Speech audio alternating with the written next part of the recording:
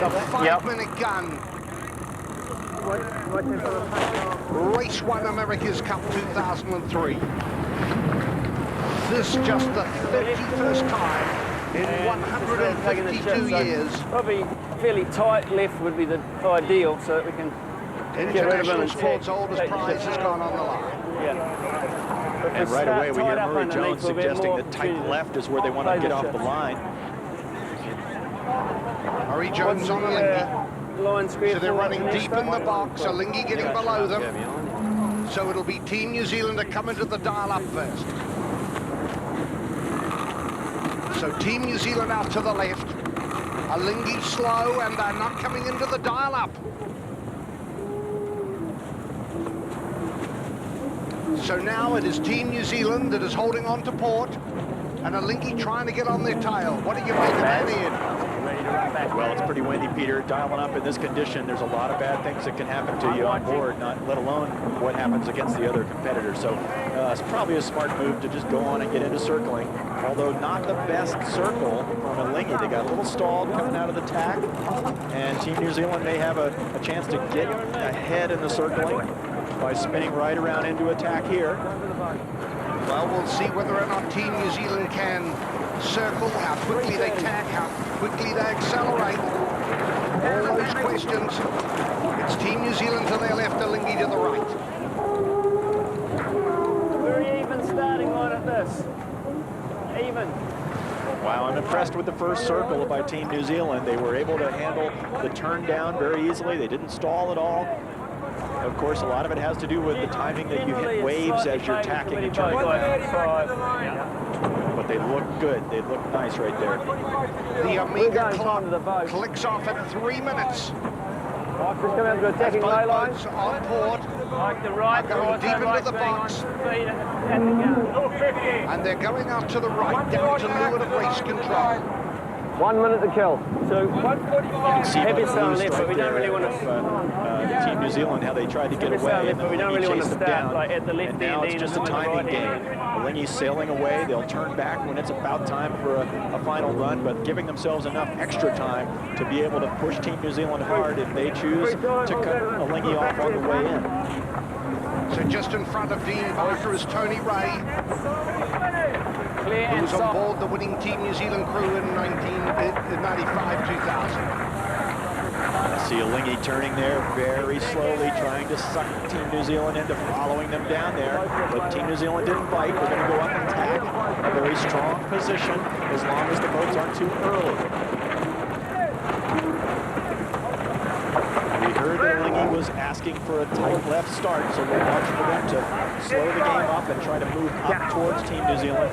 And they'll try to tempt Team New Zealand into coming down and pushing down the line. 145. I'd say about. Both boats have at least 40 seconds to kill to get to the line here. And here comes Team New Zealand with their first push. Alinghi being a little conservative, turns down early to make sure to keep that gap between the boats. It's okay, it's okay here. Team New Zealand's going for the hook here. He's up, he's up, he's up! 1 minute to go. Charlie Loomis on the bow of Team New Zealand, calling to Dean Barker at 110. There's still 20 or 25 seconds to kill here, PJ, so we've got to slow it down one more time. Two turns on it only. 1 minute. Can't come down here. You can see the boats that are not fully trimmed in. The sails are a little bit twisted out, slowing down just slightly. Now they're getting closer to being on time, but still about 10 or 12 seconds to kill. Team New Zealand's got the pedal down pretty hard. 40 seconds on the Omega clock. Lean to a little bit right. Team New Zealand in the windward position. It's Alinghi down to leeward. Alinghi tightly back up the right spot. At the moment, PJ, we're seeing a little bit of a right-hand shift, which is going to make that right-hand side of the line look better. But Team New Zealand, in my eyes, still looks just a little bit early. You've got to watch out, not be over early here. At 15 seconds. 12. We're a little slower. 10 seconds. Here they go. 10 seconds. Now they're powering up. It's Team New Zealand in the win position. The one, America's Cup 2003. It's Team New Zealand in the windward position. Alinghi down to Leeward and ahead. So now, for the first time, they line up in a drag race out to the left. Who's footing higher? Who's pointing higher? Who's footing faster? Quiet, rough water. Okay. Little quicker, quarter right into. Those are the questions in this trial of Big strength. waves. As both boats are locked together in a drag race out to the left. Boy, Pete, if Dean Barker and his team are at all faster, this is going to be a very, very strong position to come off the line in. But if it's equal or they're maybe a fraction slower, they're going to have to tack away shortly. Russell Coutts is looking out, and the early advantage goes to Team New Zealand. Team New Zealand by 7-8 metres. Coutts looking over his shoulder. He was anxious. The advantage with Team New Zealand out to the right. And it's 12, growing. 13 metres. It's growing. We can see Team it New growing. Zealand are living there. They're not only going forward, Peter, they're slightly pointing higher. They're looking very, very strong on Team New Zealand at the moment. Team New Zealand is lifting off Big Alinghi. waves here though, Russell, look. Bad set just here. That is the perspective that we've got. Sitting down to Leeward here. We are right down within 50 metres That'll hurt. of the stern of the Okay, flat water here. And Team New Zealand is bow up. It's out to 18 metres. And Team New Zealand is living there. And Peter, I'm watching the boat sail very closely here. Going forward slightly. Mainsail on the Swiss boat One is knot. going inside out A little bit of both more there. than the Team New Zealand boat on average. Team New Zealand looks a little bit more comfortable in the Going well. waves. They don't seem to be pitching or hobby horsing quite as much.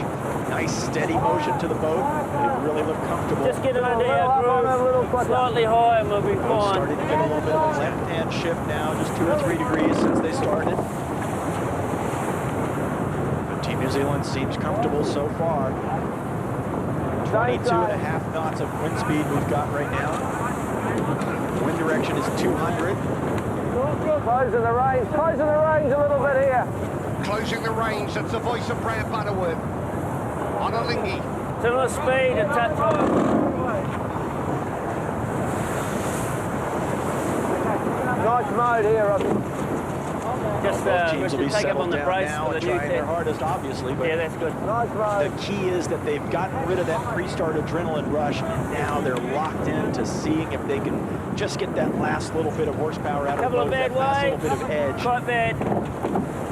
And it does look closer now. The gain that Team New Zealand was making seems to have stopped, and it's more equal.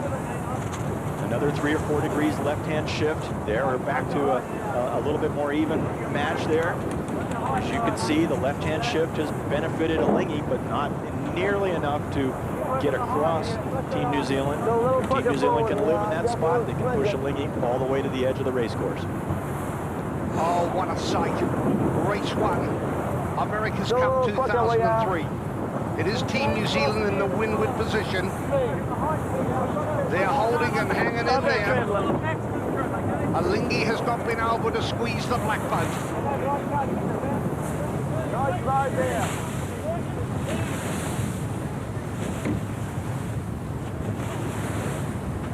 Well, we see the body language on board. Peter, the Dean Barker trying to will his boat forward. Right for his early assessment.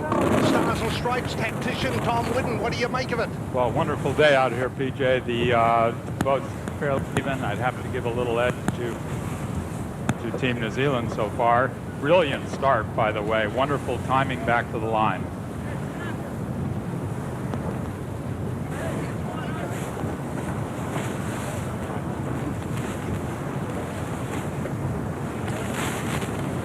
There's an awful lot of water here as they're starting to bail furiously. Ed.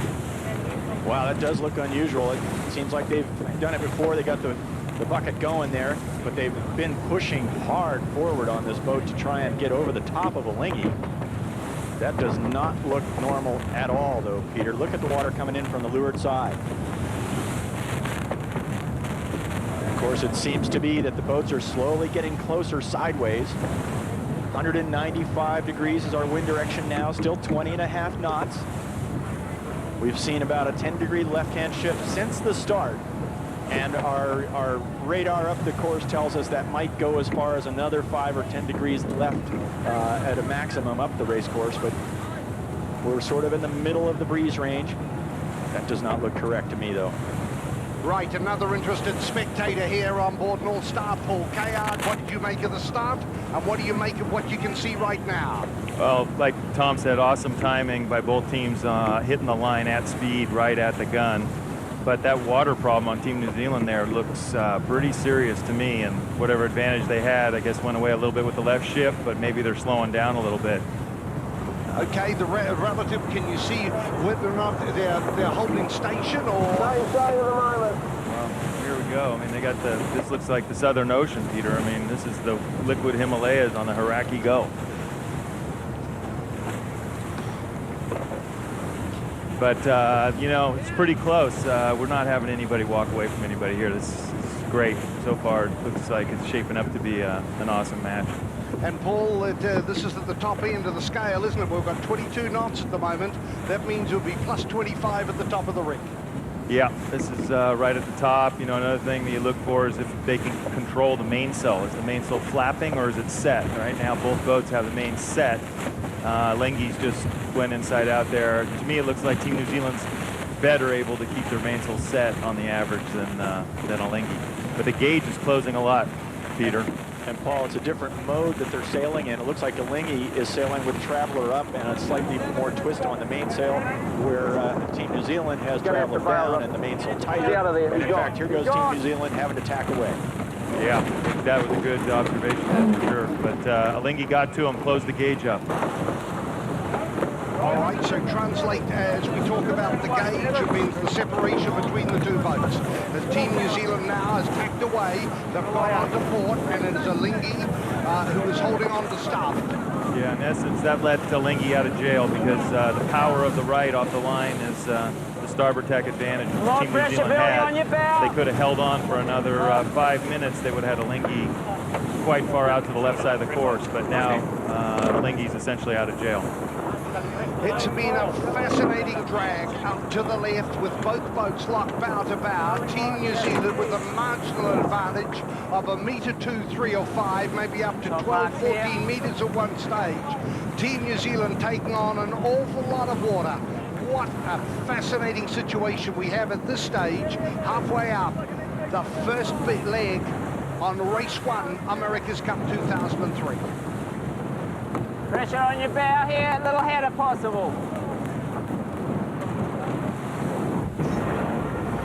Race 1 of the America's Cup, Team New Zealand and Alinghi separated by 70-odd metres now. And real interest for us. We haven't seen Team New Zealand racing, of course, before, but to see that amount of water they're taking on, Peter Lesser, that's got eyebrows raised everywhere. Obviously, it's happened before. They had the buckets ready and the guys are bailing frantically, but, gee, unusual. I'm a bit staggered that to see so much water in the cockpit of Team New Zealand and then one of the crewmen having to get in there with a bucket to bail it out. Now, two things happen. One, when you take that amount of water on boat, that will affect the performance of the boat, but more importantly, the distraction to the afterguard of someone having to get in there and mechanically bail the water out of the boat. I'm staggered that the boat takes on that amount of water. Normally, when water comes on board, there's a first cross going to be coming up. They're about 800 metres apart, but normally with water on board, there is a bailer system, self-bailers, that will in fact drain the cockpit of water that's in the cockpit area, but the bailers weren't handling that amount of volume. Close. I've got it. That's just crossing at the moment. Coming up to the first cross, Team New Zealand on the right with the blue trail. At this stage, Alinghi just ahead. They look like they may just cross in front of Team New Zealand. It's the Kiwis that will have the starboard tack right of way. And here we've got a problem with the outhaul on Team New Zealand. That is way east. That should not be out like that. look at the bottom of the sail, bagging there. This is costing them a lot. There would appear to be a failure on the outhaul system on Team New Zealand. This is expensive as Alinghi comes across on port tack. They look like they're going to cross ahead. Team New Zealand under all sorts of pressure in this first race. Alinghi there looking composed. They are going to cross ahead comfortably. Team New Zealand needs to get this boat under control. Problems on Team New Zealand. A lot of water in the cockpit, and now the outhaul has slipped in, making the bottom of the sail a camber very deep. Now the outhaul's controlled by a hydraulic ram, so it'll appear there that, well, it looks like the outboard end of the main boom, that new innovation that we've seen there, has broken. So the outboard end is broken. Mechanical failure early on in race number 1.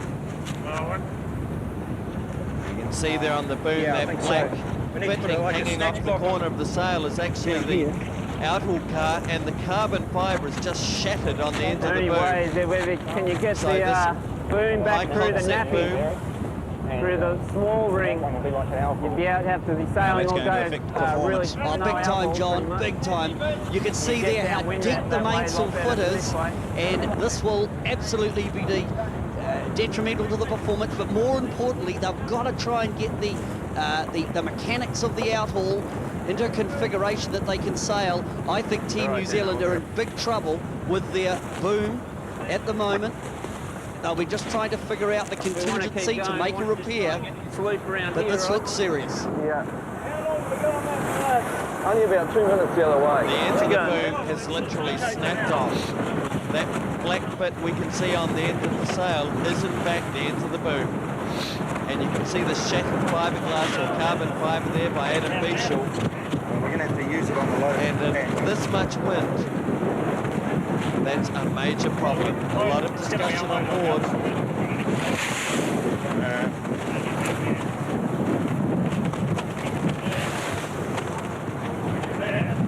Well, there's now big decisions to be made on board this boat, NZL82. Looking very sharp at the start. They're taking on all that water. That's the least of their problems now. And Alinghi has the advantage. Leg 1, race 1 of the America's Cup. Going to have an increase in pressure here. Well, let's go back just a little bit on this leg. We saw NZL82. We were talking about the trouble they were having with the boom, with the water coming on board, and things were really looking bad for them. And then all of a sudden, all hell broke loose. And there, another major problem for Team New Zealand. And this has only just happened out on the Hauraki Gulf. That's 3 that it seems major problems that have occurred on board Team New Zealand in the opening 15 minutes of this race. And Team New Zealand has now taken down the headsail. As you can see, they're turning. They're out of this race now. And it has been a catastrophe for Team New Zealand in race 1. Now we're back live on board Team New Zealand. And gosh, Peter Lester, we talk about reliability, don't we, of equipment, and that's not something that ever really happens to Team New Zealand. Well, looks like everything compounded on itself, and 3 major problems on board. The crew, New Genoa up on deck, and they're putting it into the head foil quite hard to get it all, the mechanics sorted out, but an absolute disaster for Team New Zealand in race 1. Well, Peter Montgomery out there on board North Star, right up where the action is. And after that powerful start, when Team New Zealand looked good, it's all turned to custard, hasn't it? Yes, it certainly has, and I'm very surprised on the basis we've got 20, 22, 3 knots of wind. We know Team New Zealand has been out here in days much higher than that, closer to 30, and they know very well that reliability wins races. And they knew the forecast, they would know what's going on, and to have the end of the boom break, and then, well, they've ripped the head foil in. Well, it looks like they've actually pulled the sail right out of the headfoil. It looked like the tack broke, and then the thing just zipped out of the headfoil, which is a pretty common occurrence when the tacks come off. But they're having trouble getting it reinstalled, which tells me there may be some further damage. They're going to try to keep going, but boy, it's not going to be a powerful position to race from. Well, they're wounded, and they're struggling to stay on the basis that maybe Alinghi will have some gear problems and stay in the race, but really Alinghi will be able to pull back a little. Well, Alinghi will have backed off already. They would have taken their running backstays down to about 20% of or 20% off of the tension they would normally have been running. And here, look, the same problem again. Peter, that's pulling right out of the headfoil. At least if the tack can hold on, they'll be able to get the sail on board without turning downwind too far. There come the guys getting it on, bringing the sail on board again. But the headfoil has been damaged now, and if it's not a double headfoil, which sometimes these teams will go out and only use a single foil to try and save weight and reduce windage. If it doesn't have a secondary foil to work with, then the new sail is just going right up in the old damaged section, and it's not going to work. So this business of saving weight can be self-defeating in the end, can't it? Well, it definitely can. We've seen two issues of it, at least one we know about. One's the boom. And that breaking, I'm so surprised that that's happened after 6 months of sailing with these booms out here. We've seen them out a lot with this equipment.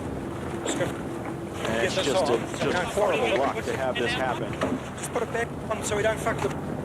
Well, the boom is a different shape and construction, and they have put it under rigorous loads and tests. So now it's all plain sailing for Alinghi. Set to go one up in this 31st match for the America's Cup. Well, here's the deal. They've still got to make it around the track without having a catastrophe of their own. They aren't under the same pressure. They won't have the boat under the same loads. Mark 1, Race 1, America's Cup 2003.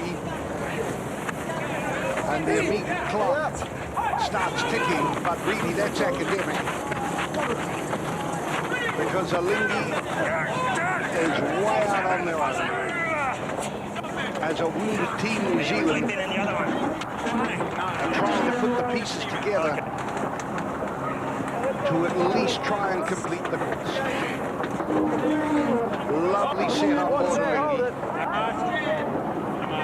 Race hardened.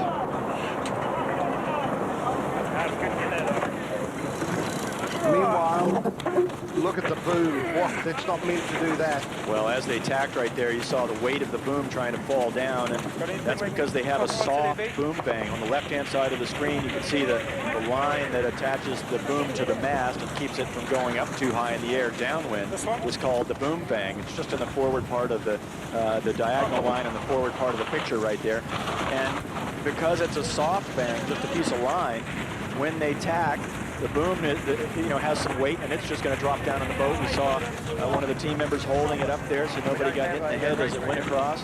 You can see that a little bit of the bottom of the sail there is torn. That's really a sacrificial strip. That's not affecting the integrity of the sail, but they've got to get it going just to get going in a straight line. They've got to work real hard with this thing not working correctly. And there's no issue on board Alinghi. The bowman just went out to the tip of the pole and sort of a standard procedure.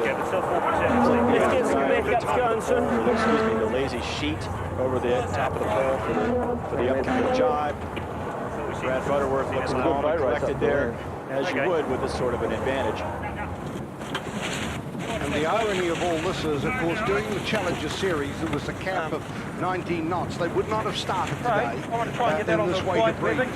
And yet, it is the defender that has suffered the damage, not the Challenger. Well, and they look to me, Peter, like they're getting ready to pull the plug on this whole thing. That they're not moving, the mainsail's luffing. They're going to try and avoid further damage, it appears. Yes, that's the point. If they keep persisting like this, they could do much more damage.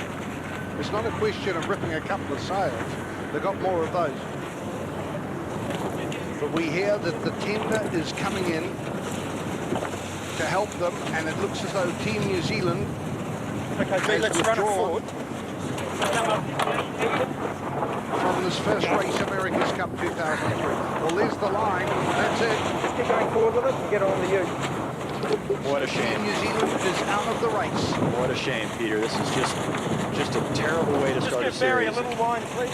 But they'll go and repair this. They'll get it ready for tomorrow, and they'll come out with actually probably less pressure on themselves because they'll feel, all right, we've got this stuff out of the way, let's move on.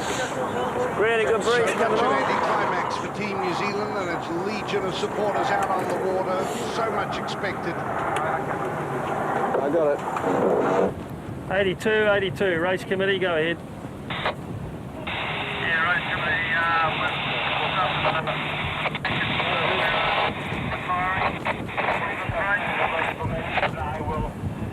Roger, thanks, I've got that message. Roger that. Well, the message there in communication with NZL82. I'm not sure, we couldn't hear exactly what it was, but I'm sure it was just along the lines of that's us, we're finished for the day. I suspect so, John. And of course, Harold Bennett, he's just got to keep going. The race will continue for Alinghi.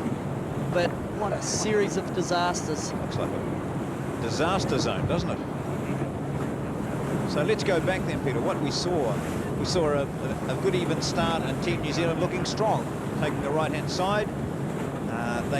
We saw that they were taking on quite an amount of water as we watch now Alinghi sailing alone the first downwind leg, and unless there's a disaster befalls her as well, it'll be 1-0 to Alinghi. So then we saw the water coming on board, which shot, I know both you and Glenn were sitting there with your mouths open, wondering what happened. Then we had a problem with the boom here, and then they were just trying to do some adjustments with that when we see the headsail go as well. Well, basically the headsail has come out of the foil. Ed called it as an attack problem, but I'm not sure if the actual head foil, which is a fitting that fits on the head stay that has a groove in it that accommodates the genoa. In fact, something has gone wrong with the whole foil mechanism, releasing the genoa and then just blowing it back into the boat, because we saw them try to hoist a different genoa later on and the same problem. So indication to me as though the head foil has destroyed itself. But meantime, back on Alinghi. Oh, it's just a testing drop. They are going down leg number 2 towards the bottom mark. Well, it was interesting. We heard Brad Butterworth say, unbelievable. This was a good boat race until then. But then suddenly it's heads down on Team New Zealand. They're heading home after not even completing the first leg of race 1 of the America's Cup. Calibration. But meanwhile, Alinghi here we can see dropped their spinnaker a while ago, and they're sailing the final 5 minutes downwind with just the genoa up. Quite smart in my opinion. They just don't need to push it. They can just sail around the racetrack with the mainsail only up if they wanted to. For them, it's all about sailing super safe so they don't break anything and just cruise around the track to go 1-up. So an anti-climax early on in this race. And remember, leading into this race, one of the advantages that we suggested Alinghi would have was that they were match hard. They've been racing since October the 1st, and they knew how good they were. Team New Zealand have been out practicing, of course, but it's not the same thing, is it? No, the boat gets loaded up more. You know, you just push the boat a little bit harder, and the Alinghi team now have been given race number 1 on a plate.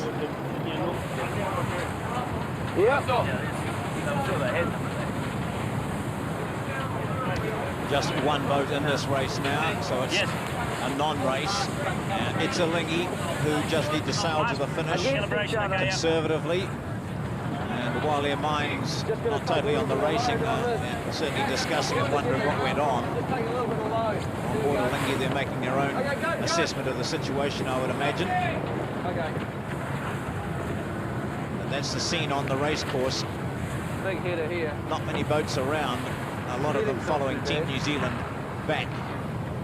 And they have a big repair job to do.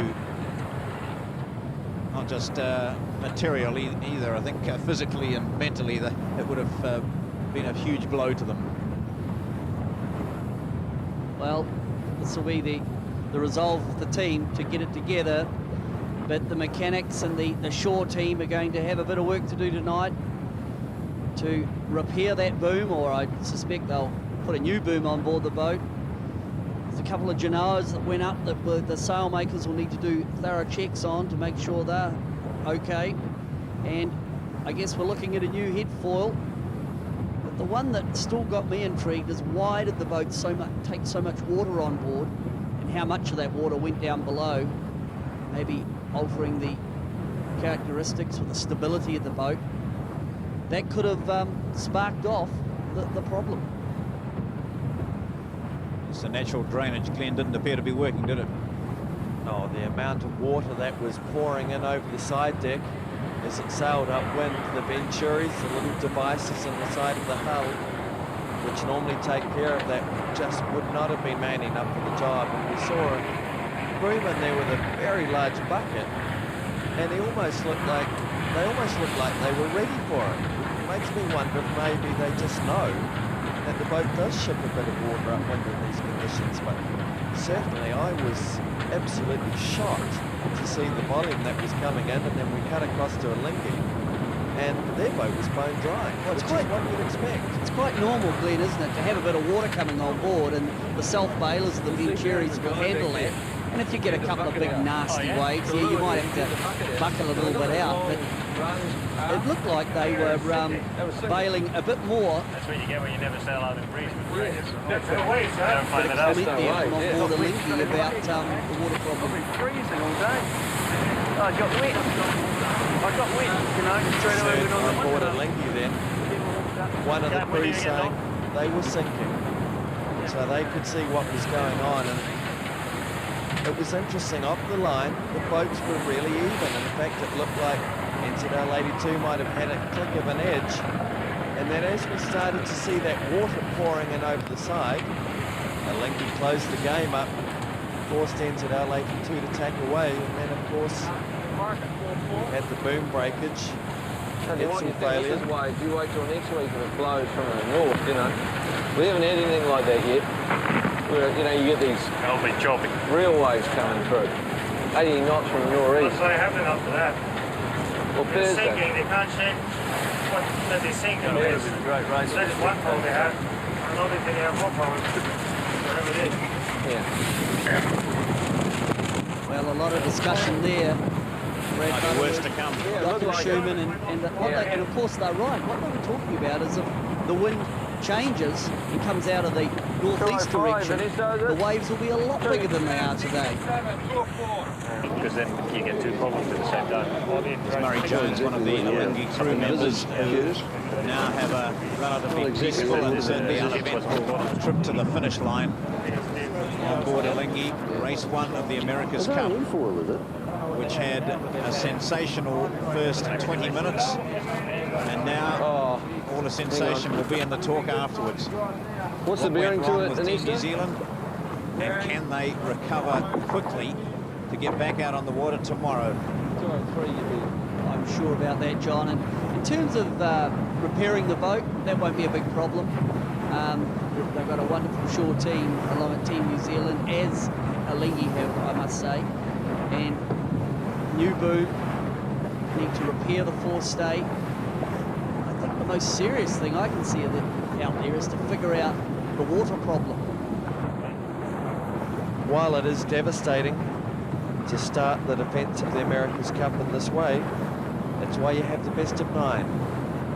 And if this boat we're looking at here is quicker, and they can solve the reliability, and there's enough smart people in that team that I'm sure it won't happen again, they can still win this event, absolutely.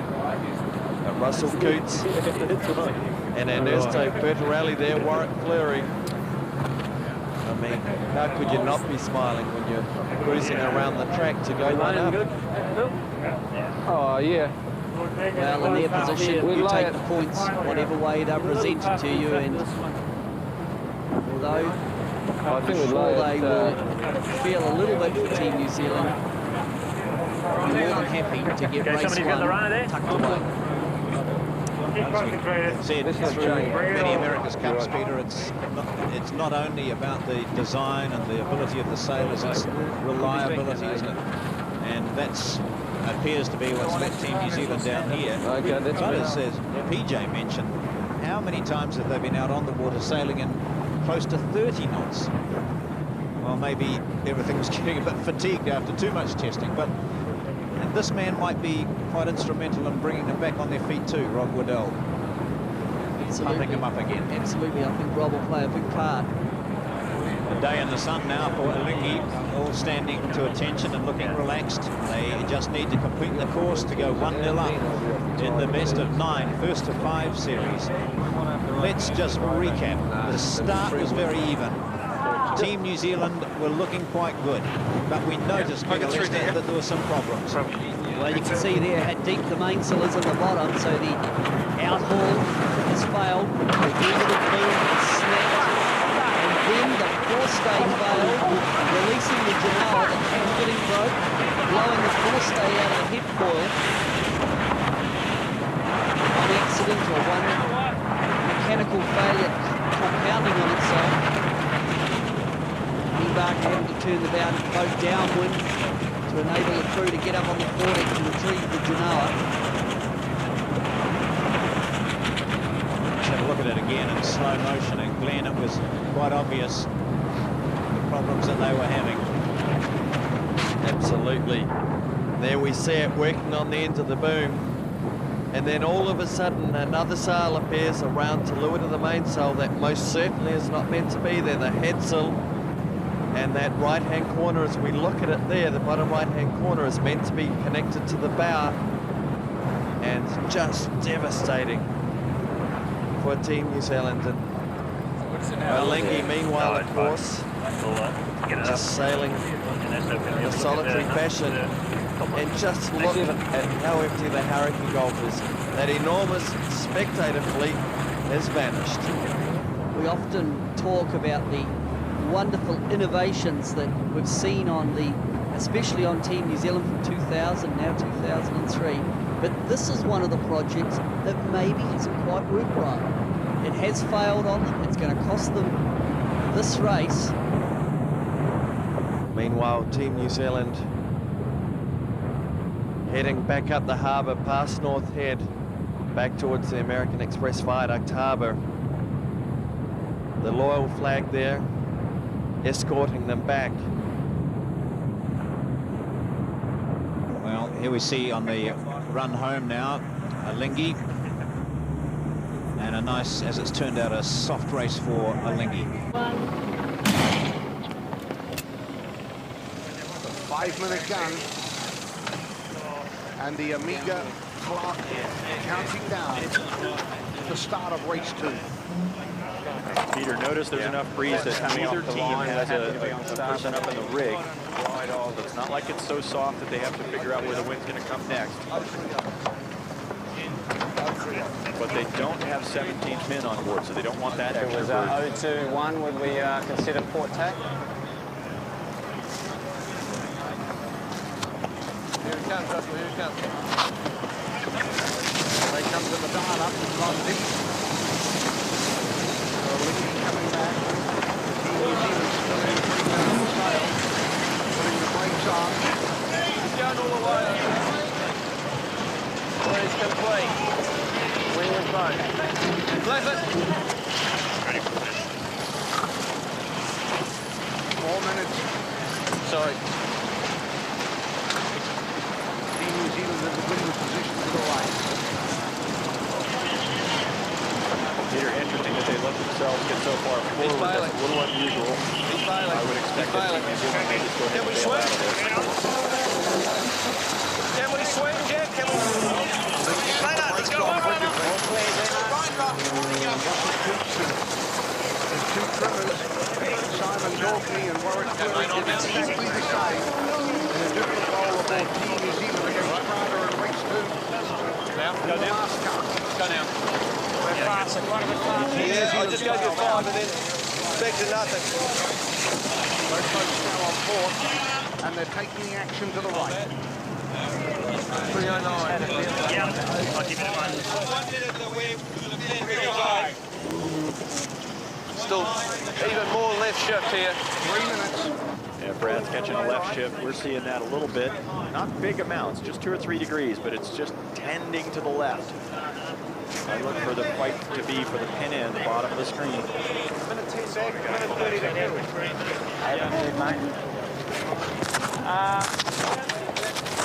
Call on Team New Zealand. Team New Zealand was about 1:30 back to the pin, so they are going to be looking for a turn back here shortly. Yep. It's only about 4 boat lengths to the right. The main ship trimmer on board of it. Now they're taking the action right out below race control. Boats turning back, Peter, and you can see Alinghi wants that left-hand side. They're willing to turn inside of Team New Zealand. Only 2:10 to go, and they've only got about 40 seconds to kill to get up to the pin. But they're very close to the pin and lay line. So they're going to have to be turning up soon, or they'll miss the lay line and get trapped out. Clear. So it's Alinghi on the lead. One far from this lay line, Russell. Not far from this lay line. We're on. I'd say we're on it. Up, he's up, he's up. He's going to have to turn up soon, Peter, or they're going to be shut out. Here goes Team New Zealand, the first one up. Now, Alinghi can use their momentum to get up a little bit higher than lay line, but if they don't lay that pin in, Team New Zealand can block them out at the starting line. Team New Zealand right over the top, and they're bringing the bow out, bluffing up to Alinghi.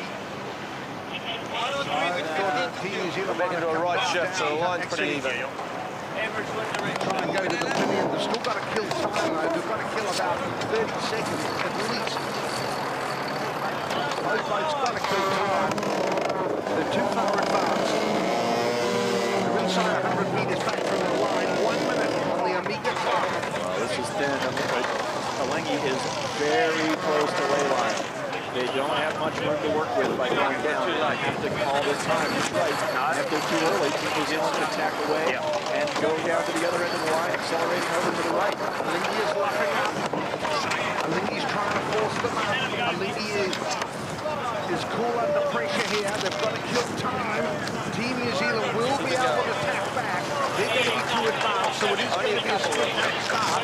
Here comes Team New Zealand tacking back. Alinghi's got to kill time with 2:23. So Alinghi's really killing it. Team New Zealand now has moved on to port. And they are going out to the right. Meanwhile, Alinghi is coming up to the line. Which brings the bow down on Alinghi. It's a split tack start. Alinghi at the pin end on starboard. Meanwhile, Team New Zealand in the middle of the line on port. Team New Zealand with more momentum than Alinghi away from the line. At the start of race 2, America's Cup 2003. The wind is 10 knots from 24 degrees. Peter, difficult placement for Alinghi there. They did win the favored left-hand side of the starting line, but they were going a lot slower than Team New Zealand off the line. And now they're going to have to accelerate on an area of the course that's closer to the spectator fleet, so there won't be quite as much wind for Alinghi. So I think a very strong start by Dean Barker and the team, and here they come tacking back on Team New Zealand to cement their position. That's all right. So Team New Zealand, remember, will have the starboard hand advantage. And it is Team New Zealand that are breaking back left. Onto starboard, Alinghi are persisting and holding on. To starboard, out on the left-hand side of the course. It's 10.3 knots from 22. Now it's a matter of what happens to the wind speed and the shift. If it shifts left, obviously Alinghi's going to make a gain. If there's more pressure, they could as well. By 8 meters, virtual spectator favoring them at the moment. It's not just about a trial of strength. The emphasis Ian has made about whether the breeze comes left, a lot better and pressure, but Alinghi Dino, than here. looking for it. That is what Alinghi are trying to do, to hook into that left-hander. So remember, this is as much about the shift That's more like it. as it is. By the word, reassuring Russell Coutts, it's all right here. Well, this is a patience game, Peter. We're seeing the wind shift a little bit left since the start, 2 or 3 degrees. That'll make Alinghi look better, but not in the lead at this point. So now they're going to learn a lot about how they go relative to each other. Murray Jones just in front of Russell Coutts.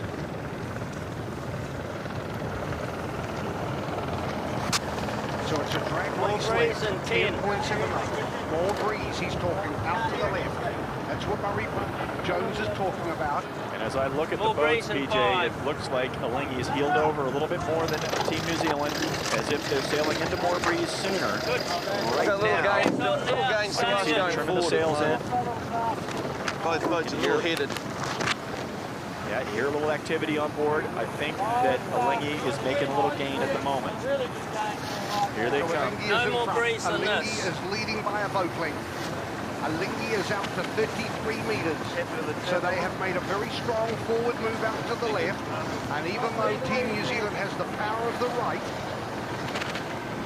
they are far enough be in a front header to coming cross. in They 2 need to be a lengths. boat length and a bit, and they are. So Team New Zealand, in the middle of the course, Alinghi definitely with the favoured left-hand Yeah, side. little pressure and They 5 struggle only a little for it. bit. Still going nicely, Did we not are. have Yep, full momentum coming away from the line. even in the header. It has paid Okay, off. breeze a bit steadier now. Peter, watch the horizon there on Team New Zealand. You can see how steady it is. Boats are locked together. But so far, we've seen a 5 or 6 degree left-hand shift and a little No more breeze pressure than this. on the left. Alinghi's gain.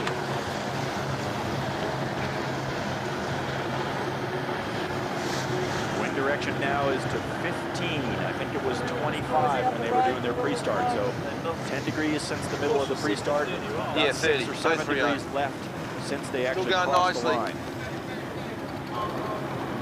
To my eye, the other thing going on seems that Alinghi is outpointing Team New Zealand very slightly. And again, that may be a pressure-related situation as much as anything. There is more breeze out to the left, and Alinghi is sailing to it. It is down to 20 metres. Catch it here. 19. Looks to me like Alinghi took a little bite to windward, just a little gain up closer to Team New Zealand, trying to squeeze up. And now you can see by the angle of their trail that they just got a little header there again. More left-hand shift. Every time it shifts left, that's a little gain to Alinghi, but not enough yet. Just on the edge of something all the time. It's sort of more on our bow pressure. Right behind Dean Barker, one of the afterguard, along with Peter Evans and Adam Mitchell. That's better numbers, 42 Dino. knots from That's 16. nice. Small Tremont. Lift it on us now. Watching the boats now, it seems like they're sailing in very equal breezes. They're much more steady between the two than it was. No, we're 2 or 3 coming minutes back up ago. now. Got a little lift and then we're coming back up again. No more breeze than this, Simon.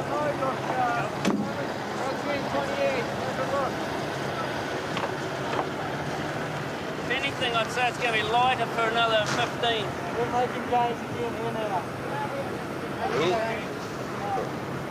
We're a little high, a No little more quicker at the breeze than moment. this. Brad Butterworth At least saying we are a 15. little higher and a little quicker than they are. And whenever you hear Brad Butterworth talk, he is talking Think of it, everything flops. is We relative. get another nice header. We've got a little just heading now. Simon Daubney down to Lewis. Yeah. I reckon we'll get it. like though. a See the ribbon boat coming on to the bow? Yeah.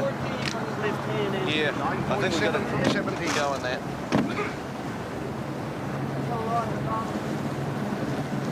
But it is hard to tell whether it's Just steady in this much pressure-related. here, no more.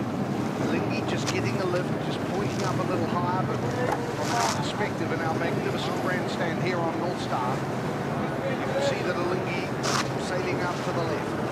Are they See, there's far good enough pressure on the advanced to bow be and able about to 4 take There's lengths. going to be better pressure from about 10 seconds. I reckon if we hit that, we should tack and roll over. What are the times, Nesto?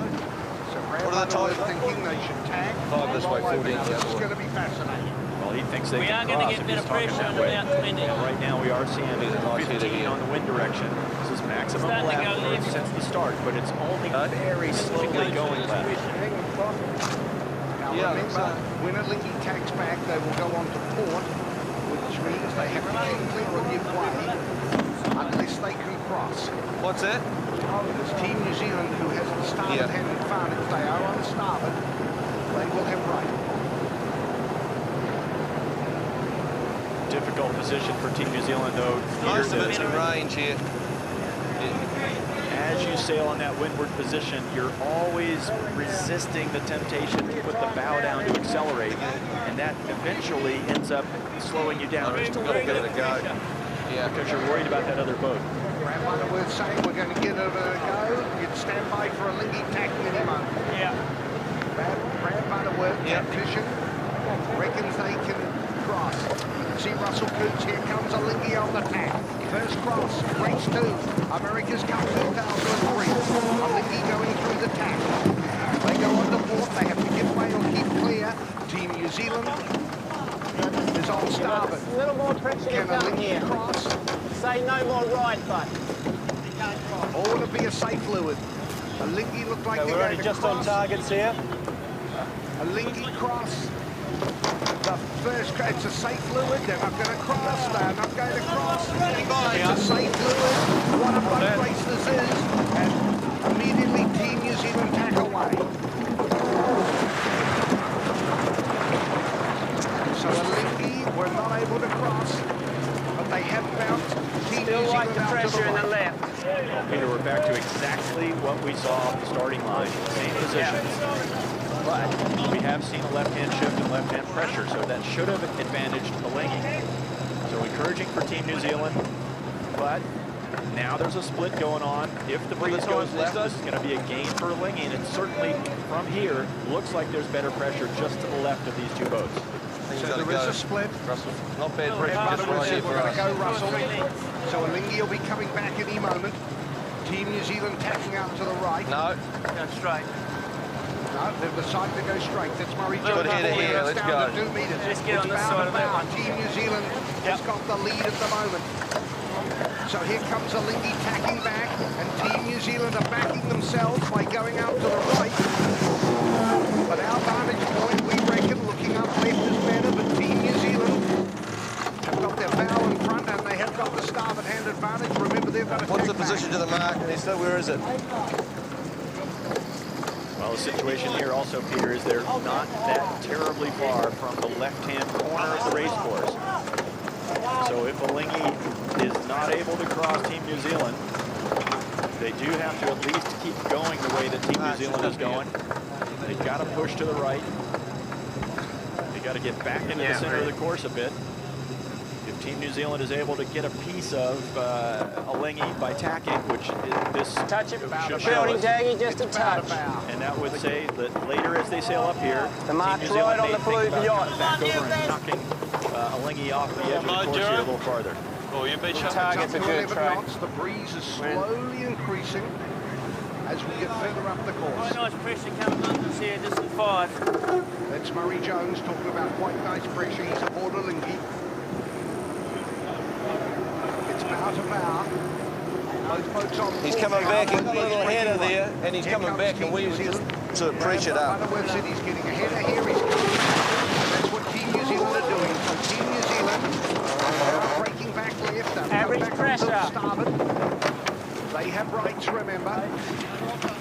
So it's Team New Zealand on starboard. Alinghi on port. Yeah, he's right on the edge.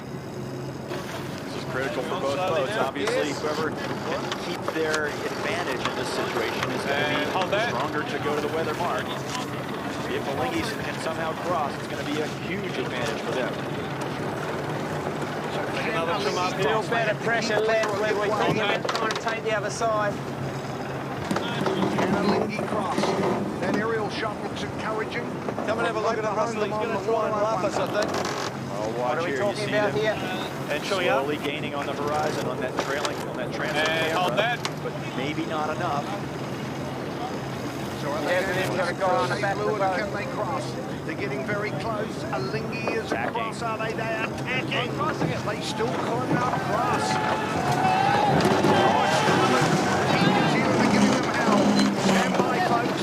Now remember, Alinghi copper penalty, yellow. It's Team New Zealand protesting. The blue flag comes up. Green flag. Play on. Keep That it was smooth, close, man. though. That was a lot of risk for Alinghi. Can do this at No, we're not quite there yet. Yep. Just even pressure. Yeah, I know. Left-hand side. 1 minute. We're not there yet. We're very close in this header now. Brad Butterworth talking about how far out to them. Well, they're getting close to that left-hand corner. If Alinghi's within a minute, or if there's any left-hand shift at all, they're on the lay line. Yeah, good pressure coming down to us here. They're going to have to get back shortly. Let's go. So now it's Alinghi who's got the advantage up by 13 metres. Here comes Alinghi tacking back. So the advantage goes to them. So as Alinghi tack back. Tom Wooden, what do you make of it?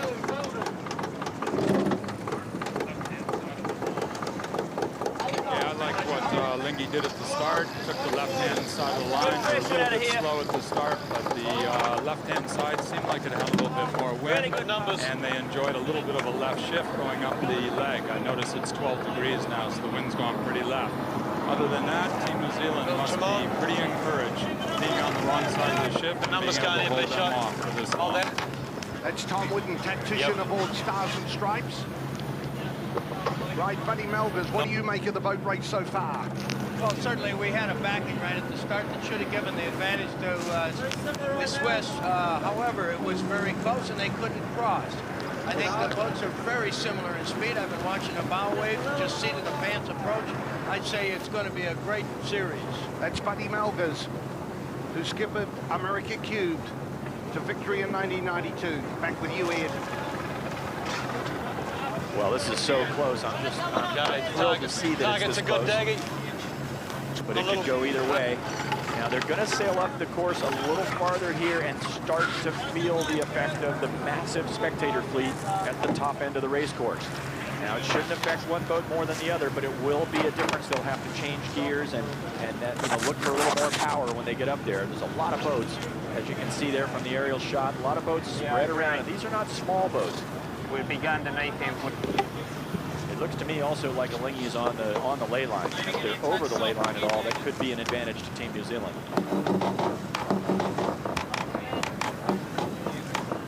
Alinghi with a lead of 1 boat length, and that left-hand side of the course has really been paying dividends the whole way. And looking at the relative tracks of the two yachts, we can see the yellow trail that Team New Zealand has been sailing lower, or a wider angle the whole way up the speed. If we look at it through that part of the race course there, the blue trail of Alinghi sailing higher. The same applies through this part of the race course here. Alinghi always able to sail up closer to the mark, whereas Team New Zealand sailing a lower angle there. And I would suggest that's probably a function of a left-hand wind shift as much as anything. But certainly the fact that Team New Zealand has been able to hang in against the shift, as we both heard off North Star, is somewhat encouraging. But Alinghi, that we're seeing that textbook performance by them where they managed to get in phase with the shifts, get on the favoured side. At this stage though, Team New Zealand just by the skin of their teeth retaining that starboard tack advantage, which is keeping them in control of this game. It's a little higher than him at the moment. After the disappointments of yesterday when they pulled out well before this stage of race 1, they may be trailing by a boat length, but things looking quite encouraging for Team New Zealand. First leg, race 2. What are the America's Cup run times for 2003. that, Nisa?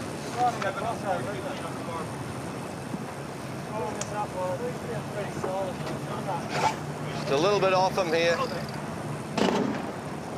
This looks to me, but you could have a look down there, but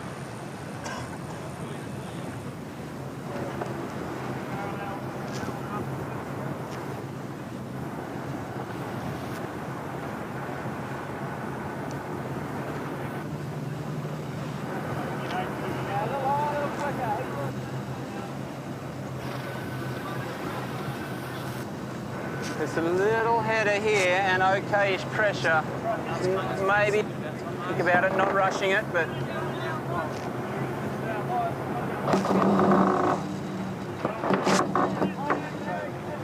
just us versus him. This is the best we've looked in the last minute.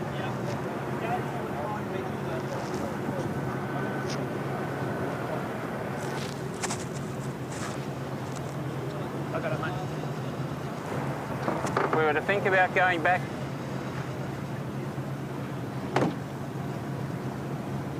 22, 23. It's the most header we've had on this tack at the moment.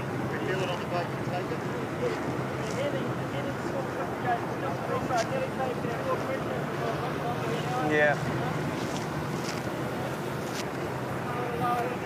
Click on. Hold that.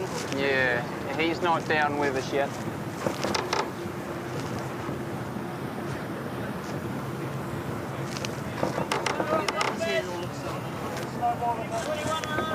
Spanking up there.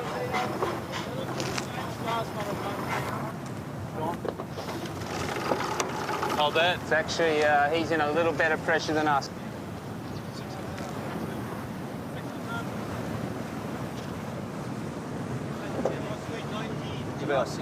About 15 and 4 at the moment, yeah. What are the ley lines on the run now? 15 and 4, that's close to George, isn't it? 7 and 15 at this breeze.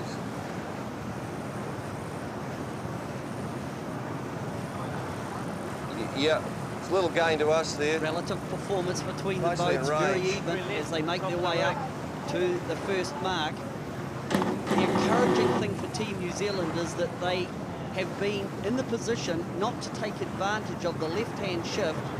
The wind is just here. Swung to the left around 10 degrees, and probably more importantly, we've heard coming off Alinghi from Murray Jones that the pressure or the wind speed on the left-hand side looks a little better. But Team New Zealand on the right have managed to hang in there against the advantage of Alinghi in the left. So that is encouraging. Long port tack, they stayed a lot on starboard. Now they're on the long port tack, both boats in clear wind. Dean Barker. It's just soft pressure for our headings here. That's the voice. Still good numbers. Adam Beechel just talking about the relative performance, looking at the wind patterns further up the Gulf. Just got a little bit more. The advantage Yeah, line, might do. 11 metres. Yeah. Favouring Alinghi at the moment. And that's the view there, almost bow to bow, 5 or 6 metres in it.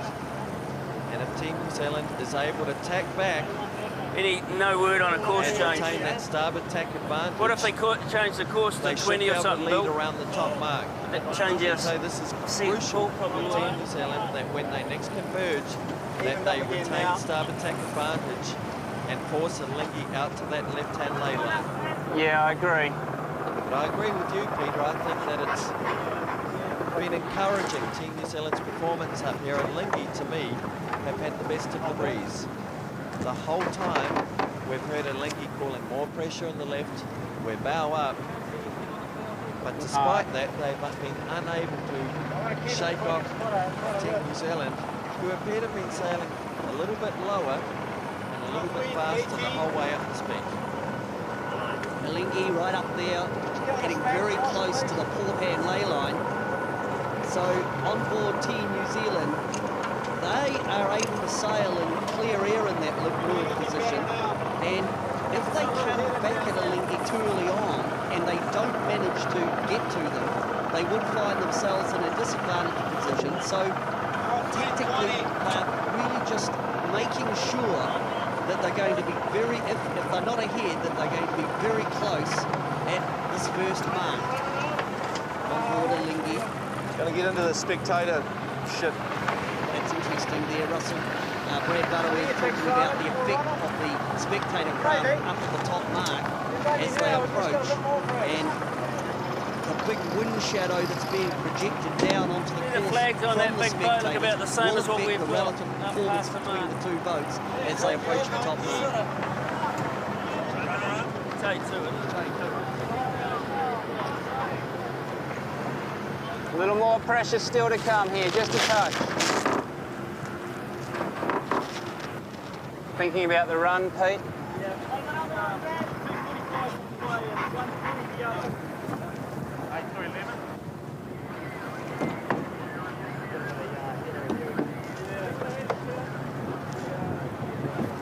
He's headed too there, right, Joe? This is the best we've looked at him.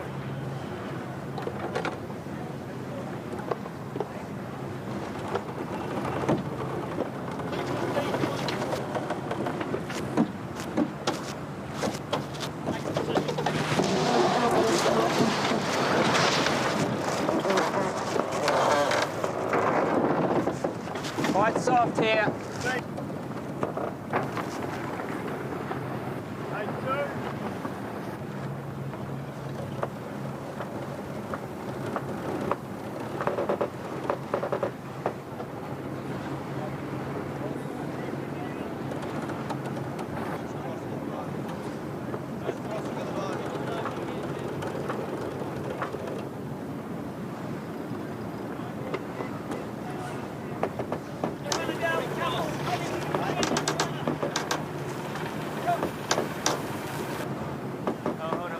What's the seat, though?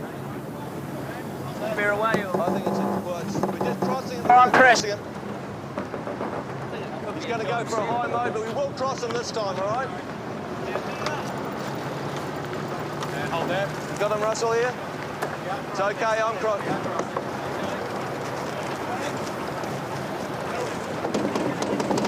Cross him, no problem. I think the run could.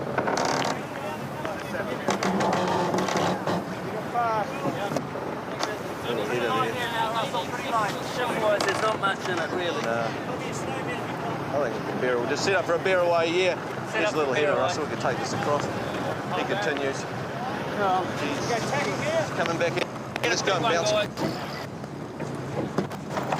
Just looking over the first mark there towards the two boats. Alinghi have just managed to cross in front of Team New Zealand as they approach the first mark, 2 minutes away from that first mark as we go back out into the water. Peter Montgomery and Ed Baird in a sensational first leg.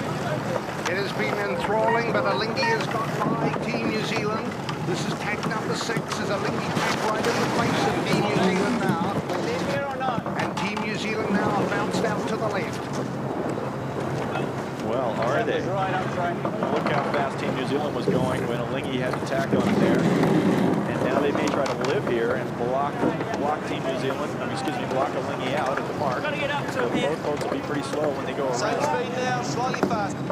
That picture shows it looks like they're leg, but I think they're squeezed up to a pretty high mode here to try Just to a do beer it. away.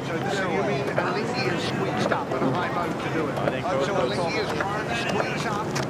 Team New Zealand's trying to live there. Yeah. Coots is trying to cut Alinghi above the ley line. This is the fourth ley line.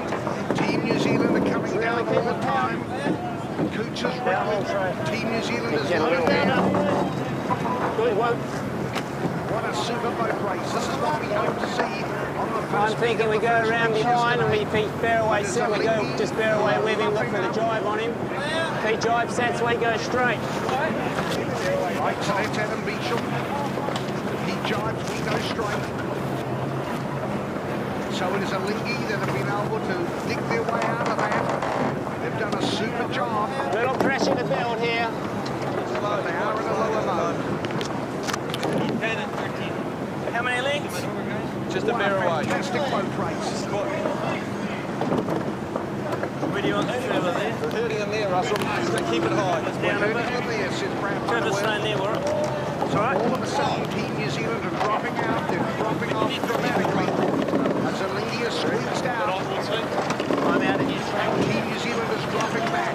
Really see the effect of the disturbed air there from the lead boat. Great play by Alinghi to stretch their little bit of a lead out to another length and a half. So that was half a boat length, and now it's going to become 2, maybe 3. Brilliant defense by Alinghi. Race 2 America's Cup 2003. Here comes the hoist from Alinghi. Bear away.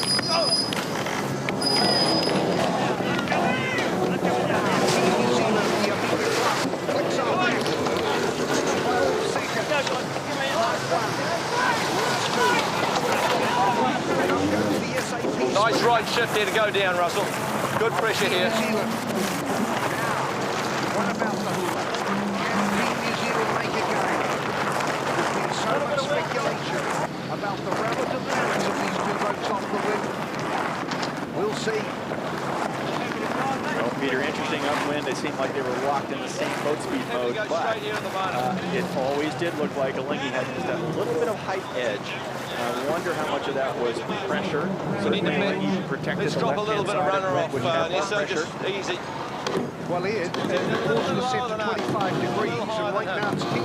So it's been going left right throughout the boat race. They came off the starting line at about 20 or 21 degrees of wind direction, and it shifted very gently over to the left. They spent most of the beat sailing in sort of 15 to 18, and then just right here at the weather mark, it shifted around to 10. So that was the reason that Alinghi got across right at the end. And it certainly, they did a good job playing the side that was affected.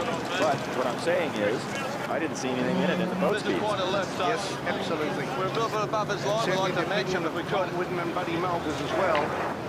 The positions on the water at the moment are related to pressure, and the favoured left-hand side won by Russell Cootes at the start. Now, if we do have a speed difference downwind, let's see what it is. So there's only a length between the bow and the stern of the two boats. And just a little bit above his staying line. pretty steady. So remember 50 metres when we come back to them. We'll see whether or not Team New Zealand are making a gain, and the Fane Cooler has made any noticeable improvement of the wind, or whether or not Alinghi is very slippery downhill. Well, Team New Zealand in a great position to try and drive on the inside of Alinghi when it's time to turn. And they're working hard on Team New Zealand to get a little bit lower to get that position a little stronger still. No big wind shifts out here. Here comes a staysail on board Alinghi. We've seen that before from the Challengers. Got a halyard for me? Well, I think he's just going to wait for us now because I can help that topper. I'm watching from behind now and seeing Team New Zealand slowly dropping down to a better position, lower than Alinghi. It's better for the long term.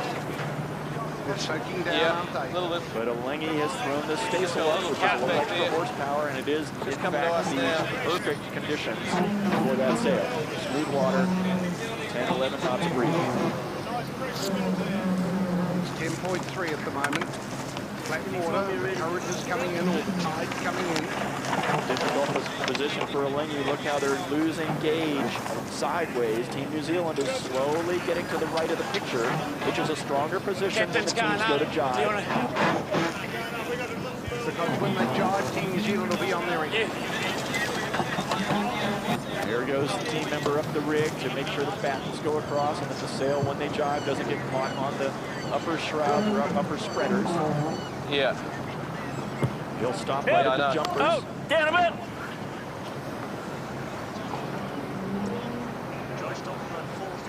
Yeah, well, right now, it's quite a left shift, so. But you've got to give it a go, Russell.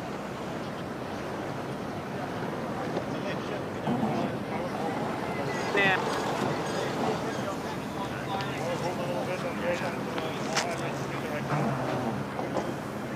I know we're going to run out of runway. There's nothing wrong with the other side. On the left-hand side.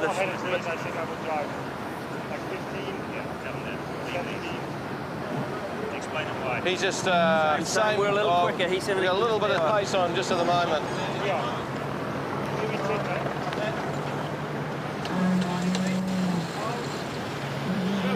Coming out pretty hot out of this one, okay, fellas? Jono?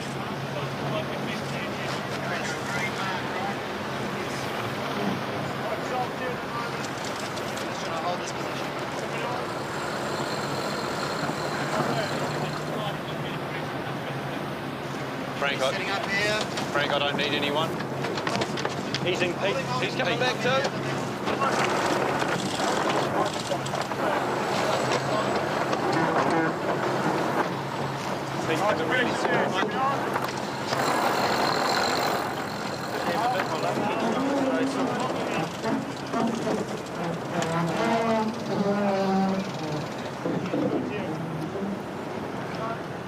He's just holding.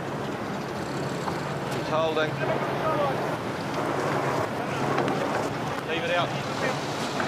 Big drum, big drum.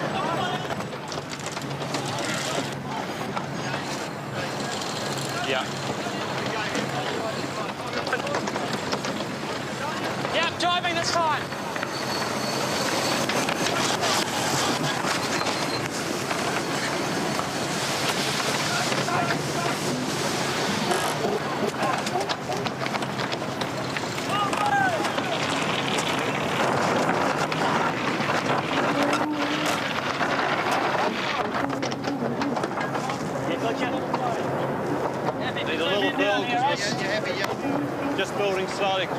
Yellow going.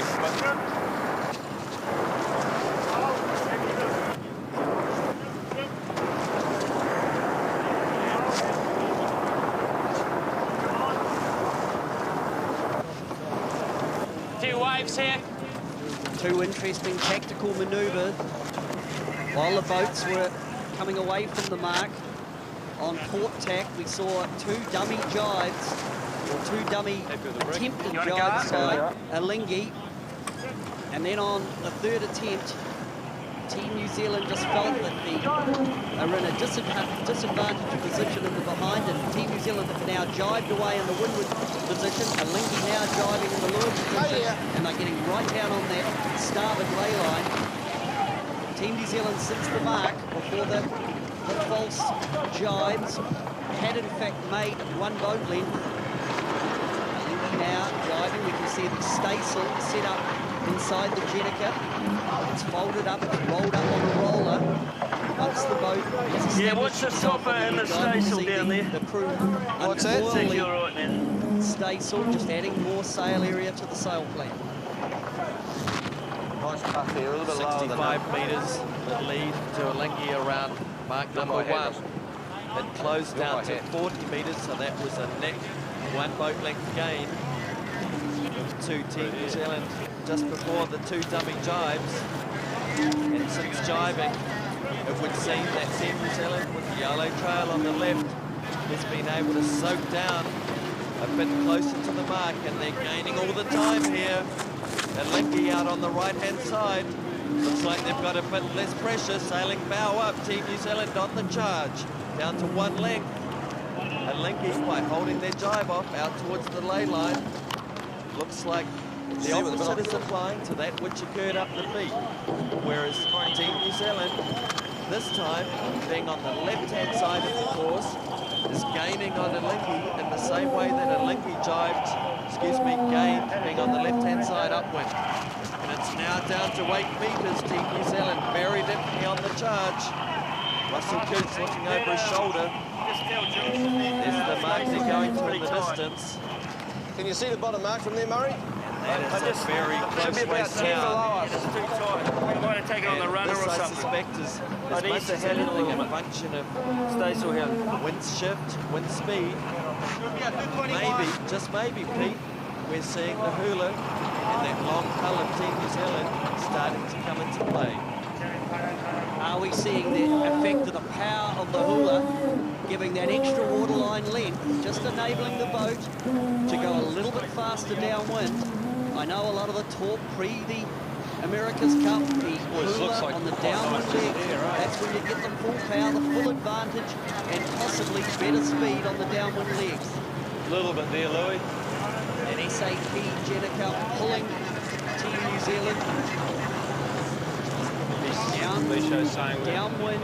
So we've got New Zealand in the windward position. Maybe a click more Alinghi in the leeward position. That's Peter Evans, part of the afterguard. Hamish Kepper, tactician, immediately ahead. That's better for us, Daggy. Just looking behind Ian Barker on the helm. Tony Ray on the main sheet. It's not quite soft there, mate. This is just coming to us here, I reckon, Louis. The trimmer, Tony Ray. Just coming through by that camera boat here. Louis is called. Grant Loretz on the left-hand side. Adam Beecham, they're up the mast. Spotting the breeze. Nah. Team New Zealand would appear to have the legs down here a little bit. This is nice here, Dino. Tony Ray calling that he likes the breeze on that side, and there it is, Team New Zealand into the lead, 2 boat lengths on the charge down this run. Can they get enough distance that they can jibe? Just clear across the bow of Alinghi. Oh, wow, fantastic stuff for Team New Zealand. And they are just stretching away down here. More breeze, it would seem. Just on the edge of the Dino. There's Alinghi down to leeward. And there we have Team New Zealand soaking across their bow. Glenn, Team New Zealand is an absolute rocket ship downwind. I think it's a function of the hula. It's a function of maybe that long, skinny bowl, and it's a function of a little bit more sail area. Certainly, a lot of the talk pre the event was that the big advantage for Team New Zealand would be on the downwind legs. Here we go. Looks like they're on a roll.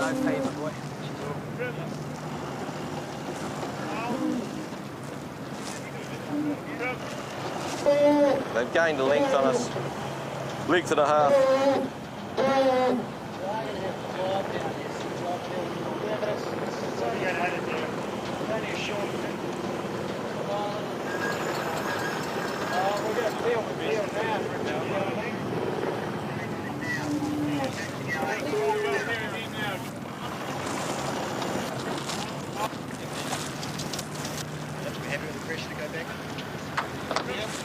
Talking about driving, you guys. I can't post it, Jack. There it is now. There's someone up. Okay, standing by. Nice luck roll, Jack.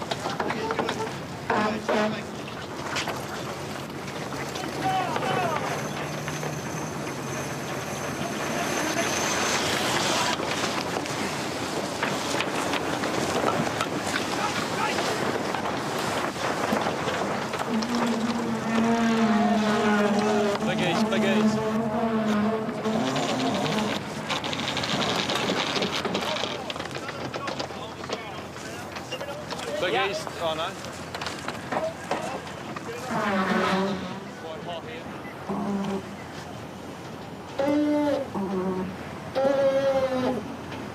Just on the bow of those big boats there. What's our ley line times? Oh, we've got a bit to go. 5 this way, 3, 4 the other. Yeah. It looks just even pressure.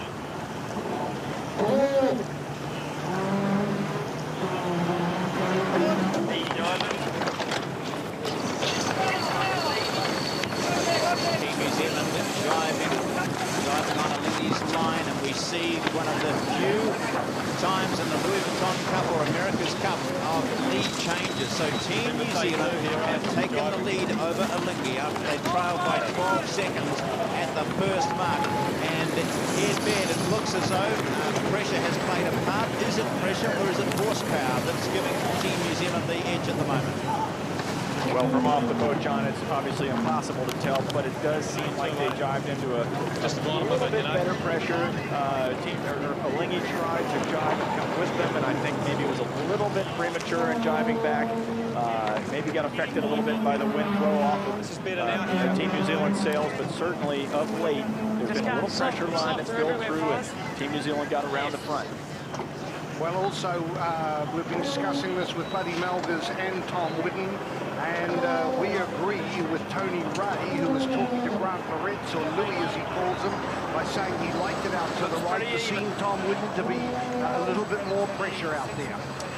Yeah, I think for the same reason that Alinghi gained upwind to the left, I think it's possible that Team New Zealand gained to the right looking downwind because of the wind pressure. There's also been a lot of speculation. Team New Zealand might have a faster boat downwind. And wow, I'm liking what I see if you like Team New Zealand's chances. Yeah. Certainly Team New Zealand have been going very, very quick downwind. There's no doubt about that, Tom Whitten. Anyway. Okay. We'll just try and get the figures if we talk to our producer, Steve Coates. Steve, how far were they behind at the top mark? The distance, they're leading by 18 metres at the moment. They were 60 behind, and now they lead by 18. Alinghi is coming back at them. Just feels Remember, okay Team there, New Zealand at one stage were actually out to Team New Zealand were leading by 90 metres. So Alinghi has come back with a little bit more pressure. Yeah, a little bit of a soft spot now where Team New Zealand is. Team New Zealand are sailing into a soft spot. But what they've done, and the reason that they jived there was to protect that inside position for the rounding. Now the danger, of course, is the next time they come back together, if they aren't at the rounding portion of the leg, they'll be on opposite tacks, and Team New Zealand will be on port, which is the giveaway tack. Here comes Team New Zealand coming back. What do you make of this, Tom? Well, I agree with that. It does look a little soft in the area that they were in, and maybe that's why they're jiving now. The other thing interesting is the wind has come back to the right a little bit, more like it was at the starting line. And it's dropped as well. The pressure at the bottom end of the course, we're down to 7.8 knots. We did have close to 10 at the top mark. Yeah, and that's showing on Alinghi as well. They've just rolled up their staysail. They're putting it away. When it gets too soft and the Jenniker is trimmed in hard, the staysail is not really going to help Still going to be orange, go correct? faster because the sails are trimmed in on the center line more. So interesting how it's changing quickly out here. Not any great big shift, although it is back to the general area of where they started in the 20s. But pressure has been the issue. We're lower than him. It's around 6 minutes to the bottom mark. Team New Zealand had got out to nearly 4 still a boat bit, I lengths can't see the advantage. mark yet. But they're in front by a boat length at best at the moment. Feels like a little, Alinghi have certainly come feels back like a little in. header there. No signs of the pressure building back up the top, up the next beat. That's the voice of Adam Beechel. Got about a minute and 30, so we should have time to get it down. Sailing family out of Sydney. Brother and father and grandfather of Yeah, we need him up for the jibe though, copy? Yeah.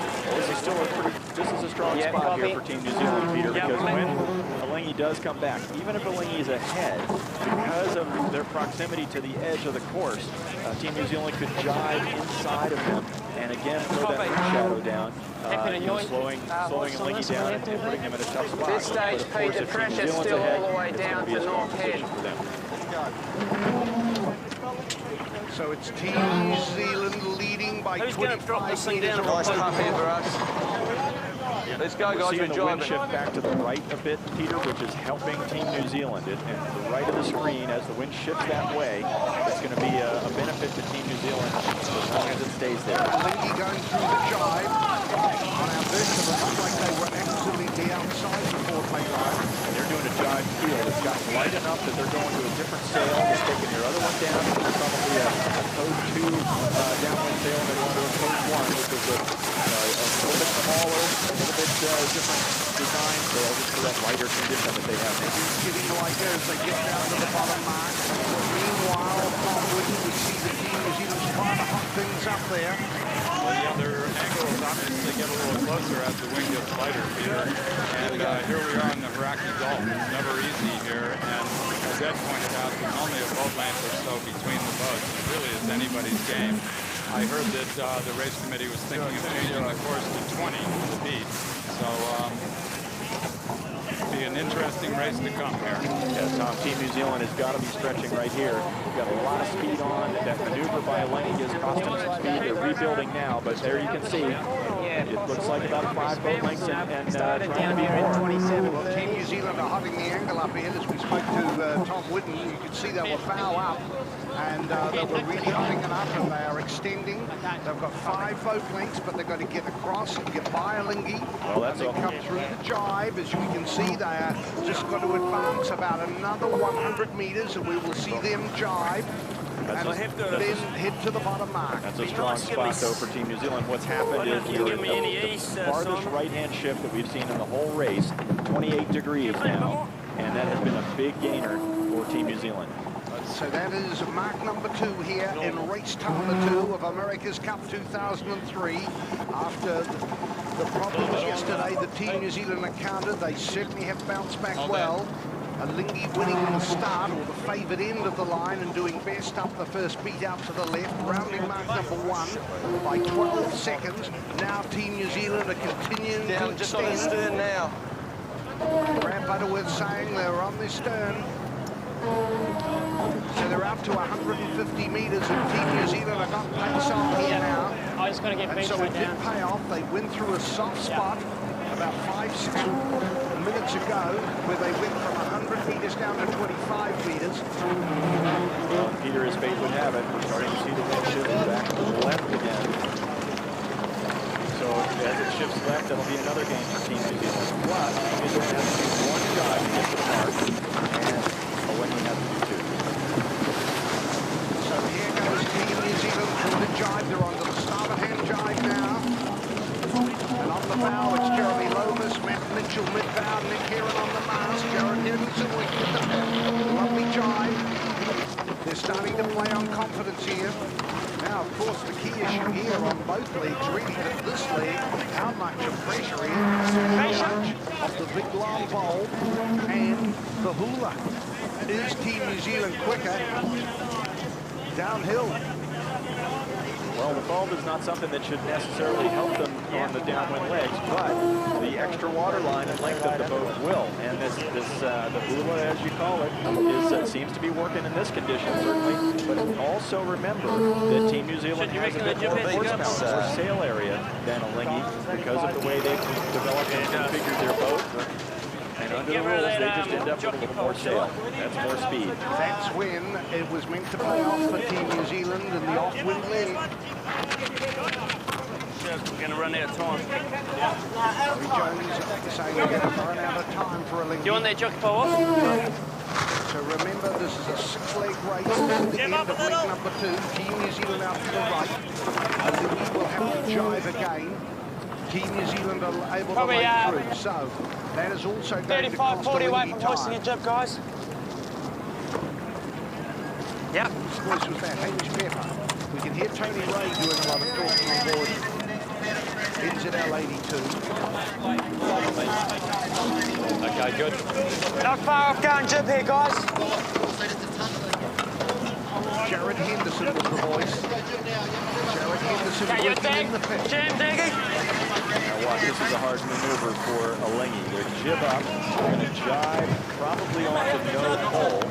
Me? That's it, yep. They're making it hard to fill the Jenniker.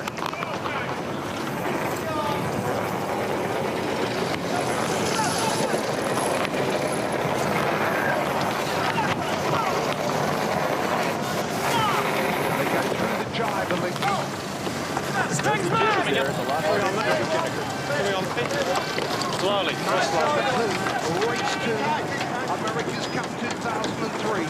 And Team New Zealand round in front. To ecstatic applause from the spectator craft. In a crescent shape. Here at the Leeward Mark. And the Olympic clock is ticking against Alinghi, who led Mark 1, leading by 12 seconds. And Team New Zealand is hardened on the breeze. 7.5 knots. And they're off, going out to the left. And meanwhile, it's Dean Phipps, Curtis Blewett, and Francesco Rapetti on the bow of Alinghi that are hauling in. We're on the runner, we're on the runner. And the Olympic clock stops at 34 seconds. So Team New Zealand turn the deficit from 12 to plus 34. As now they go into leg number 3, which is the second beat. And Team New Zealand now, it's up to their afterguard and also Evan Beechel to be able to call the shots. There he goes. It's still there. As we look up the course, do we like the left? Well, I'm still seeing the wind shift to the right at the moment, so I would be surprised if the action goes to the right. Both boats are lifted right now. There looks like pretty good breeze out to the left, but it certainly is not building anymore. You know, when we started the race, the wind was building. Now it's just stable. In fact, maybe even dying a little bit with the sea breeze getting, you know, to its maximum of the day. Temperature starting to drop, that kills the breeze. Well, the temperature has not dropped amongst the spectators here, and the heartbeat level across New Zealand is absolutely pumping to match the mood that's happening on the Hauraki Gulf as Team New Zealand have come from behind to run and gun Alinghi down on the first off-wind leg. They lead by just over 34 seconds. What a race this is. What a turnaround from the disaster of yesterday for Team New Zealand. They're in front, but can they hold it? Yeah. Still looks a little light over the right-hand side, though.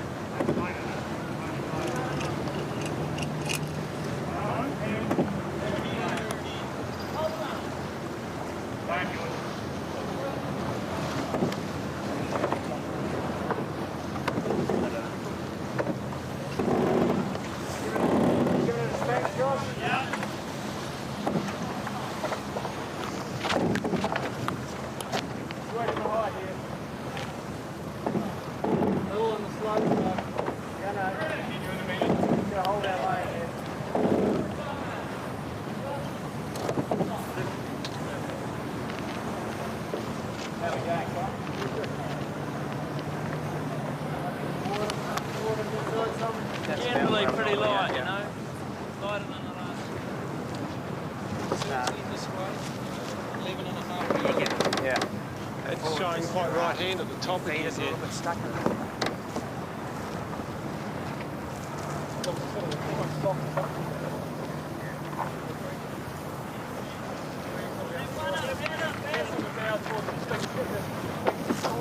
Louis. Yeah. Is that clip, is that feeder on the bow? That's what it looked like from up the rig, just... Oh, don't know about that. We're happy we could, you know, sit on his hip here, get him out of the way. But just to confirm, the top mark's been moved left of the original? Yeah.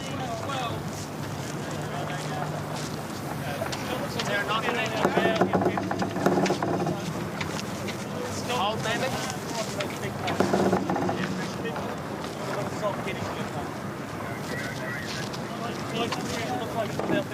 Starting.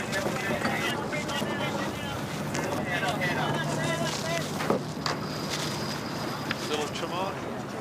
Up the mark. It was on, but the volume is... Hold that.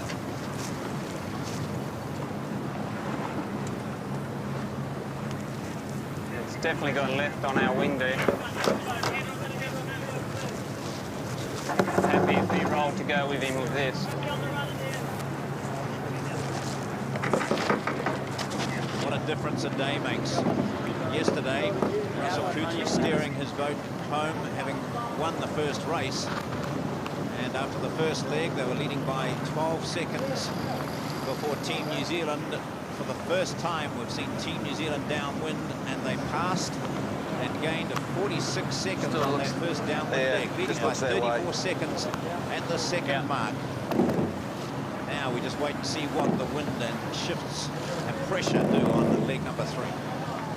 Team New Zealand has gained a further 2 lengths since the bottom mark. When they came around the bottom and settled down on the wind, it was 100 metres. So Alinghi lost a little bit during the rounding. They came out of the mark a bit slow. But Alinghi, it seems, sails in just a slightly higher, slower mode. And their crosswind, Team New Zealand's just gained another half length since we've been on virtual spectator. It seems, Pete Lester, that they just sail a little bit freer and faster through the water, Team New Zealand upwind. But that's a 70-metre gain since the bottom mark, close to 3 boat lengths. So I suspect that's a function of Team New Zealand sailing into more pressure on the left-hand side, picking that breeze up, which seemed to be what got Alinghi into the lead up that first beat. In the sewer, down below, spinnaker being packed. It's a hot job down there. But yes, Glenn, I agree. I think the New Zealand boat seems to sail a slightly different mode, a little bit lower and a little bit faster, and that left-hand advantage in the late afternoon sea breeze. Team New Zealand just allowing Alinghi to climb out of the turbulent wind to the weather, but Alinghi will be being affected in that windward position by the turbulent wind coming off the back of the mainsail. Mike Drummond just tidying up the runners. Mike's the navigator for Team New Zealand. Hey, Matty, Drummond now holding a touch of ruler pressure just on your measuring bow. the height of Alinghi, because of course now they're not allowed to use laser rangefinders, and it's slightly comical to see a navigator on a high-tech boat like this with the electronics they have holding up a ruler to measure very much rule of thumb almost the range between themselves and Alinghi. But the advantage now out to 180 metres. The middle of the tank box, you know. And Peter Evans there looking There's up a to little bit of windward. sticky back near it from an old one. Binoculars, So that'll looking be for a the bit of breeze. a guide.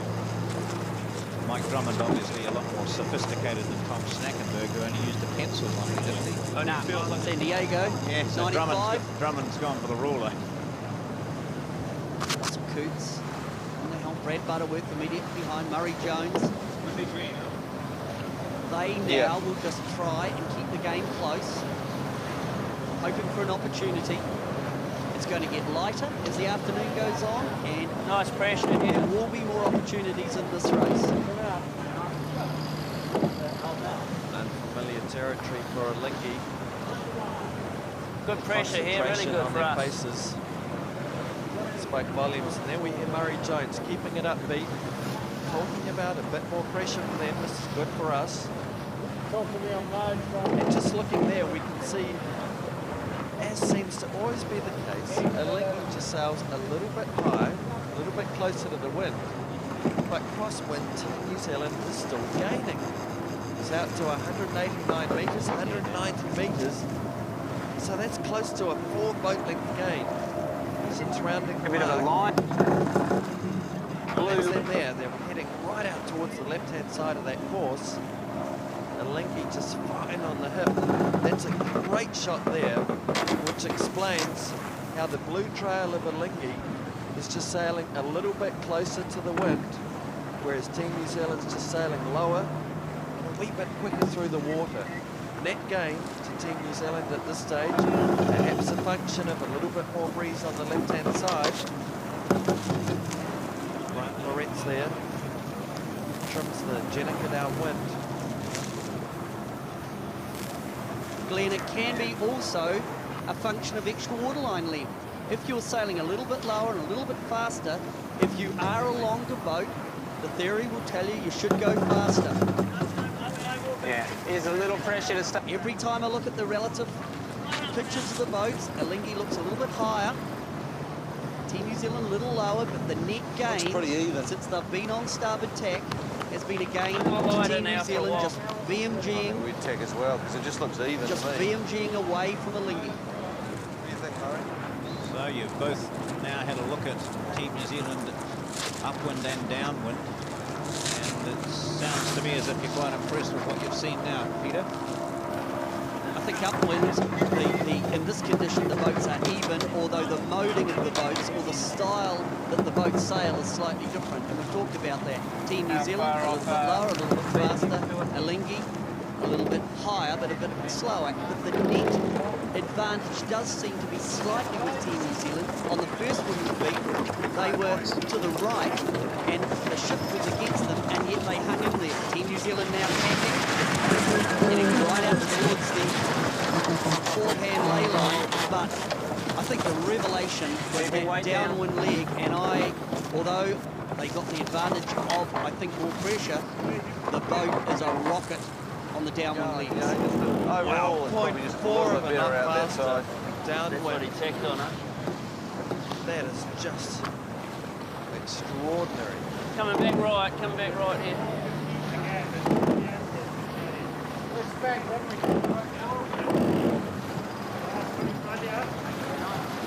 So Alinghi now in the unfamiliar position of being the trailing boat.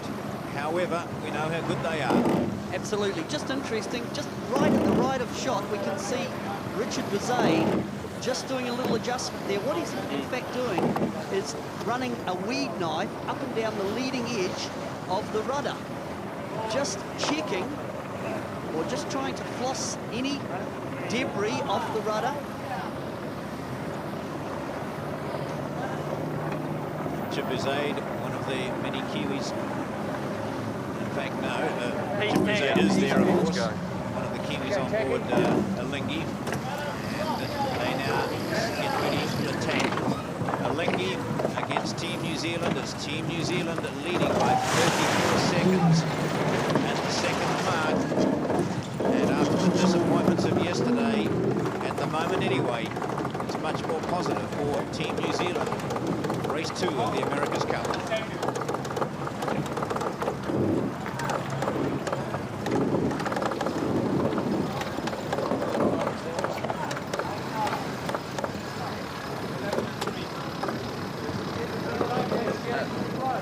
This left ship's 11 this way, 3 the other. He's going to tack there. He's tacking.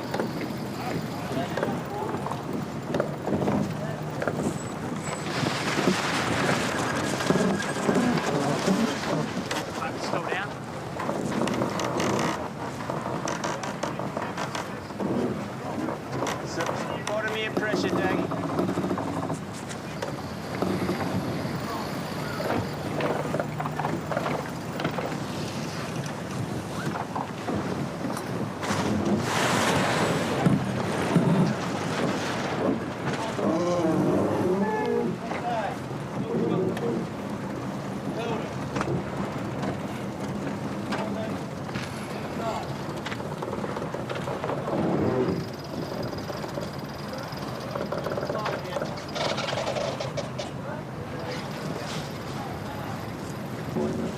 Copy, yeah, got it. Straight through the V's for you, Louis. Yeah. That's it. Yeah. Hold that.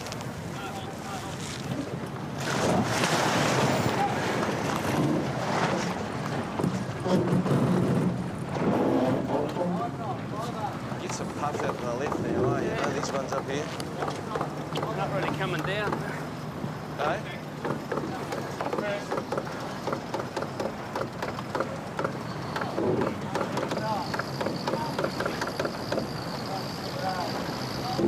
Where's our mark, Bill? How far off this mark? At 11 this way. Where's the mark? It's green. It's up in that corner. Pretty soft though, the breeze, I reckon. Starting to put a bit of thought into the run, Pete. It's going to be a good left hand. Yeah.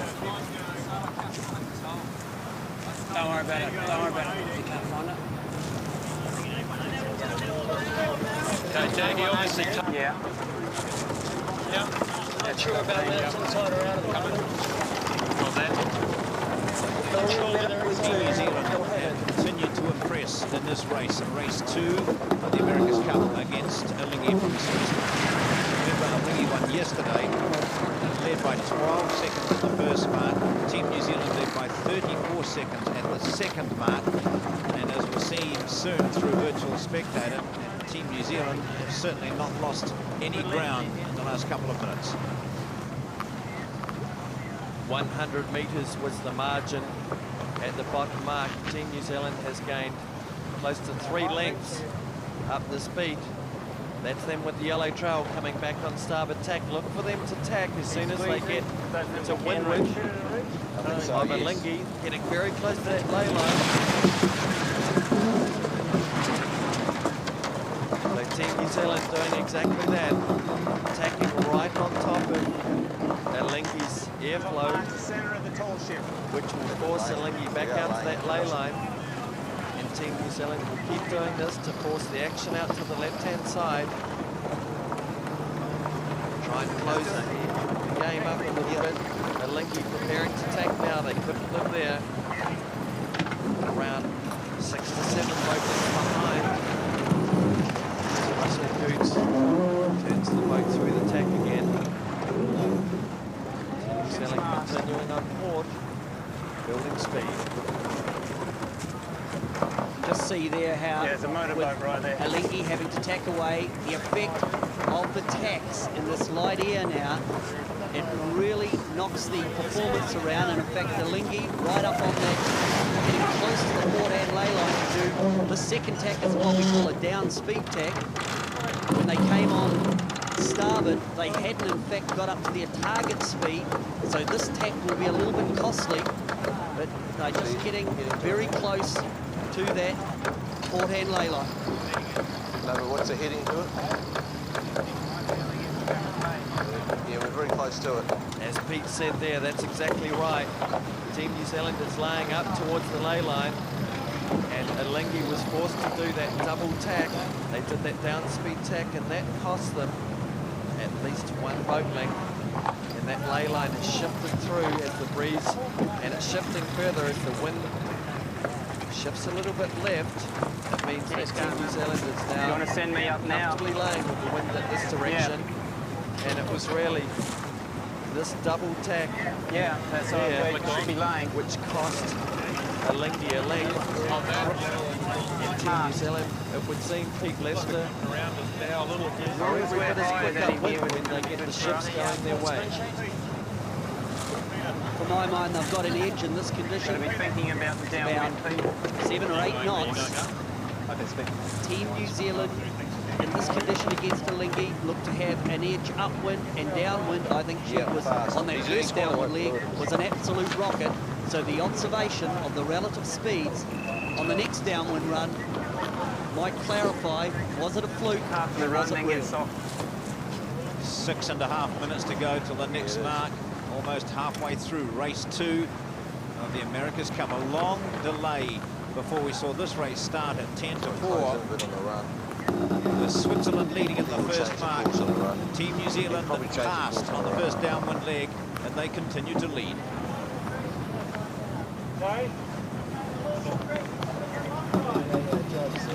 Yeah, so we're looking at it, yeah. Yeah, I would, yes. He's not laying it at the moment. He's tacking. See the mark, Russell? Down through there. See the big mast, just on the stern of the big mast.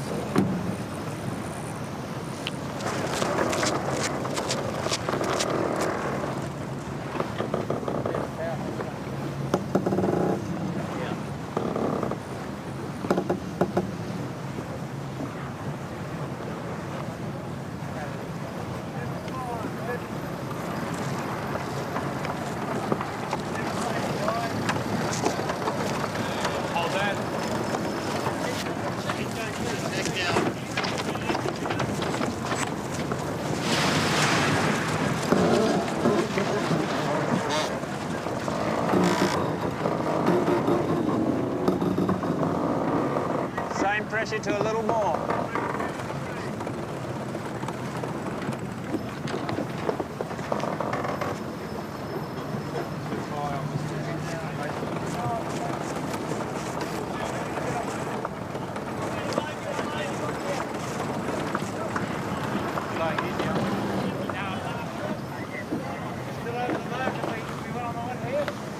Beyond the mark. Yeah, a little bit over. Yes, we are.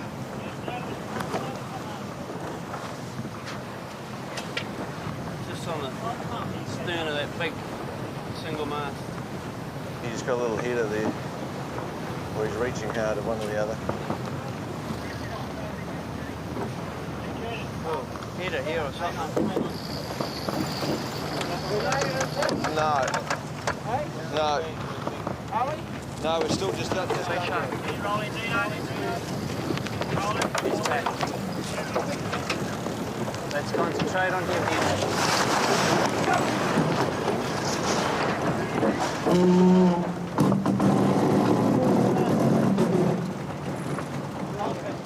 Well, this has to be a fair race, and unfortunately, spectator craft are creeping back onto the race course, and you need to be aware out there on the water that you are encroaching on the course. So check where you are and back off. Team New Zealand leading 5 minutes away from the third mark. Back out onto the water to PJ and Ed. Well, wind direction well around to the left again. We've seen a 35-degree left-hand shift since they rounded the leeward mark. We're back just about exactly to due north. 8 knots of breeze, pretty steady on the wind speed this leg. And there's been a little bit of moving around, pushing, you know, trying to shadow box here with each other, but Team New Zealand retaining a very strong position up this entire leg, and now this next tack for them should be their last. It's going to come back quickly though. Depending on how they do it, Alinghi we're may well or may over not it here, have to okay? tack Well twice over more. it. Oh yeah, we're miles over. Number 3, halfway through the race. Team New Zealand comes all the way through. It'll be a loss to him, I think. Good left hand here. It'll be a loss to him, meaning a loss to Team New Zealand. I agree with that. Looks like there's suddenly a little left-hand pressure that's bringing Alinghi closer. Alinghi are getting a lot closer. But Alinghi's just far enough behind, Peter, that when Team New Zealand tacks and hammers up here, they're going to have some hard choices to make, whether they do 2 tacks or for a while. Team New Zealand can in front, but Alinghi is definitely closed up. Definitely. 6 or 7, 100 metres. They were at one stage, Team New Zealand were out to 180. This is right back to how far they were apart at the leeward mark. So it was a very big gain to Alinghi, but will Alinghi be able to live there now? Surely the disturbed air coming off Team New Zealand will make life difficult for Alinghi. Both boats now on the Port May line. The wind at 7.8 knots, 4 degrees. Adam Beecham going up the rig ahead on Team New Zealand.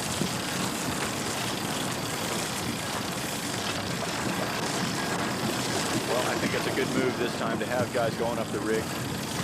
Last time they didn't do that as a weather mark, and they held for a long time. They got away with their jibe, but it's a little softer on average. And having that guy up at the jumpers is a big benefit when they jibe for the safety of the Jenniker. And of course, he can also see where the wind's stronger. There's a little bit of fraying going on up in the rigging there, nothing to worry about. Take the lower tether off, right? That's the voice of Tony Ray. Yes, happy with that. Who was Job on set, board Joe. NZL 60. Yeah, it's just it's better pressure. You're feeling it here already. That's not much more than what you got. System that holds the jump or the running backstays apart when they go up and over the boom on the jives and tacks. So here on the bow of Team New Zealand, that's Jeremy Lomas on the bow. Matt Mitchell is mid-bow. Nick Heron is working the mast. And it's Jared Henderson in the... Yeah. That's Murray Jones going up the mast. No, very seldom. No, not really. Take red down if you want, Pete. Just keep an eye on your green too, Matty. So that's the voice of Jared Henderson talking about Matty, meaning Matt Mitchell. How far are we off the mark? Let's go pole, eh?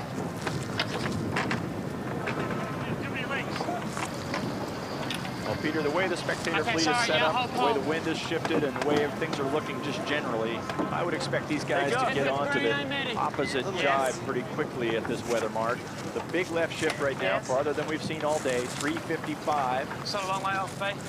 9 knots of breeze, and there's an awful lot of spectator boats down the right-hand side of the race course compared to the left, so jibing early would get the boats away from the spectator influence on the breeze. Alinghi continuing to make inroads. It was 100 metres down now to 80. Inside or outside, Matty? Alinghi closing all the time. Let's go, let's get her on. So it will be fascinating to see once they round this Mark 3, going into the second offwind leg, whether or not Team New Zealand is quick and can extend. The other key thing that Team New Zealand need to be aware of is happy to bounce it? that they don't get Alinghi shadowing them. You're going to be forward, Pete. Well, grind it, Matty, you just hold it forward. Happy on the outside. Tell that by the pole. There's plenty of time for the sleep too, Matty.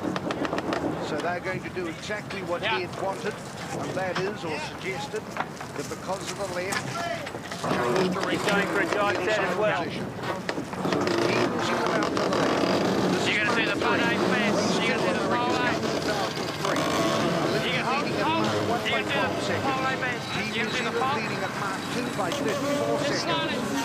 The Barber and his team are on the top mark, and the Amiga clock is ticking against Alinghi. 3, 2, 1, move!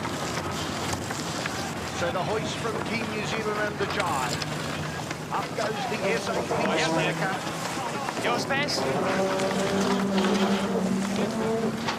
Team New Zealand led by 34 seconds. At the last mark, it's 26 seconds at mark number 3. So a gain to Alinghi of 8 seconds.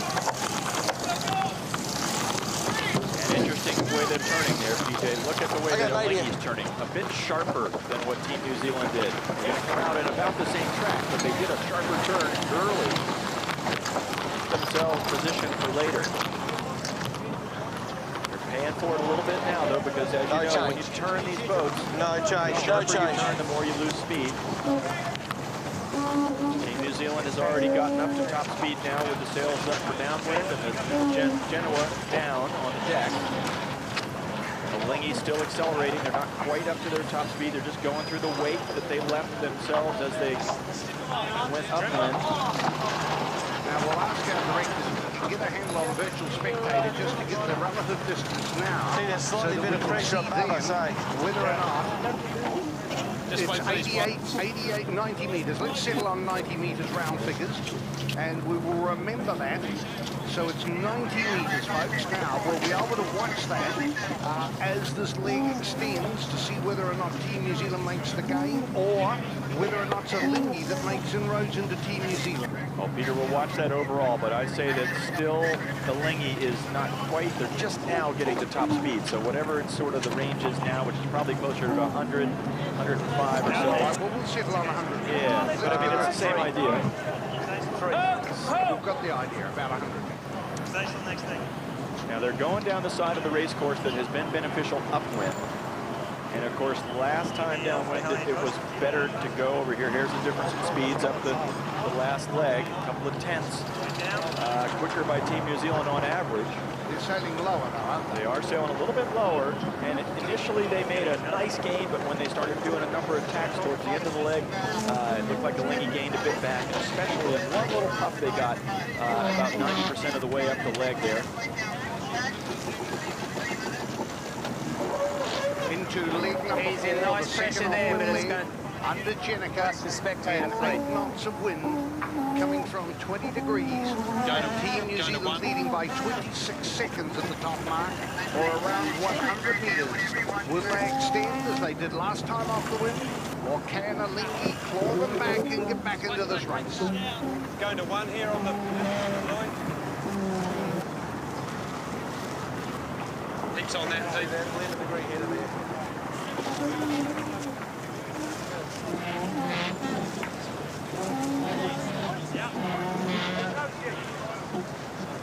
Come on, you got to say.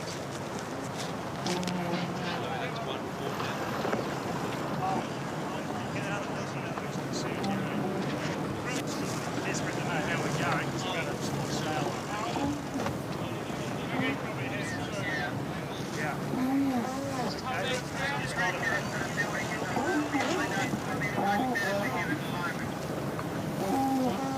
Feels, pressure-wise, it feels.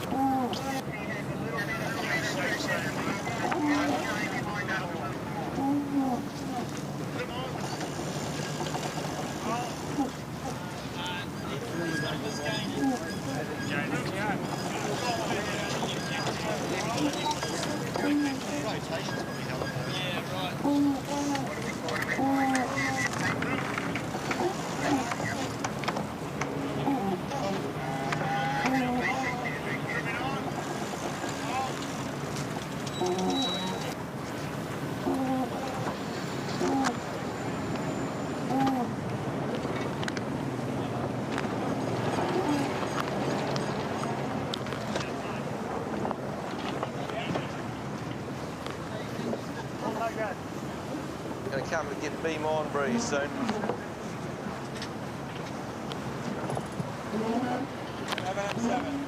Here it is.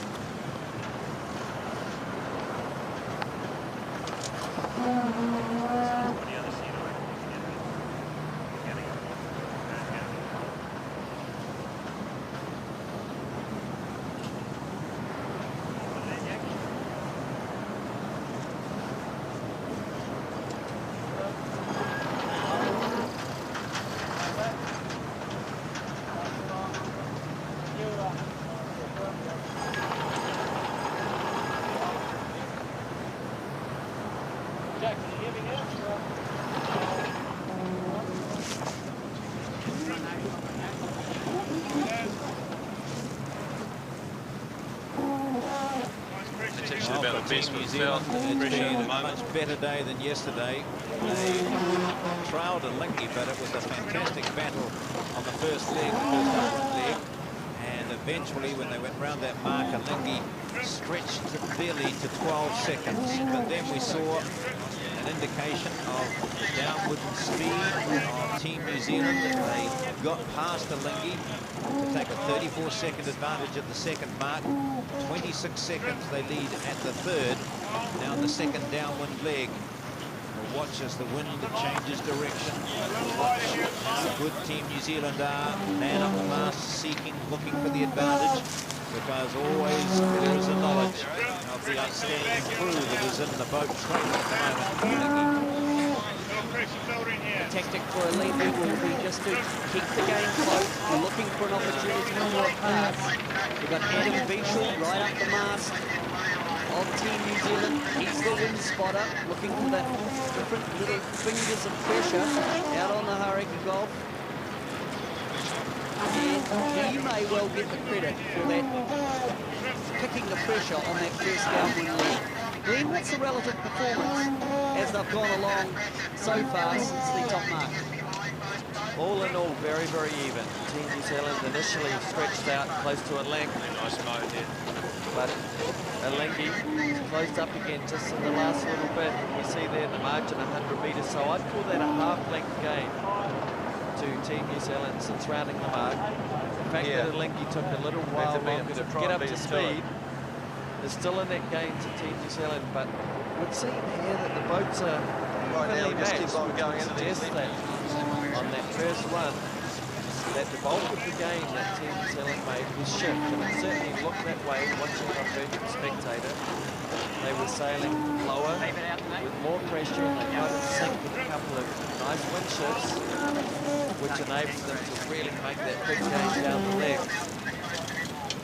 On this leg, the two boats really tied together with a piece of bunches there. There's just nothing in it since they came around the mark. Very, very evenly matched. We've seen a gradual shift of the wind to the left, which is a normal condition. 7 at this. That's Richard Bizet trimming the Jenica on board Alinghi. Right in front of him, Simon Daubney. Good pressure coming down from the left here.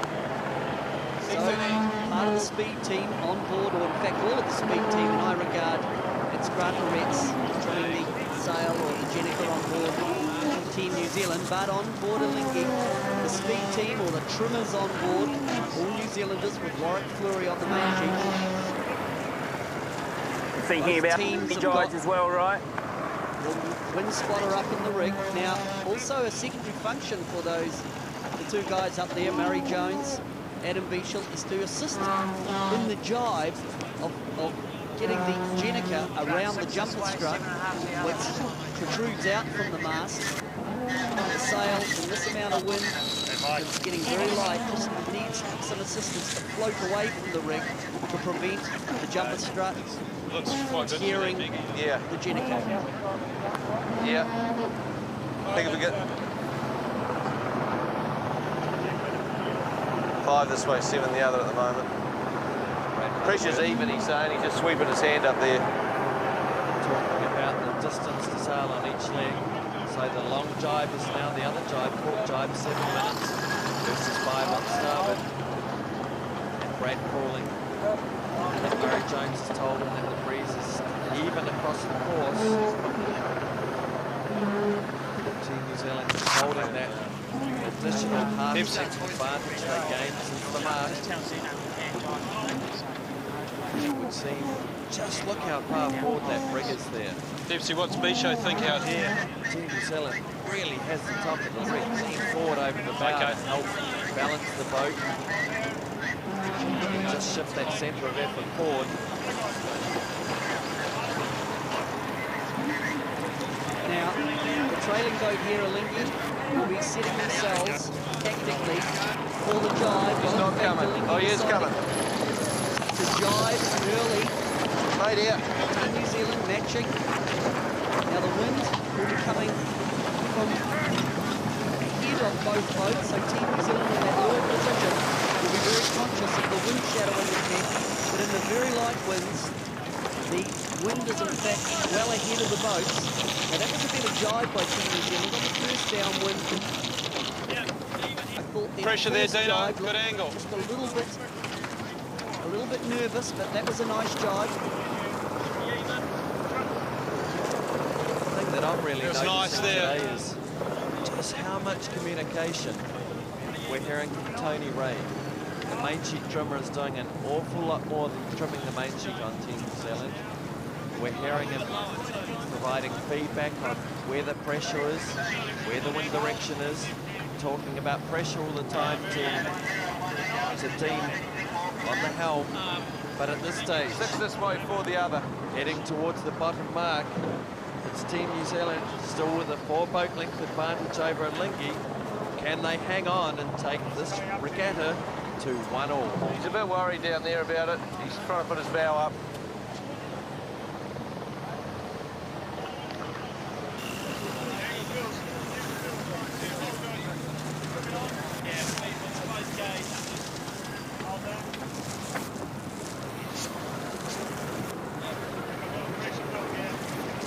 That's good pressure there. Yep. Yep.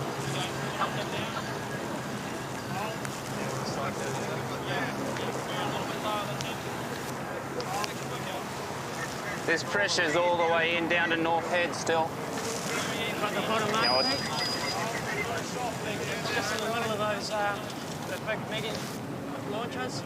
Yeah, pretty sure it is.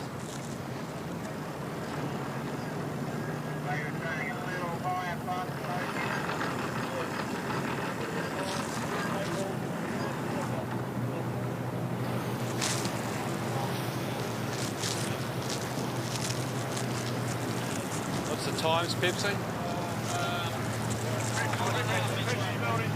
Yeah.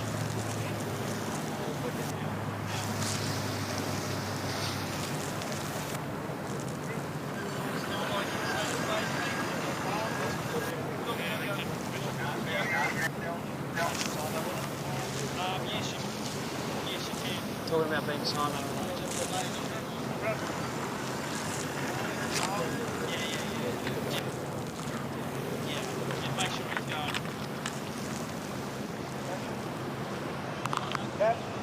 Cap.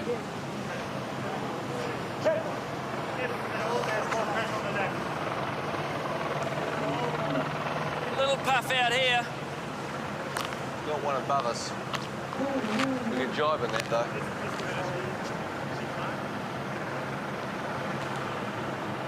Gary Jones up the mast of Alinghi, pouring out. See a little puff out there as Alinghi continued to stay in contact. That's exactly what Peter and Glenn were saying earlier. What Alinghi need to do is to stay in touch. I don't like it ahead of us. I like this nice puff here though. I reckon we could jibe it. He'd have to match us, wouldn't he? Constantly chatting about his views, what he can see out there. And when we left, it was Team New Zealand with a margin of around. At least we could do a couple of jibes, wasn't it, Peter? He's got to match us. Let's have a look through. Let's take it. Glenn, and see what the margin is now. There's the Team New Zealand curl. We'll close the sailing range. through the water. And that's it there. The margin is down to 73 metres. So that's been a half boat length. Marks is coming out. The bottom Marks is coming up to his Alinghi bow. surrounding the top mark. It's about half a boat So length ahead of his bow. speed advantage that Team New Zealand appeared to Won't have be long is not before. as apparent this time, and I would suggest that Alinghi has been able to sail down the new pressure, perhaps in much the same way that Team New Zealand was able to on the first run. But at this stage, it's still a 3-boat length lead to Team New Zealand as they head down towards mark number 4 and look for Alinghi when they jibe. Team New Zealand will match them. Brad Butterworth is calling that he likes Pretty the even, pressure Bill. behind Pretty to even. the He's saying average breeze down. There we've heard Murray Jones calling it even. Yeah. So that's the view from on board. Team New Zealand back up to Alinghi. So still a comfortable lead, but certainly Pete, Team New Zealand don't seem to have had the legs on this run that they did on the first one. I think there's a couple of contributing factors. One is it looks like, as you would expect, Alinghi's done just a great job of minimising their loss, just keeping the game close, waiting for an opportunity to jump all over Team New Zealand. And the wind is just allowing Alinghi to get the pressure first, to roll down on top of Team New Zealand. So Ed, this time going on the downwind leg, it looks like the relative performance of the two boats, and they've really tested along for a long time, looks pretty even. It does. It looks very even. They've stayed in the same water this time, so they've both got the same breeze. And of course, when you're the lead boat in this situation and the trailing boat jives first, you have to scramble to go with them. You know, you're going to lose a little bit there on the shift and on the turn, and of course sailing through the air that they were disturbing before you jive. And the other side of that is it looks like the breeze has filled in about a knot more than what they had at the top mark, and that would also benefit the trailing boat, in this case, Lingy. But right now it seems like Lingy's going a little bit softer, and maybe Team New Zealand starting to squirt forward a little bit. So we actually, we do have, what have we got, 9 knots here. So at the top mark it was 7, 8 knots, so the breeze has increased a knot, and Lingy as the trailing boat would have that benefit. Team New Zealand's doing a nice job of just keeping it close here. Both teams happy to keep it close. They both feel like it's that kind of a day that if you spear off on your own, you can make a huge gain, but you also might make a huge loss that you can't recover from. Fellows talking there, that is Peter Evans and Hamish Pepper, two of the key players in the afterguard. They're out to the left. So this is Grant Moretz Louis. He's actually a trimmer aboard NZL 20 in the 92 America's Cup Challenge, led by Michael Fay. Team New Zealand carrying the SAP Spinnaker.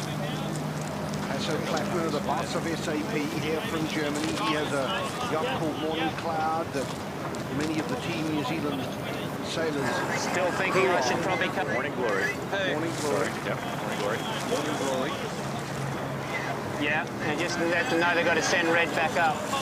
We're sailing on board Morning Glory. Up, Jack! Open the door to the SAP SAP has been with us around the world here, watching this race 2 of the America's Cup. So there's the jive.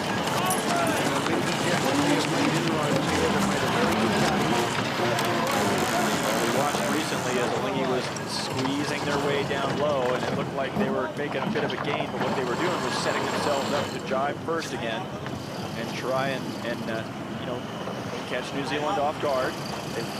Virtual spectator shows us that it's still right around 3.5 lengths. And remember, it was somewhere between 90 and 100 at the top mark, so it's about a length of a gain overall to Lingy, but right now it seems like Team New Zealand may have jived into a little pressure here and is gaining away just very slightly. So, in essence, there's almost nothing in here between the boats as far as speed goes. Yeah, showing about 30 on port. To not have the distilled just, air flow coming down. It's probably going to get bigger than it's reaching here, you know. Tony Ray right behind him doing a wonderful job on the main sheet. Chris Ward right in the middle, the big hulking man. He actually sailed on board NZL 60 in race 5 as a grinder.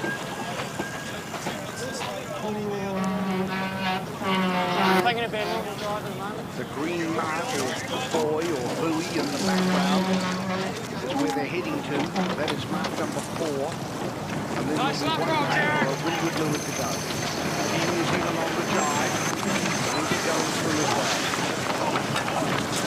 And each time it's been a Lingy that has started the jiving between the boats. And Team New Zealand is just matched. Makes a lot of sense in this kind of condition to just match your competitor, especially if you don't lose anything to them. Not sure that a Lingy, though, didn't gain just a little bit on that one by choosing their time pretty well. You hear the voice of Tony Ray saying nice, encouraging the team. Yeah, there's plenty of time on the other jive. He was part of the crew on board Peter Blake Steinlager too. Won all the legs. Still out to 90 meters. Team New Zealand still holding it. Cheat on the deck, Jack. Was part of the crew in 95 on NZL 32. We should see Team New Zealand jive now any second, and Lingy will have to wait just slightly longer to come in on the lay line. Yeah. So here goes the Lingy, turning first. So Lingy's going through the jive here. Team New Zealand jive as well. They're in second. Well, if Team New Zealand is correct on the lay line, the Lingy is going to be a little bit slow going around. But if the Lingy's correct on the lay line, Team New Zealand will have wasted some distance, and the Lingy will make a little gain.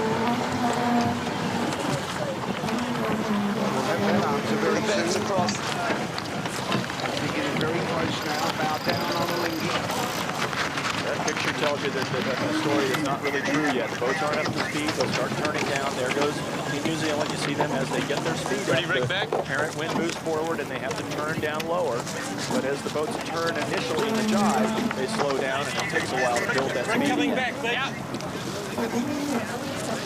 It's not far off the tip, Matty. Team New Zealand's got a bone in their teeth right now, and they're gaining slowly forward here. Catch ball, You guys, see both Jan. boats on a ley line. Let's go, boys. Team New Zealand with a little more speed because they're slightly beyond the ley line. They're hogging the angle up a little. Strings made, Matty. Alinghi is gaining. Well, that'll be a short-term loss for Team New Zealand and a long-term gain. Once they slingshot around this mark, they'll settle back into a very strong position with this extra speed. So they've got pace. This is mark number 4. Go straight. Up 6. Here goes He's the the drop first on diggy. Team New Zealand. Down comes the SAP. Ready, main on? Keep it, mate. Johnny Yep. Ray saying main on. Mark Pull away, 4. pull away. Team New Zealand in front. It was Alinghi who led at Mark 1 by 12 seconds. Team New Zealand at 2 by 34. At Mark 3 halfway, Team New Zealand leading by 26. So the Amiga clock goes against Alinghi.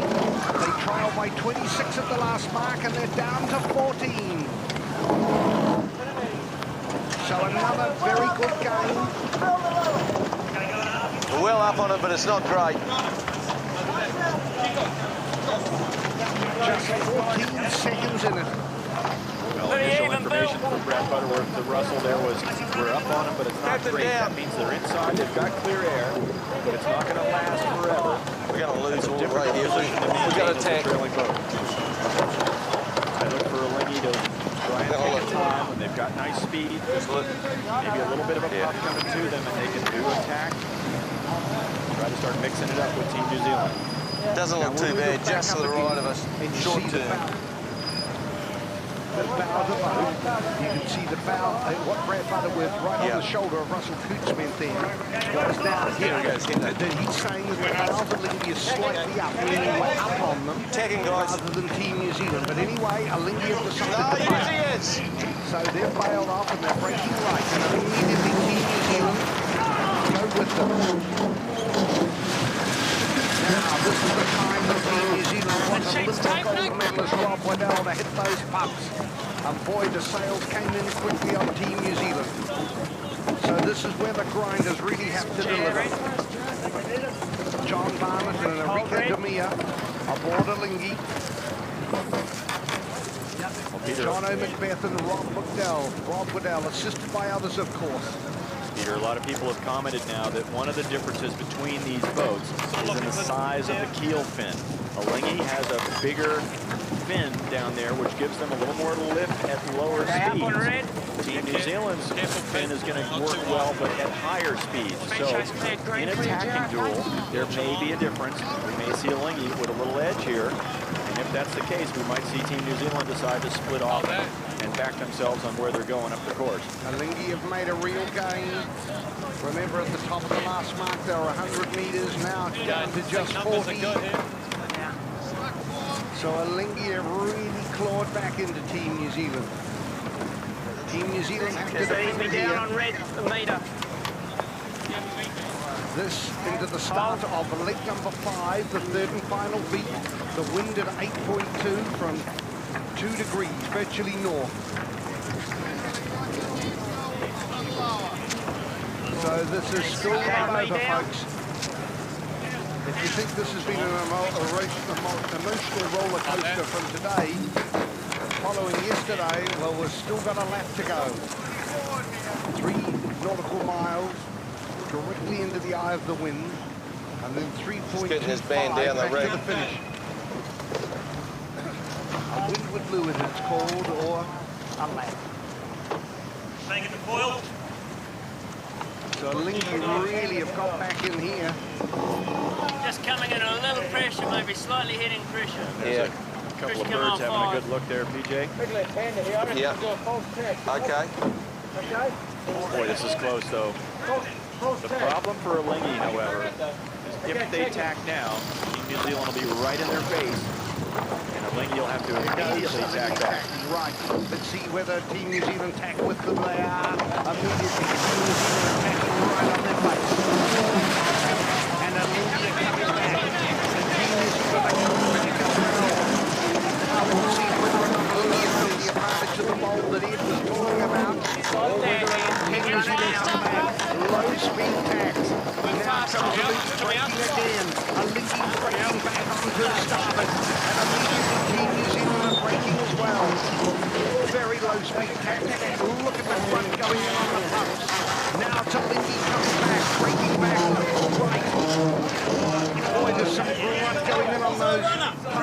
He's coming with us, guys. And he says he's coming with us, guys. This man Underwood, what Team New Zealand are doing.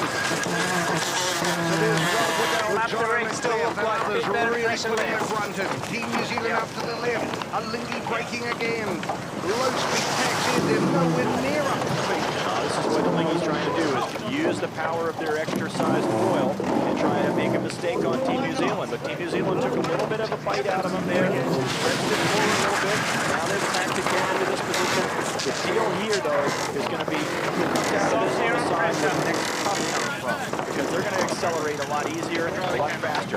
So here comes Alinghi breaking back again. Still not up to speed. It is Alinghi that has gone back onto port. They're breaking right. He's just going straight. Have not gone with them yet. They are preferring to hold on to starboard. Now it's Team New Zealand who are coming back.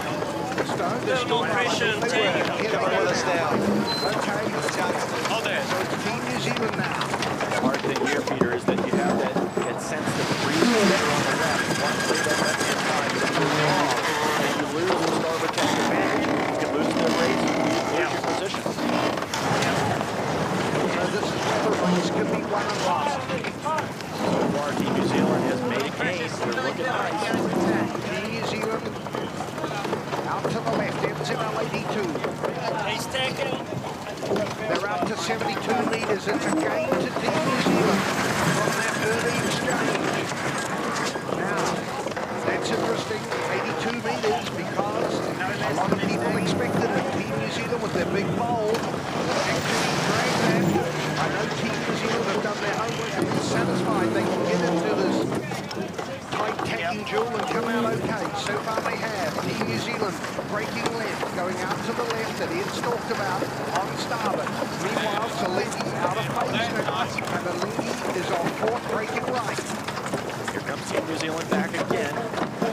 Probably just got up to speed that time. One thing that's a benefit of Team New Zealand is their time to attack a little easier, and also their water is smooth. That's going to give them at least the benefit of getting up to speed easier. If it was a bit bumpier, if there was a swell out here and they were struggling for power, I would say they might have an edge. So far, it seems like Team New Zealand has made a nice game at this point, choosing to break off the tacking duel. So far, 9 tacks, ferocious action in the middle of both boats. Yeah.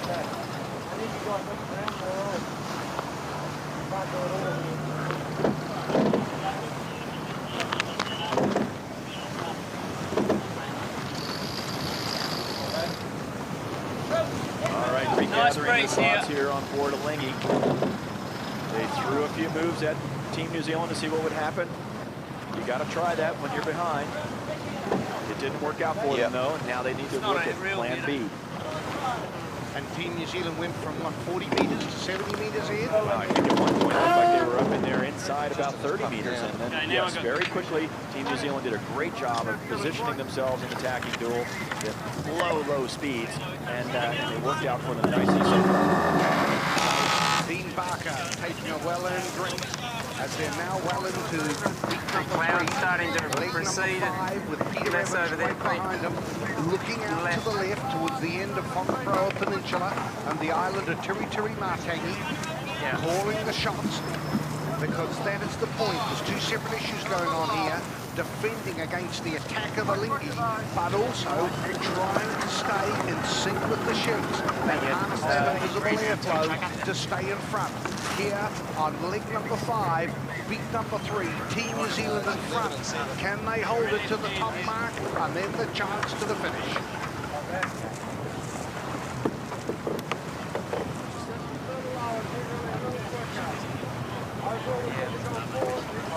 Got a little left for us too.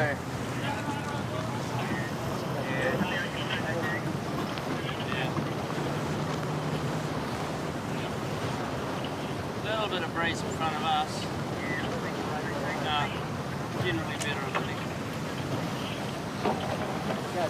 Yeah. Yep.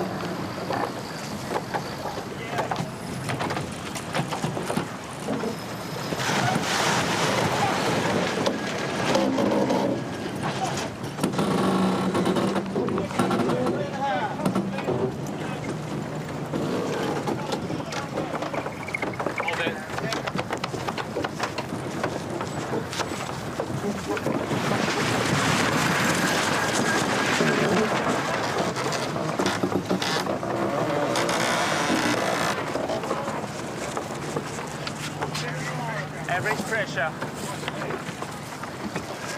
Okay.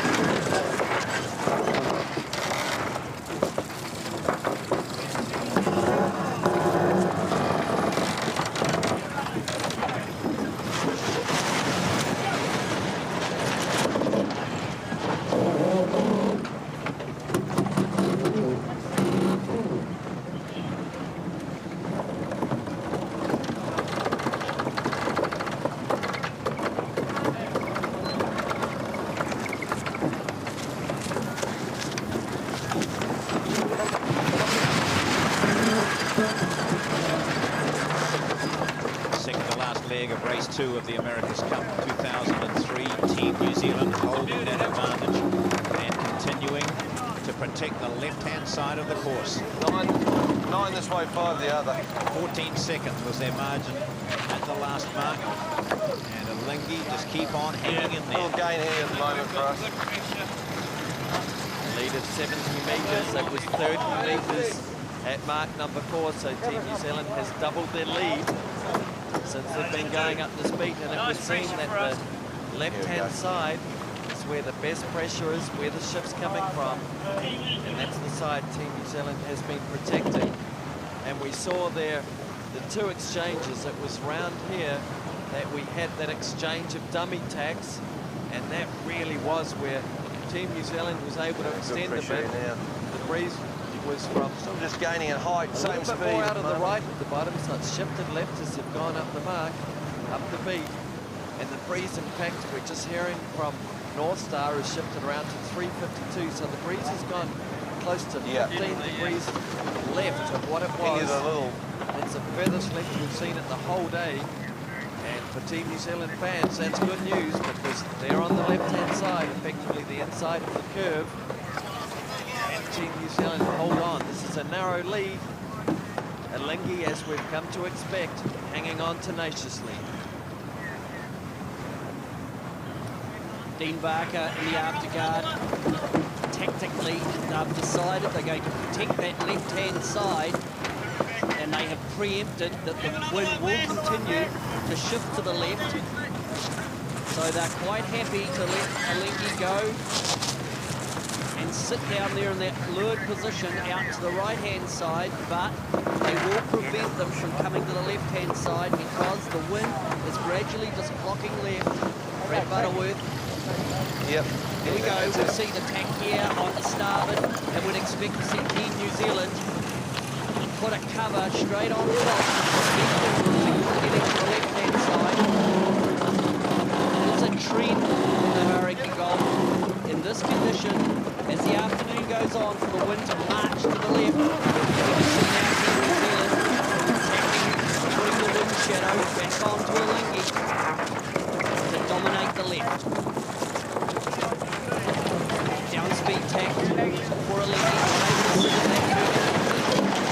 Back to the right. Good tactical performance by Team New Zealand down the afterguard on the last windward beat. Dean Barker, Hamish Pepper, Peter Evans, Adam Bishop, the afterguard, aggressively protecting that left-hand side. It's paying big dividends as they come into the tack now. Their lead is extended to the left-hand side. So this left-hand side is really paying dividends at the moment. Would appear to be more pressure there. Immediately, Alinghi tacking back. They want to get left. Team New Zealand will do it. So the advantage line seesawing backwards and forwards as these boats attack. They come back and it's now around 75 metres. Team New Zealand still comfortably crossing. Look for them to squeeze into attack. There they go now. Attacking on top of the lead, forcing them to attack back again to clear the rear. And Bishop grinding the Traveller up out of the tack. The sleigh line out to the still no less forehand sleigh line. And once Team New Zealand can get to the safety of the lay line, the tactical options for Alinghi to attack and to mount a challenge will be reduced.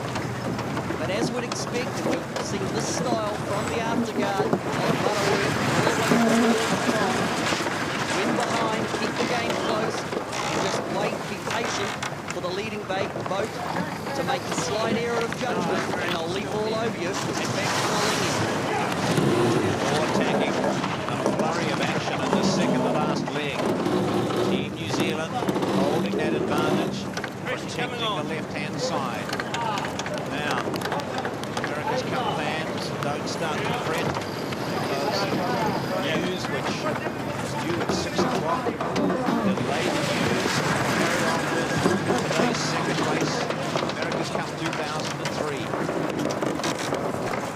Team New Zealand continuing to hold that edge. That way again.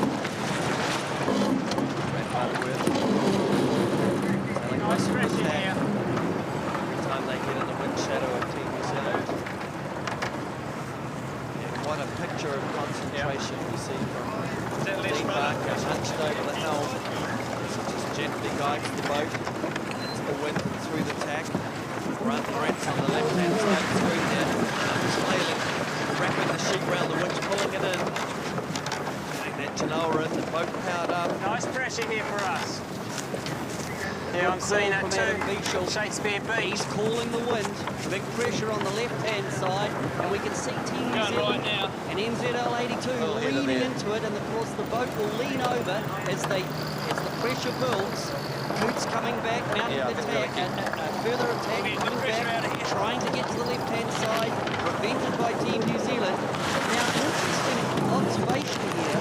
We talked a lot about the characteristics of the two different bowls on the boat, and whether the Team New Zealand bowl being so long and narrow, having more wetted surface, would in fact be a bit of a hindrance when the wind is very light. But observing this upwind beat, it appears that Team New Zealand are certainly equal in terms of the manoeuvrability between the two boats, even with the long bowl. So that's a good sign for later in the regatta. 10 minutes to the final march, and then these two are on their way home on the run home race 2 of the America's Cup. And it's Team New Zealand hanging on for that lead, 14 seconds at the last mark, but we saw Alinghi take some time out of them on that last mark. Team New Zealand, lots of hassles yesterday. It's going well for them so far.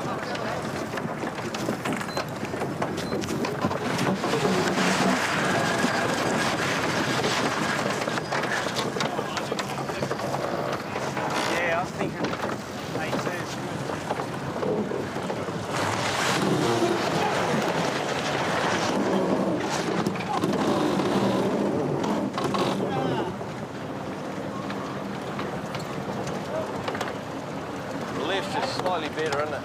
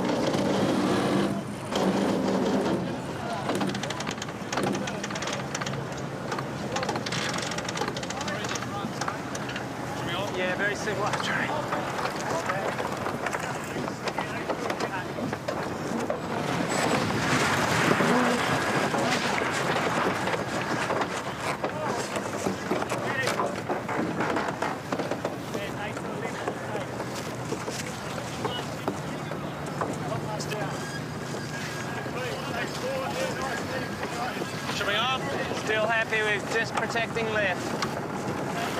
Hold that. Even. Same height, same speed. Do we think this is enough, Pete, for a fairway set and match him in a jive? Yes.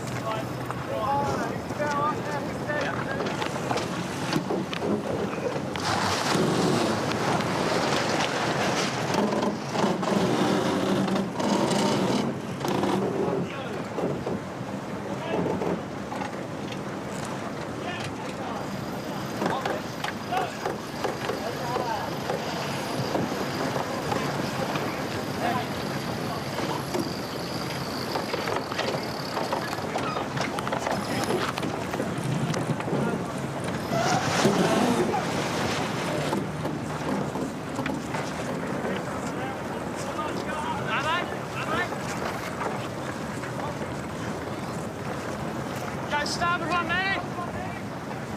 Nice pressure building here, Daggy. And hold that. Back down.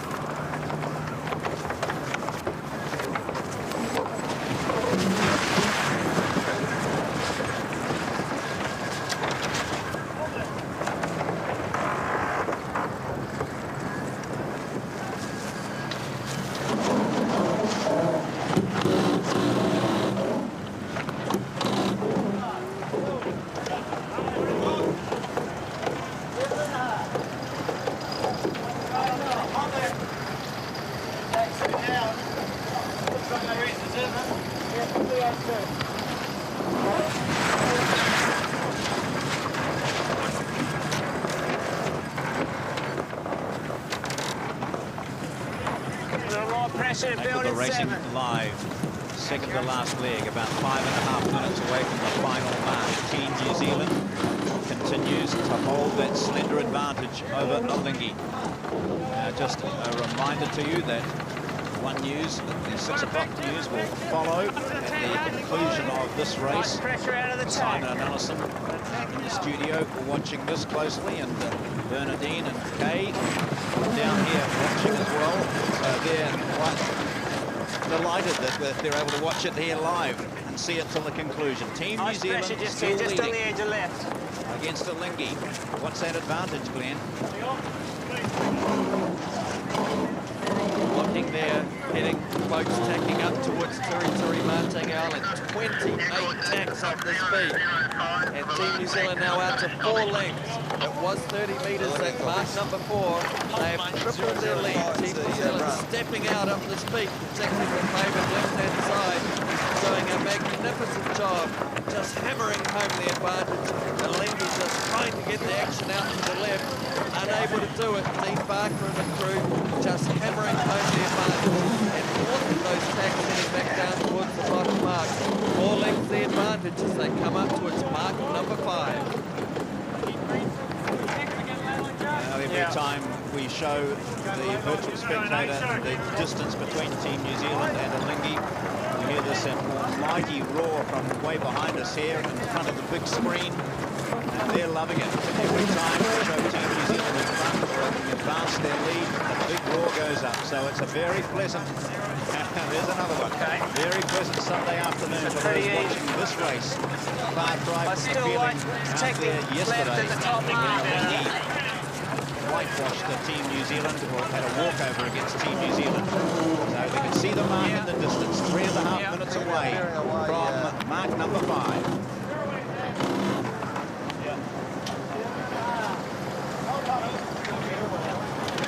On board Alinghi, Russell Coates, keeping the pressure on. But this one would be, it's slowly ending.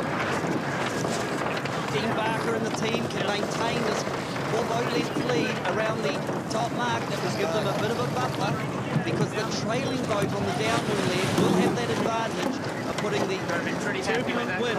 Now there's the mark, that's mark number 5, that's where we're heading. And then it's a run down to the finish. Team New Zealand still maintaining the tactic of protecting the left. As the afternoon's gone on, the wind is slowly marching to the left-hand side. Looking in to the Jenica, the downwind leg with Bowman, Matt Mitchell. looking in. They pull the sail up in the sail bag, up under the hatch, and down on the floor of the boat, and it's suspended in the hatch. Matt Mitchell goes on, hooks in the halyard, sheets and braces, checks that there's no tangles. But the tactical battle continues. Set it up, hey? Getting close to the top mark for the last time, getting to mark number 5. The wind here is 10.1 knots, coming from 6 degrees. Certainly favoured out of the left. Peter, this is as far ahead as Team New Zealand has been since the leeward mark. They have done a fantastic job of matching every tack that Alinghi has thrown at them. And not getting nervous, not getting frustrated, not separating too far, just hammering it back right at Alinghi. It really shows me the number of times these guys have raced against each other in-house last time. And how much they understand each other's moves. That's good. Both boats tacking now. Alinghi probably a little bit overlaid. Close. Course change. Take as much as you want, Medic. Around the top mark. It's Jeremy Henderson. Matt Mitchell is the mid-bow that's talking to. Peter, because this wind still has that little extra pressure amount on the left-hand side, I think both of these teams are going to be coming around to setting and pretty quickly getting onto the new job. Yep, One more tag. Watch those big hulking men in the middle of the boys. They're wondering. Chris Ward, John Amos Baird, Ron Waddell. Okay, guys, start a little bit of sneak. Just easy on the sneak here, guys. Playing the top mark. 33 tags on this leg. 33 tags. Give us a little bit of Mark number 5, heading into the last leg of race number 2 of Olympic Cup 2003. Super hoist by Team New Zealand. They've got that SAP Spinnaker set. Give us a clear giant call if you can, boys. Now, remember, a lead trail by 14 seconds at mark number 4. It is a game to Team New Zealand. We're snowmanning. Snowman. Round off at 26 seconds. Here comes the hoist from Linky. Pull that spinnaker around, pull it around, pull it around, pull it around. Screaming at his team. John Belsky is the fifth of the lead. Okay, here. It's a guide set. One of the hardest maneuvers in sailing these boats is to tack around the weather mark and immediately go into a jibe set. It's a hard maneuver, and it's not a fast maneuver, but it's the only option for Alinghi if they want to try and outwit the Team New Zealand guys, get on the edge of the course that's got the best breeze. So, but Team New Zealand was ready. They saw what was going on, and they jibed right away to match. They are on the inside of where this breeze has been coming for all the time. It's 116 metres. Remember that, folks. And we'll see whether it's on the game or not. It should be growing still because Alinghi is just now getting the pole out. That's why the maneuver is so difficult. It takes a lot of time to set everything up and get it all right after the rounding. And right now, Alinghi is finally done with their maneuver of rounding that mark. Slightly more pressure than in there. Brad would say slightly more pressure than in there. Now, the point is, Alinghi have gone out to the right. This is the side that's been favoured right throughout this race. And this is the side that Team New Zealand made that crucial move to pass on leg number 2. Right now, PJ, we got 10 knots of breeze, 350, which is pretty far around to the left. Just about as far as we've seen it today. But it is late enough in the day. I mean, here it is 6 o'clock, and it's late enough in the day that this breeze is going to start dropping out. The real question is it going to change when it starts to drop down at all? It's good, it's good. Take this down, Yes, 8 Zero, New Zealand ends at 82. The white spinnaker is Alinghi. Switzerland. Nice gains here in BMG, boys. 11 knots we've got. Okay, keep going. Here goes Alinghi with their staysail, that little bit of extra horsepower for the downwind legs. Yeah. Again, perfect conditions, 11 knots, smooth water. And not only is Alinghi out to the maiden side, which has been best throughout the race, but also if the breeze is now up to 11 knots, maybe Alinghi can bring down a slightly stronger breeze. Tell you what, it's a long way around from over here, though, Peter. You got to not only get around the boat, you have to get ahead of it far enough to drive across. That's a big ask with the amount of time that's left in this race. Down to 86 meters, it was 116. Alinghi has made a gain.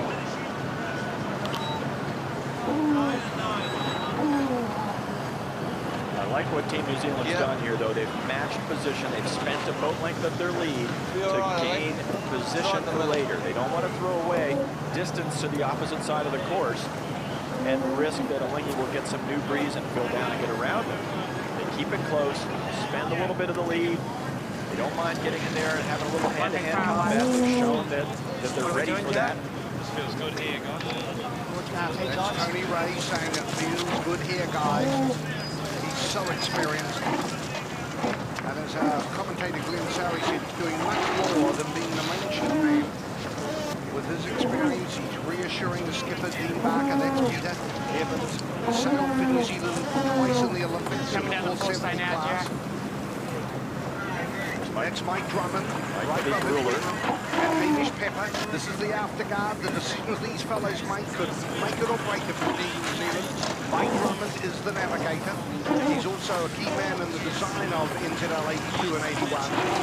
Peter Evans, an outstanding sailor. Actually, when Russell Coote won his first world match racing title of Long Beach, California in 1992, his tactician was Peter Evans.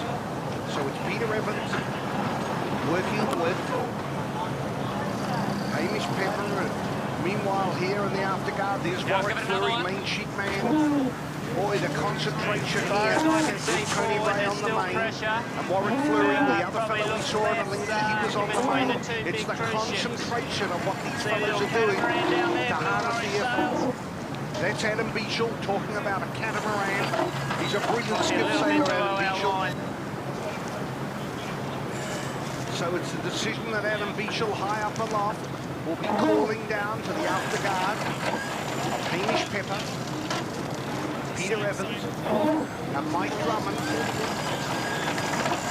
So will win or lose this race for Team New Zealand. Team New Zealand in front in the early stages of the sixth and final leg. Can they hold it to level this 31st match for the America's Cup at 1-1, or can Alinghi come back and go to 2-0?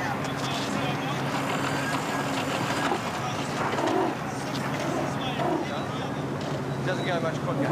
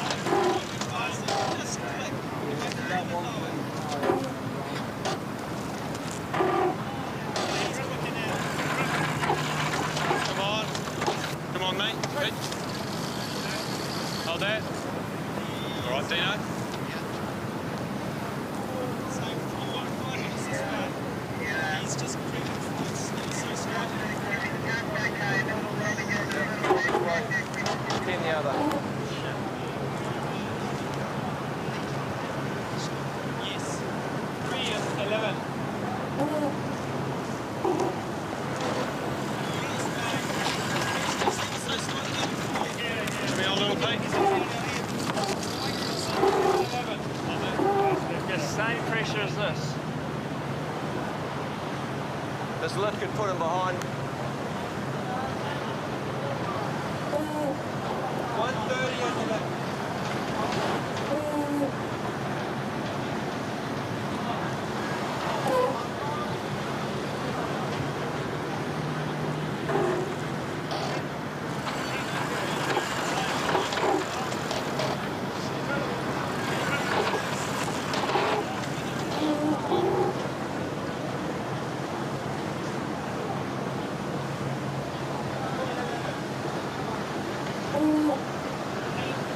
Steady pressure, no change.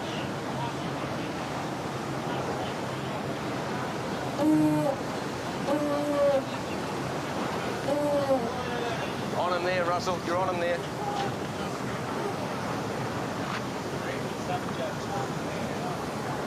Hey? Not on a shoot yet.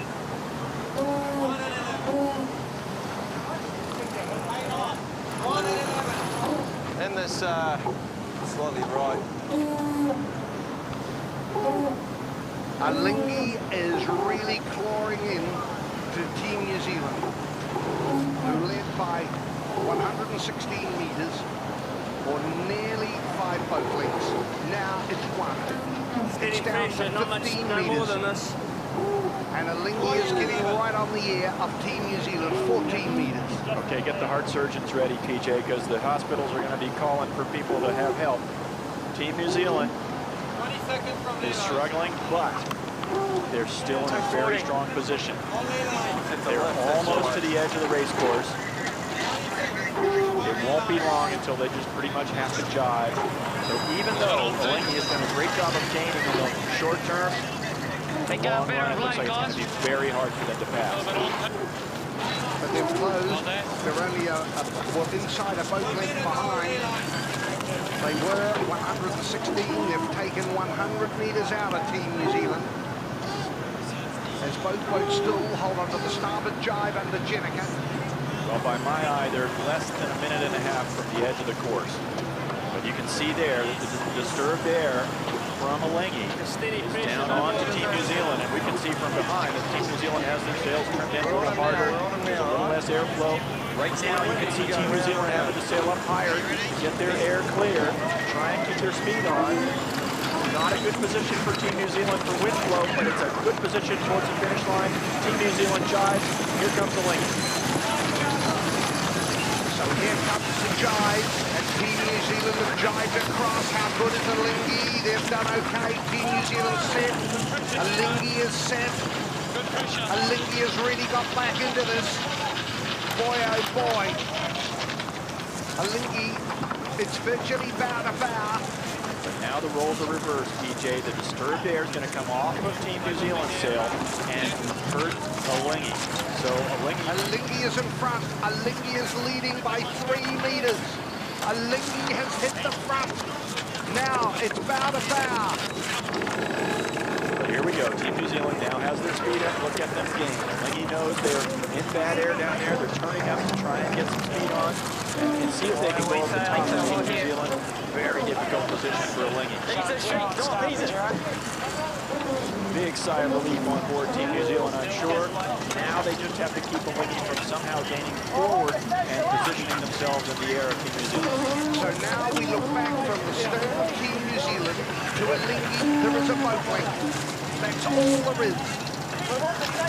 Halfway down this last leg of race 2, where Team New Zealand at one stage was leading by 34 seconds. At the last mark, 20 seconds. Now it would be 3 seconds. Now it's 52 metres back. Of course, that's from the bow to bow. In effect, really, it's a boat length. There's one boat length between them. Right there, you can hear the bow wave of Alinghi very clearly. You can hear the footsteps coming. Alinghi are chopping down. Tony Ray looks back. Team New Zealand are in front by a boat length. This is going to be so crucial. Will it be levelled up 1-all? Hold that. Or will Thinking about what if they jive, isn't that right, Pete? Now it's all a question of position, Peter. If they're on the lane line, they can sail straight into the finish. No problem. Team New Zealand's going to win the race. But if there's still a couple of jives to go, and that's what Alinghi is doing right now, they're turning up to get the action back into the middle of the course and force a couple of more jives so that Alinghi might have a chance to get in front once again. The last time in America's Cup history it was 1-all was in 1980 when Freedom, skippered by Dennis Conner, 4 inches and off the force line, skippered by Jim Hardy, leveled up 1-all. Here we go, Alinghi heading up, getting some speed on. Remember, they've got a staysail, which is extra horsepower. That's going to be a slight benefit for them when they turn a little closer to the wind like this. But Team New Zealand has a longer boat, sails through the water at a little higher boat speed once it's powered up. Team New Zealand has extended. They've been able to slow down a little bit. It's out to nearly 3 boat lengths. Well, and part of that is Alinghi saying, you know what, we're not going to win by going straight into the line, so we're going to take a chance here, we're going to turn up, we're going to spend some distance to try and gain position. 8 and 2. He's trying to, same. We're a little lower, actually. Brad Butterworth, we're a little lower. Hey, this ship's got a couple of gears. Should I come down? Yeah. Captain down, That's Captain the voice down. of Murray Jones. Shall I come down?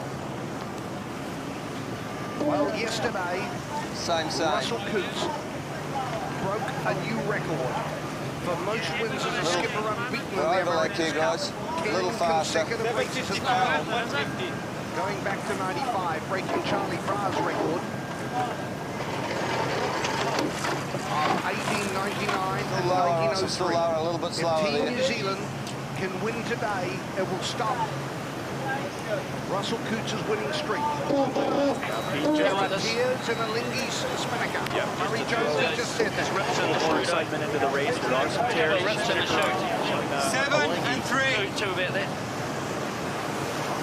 And the higher they aim their boats, the more pressure they put on the sails, and the more risk just creeping forward here. Breaks in half. Brad Butterworth is the tears and Alinghi. Brad Butterworth says we're going forward there. Alinghi is making progress. They're getting back into it. Going a bit too much closer. Pressing it up here. Here's where the Statesman's giving him a bit of a benefit, making up for the lack of overall length that they have.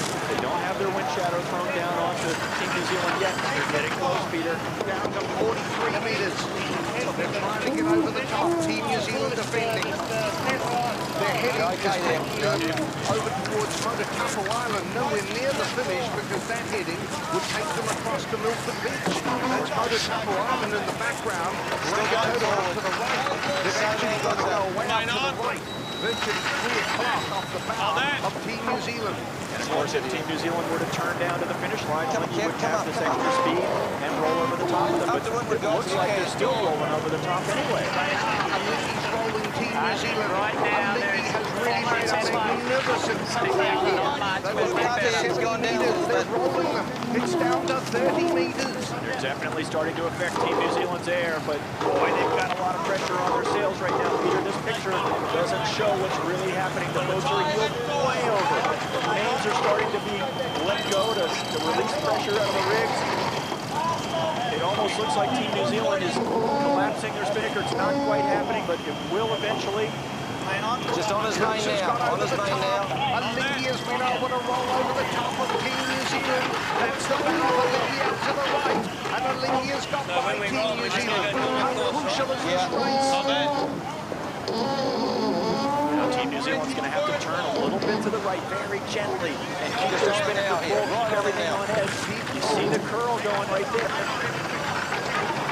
Got to be cautious not to get caught high and allow Alinghi escape around their bow by jiving. Because now they've positioned themselves so the finish line is actually to the right of the picture. They're going to have to jive, and that will again put Team New Zealand in the windward position, able to block the wind of Coutts and Alinghi. Hang on. Hold that.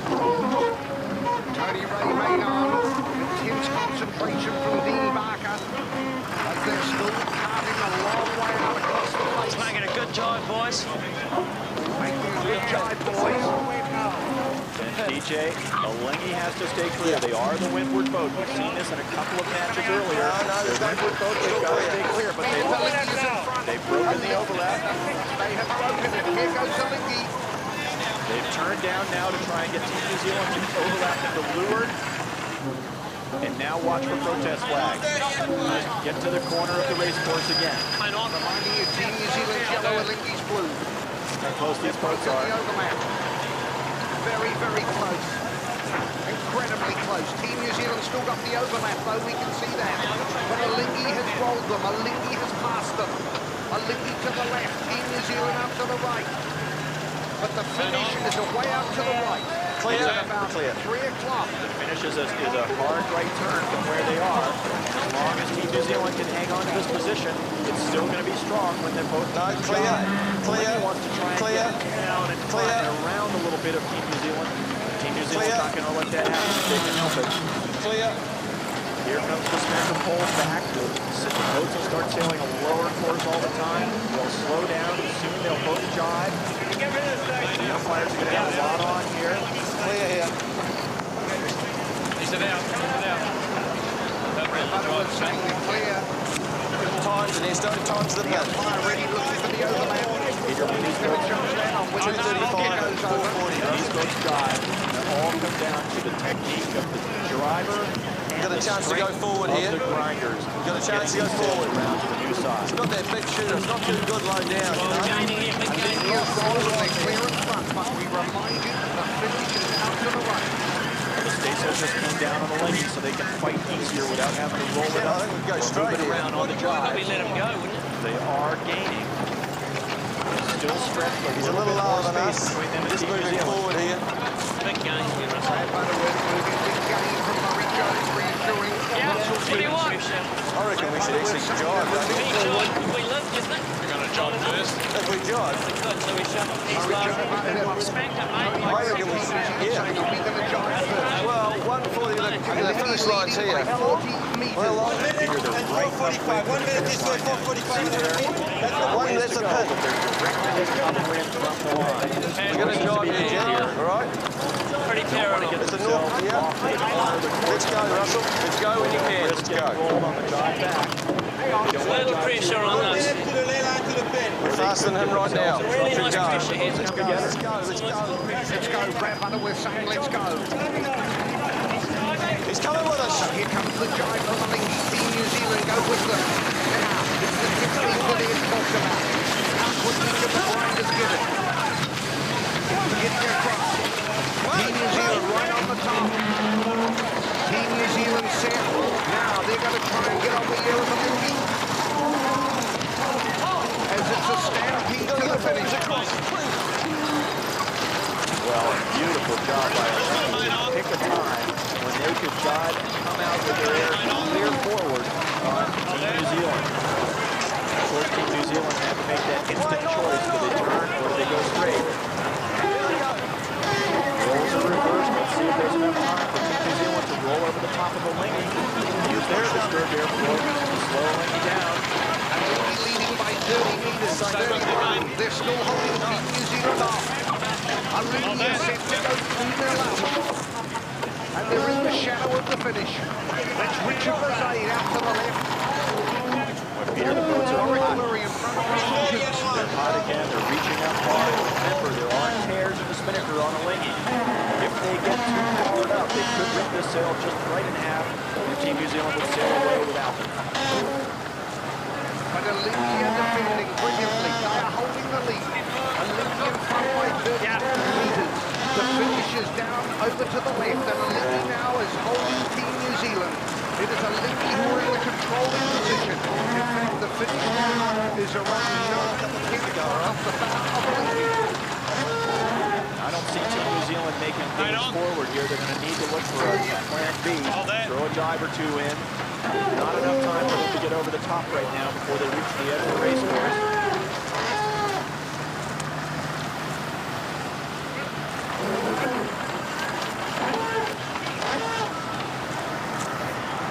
Linky just holding their position, waiting for Team New Zealand to do something. Steady I'm just trying to find the Black one. Is it the black one? Where is it? Yeah. Black one's through there. Oh, yeah, I got it. 2 fingers inside. Yeah, got it. Olympia in front. Russell keeps in the position to extend his record. Unbeaten as a skipper. Up to 11. What a finish this is. What a race this has been. It is Team New Zealand SAP. We can see the boulevard, the avenue they're heading to. That is the finish. It is Team New Zealand to the left, Olympia to the right. Olympia is leading. Olympia is in control.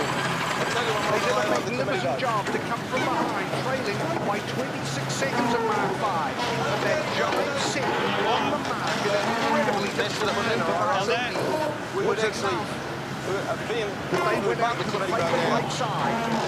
Olympia still in front. Alinghi has got control, and now they're trying to cut. It's Team New Zealand out, and then they will jibe. Alinghi are in control. No chance of having to go Jefferson. Alinghi is set to go 2-0 up. Watch, Alinghi's going to start to carve off just very gently to the left, at the bottom of the screen in that last picture, because they're reaching the corner of the course. They don't want to go Very forward close on to New us. Zealand anymore. It looks like we're on the pin now. Risk getting past on the two jobs. Just try to maintain this position, or maybe a little to the right on the screen as they reach that lane line. You see it there.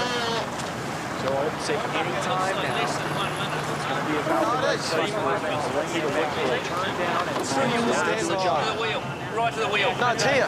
Right here. We can go. We can go this for the boy, all right? Get ready for Alinghi to jump. So we're actually ready. There's no way he can pass on this side of us. Meters, but not enough. They have not got Alinghi out. I'm happy to go. They have not been able to roll them. It's Alinghi in the controlling position. Alinghi set to go 2-0 up in this 31st America's Cup. Around 2 minutes to the finish. And there is the finish out to the left. And Alinghi definitely here they come through the skies.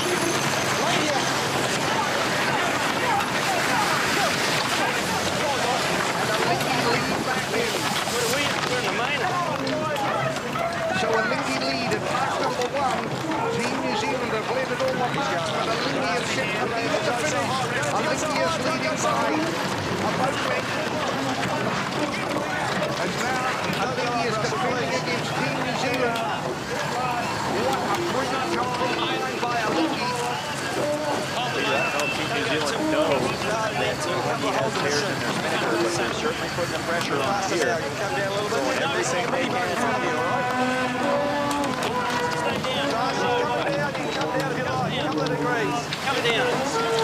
Murray Jones reassuring Russell He can't come down much, though, because he has a big spectator fleet just to lure I don't think he'll get over it, so we've got to win up now. He's way down, way down. He's way down. Okay. Reassuring Russell Kilner. Alinghi think they've got this wrapped up. There's just a minute to go. It's about 100 meters to go. This is one of the great races in America's Cup history.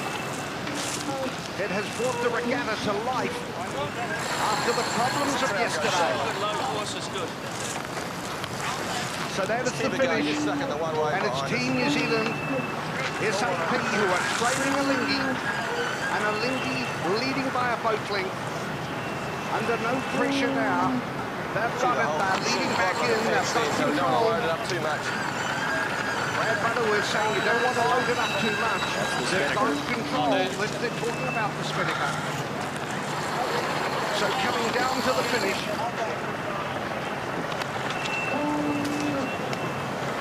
And Alinghi set to go 2-0 up. And Russell Wilson extends his record on as a skipper with now 11 consecutive races. This has been a fantastic race. They're shaking hands before they've got over the line. This is Shane of the Almaro. And New Zealand, a brilliant win by Alinghi. They've gone 2-0 and beaten Team New Zealand by just 7 seconds. And now Alinghi need just 3 more wins to take the America's Cup to Europe for the first time. And this Roberto Rally absolutely delighted. I was never in doubt. And the places on Team New Zealand, who led for this for 4 legs. I'll review that and think that they perhaps should have said at the top. Very good. Dodgy? He's got it, and this magnificent cruise. Yeah, well. Nice work, Billy. Way to hang in there, man. You're going to be worried for a while. The 5-minute gun around the ends into the box. And it's Alinghi coming in from the starboard hand or race control end of the line, and coming in from the pin or left, Team New Zealand. He is crossing. Yeah. All right, so Team New Zealand looks like they may just cross in front of Alinghi. That tells us that the starboard or the boat end of the line is a little bit upwind, a little bit favored. Yes, he's crossing. Easy across. just good pressure through the middle, but if you got tight to leeward, you'd still be in the pressure. That is the voice of Adam Beechel. That much more pressure in the right. Outstanding tactician. That's the voice of Tony Ray coming on. He's the main chief man, Team New Zealand. Well, so there we have the initial dial-up or confrontation between the boats has been neutralized by the fact that the boat end or the starboard end of the starting line is slightly upwind. Was the last one I heard. So no dial-up today. Team New Zealand got across the bow, but now starting into circles, and they are a little bit behind already in the circling because of the close proximity of their cross. But nothing dangerous at the moment. 3:20 to go. Wind direction still 335, but we had a little pop just now up to 13 and a half knots. That's the first time we've seen that much wind in the last 20 or 30 minutes. You'd have to turn. So getting deep down into the box now. In fact, you're about 300 meters down and still diving down as the Omega clock goes past 3 minutes. Well, I look for one more circle here, Peter. 250 is still a little bit early to be going back at the line. Lingy throwing a little bit of a mini dial-up into the mix here. Tacking under to try and block Team New Zealand from driving back first. Team New Zealand with more momentum, though, because they haven't turned. They may be able to get around in front of Alinghi. We'll see how quickly Alinghi can reaccelerate. There they go. Brad just said he didn't mind the committee boat. So they've switched their plan now. They're going for a right-hand start on Alinghi. Which really reinforces your point, Ed, that it's pretty even. Pretty even. They're not going to get the left like they wanted in a tight left type of a situation from the position they were just in. So they're going to go ahead for a little bit of a split start, try to use the advantage of the starboard end being favored slightly. Inside 2 minutes now on the Omega clock, counting down to the start of race 3, America's Cup 2003. Team New Zealand got the leeward position. Alinghi in the windward position out to the right. And you can see that Team New Zealand wants that left-hand spot. They tacked it nice and early in there so that Alinghi wouldn't be tempted to come around their transom. And now it's a push and pull situation. Alinghi wants to push things towards the line and get Team New Zealand maybe to be a little early. That's good now. Team New Zealand wants to use their leeward position to hold Alinghi back and get a nice, powerful position off the line at 0. Coming up on 1 minute to go now. They've got only about 20 or 25 seconds to kill here, so they're fairly close to the line. You can see Alinghi pushing as hard as they can, trying to get over the top of Team New Zealand. Probably not going to happen, but they're at least pulling the action towards the line.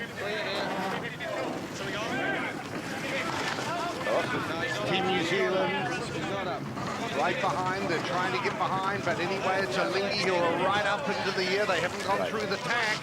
See, what they did was they pulled Team New Zealand up towards the line by doing that move, and then they turned up. And now they're going to start on that right-hand end on Alinghi. Team New Zealand's going to be able to start left. So coming down to 24 seconds, coming down to 20 seconds now. They're making their commitment. It is a split tack start here for the start of race 3. Team New Zealand are on starboard, powering out towards the pin end of the line. And meanwhile, winding up on port, it is Alinghi going across to race control.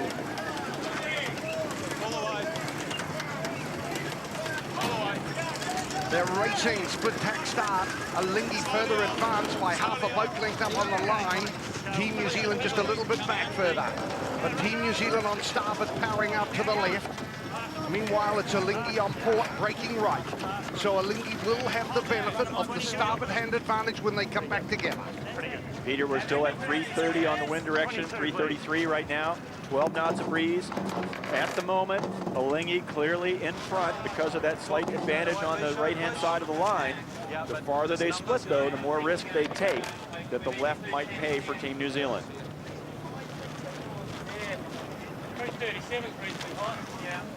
So they're both still holding their heading as they had at the start. And it's Alinghi breaking right, holding on to port. And it's Alinghi who's got the advantage by 20 meters. And that's a powerful 20 meters there, Peter, because it's also the right-hand side, that starboard tack advantage. Take this over, guys, if we get a good chance. Yeah. Brad wants him to pull it across, so we'll look for attack shortly by Alinghi. Just in this puff. Oh, it's gone even further. Yeah, Brad Butterworth calling to cut back in this puff to nail home the advantage.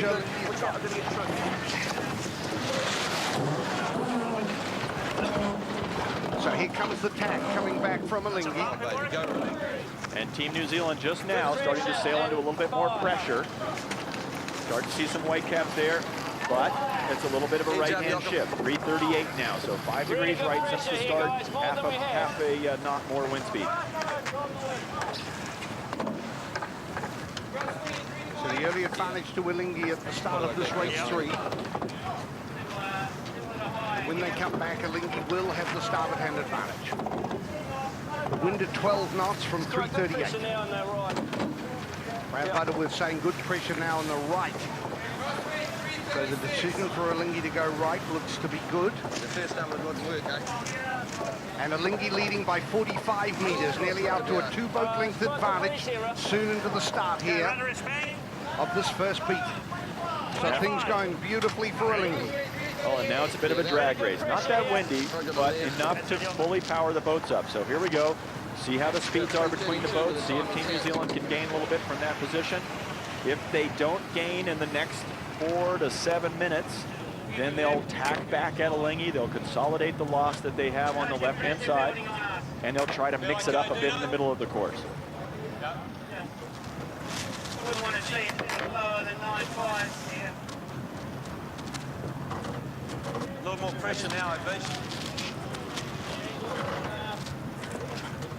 Looking down from aloft in the mainsail of Team New Zealand. See everybody who's not critical to be working at the moment stays low out of the wind.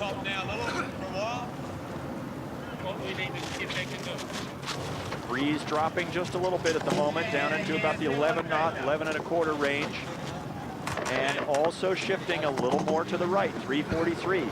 So Alinghi, pretty good numbers of targets. and Alinghi pretty happy in this early stage. They're getting the shift first, and it's going their way so far. Tony Ray saying pretty good numbers at targets on board Team New Zealand. What I see, just looking at the 2 boats from our vantage point, is that Alinghi is pointing higher, has a little more pressure than Team New Zealand. And there you can see the directions they're going on Virtual Spectator. Team New Zealand not pointing quite as high and losing steadily as this shift has gone to the right. Now, I don't think that's a difference in the boats.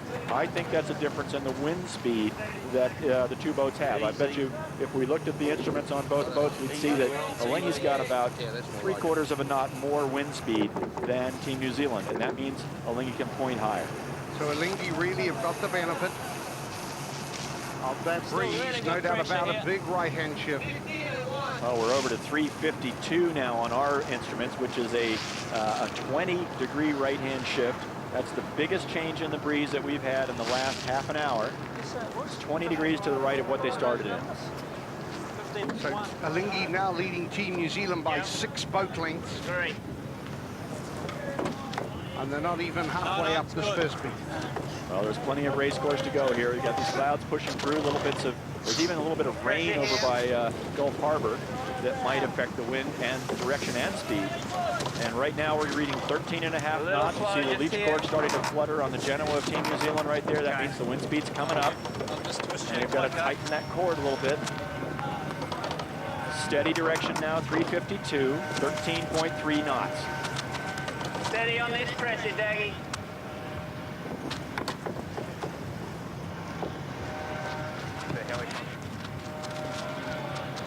A little more pressure again in 5. Nice pressure building on your bow here now. Picking that right-hand shift out of the start line. And they've been able to convert that into a 6-length advantage very early on in the piece. That 20-degree right-hand wind shift with pressure has been a big advantage to Alinghi. A lot of discussion of both boats talking about the modes they're sailing, making sure they're sailing target speed. Too fast, you mean, Warren? Team New Zealand has no option here but to hang tough and hope they get a bit of left-hand shift 1.5 minutes on the other deck to enable them to get back across to Alinghi. But with the breeze gone this far right, it has really skewed the right-hand side of the track, and there it is, 6 lengths the advantage. Alinghi on the right-hand side, and the breeze has really shifted around to the right, which is very well demonstrated there. Looking at that course configuration, initially the wind was coming down this direction there, and we see how far round to the right it's gone. That's making life pretty difficult for NZR Lady 2. They really need a left-hand wind shift to help them get back in this game. Well, as we take notice of what's a little bit there now, being said on board, and it's important that a lot of information comes out off there. It might be a bit of pressure. Just listen to what they're a little bit of shadow as well, but it was interesting before start that Brad Butterworth basically said, Peter, no, I'm happy with the committee boat. It's as if he was saying, right, no, let's go right. Right looks good initially anyway. Well, he had the aid, obviously, of his weather team, giving him wind readings before the start. And then it just comes down to that intuitive feeling that Butterworth seems to have to pick the first shift off the line. And Alinghi have certainly got this one spot dead right, getting the first right-hand shift to jump out to quite a good advantage of around 6 lengths. Nice lift in this puff. Nice lift in this puff here. just top of the breeze, no more than this. Just hanging in this righty, eh? A little less, so 10. He thinks it's steady all the way through.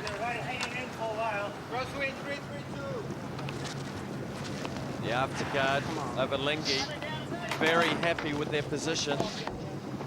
Brad Butterworth, Murray Jones saying that they're just hanging in the right-hand puff. Close to the bottom of it here. And Team New Zealand here on screen just are not in it. Alinghi up to windward, has more pressure, more right hand, and they're just opening up all the time. The bow's not getting any closer.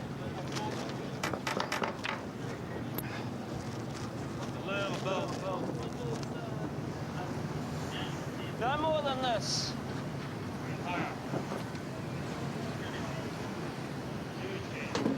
I've actually got us going forward Just since the hanging start. into some right-hand breeze. Couple Gonna of be a little degrees. lighter here for 15. Maximum righty at the moment here.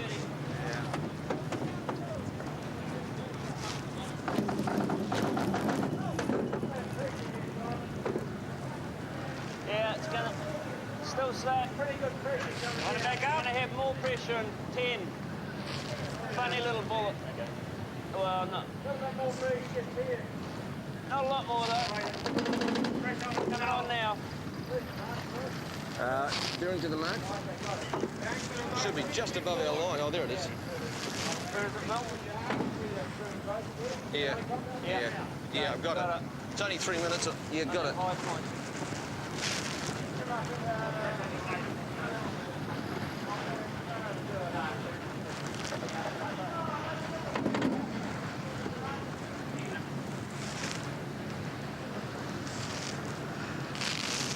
It's going to come back. I think the puffs are righties here. Full pressure on the right, it's coming down, guys.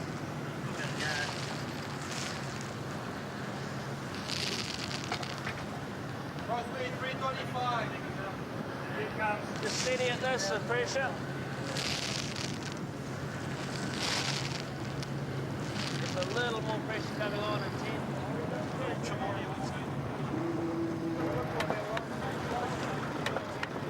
Hold that. That's spanking forward. He is starting to head a little with us now too. It feels better pressure now, Bishop. Just average.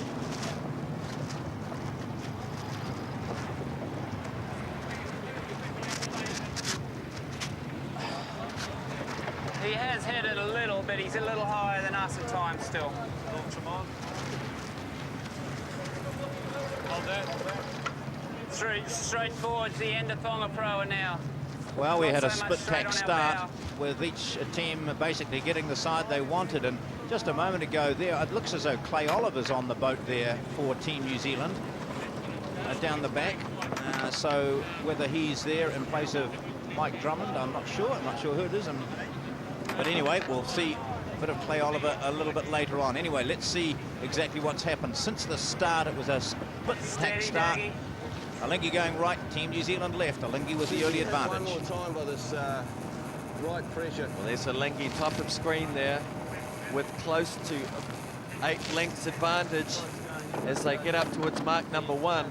And we can see exactly what's been happening here. Alinghi with the yellow trail had more right-hand breeze from there, and that has enabled Alinghi there just to open the gap the whole way. Look at the difference there to down there.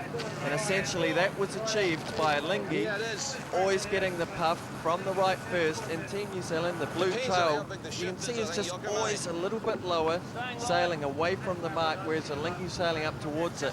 And that is, in my mind, absolutely been a function of right-hand wind strength. So that really comes back to the decision off the start line by Alinghi to take the right. Team New Zealand clearly wanted the left, and we now have an 8 boat length advantage to Alinghi, and this is a big lead after only 1 leg. So Peter, there'll need to be a rocket downwind. They'll need to do something, John, because Alinghi picked the first right-hand shift. You've got to give credit to the weather team. They got it correct. Brad Butterworth was heads up. He was more than happy to go right. More pressure, a little bit of right-hand shift, and the performance difference has been quite huge. Again, Alinghi had this uncanny ability to get the first shift off the line. It comes as no surprise to me. Their tactical decision-making is impeccable. Familiar, Russell Coots, helming. Murray Jones in front, on board Team New Zealand, Dean Barker. Immediately. Maybe a touch softer for the next minute, Daggy, then it should start to build. Adam Bichel. It's Adam Bichel. Immediately in front of Dean Barker, seems to be having a lot of input. Of course, we hear his voice a lot because he's the person with the microphone on that we're listening to. Back yourself, boys, back yourself. Team New Zealand closing the game up at the moment, rapidly gaining on Alinghi. It would seem that they're just picking up a bit of breeze. Back down to 125 metres. This will warm the hearts of Team New Zealand fans. It would seem that the breeze is starting to even out a little bit. But that's that left-hand ley line. They're getting very close towards.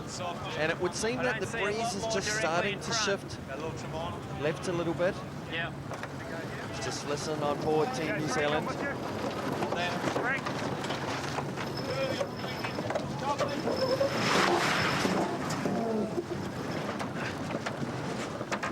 Nice pressure here, Daggy. A little more to slowly build. Keep talking about that, you know. Adam Bichel just talking to the leeward trimmer. James Dagg is up to the tack and very conscious of their speed build post the tack. The tacks will knock a little bit of the speed off the boat, and the catching of the speed build, I think he's going to come into our breeze. very much the skill of the helmsman and the leeward trimmer. Team New Zealand now going across on port tack, just trying to minimise their loss. Coming up for the first cross, and the distance between the boats reducing rapidly, of course, as they converge the advantage line. 4.5 lengths. Listening to Adam Bichel. Let's have a look at the top mark, Pete. There's maybe a bit more right again. So certainly looking here, Team New Zealand did the right thing, hanging tough, waiting for a bit of left-hand shift. But PJ and Ed at Alinghi, you just have to admire the way They were able to nail that first shift up the line, and my word, they did it today.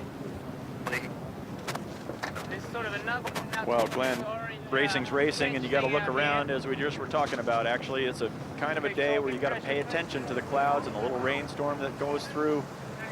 As they were in the pre-start, Brad Butterworth recognized that they weren't going to get the tight left start that they wanted. So next best thing was a wide right start because of the angle of the starting line. And they sailed long enough until they got a little something that they could obviously go back on, and it worked out pretty nicely for them. I must say that 5 minutes out, Buddy Melgers and James Spittle and several others here on board an All-Star thought the left was the way to go. But well, I think generally it did look a little bit better, but I don't think that they were magically understanding that the right was going to work on Alinghi. I think they just went for the early advantage off the line when they realized they weren't going to get the start that they wanted, which was that tight left start. That's what they called on the way into the pre-start. Now we have a wind direction at the moment of 333 degrees at 11 knots, exactly what they started in. So the difference that you see right now between Alinghi and Team New Zealand is that Alinghi had the right-hand pressure fill into them first when they were on the right. It's only about 3 lengths away. And that extra pressure was worth the 4 lengths that they're ahead right now. And the wind is only 11 knots, nothing like the 15 to 16, so Alinghi have got a very good advantage here. Well, and now they're very close to the left-hand corner of the racetrack. Port tack lay line. In fact, it wouldn't surprise me if this next time Alinghi tacks that they may be able to lay the mark from here as the breeze is filling in from the left. But you can see that Team New Zealand, to their credit, have done a nice job of being patient and hanging in there. And now look, I bet you Team New Zealand holds on their course here and goes right through to leeward of Alinghi. No, maybe not. Looks like they're going to go ahead and bail out. Alinghi went a little bit far, just trying to maybe sneak it to where they could lay the mark. But there's nice pressure coming to these guys at the moment. This race is far from over, Peter. See what this pup does. See what this pup does. Don't want to take it because he'll just take. Have a look at him. Have a look at him. Okay, gotcha. Okay, and that's what we're taking. No. Okay, let's go then. What do you think this next one is here? There's the weather mark right in the center of the screen. It might go a little more left in sort of 30, 40 seconds. That's the voice of Adam Beechel, Team New Zealand. We hold for another, yeah. If it goes left, Team New Zealand will make a little gain, but they don't have a lot of room to run this way. They should be a little careful about if it does go left, they don't want to overlay. That hasn't really gotten a lot closer, but It's coming into more pressure now. Alinghi starting to get a little bit of a left-hand shift, and that's why you see that advantage line turning down a little bit. Actually, just as we spoke there, it shifted slightly right. This is a header, we should go underneath it. Forget a header, we're going to be tacking. But yeah, see now, Alinghi's just got some pressure. Little puff coming onto Alinghi, looks like a little bit of a right-hand shift, and here they go tacking in it. Team New Zealand is going to be beyond the lay line when they tack now. They were looking for a little lefty, and it didn't really fill into them. And now they're going to be trapped out to this side. Happy to roll here for pressure. Okay, Frank, you're on. Well, Team New Zealand have done a jolly good job to try and minimize the damage. We're close, what, to 200 meters. Now it's around 70 or 80 astern. Pressure building. So they will be 3 boat lengths behind. Good pressure here. Well, and that's close enough to attack. And it looks like just a little gain here for Alinghi in the past 30, 40 seconds with that pressure that they got. There's the distance. Yep, just a couple lengths of a gain back for Alinghi. And that's how shifty it is out here today. 345 is the wind direction now. So you see we got a 12-degree right-hand shift, and the separation of Alinghi to the right gained that amount, 2-3 boat lengths almost.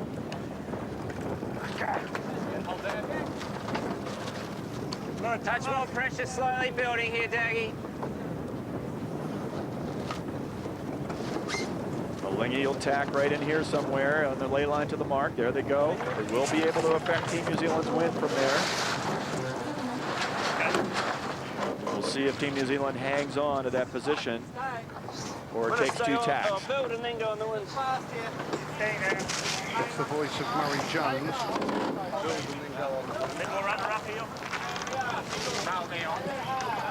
So around 2 minutes to Mark 1 here in race 3. Oh, we just see Team New Zealand turning down right there. They're just starting to feel the effect of the swirling wind coming off of Alinghi's sails. But both boats are slightly overlaid to the weather mark, so it's not a smart move to be tacking twice right there on Team New Zealand. You just got to hang in there and go as fast as you can. Going to have more breeze coming in 15.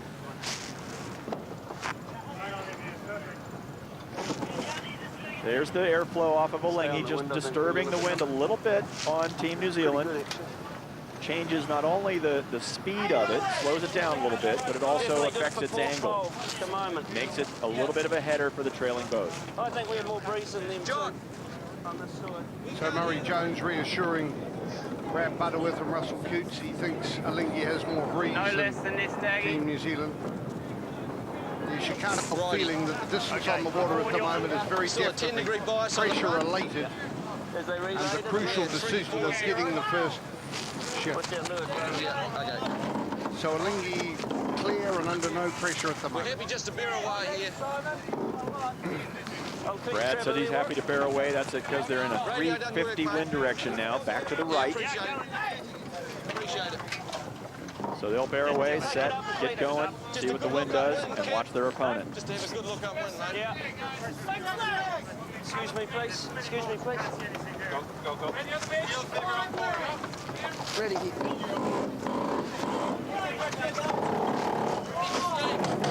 Just hold. Just a little ways to go, Nesta. Watch your head. Okay, get ease, but now if you like. That's right. That's good.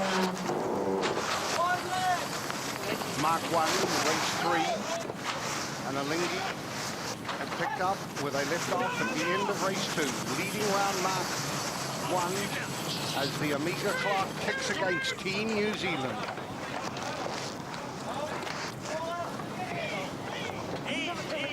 That is a big advantage to Alinghi at the end of this first beat. 5 legs to go.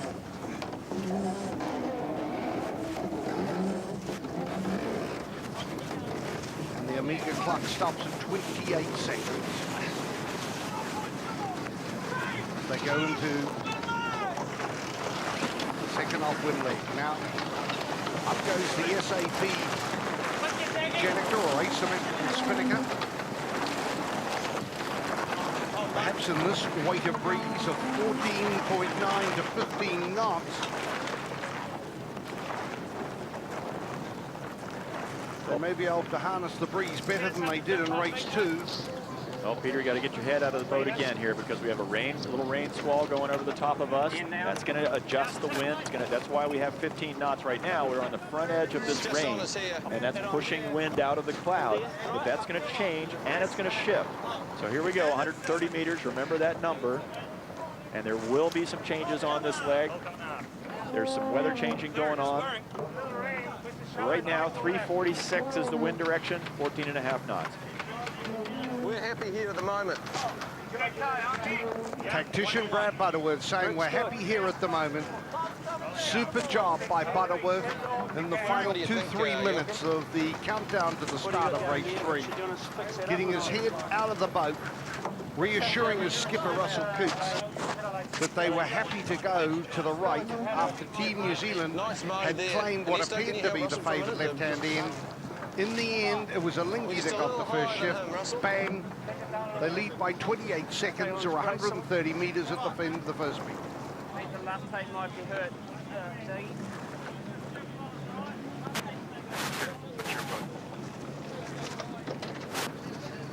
Do you want me to go up, Pete?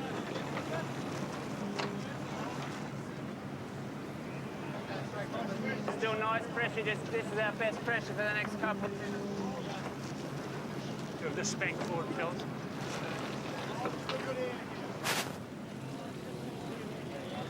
Yep.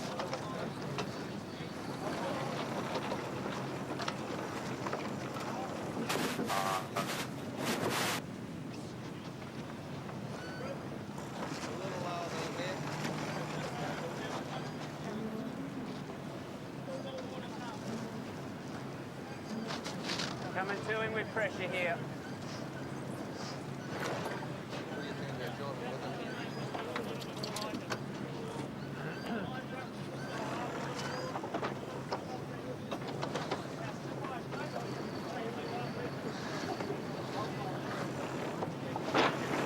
Still like it's sort of just on our hip here. A little.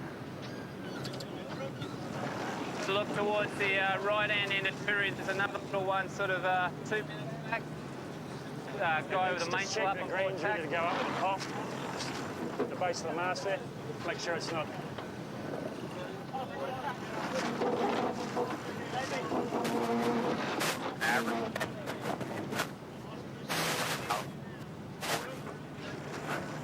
There's nice pressure just on our hip. Come again here.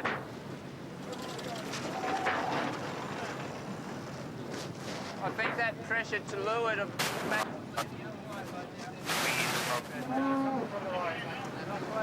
Oh, well, if he jibed now, we'd let him go. Really good pressure. Going nicely at the moment. A little lower, a little faster. Very nice pressure. Very nice. What are the times, Ernesto?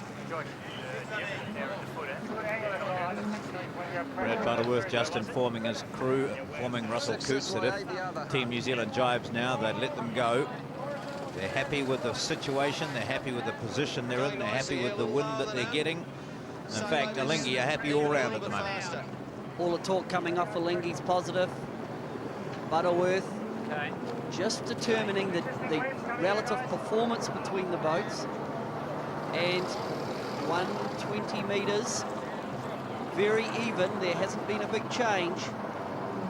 Little gain to us, I'd say. Really nice pressure. We can hear there Brad Butterworth encouraging, always on the positive in terms of the performance between the boats. Now, Team New Zealand in the trailing position are setting themselves up at the moment for when they jibe.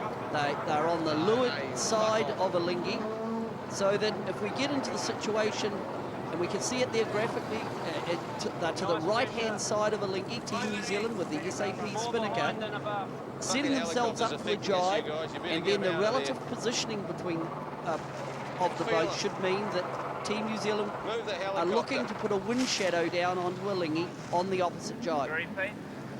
Brad Butterworth having a bit to say about the television helicopter over the head. He believes that it's affecting their airflow on Alinghi.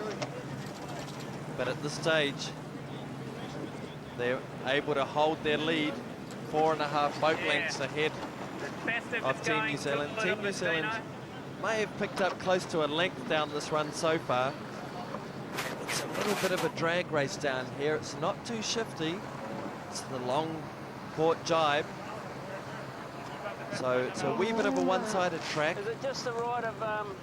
It's on the edge of Rangitoto, the right-hand edge of Rangitoto. Yeah. Brad identifying mark number 2 so that all of the crew understand where it is. So Ernesto Bertarelli let's have a go, saying 3 minutes on this jibe, 9 on the starboard. Brad Butterworth calling for a jibe. A lot of talk on board about identifying the bottom mark, positioning of, and then talking to the navigator, Ernesto Bertarelli, about the relative times to each of the ley lines. A little quicker than him at the moment. Butterworth still thinking that he's just digging it deep. Are quicker. He's digging it a little bit deeper than us. Team New Zealand getting down on that leeward quarter. Yeah, he's slow. The next piece of action here will be post the jibe. Now here we go. Alinghi jibing. And then we'll look for Team New Zealand jibing now in the new windward position, trying to place themselves to put the turbulent wind down onto the leading boat. Jibe on board Alinghi just a little bit better than Team New Zealand. Team New Zealand now are a bit powered up, trying to get their angle aligned for the turbulent wind.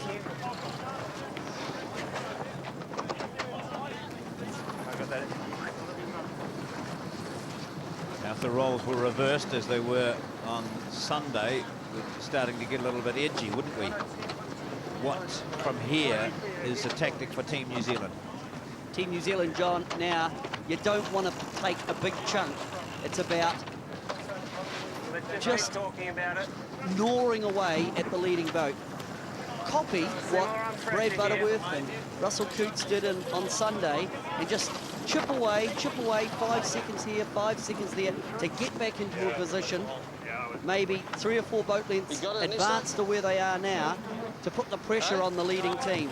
But of course, Alinghi are race hardened.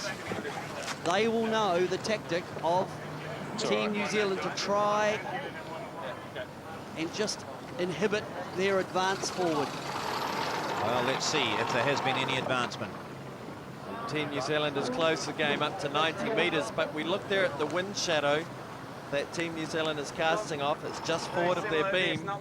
So Alinghi with clear air in front of Team New Zealand. But it would seem that Team New Zealand has just closed the game up a wee bit. It's getting quite squally out there. We're seeing little rain showers. And with that rain, you often get a little bit of extra wind on the front of the rain. So as they head down leg number 2 towards the bottom mark for the first time, can Team New Zealand close the game up and make a race of this? What are the times in? Yeah. Well, it's quite close to us, isn't it? Relative to all this boat, so I think that's it. Coming down to the tip of Rangitoto,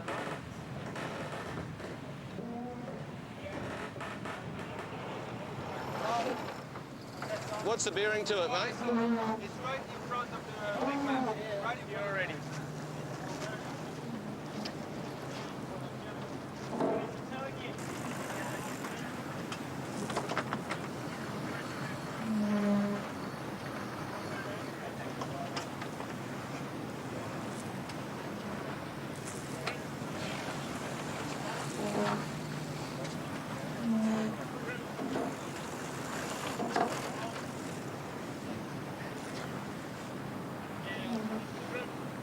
Leg number 2 of race 3 of the America's Cup, and Alinghi retain that advantage. They picked up an early advantage off the line, and at the first mark were leading by 28 seconds.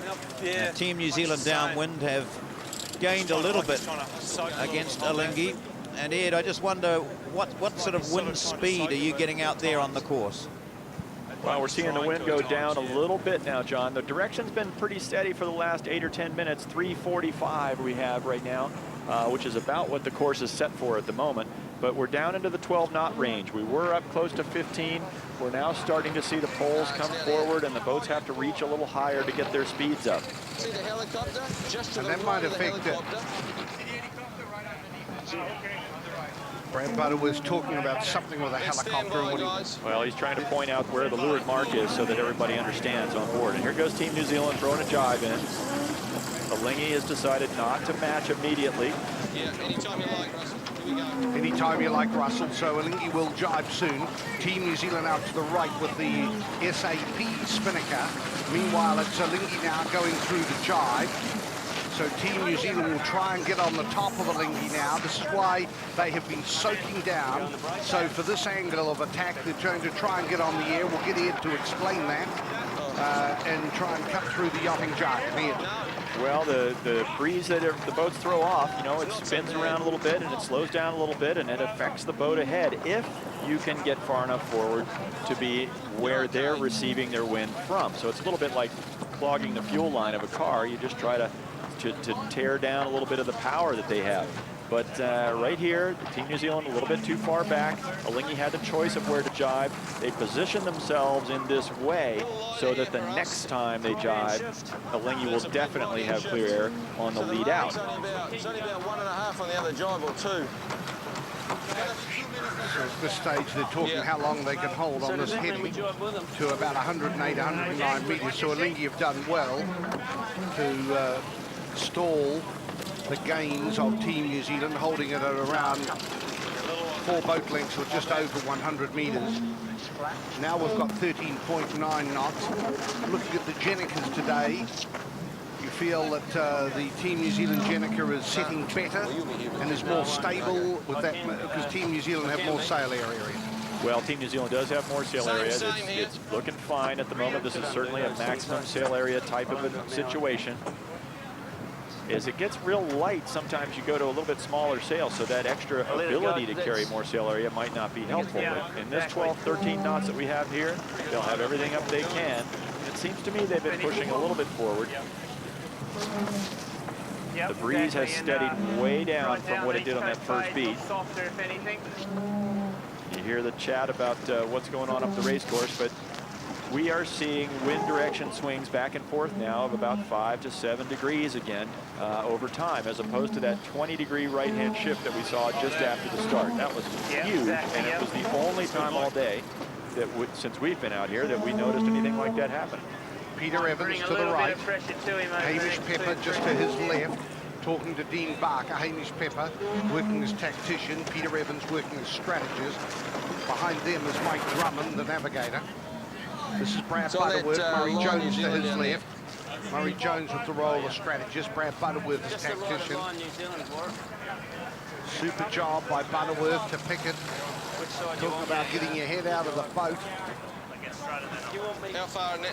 No. I'll get it, don't worry. Peter, now he's trying to help Russell understand where the leeward mark is. And you may think, well, geez, isn't that easy? Everybody knows where the leeward mark is. It's the big orange mark or the big green mark in this situation. But there's so many spectator craft out here that you lose your perspective. Sometimes you gotta be reassured where it is. Look at all those boats, even on a Monday, excuse me, Tuesday now. But a lot of folks out here having a look. Wonderful. Team New Zealand still not able to make much of a gain. They went from 130 to 100, but they haven't been able to get inside that 4 boat lengths. That's okay, though, PJ. When you're in that situation, you take any gain you can. You do it slowly. You be patient.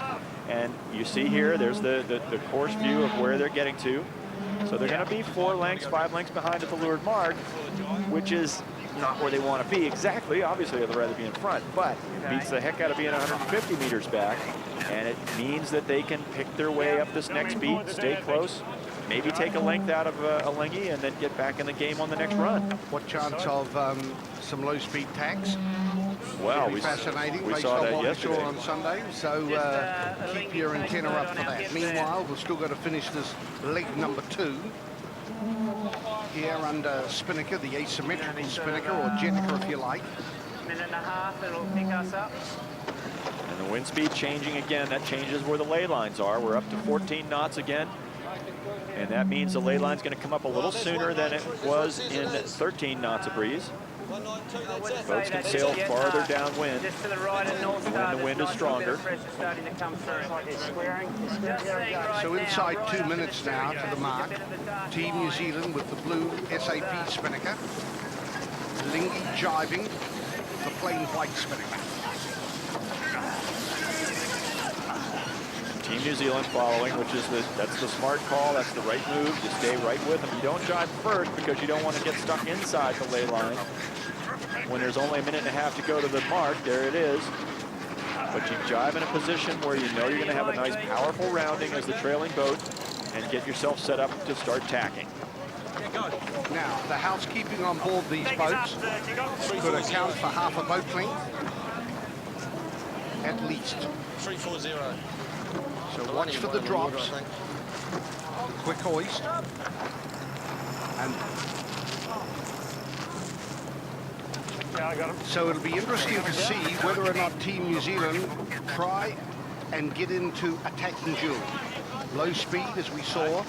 Team New Zealand had gained 1.5 boat lengths on this downhill slide. Quite light. You don't want to get shot. That You don't want to get shot. something, but just need to be advanced another couple of boat lengths to be close enough to do serious damage and to still the airflow coming down onto Alinghi. Have a good look. Best puffs up through here. Okay, his jib is up. So that's Nick Heron working at the mast. In front of him, Matt Mitchell on the bow and Jeremy Loma's bow for Team New Zealand. Someone talking about attacking duel. Looks like quite a nice new pressure for a jib. Here we go. Let's go on the jib. Now, what I see, Peter, is that about 30 to 50 seconds after they round the mark, they're going to be into a little pop. So whoever, if there is a little bit of a flurry of activity as they round, somebody may break off and try to get themselves positioned in that pop. And if they can, that's going to be a benefit. The problem is, though, there's a number of boats, as you see there on the screen, following behind both of these boats downwind. So as they start to go upwind, they're going to immediately go into the wakes of those boats that are chasing along behind them on the run. So you got to be careful to pick your time. The Omega clock ticking against Team New Zealand as they round Mark 2. Here comes the drop. Lovely drop on the Lingy. Good, straightforward. Hardened on the wind into the second beat. Team New Zealand trailed by 28 seconds. They've got it down to 20. So Lingy leading by 20 seconds, a gain of 8 seconds on leg 2. Now into leg 3, the second beat. The wind at 12.5 knots coming from 345 degrees.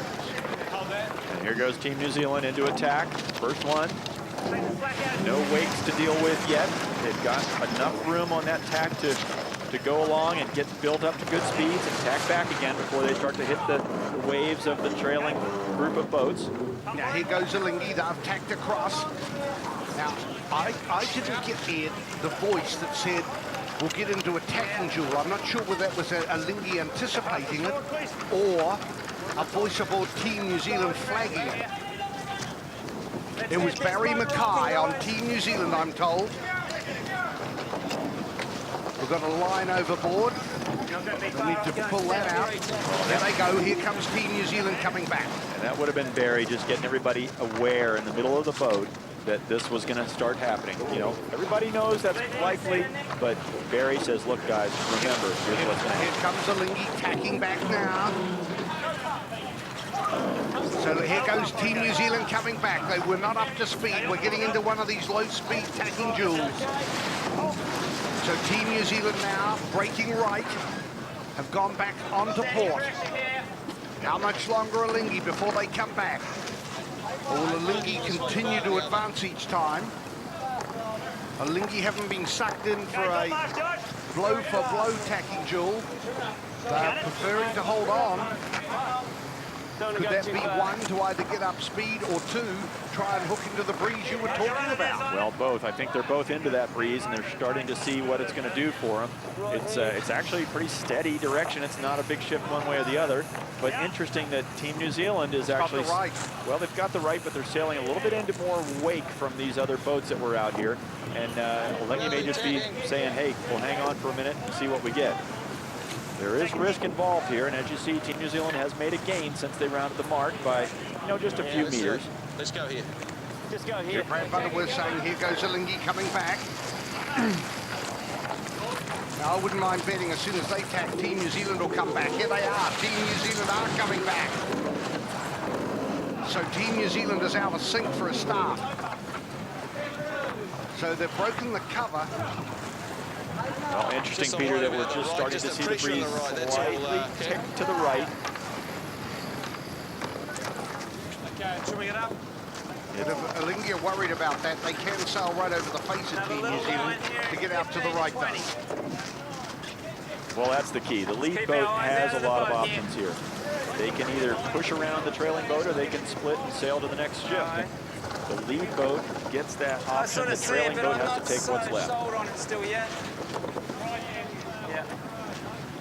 Wind direction now, 348. We've got about 11 knots. A little bit less than we had down the run, but still a nice pressure.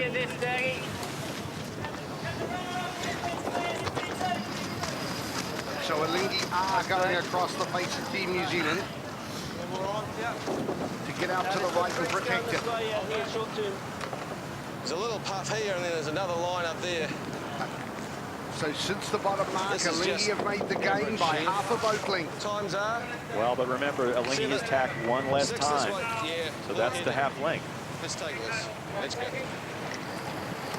So they won't be feeling like they're gaining. They'll feel like they just are not able to shake the trailing boat yet. Here goes a Lingy tacking to stay in touch. New Zealand likely will not stay in that position because it sets them up for a bad spot later on. And here they go. Team New Zealand tacking over. Team New Zealand tacking now. Boy, they're getting the sails in very quickly. There's 8 on the pumps. It's average pressure. It's not just the grinders of John Macbeth, Rob McDowell, Barry Mackay, Chris Ward. Straight ahead. Yeah. 11 knots. Yep. At 3:45. Lefty, big lefty. It's a nicely in phase there. So Brad Butterworth saying nicely in phase, and he's talking about in phase with the breeze. That's right. He's talking about in phase with the breeze. Now they're in phase with Team New Zealand, meeting on the same tack. Both boats getting a left-hand shift at the moment, just a little bit with pressure. So you'll see Team New Zealand probably hang through that for a little way, because if they tack back, they would be consolidating a small loss that they've just made. Let them run for a minute, see if the shift goes back to the right. Yeah. And if it does, then Team New Zealand will push it back into the middle of the course again. Little lift here for us. Little lift for us. Whenever you hear Brad Butterworth's voice, everything is relative to their rival Team New Zealand. That's the information that he keeps giving Russell Coutts. Little header here on us. Now we do have pressure filling in from up the course. It looks like to me like another knot or knot and a half of breeze is going to come in. Chris Ward out to the left, Tony Ray, 67 degrees. The meters. Start to get pretty even with pressure. Well, that's a nice gain by Team New Zealand, but they're in a position that if they tack, Alinghi would be able to tack right in their water and slow them down. Building there as well. It's not just in the middle left. Best pressure of the beat right here, Peter. This is the boats are just sailing into this puff line. It's probably 13 and a half knots where they're sailing. It's creeping that way a little bit, in this pressure.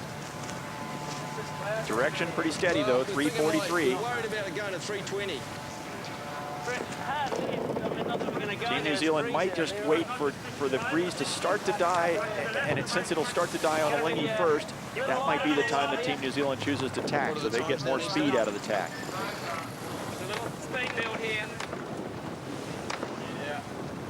Team New Zealand just trying to keep the game close, and they've done that. They've engaged.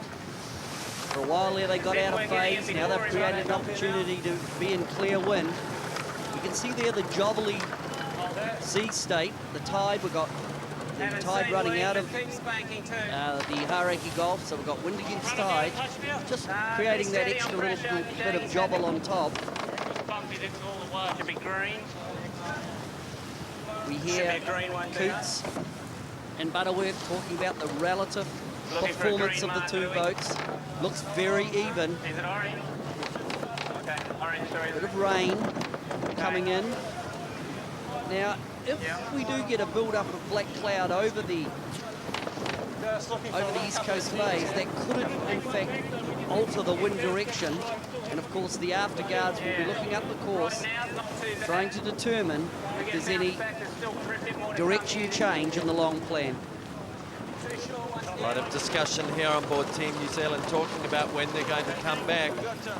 I would expect to see them tack back fairly soon. In fact, here they go. Team New Zealand coming back, and Alinghi immediately tacking on top of them. Team New Zealand will try and build speed here. They'll immediately tack back onto port, clear the rear once more. Here we go. Team New Zealand hanging tough at the moment.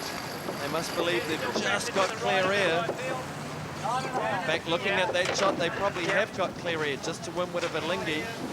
Alinghi electing to tack under them. This is a net gain to Team New Zealand. Deciding they are being affected. Tacking back onto starboard. Adam Peashall saying that he doesn't mind being bounced right. It certainly paid dividends for Alinghi, that right-hand side up the first beat. Alinghi tacking back. They're not going to give Team New Zealand any leverage on that right-hand side of the course.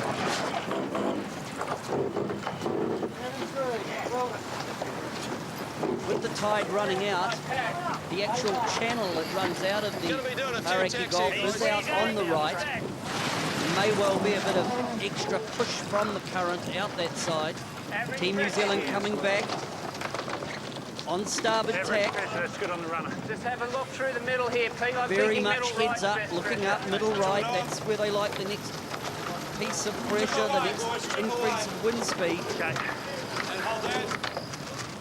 Alinghi tacking right in that windward position at advance to throw back the turbulent wind. Well, I'd expect to see Team New Zealand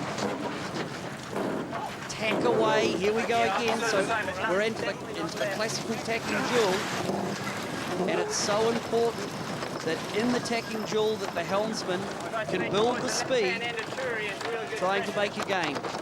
So midway up, the second windward beat, Team New Zealand attacking Alinghi.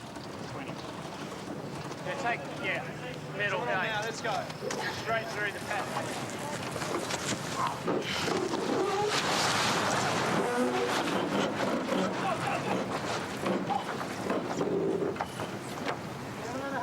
Which side do you think, Cap? Oh, Looks a little light below our bow, eh? Yeah, but up towards Turi's all right. Which is long? There's quite a bit of shadow from this cloud too.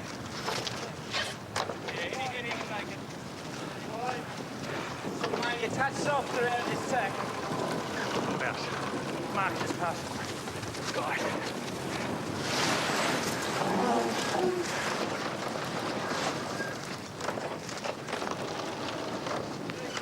It's not a big deal. Build speed here. Yeah, that's good. It's not a big deal. Just want to hit this pressure. Looks there's a starting puff to look up good towards, there. What about here though, Cap? Yeah, there's short term is one towards Wongaparoa. Very left hand here. He's crossing our line now. Actually, I quite like this. It's gone behind us there, man.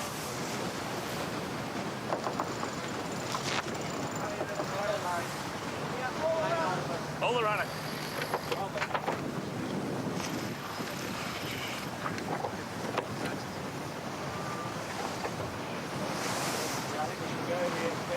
Yeah. Here we go. Let's go. Tacking. We're going to be in some pressure.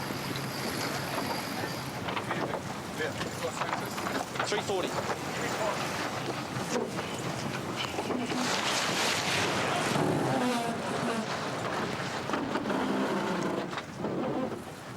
Alinghi on starboard tack in the windward position, Team New Zealand the leeward position.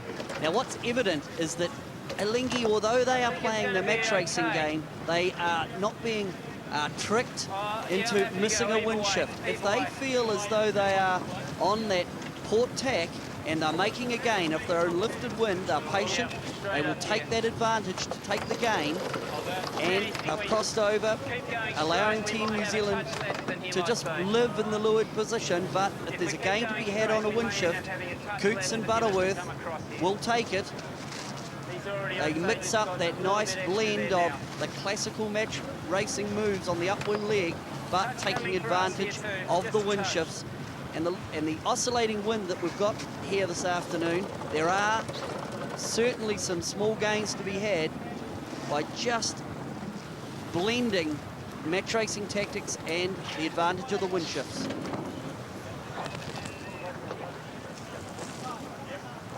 Alinghi just doing it so well. How often? Lift here, looks. Yeah, might lift us even more. There we go. Brad Butterworth liking where they are. How often do we see Alinghi just sound a little bit loose there? Always talking about the pressure, always hanging on, waiting for the puff before they tack, making sure they stay in the most pressure. But Team New Zealand coming back again.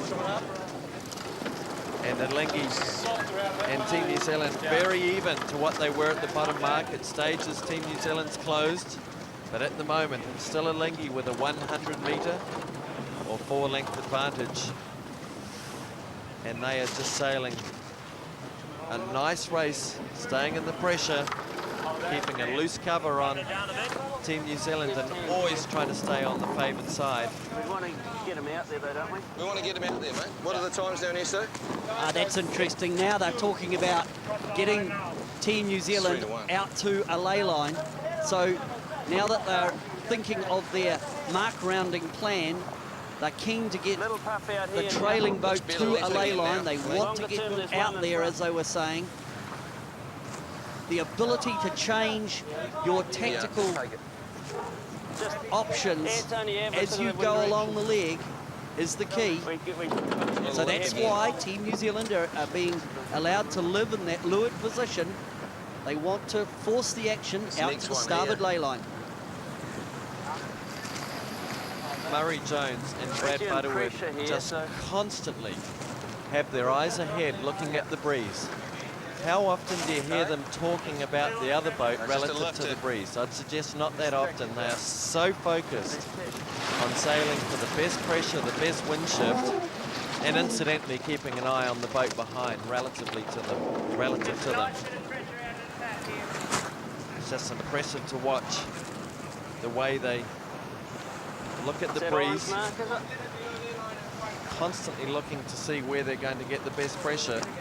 But Team New Zealand tacking to windward. To my mind, Pete, Team New Zealand looks like they might have picked up a little bit of right-hand pressure up on their hip. Looks a little bare up there in the windward position, Team New Zealand. Alinghi have allowed them to have a wee bit of leverage.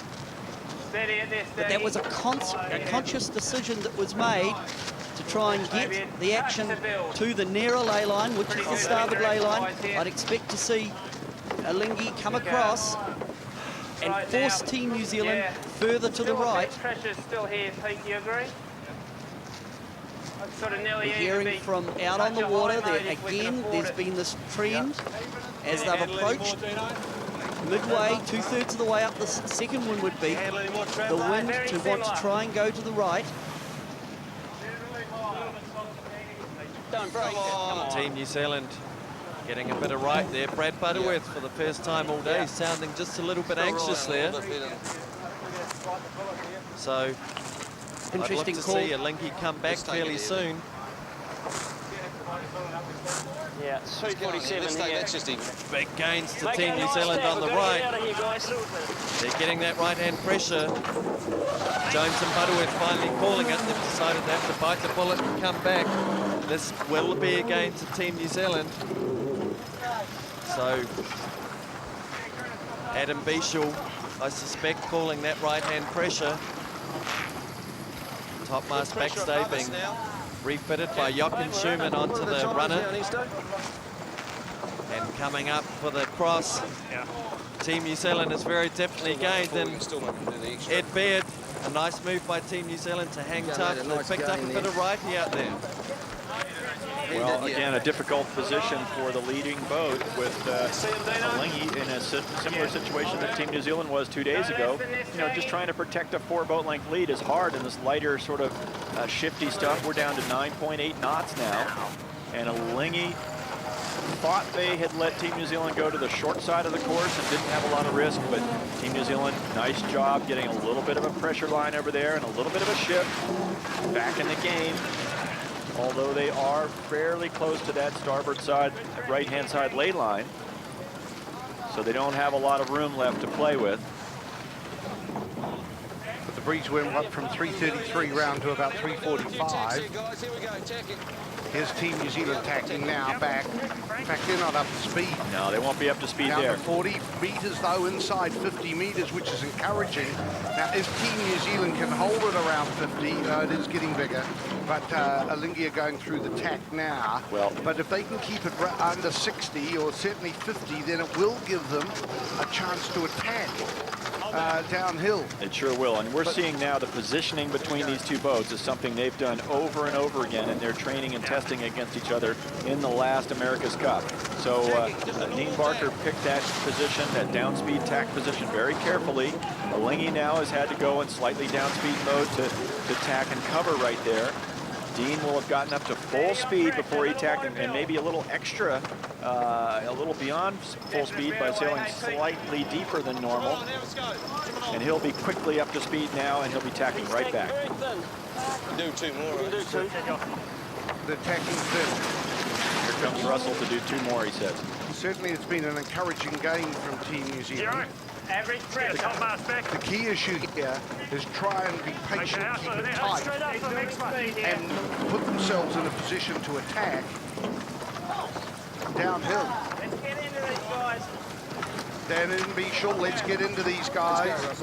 They're inside 50 metres now. That's certainly getting encouraging. But they are getting out to the starboard ley line that Ed Baird has been telling us. So Coots acts right in front, but below 50, although that will extend as they go through the tack. Well, and the key here is with Team New Zealand having to tack an extra time. And Lingy, each time they're doing this on the starboard tack, they have to decide, are we going to go to ley line and tack once, or are we going to tack twice and go out and get Team New Zealand, make them tack another 2 times? Is Team New Zealand tacking now? And they weren't up to speed then, Ed. No, definitely not. But they knew that Lingy was going to tack on them in the previous situation. So, again, they never pulled all the way up onto the wind before they tacked off of starboard the last time, which meant that because they were full speed, not quite all the way on the wind, you know, and maybe a little more than normal target speeds, when they tacked, they didn't lose as much speed, so they got up to the new target quicker, tack right back, and they can be in a nice spot. So it's 50-odd metres. That's the big problem for Team New Zealand. They really can't afford. They were down to closer to 40, but now it's nearly 60 metres. The key issue is to try and keep it within 50 to 60 metres to get around the mark, because that's just a couple of boat lengths in a bit, and that really is close enough to try and get on the air, which they really couldn't do successfully on the first. No, but they've been picking away and doing a great job of just keeping it close and maintaining the opportunity to pounce when a Lingy might make a mistake. Going nicely. Reassuring stuff from Brad Butterworth to the skipper. Pressure still to build here in 5. This is Adam Bichel voice on Team New Zealand. Well, we've got a race here, as we had on race 2. Team New Zealand's got the ingredients, they've just got to get the break. Well, they're definitely close now. They'll come around this mark. Again, they'll be in a similar situation going out of it, where they're both going to be tacking and setting and holding for a little bit. So we should come around this mark at about 60 or 70 meters apart, because downwind is a little bit easier to go fast, and the leader stretches out a little. What have we got? 12.6 knots. Yeah. Nothing like the 22 knots. No, it's not that much, but it's still a comfortable breeze, but it's a warm breeze, which means it's a little softer than the actual numbers tell us. Team New Zealand out to the left. Going to get a little more pressure back here in 10. It's Adam Bichel, brilliant skiff sailor. He's used to having his heads up out of the boat, and the art of harnessing the invisible airflow. Just about to the mark now, Peter, and we'll see both teams doing very similar sets. One slight difference will be that Team New Zealand is going to come in a little bit faster off of that ley line, and I'm talking about 1 or 2 tenths. So they might come out of this mark rounding with a little bit of speed advantage. But both of them are coming tight because they are coming in from starboard rather than coming in from port. This is Mark 3, halfway through this race 3 of America's Cup 2003. Now remember, Alinghi led by 20 seconds at Mark 2. Here at Mark 3, the Omega clock ticks off at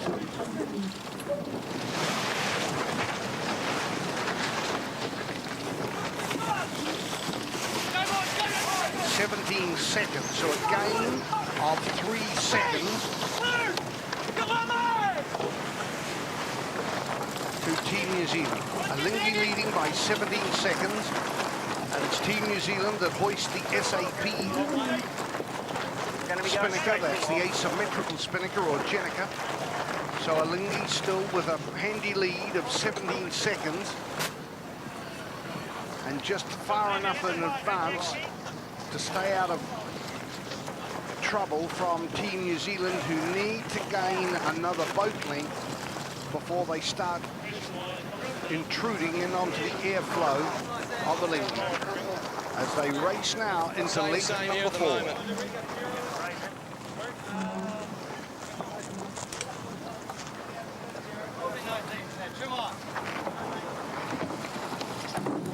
Good on a go.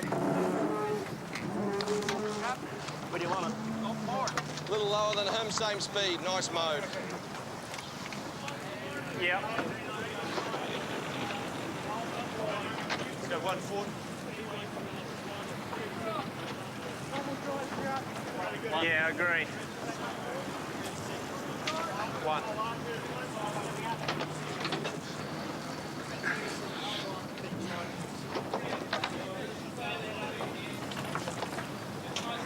Fast, take up.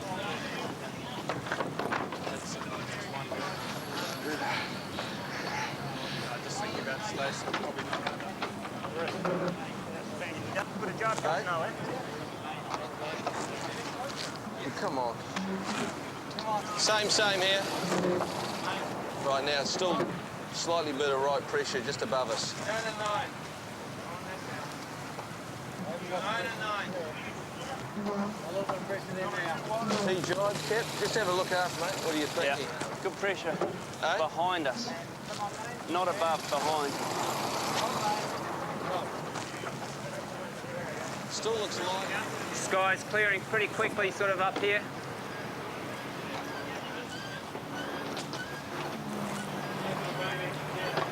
Nah. Yeah. Go one more, Mike.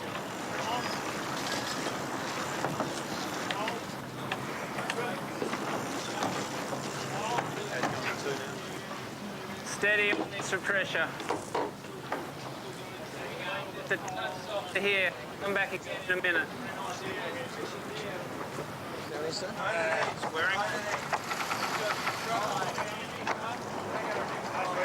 Well, if ever lessons were to be learned from Sunday's race, it's that no matter what your position, Nice pressure here, just you the should same never ever headings. consider that you're beaten. And we Same saw that with Alinghi on performance. Sunday. I think we saw that with the New Zealand cricketers the same day. A little lower, same speed we And are. probably we even saw it looking at the result of Italy Nice against little Wales in game. Six Nations rugby. You never should consider that you're beaten. This race is only at the halfway stage, and it's 17 I reckon we seconds. get under Peter 6 and we Lester, should Team drive New at the same Zealand is time as him. getting close to that stage where they can attack. They're working themselves into a position to give themselves an opportunity, and that will be putting pressure on the Alinghi team. Now we know that the Alinghi team will, Right now, it's just above us. they respond well to pressure, but Team New Zealand and Barker and Hamish Pepper, they are just edging in and taking these small incremental gains. And right now, 17 seconds behind at mark number 3. If they can get the delta down to the next mark to maybe around 10 seconds, that would equate to 2 lengths behind.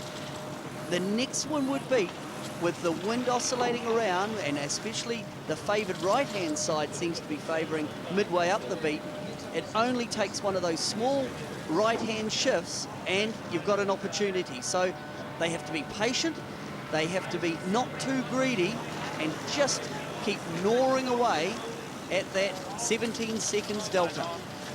Well, again, there's a big crowd in front of the massive screen here at the American Express Viaduct Harbour. The crowd has been a little bit muted today, not too much noise, and probably if they gave Team New Zealand a big roar, they'd hear it from where Team New Zealand are out in the Hauraki Gulf. Team New Zealand holding very even with Alinghi down this run. Does that get closed, Glenn? I'm sorry. No, it's very, very even. It's about 75 metres, okay, which is what we had at the top mark. And the breeze from around 11 knots from 345, so it settled in around to the right a bit. And interesting to see that the clouds broken up a little bit. We're seeing a bit more sun out on the Gulf. And that may be just helping the breeze to stabilise a bit now. But with the wind from this direction, this is the long jibe.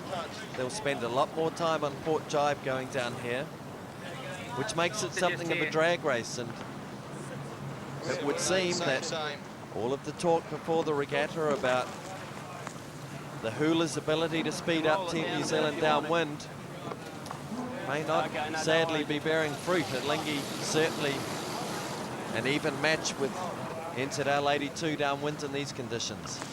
I agree with that, Glenn. And all through the Louis Vuitton, and we're seeing it again now with Alinghi. Their sail program, especially their Jenica, their downwind sail program, they do seem to have the ability to just maximise the ability for their boat to go downwind. The Alinghi Jenica just looks a little bit flatter in the head than the Team New Zealand Spinnaker. A lot of work has been done through the Challenger Series on optimising the downwind sails. Well, I wonder, Peter, every time on Sunday when we took a commercial break, something happened. Maybe we should start throwing in a few commercial breaks now to get Team New Zealand underway. I don't know about that, John. Now, on the foredeck there, we've got the backup sail for Team New Zealand. The procedure is, if whatever you're flying, you have it's another A2, so they're using asymmetrical 2 spinnakers. If the sail got into trouble, maybe if it got torn in a jibe, that would be the backup sail. So it's good to see, like we've experienced through the Louis Vuitton, that the foredeck of Team New Zealand have got their heads up, they're thinking ahead. Team New Zealand setting themselves again in that leeward position for the jibe, and post-jibe, the wind shadowing effect down onto the leading boat. Yeah. Team New Zealand closing the game up there, the advantage to 70 metres. Just same here at the moment. So, while it's only 5 metres, it has gone in Team New Zealand's favour as the bowman on board Alinghi pulls himself out to the end of the spinnaker pole to get the new spinnaker sheet cleared from around the tank of the sail. And these guys are just so strong and athletic. Actually that dropped is a little bit whole lot lower harder than than it just looks. a smidgen. Just going nicely, a little bit lower, same speed. When did you last do it, Brad? Likes the way they're going. Am I going on the other side, Dominic? These boats just so evenly matched downwind. What are the times now? Very even, but the New Zealand boat at Mark 1 was 28 seconds behind. So it's down to 17. Yeah, that equates to about 2 boat lengths. Really nice. You just tell me which one. We could drive the Close, same time as him now. the relative performance between the boats, very even.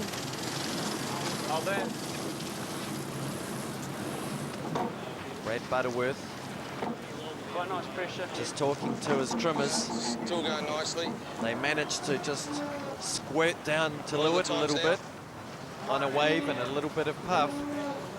And he said to Russell, we can jibe at the same time now if they jibe. A nice little gain there. So we can see there, that's what Brad's talking about. We're still going nicely. A little puff Just above notice us, the which way has come down onto us. Alinghi has What are the managed times, to Nick? get on the inside, which is critical for them to protect their clear air when they inevitably jibe.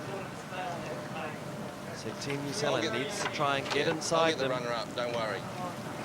But at this stage, Alinghi doing it well down this leg. Entered Our Lady too, unable to make any real inroads.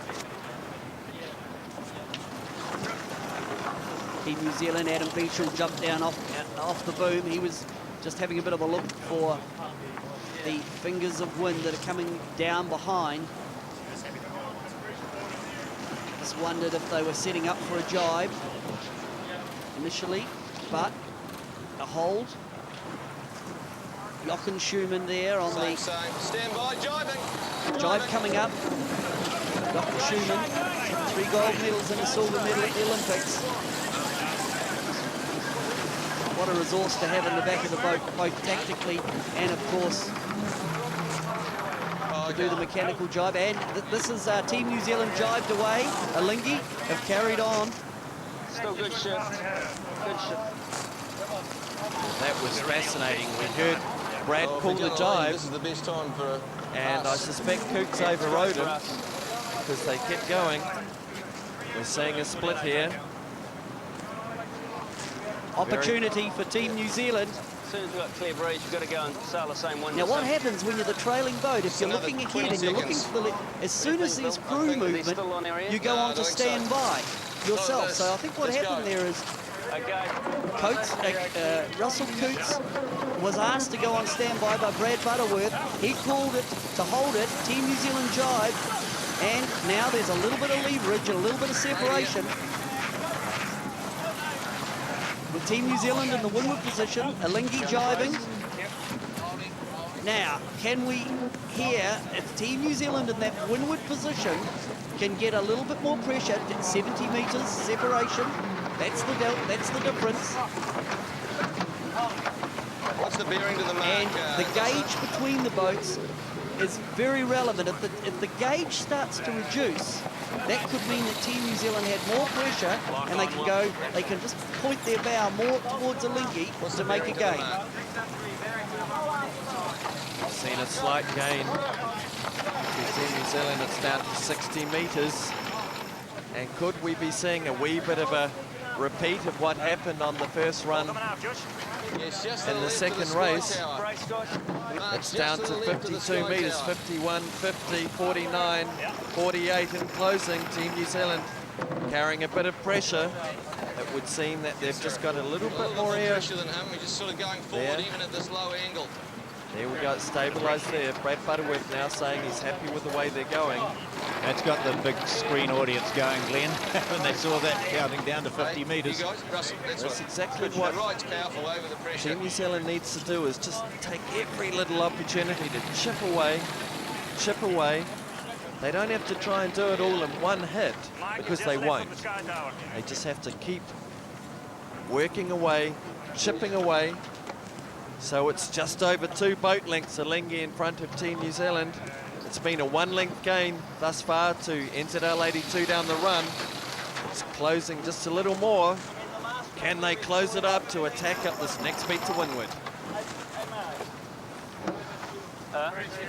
Spectator craft out there, lined up around the next mark and down the outsides of the course. Massive fleet there. As we look at this match now, it's been pretty much Alinghi in control. Team New Zealand endeavouring to get close enough to attack. Now we've got the separation, which was about 300 metres, and now we see the gap has closed even more, so it's within that 50 metres, 350 metres almost the separation, and that sometimes can be quite crucial in a race, that big separation. Yes, separation, leverage, whatever term you want to use. I think what happened there, that Brad and Russell just had a little bit of a slight difference of opinion, which meant that Team New Zealand had an opportunity to get a bit of separation.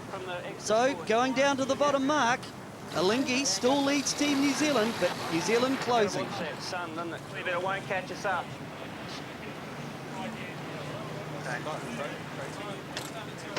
Yeah, it's okay to take back, no less.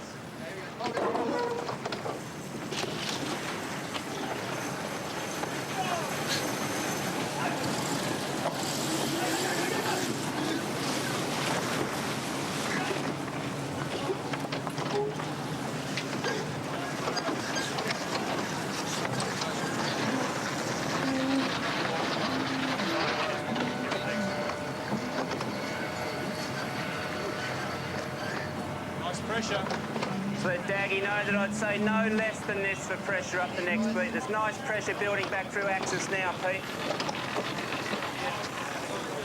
Yeah, exactly.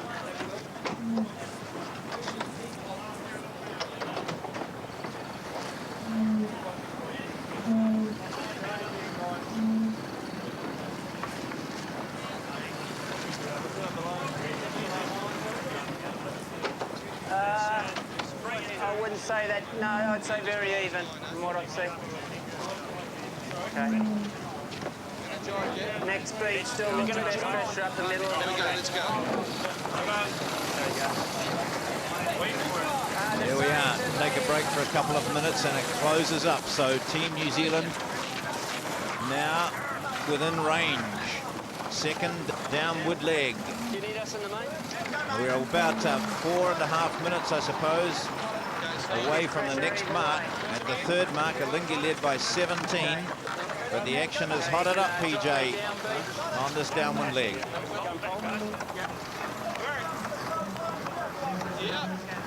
Up to around 50 metres at the moment.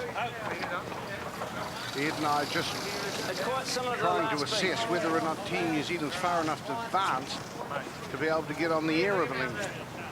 Well, they're certainly close enough, but Alinghi positioned themselves very intelligently, right, just straight downwind of Team New Zealand. And there you see, it's just straight down the course. So if Team New Zealand were to jibe right now, Alinghi would just hold and go to lay line, or close to it. And if Alinghi were to, well, otherwise Alinghi won't jibe right now, but when they reach lay line and Alinghi goes to turn and jibe for the mark, they'll be able to come out with clear air on the new side as well. So Alinghi has definitely lost some distance. And they're saying 1 and in. That means they're going to go all the way to lay line here. They get the jib set up forward, which takes a little bit of time. Team New Zealand is heating it up a little bit to go for some speed. But watch him, Murray, watch him, please. Yeah, I'm watching him. Yeah, they get a little nervous on Alinghi about what Team New Zealand are doing. But nice position for Alinghi. Nice position for Alinghi for later. But great job by Team New Zealand down this run to close it up. Team New Zealand's done a very good job since the difficulties they encountered after the start, where it looked as though the left was favoured. This is going to kill it, if anything. Left's going to be softer. So that's Adam Beechel talking about. It could go to a they're talking the breeze there. They're actually talking about some of the sun breaking through now and the black clouds. Team New Zealand need to be advanced another length really to get on the ear of Alinghi. Yeah, the way they're set up, sorry, Peter, is I just think they're going to come into the mark about the same distance apart, but then it's going to get exciting. So here they go through the jibe. This will be the final approach to the bottom mark. We have seen a right-hand shift lately. It's 350 degrees. It's the farthest right that we've had it for about 20 minutes, and we're at 13.5 knots. So there's a nice breeze for this next beat to get things thrashing around after we round the mark. And again, Team New Zealand has done a great job of just steadily, once they were, remember up the first beat, they were 215 meters behind at one point, and they have slowly picked away at Alinghi, pushing their way back up into this game. And now we have quite a boat race on our hands. Yes, Team New Zealand have been outstanding, well, right through the race, but certainly over the last two legs here, it's just been inch by inch, bit by bit. And they're going to have a course change at this mark rounding. They're going over to a 355 wind direction. So the race committee must see that there's a little bit of a right shift coming down the track as well. Remember that at the start of the race, we had 333. So it's about 20 degrees in general to the right of what we started in. Nice gains here. Alinghi to the right, Team New Zealand. Forward to the left. This is now on board Team New Zealand. Now this next beat is going to be critical, Peter. They're going to have to keep it at least this close, and if possible, take advantage of any opportunity to gain a little bit. What would be interesting to see whether or not Brad Butterworth wants to engage tack for tack or extend as he did. Well, early on, they'll have to engage tack for tack, and then if they start to lose, they may break away on Alinghi and look for better pressure. We will be tacking with him. We will be tacking with him. Take up on there. Yeah. This is Mark 4. The drop on Alinghi. Very soon the drop on Team New Zealand and the SAP Jetico will come down. Now reminding you, it was a 17-second margin to Alinghi at Mark 3 as the immediate clock is ticking.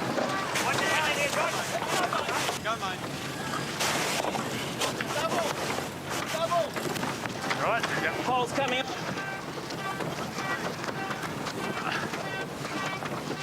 And a gain of 2 seconds to Team New Zealand. Butt down. That's a little bit unfair to call it only 2 seconds because they've actually closed the distance up. It's just lighter air by a little bit. Certainly the game is closer than it was. Here goes first tack by Team New Zealand. Now, will Alinghi respond? 13 knots here. Alinghi has responded. How long will Team New Zealand hold before they bail out of that? Here they go. It is a loose. No, it's not. They haven't tacked yet.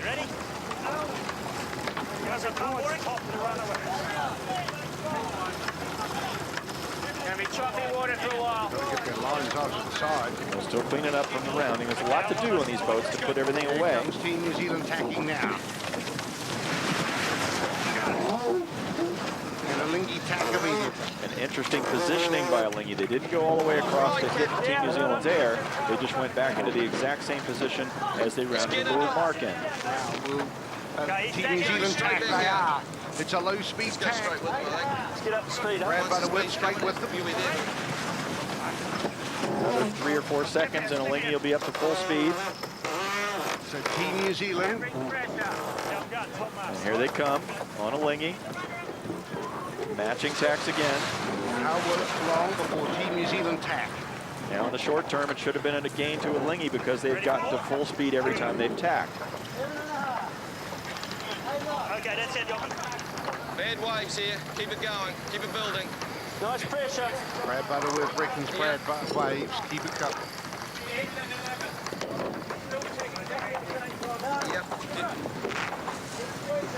Here comes Team New Zealand turning again. He's committed. Trying to pick their time. The trailing boat gets to choose. And once again, Alinghi, who's already up to speed, tacks straight ahead of Team New Zealand.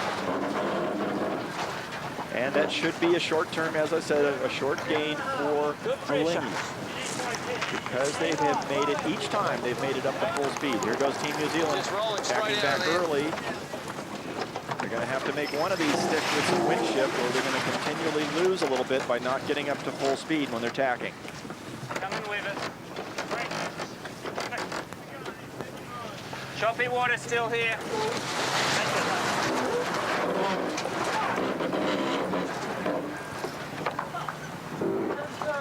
Try and just give me 2 turns on the travel if possible. Yeah, fine.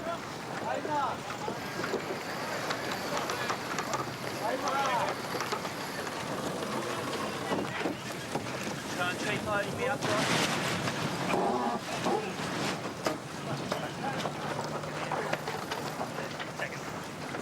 Nice pressure here.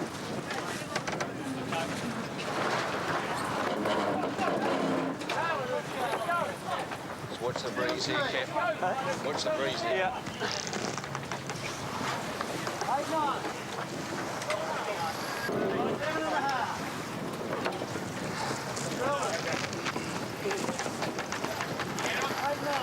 Team New Zealand continuing to probe and push at Alinghi, endeavouring to get some sort of advantage to close this gap. But the Alinghi team are doing it so well. They continue to lead. They've led from the start. At the first mark, 28. At the second, 20. 17 seconds at the third, 15 at the fourth. Team New Zealand have clawed back in this race, but it's still the Swiss combination out in front.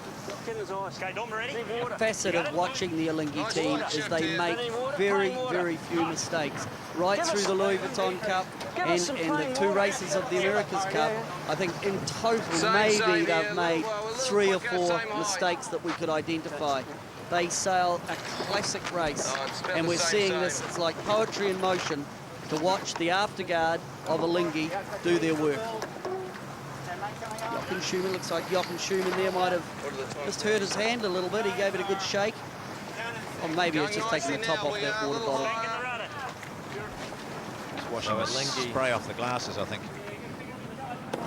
Alinghi set up to leeward this time. The breeze has cranked round to the right a little bit. And at this stage, Team New Zealand gained maybe half a boat length by being on the inside of the right-hand shift. So the breeze has gone way right. It's now round to 002. So that's been a big right-hand shift. And looking at that, Team New Zealand may have just closed a little bit. Alinghi had been covering so closely. We're just going forward, just slightly, ever so slightly, same height. Okay, top mast up. So that's Brad talking about the relative performance between themselves and NZL 82, but 82's on the charge at the moment. It's down to 56 metres. Being on the inside of that curve is being an advantage to them. There we see it. The breeze around to the right-hand side. It swung right round Nice pressure. that More side. pressure we've had. So Team New Zealand has been able to live up on the hip of Alinghi. It's closed down. So Adam Bichel, the afterguard on Team New Zealand, has done a good job of just setting themselves up on the favoured side. And almost a slightly uncharacteristic mistake from Alinghi this time, letting Team New Zealand live up on that favoured right-hand side. I think it's a facet of watching Alinghi against Team New Zealand. Team New Zealand tend to, the moding of the boat or the configuration, how they like to sail it, a little bit more bow down and maybe slightly higher boat speeds. Alinghi like to sail just with their bow slightly closer to the wind and slightly slower, but the end result is very, very similar in terms of the VMG or their velocity made good as they go up the windward leg. But what's happened here is Coutts is quite happy to sail in that leeward position in my mind and then just allow the boat to gauge up towards Team New Zealand, so he let them live there. But then in that situation, the wind actually went to the right. So that meant that Team New Zealand got a bit of a double whammy. They had the right, and a bit of shift means they could just get their bow up a few degrees, maybe for 2 or 3 minutes longer than Alinghi, to give themselves more gauge than what Coutts would have liked. There's a great example of the hula there. Under the water, we can see that a line around the body of the boat with a bit more volume, or a bit more volume under the boat, and that is the innovation that is meant to give Team New Zealand extra waterline length. This right-hand side of axis is still good pressure straight towards Turi. Pressure coming in from the right. The feedback we're getting is the wind now from that right-hand side is up to 14 knots. Now looking at virtual spectators there, you can see that the gauge or the distance between the boats is in fact decreasing. But the speed of the boats, and that's that moding I was talking about, Coutts likes to sail a little bit more bow up.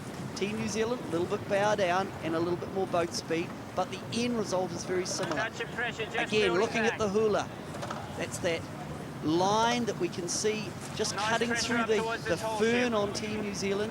That's the device that gives the boat a little bit more volume and maybe a bit more waterline length. One feature of looking at Dean Barker, Glenn, is that he stands very tall on the boat. He seems to be a big guy. He is quite tall, isn't he? He's up around, what is he, 6'1", 6'2", and he certainly projects very high in the boat. And the steering wheel looks to be quite low and a little bit uncomfortable for him. Certainly very different from the way Coutts stares. You can see his arms are extended straight. And he does look very tall alongside it. It would seem that perhaps Coutts' steering wheel relatively is a little bit higher, which I have to say, if you look there, that's a good example of it there. Slightly more comfortable position steering the way Russell does, with the arms bent a little bit. But obviously Dean has designed the boat the way he wants it.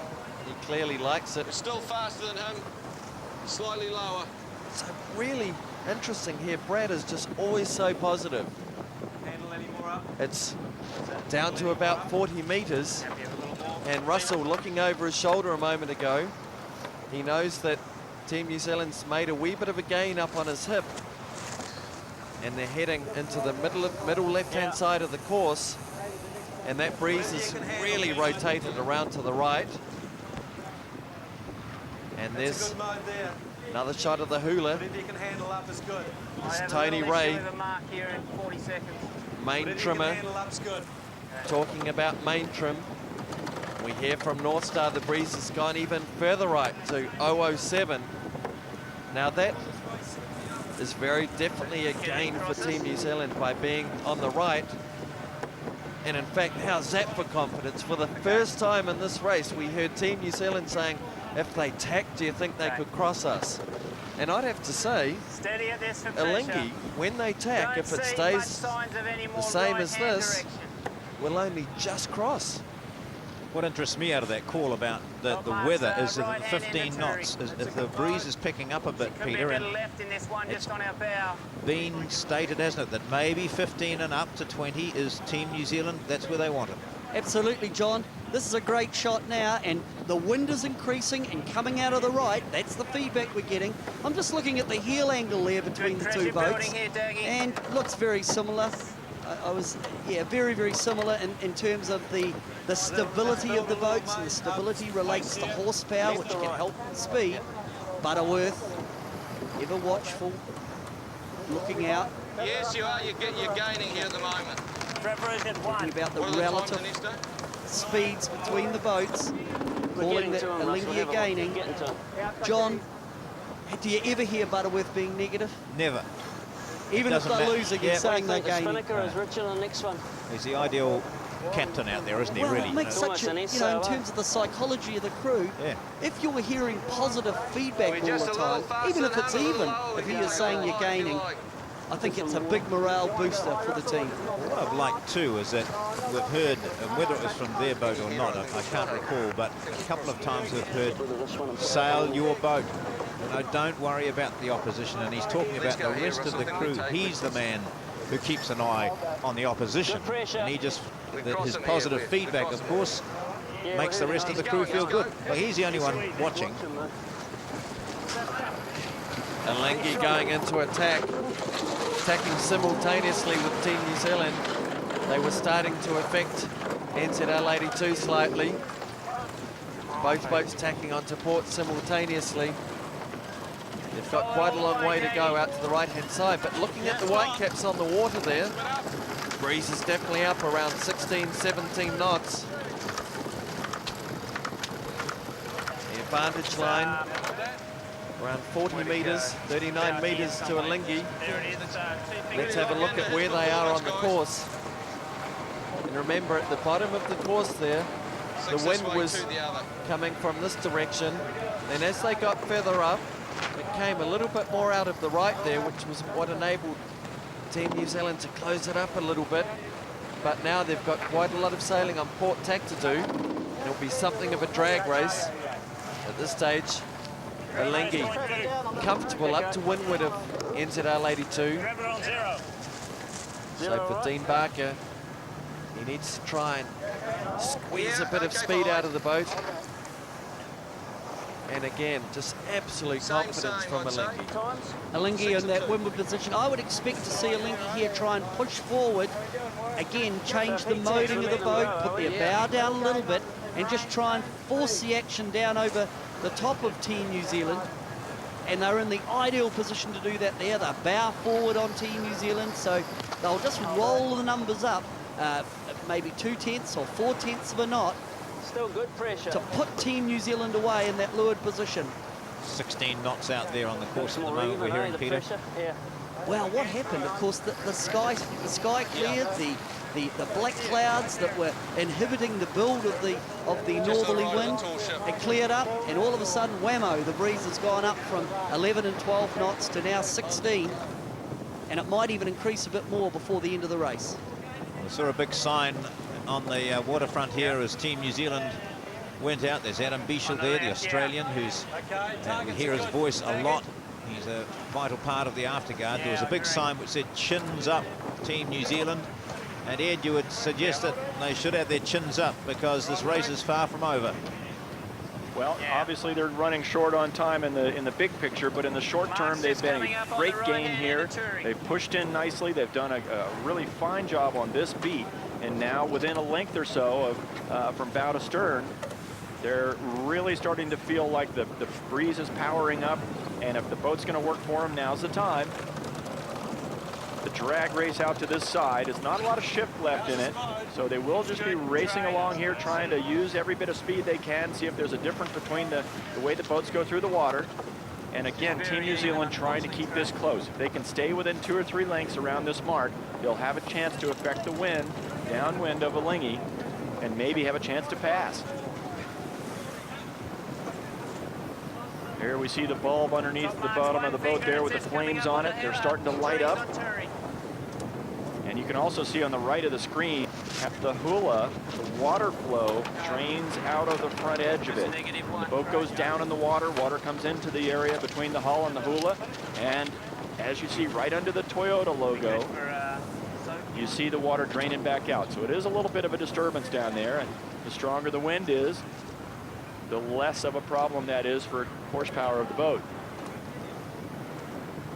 Right now we got 356, so a little bit of a left-hand shift, about 10 degrees from the max right that we had, and it's up at about 16 knots.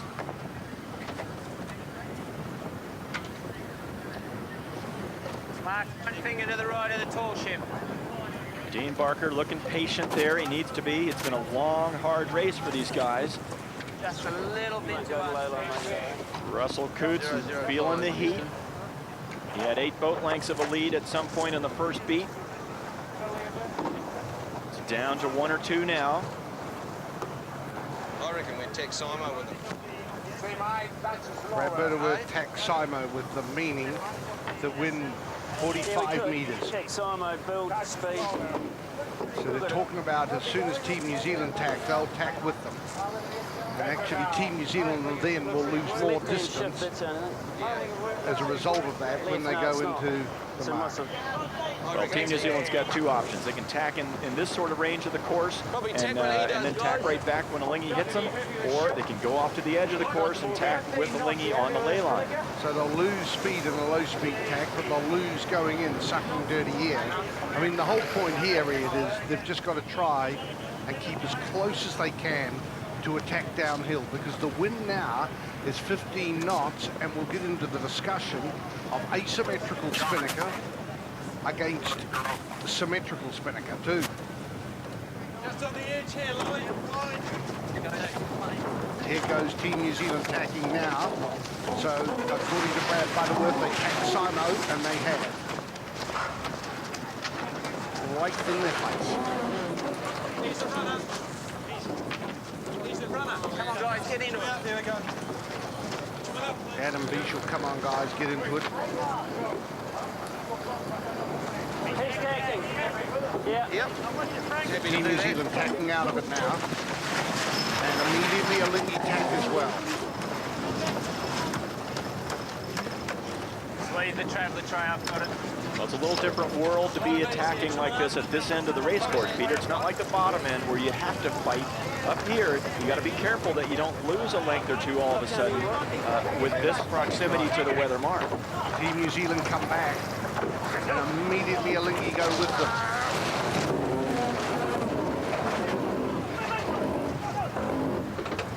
Whether or not Team New Zealand think they can make some inroads here. What chute are we going to use, Team New Zealand are out. Team New Zealand bail out, and Alinghi are discussing what chute are they going to go to. Well, Alinghi will get up to speed. They're almost there now. They've got the luxury of going all the way to target speeds. Traveller down. Yeah. They'll tack back and go and put another one on Team New Zealand, but Team New Zealand is almost on the ley line. It's a little bit... So Alinghi has the luxury. 70 meters, that's what happened. Yeah, and Alinghi has the luxury to wait and see what Team New Zealand does next. We can go to lake, can we? So that was good defence by Alinghi that they forced into it by going Simo. Team New Zealand wanted to bail out of that. But if they hadn't done that and gone right out to the starboard ley line, then Team New Zealand would have sucked dirty air all the way, and they'd have still gone back to the 70-odd meters. That's right. I mean, it's a win-win situation for Alinghi. They're in a strong position there, and now, though, there's a pretty big separation here. But Alinghi taking advantage of the fact they're going to go all the way to ley line, and they're only going to tack once, while Team New Zealand had to tack twice more. And that lose half a boat length each time. But of course, the risk here for Alinghi is if Team New Zealand gets a bit of a right-hand shift and Alinghi can't cross them, they could lose the position that way.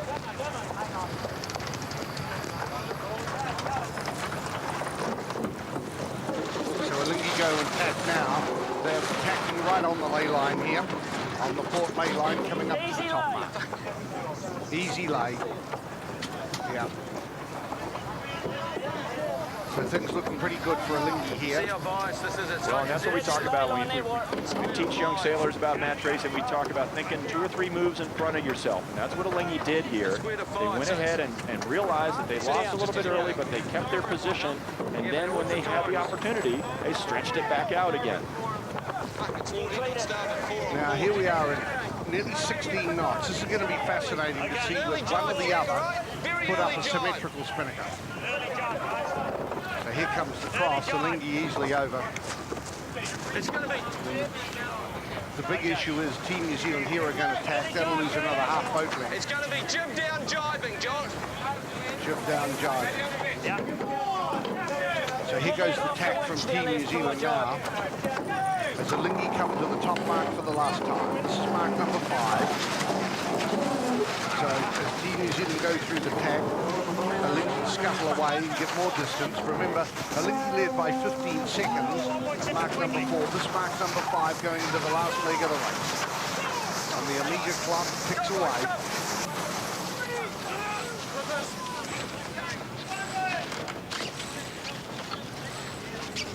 That'll do. Thanks, Dave. So again to Alinghi on that leg. As Team New Zealand round 21 seconds astern. And Peter, that was all set up by that couple of moves there with about 500 meters to go to the mark. Maybe more like 800 meters, but the point is that Alinghi did a fine job there, just hanging on and maintaining position so that later on they could nail Team New Zealand when they had attacked. Well, when it got down to 34, here's the jives. So Team New Zealand are right into it, trying to get on the air a little bit. Whether or not it's close enough, that's the interesting thing was, there they were 34 metres, possibly Alinghi couldn't have crossed, and Team New Zealand asked the question, but that was, again, super planning, a lovely setup, and splendid defence by Alinghi to give themselves that vital 2 or 3 boat lengths. That's good there. And Nice Peter, angle. Team New Zealand has done a very, very difficult move. They've jived before they were able to get their Genoa down, looking for position, and now they're having trouble because the Genoa is still up in the air. They can't jive the pole through as easily as they normally would, so they have to rerun all the lines that hold the pole in the air to hook it all up. Now, this isn't a surprise. They knew they've done this, they've practiced this, but it does take time, and they're just now getting their pole up. Alinghi would have escaped a little bit by reaching up underneath. And now Team New Zealand gets the pole in position to stretch out the spinnaker and be more efficient. But now they have to pull the jib down and get back going again to a normal run. We are in a left-hand shift, 346 degrees. Remember, it's been 20 degrees farther right than that at one point. And we're up to 17, 18 knots now. So that's definitely why both boats want to be on this jibe. It's the long jibe down to the finish, and it meant everything for Team New Zealand to get onto this jibe to maybe have a chance to block the air of Alinghi. That's good there, hold that. You heard before Alinghi rounded, though, they said we're going to do a quick jibe as soon as the jib was on the deck, and they're still defending. Alinghi's still reaching up, trying to defend. So, close race.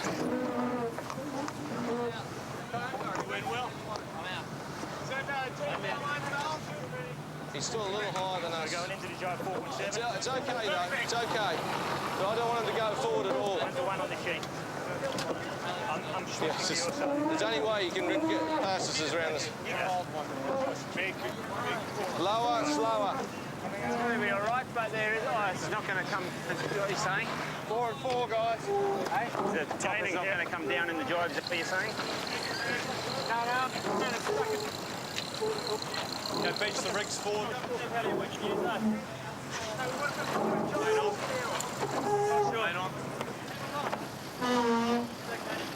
You guys make the call on what you want.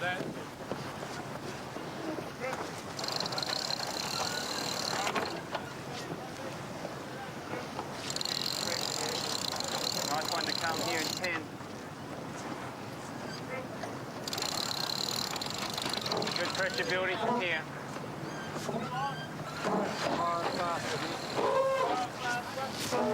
There you go, mate. The jockey pole ready. He's going to reach hard. Oh, he didn't put it in. He didn't put it in. No, okay. Times are 9 this way, 2 the other. Wow. Now he's put his jockey pole in. He's going forward just slightly.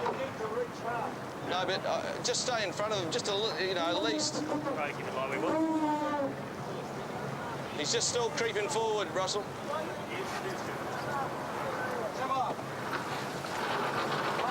More pressure coming on us now. Even at the moment. So last chance Team New Zealand They're on the just give it a run little bit to him home all the time in at race the 3 of the America's Cup 2003. Alinghi leading the last mark by 21 seconds. He's going forward, reaching hard. Yeah, Butterworth relaying to the crew the relative bow angles of the two boats. It's almost a role reversal from Sunday's race 2. But the difference is Brad is just keeping Russell Coutts fully informed of the relative bow angle of Alinghi in the leeward position, so they don't get caught with Team New Zealand charging down over the top of them. Team New Zealand in the windward position, just trying to get some leverage, get some advance going. Still, the relative downwind speed of the boats looks very even. He's going forward just slightly. And there's Puff still going forward. Puff's on us. Puff's on us now. Here it is. Brad Go into it. talking all the time to Russell to ensure they've got good relative position. A lot of change in the pressure. To make sure that they keep their air from in front of Entered Our Lady 2. Still longer time to spend on starboard. Dean Barker, all concentration as he tries to narrow it up a little bit. It's been a half-length gain to Alinghi since the top mark. He's out to 125 metres. The boat's smoking down this run with this extra pressure. Team New Zealand try as they might, Still steady on unable pressure. to make any inroads into Alinghi at this stage.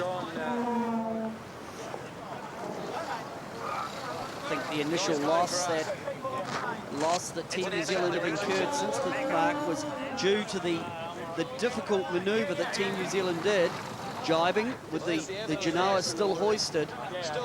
The recoverable from the crew was good, and it was a tactical decision to take a small loss, to put Team New Zealand in the windward position. That is their only chance to try and throw some tactical options down onto Alinghi. What's the bearing to it? He's got a puff. Butterworth have seen this picture before, so experienced. Coming into it quite quickly here. Peter Evans on the left, Hamish Pepper just having a drink. Can they scramble the picture up on the final leg to the finish? They need to be creative. Alinghi look comfortable, leading by 21 seconds at mark number 5. Giving it away, I think. There we see it, 120 metres, 119 metres. Nice. Alinghi, Just Puff coming the down yellow to us. trail, Team New Zealand, the blue trail, heading out towards that port-hand ley line. And these boats are just so evenly matched. There is just nothing in it. Unless you've got good pressure above us. He's going forward, Russell. Butterworth. Right on our ear if you go down, mate. Telling Russell Coutts not to sail any lower, otherwise 82 will get on their end. Here comes Team New Zealand going through the jibe. Spinnaker pole being tripped through. Up it goes, the new brace clipped in.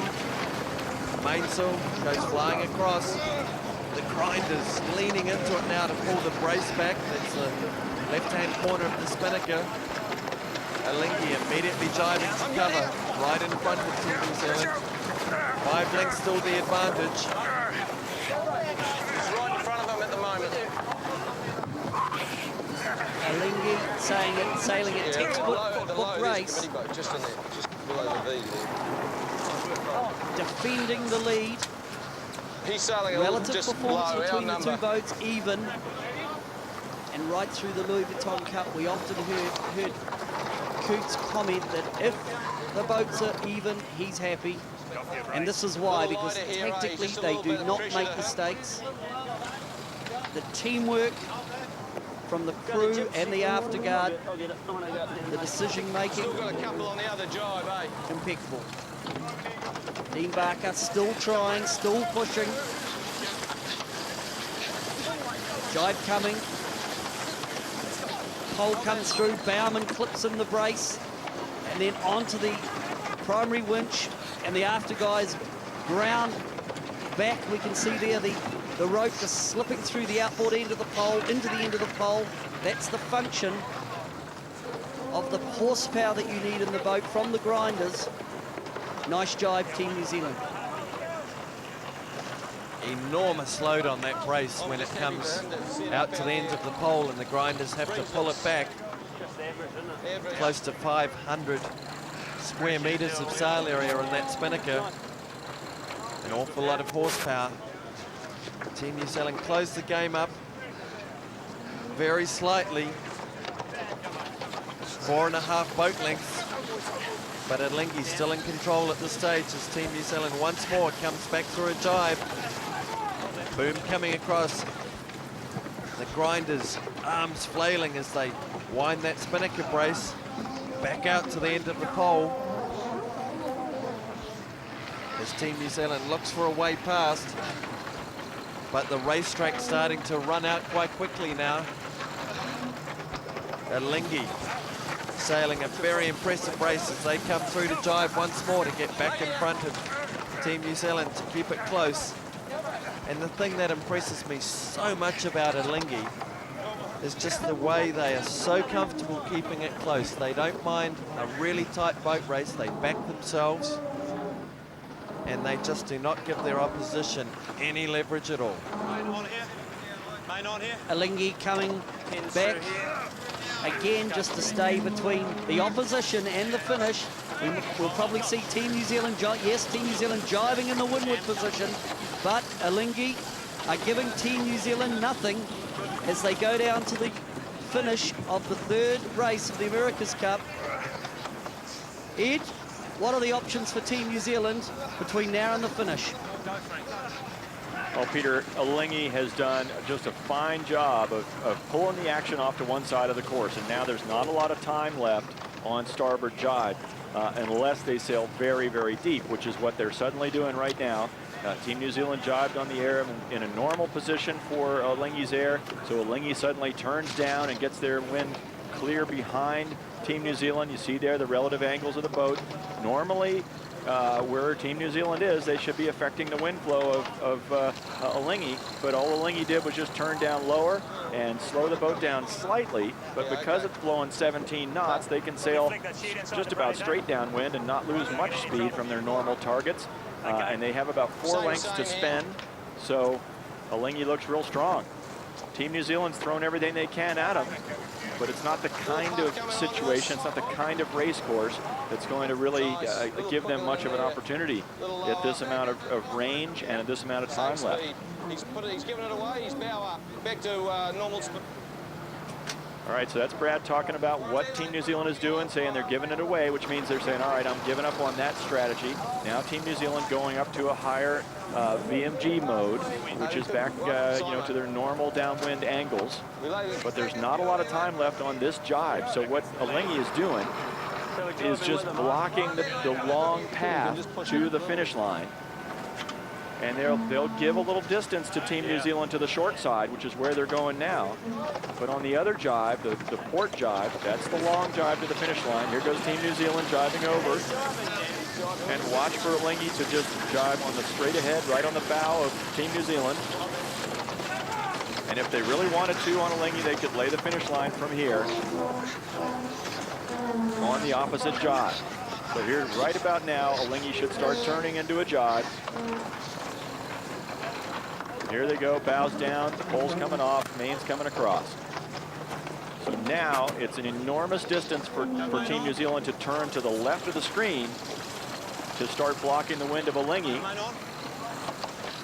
And in this amount of wind speed, I'm not sure they can get there. They're trying, Team New Zealand's going up, trying to get up in there. There's a little bow up. It's good angle there. Coutts and Alinghi will come up. You hear Brad. Brad are the eyes of Russell. He's the eyes of Russell Coutts in the back. He turns around and watches the other boat. Coming back now. No, it's all right. It's just Team New Zealand still going up. They're not done fighting. They're not giving up. A little bit more runner on, guys. He's just same really. Okay, that's good, mister. So you see Coutts will look around every once in a while to get a perspective of where the other boat is, but Brad's basically telling him, what he needs to know so that Russell can focus on Nice getting mode a for wave. us. Slightly lower, same speed. It's 1 and in, all right? All right, so they're going to jibe once more to finish. This is the... Brad's job is to keep the big picture in perspective, to understand where the other boat is, but mainly to understand where they are on the race course. Yeah, you can.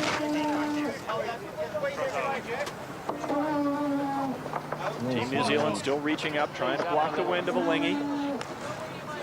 It's downwind. The It's thing dead is, downwind of the you pin can't from stop here. fighting. You just never know what might happen. The sail might rip in half. There's just things that happen on these boats. Dead downwind of the pin from here if we did jibe. He's jibing now. Yeah.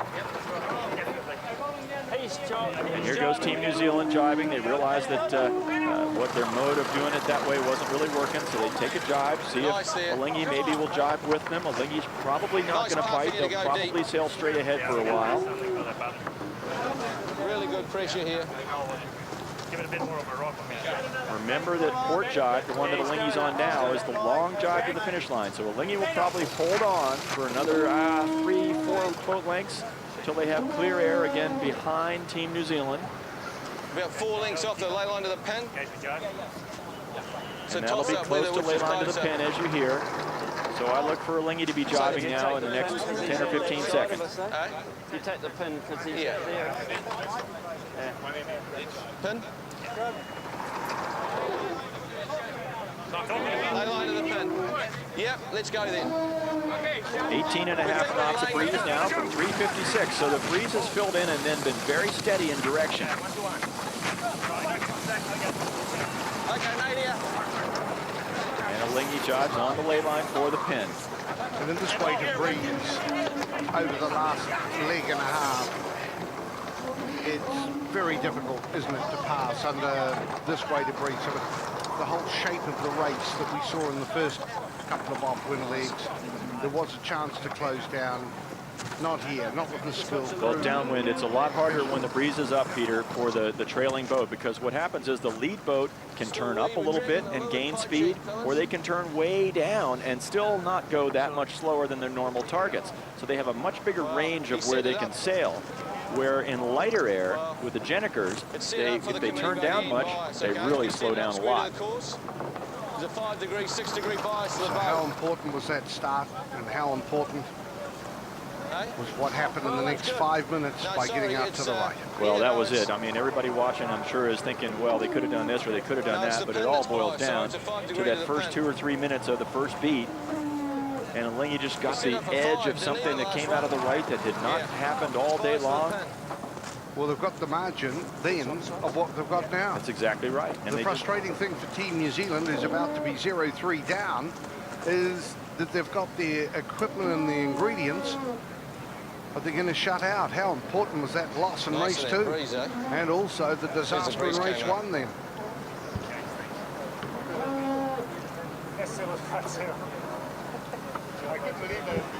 That's kicked in. The smiles aboard Alinghi. Things are looking great for the Alinghi Swiss Challenge as they come down to the line to take race 3 of America's Cup 2003.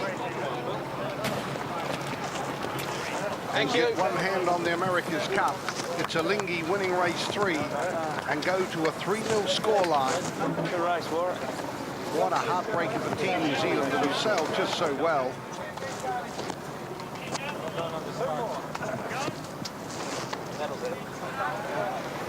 As Team New Zealand come down to the line to finish 23 seconds or 4.5 boat lengths behind. They actually lost about 6 boat lengths when the breeze went right. This after we heard that Alinghi wanted the left, and Team New Zealand had won the left, but it backfired on them today, and there's no doubt about it. The decision by the Alinghi afterguard to be comfortable with the ride has paid off. After race 2, Ernesto Bertorelli in front of media from around the world patted Brad Butterworth on back and said, "This is the man," meaning Butterworth's brilliant tactical ability to come from behind to grab race 2, well, Butterworth today is the man, certainly with input from Murray Jones and Jochen Schumann. But the afterguard, by being comfortable to go to the right and get that vital first shift, have wrapped it up, because the margin they've beaten Team New Zealand by was what they gained in the first 10 minutes of the first beat.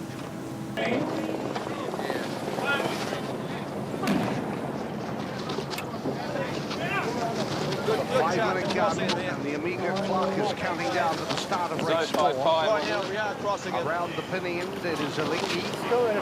Meanwhile, around race control of the committee boat, it is Team New Zealand.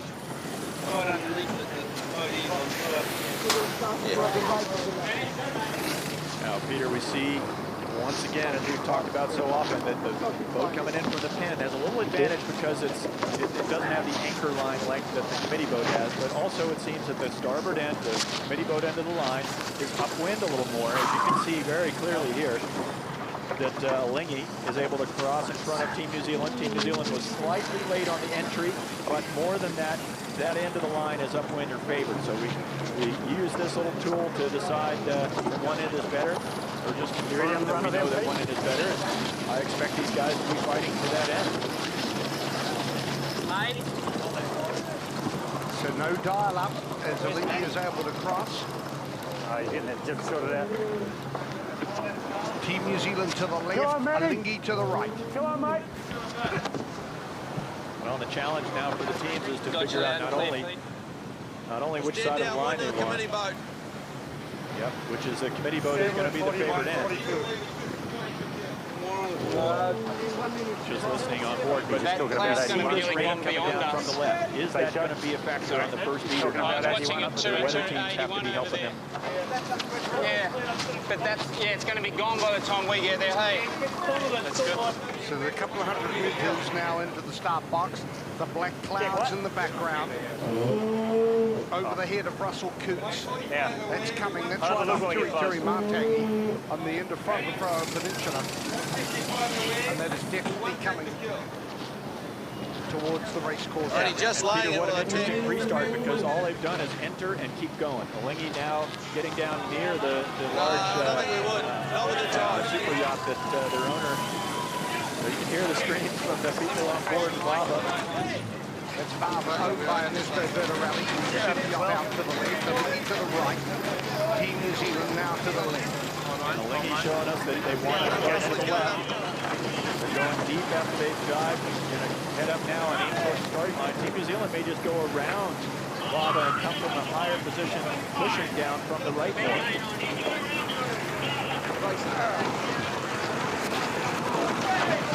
14.7 knots. No push and shove yet, no real contact. No interaction between the boats so far as we're coming up to 2 minutes now on the Amiga clock, getting very close. These boats now making their approach and very much a time on distance, 2 minutes. So Team New Zealand in the windward position coming around the bow of Baba, the super yacht. Meanwhile, it is Alinghi down to Lua. So this is very much a time on distance run. We saw a lot of this in Fremantle and a heavier weight of breeze, nothing like the 25 knots they had there. It's only 14 knots. 125 to go.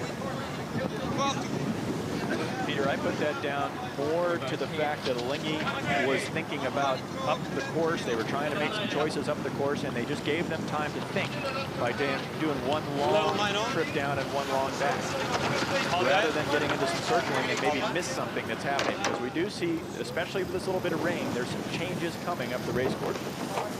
And both crews are talking about that at 1 minute 10 to the start. How far to the line? Both boats hobby horsing here. I agree with that. 16 to kill to the line, 53 away with 9 Looks to like kill about to the boat. 25 seconds to kill still to get to the start here. They don't want to be too early, obviously. Team New Zealand in a strong position to be able to push down when they want to. 9 to kill to the boat. How far to the line? 34 away with 14 to kill to talking the about boat. time to kill, what say about 20 seconds.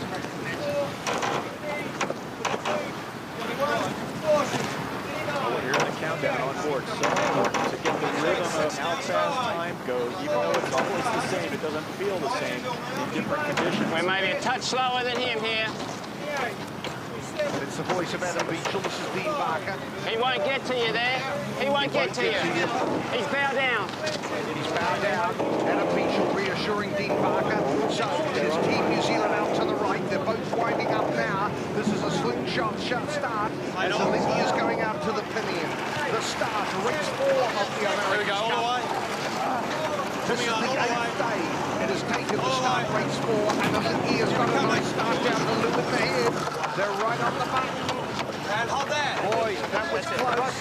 Boy, PJ, that is absolutely brilliant timing by Alinghi. They couldn't have done it any better. That was, and I'm surprised because normally Russell is a half a length back, just being a little conservative off the line. But this time, he was right on.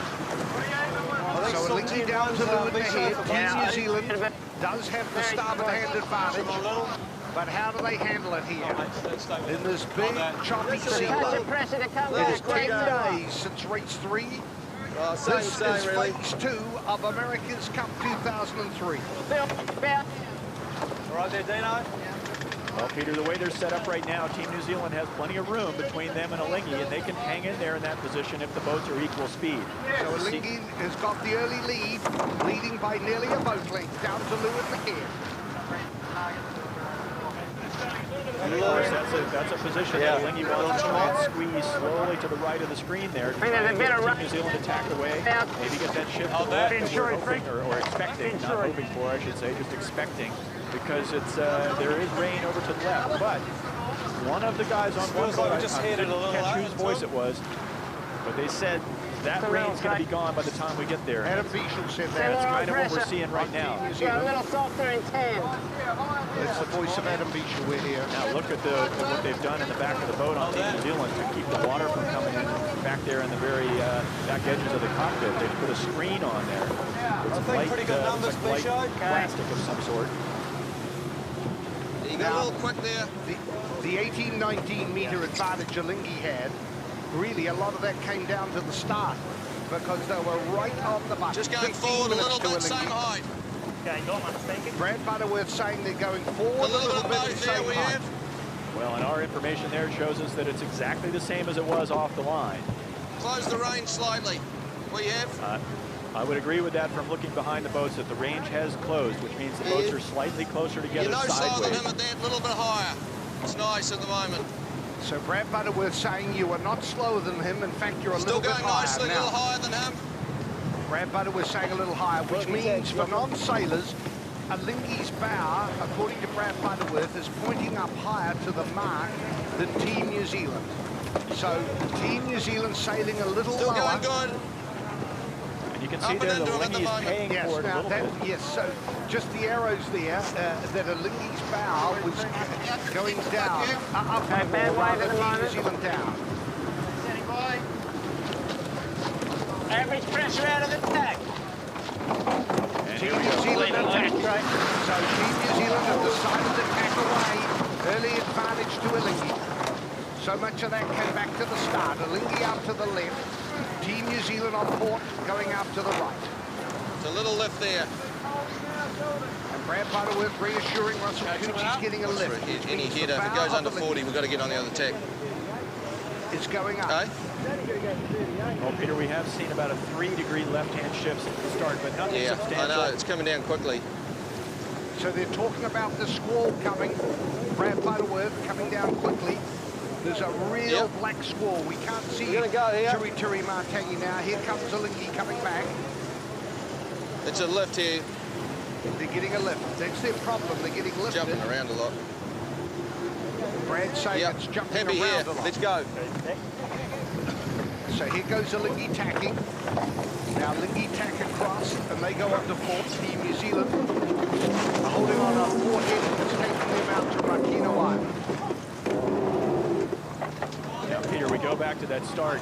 one of the reasons that Team New Zealand had to tack away was because they were sailing into lighter air after they started. They started to get reduced wind speed, which means reduced horsepower, which means you got to put your bow down to keep going. That always advantages the boat that's on the leeward side. Additionally, because of the size of the waves they were sailing into, get that much that left-hand boat was looking better. And here we see they're just exactly the same distance apart as they were off the starting line. That 18 to 20 meters that Alinghi is ahead. The difference is that Team New Zealand's going to need to gain a little bit to be able to tack and actually get to Alinghi with that sort of range, since Alinghi will have not had to tack. What they have is the starboard hand advantage. Right hand for us. When they come back, Team New Zealand will be on starboard, but they need to be advanced at least half a boat length more than they are. Yeah, pressure point. To nail that home.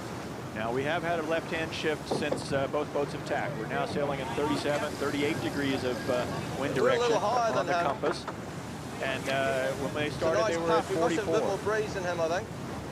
Yep, I would agree with that as well. Yeah. On Alinghi, they've got a little more pressure on the water, just a little puff around them. Hit it.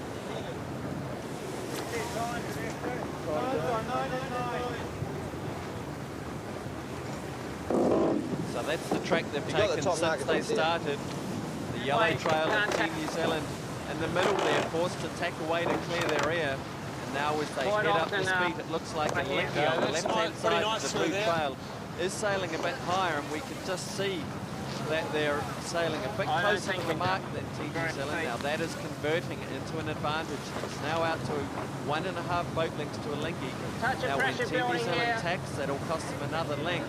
And when they do come back, unless there is a wind shift, Alinghi will be able to cross ahead. So looking at that margin, just opening up a click further, we'll see that squall on the left-hand side of the course, that's almost behind us as we're looking at this shot, is favouring Alinghi there in the foreground. Just a couple of degrees. Brad Butterworth comfortable with what they see at the moment, as they ought to be. Early advantage to Alinghi. And it all comes back to the start, I think, Peter Lester, doesn't it? As Peter Montgomery and Ed Baird said, Russell Cootes got it spot on. Cootes pushed the start. He was within a metre of the starting line. The starting gun went. Team New Zealand he squared at 45. Three-quarters of a boat length behind. Nice little shot of pressure here to build with. To get to the left-hand side, get the first left-hand wind shift like a good tack. to extend out. So Alinghi holding the advantage through setting themselves up with a lovely start. And we're coming back now for the first cross. Team New Zealand coming back on the starboard tack. But virtual spectator there showing a separation of 43 metres. Alinghi clear ahead, approaching up and coming up for the first cross. Yeah, bad wave there. We see the skirts, we call them, that there to try and prevent the onrush of water, which we saw damage Team New Zealand in race 1.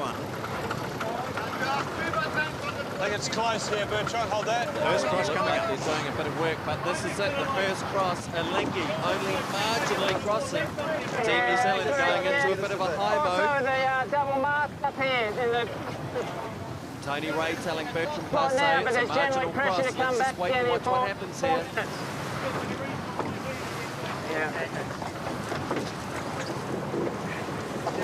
Taking in that low bow position, Team New Zealand immediately tacking away. So first cross advantage to Alinghi, set up by a wonderful start by Cootes, Butterworth. Their time on distance leading into the start Just started to fade. certainly has been a feature and an absolute strong point. Nice, yeah. Just started to hit us as we got to him. Well, what that's telling me, more pressure coming down. Alinghi wants to protect the left. They could have crossed that had they chosen to. But What are the Butterworth times now, Nesto? elected to tack on the bow of Team New Zealand, force them right again. As Brad asked Ernesto Federelli, the navigator, for the times to the mark. It's 10 this way, 4 the other. So 10 minutes on starboard tack they have to sail, 4 minutes on port. So here we see Team New Zealand again, tacking on to starboard, trying to keep it close. This next cross cross will be a telling moment in the race. Trimming on slowly here. For his grinders. Hold there for a sec. A little more to come. Trim the mainsail More pressure on. here in 5. Adam Bieshel calling the wind pressure, helping the trimmers at the helmsman. Plenty of communication going on board Team New Zealand. And hold that. Decent sort of sea state on the course. We can see the boats and the bows of the boats just lurching into the waves. What are the times now, Nesto? Ben Butterworth's asking for the ley line times.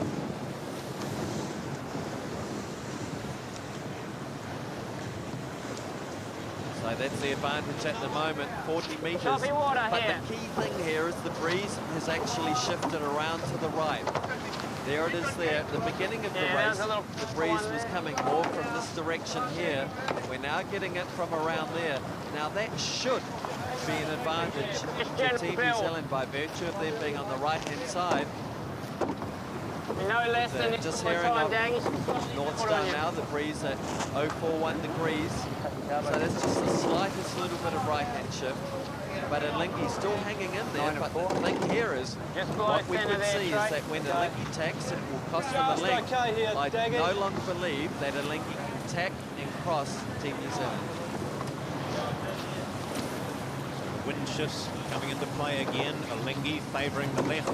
Just like The early stages of this first leg, Team New Zealand being forced to the right, but now getting just a slight shift there, which is enabling them to close the gap. We see the boom, which created problems. Try and stay ahead of those ones. Well, it was that style of boom. I actually think this boom's probably the one that they took off, maybe off Infidel 81, but it's certainly the same style. Now, another feature of the race will be, with the wind today is very moist, and the wind probably has got quite a lot of horsepower with it out of the east. It's got a lot of moisture in the wind, so that means the power of the wind is quite strong. 16 knots of wind speed out on the course at the moment, so Team New Zealand in the windward position, Alingi in the leeward position. I'll be a touch ahead of this one. And another What are the thing times to next notice on Team New Zealand, they're using a different mainsail today. The roach profile of the mainsail, that's the head of the mainsail, you can see is not as severe in terms of its profile. Alingi using that very square top sail. So Team New Zealand have gone to a slightly more conservative mainsail roach profile, more similar to what we saw by many of the boats in the Louis Vuitton Cup. We can see there, I'm talking about the head of the sail and the differences in the very much from the top of the mast out to the first batten. Alingi down to leeward, both yachts on starboard tack heading up towards the top mark. As we come across and look at Team New Zealand now, laying the advantage line on, still 40 metres. Now remember though that Alingi, when they tack, so when they turn through the wind and do this, is going to cost them one boat length. And I don't think that Alingi will be able to cross ahead of Team New Zealand this next time. So this has been, I would argue, a slight gain to Team New Zealand. Really, the trick here is going to be, as they are now getting into the second half of this race, is can Team New Zealand protect that starboard tack advantage, protect Alingi from coming back when they want to. And there's the East Coast base in the background. Brad Butterworth paying very close attention to the relative performance of the boats. And he thinks it's Alingi that's gaining. Yep, we're gaining. Last words there from Brad Butterworth. Yep, we're gaining. We hear Brad's voice dominating proceedings, but we do remind you there are 6 sailors with microphones on, and they all get equal volume. Don't worry about that. Brad uses it very well. Let's see how they go. Team New Zealand against Alingi, leg 1 of race 4.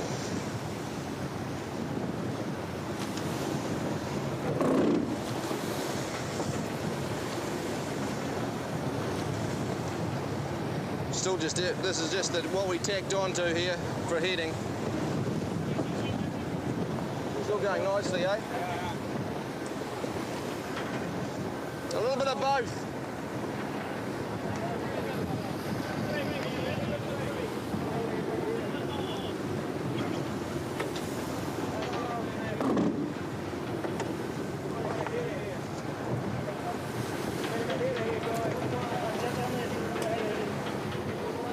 is, it's down. Sorry. What are the times now, Nesto?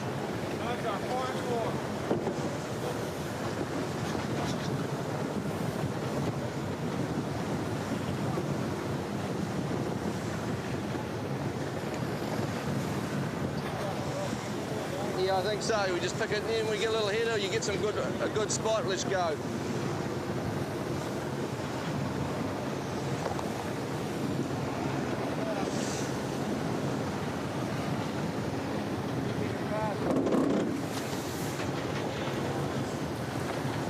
Little header here.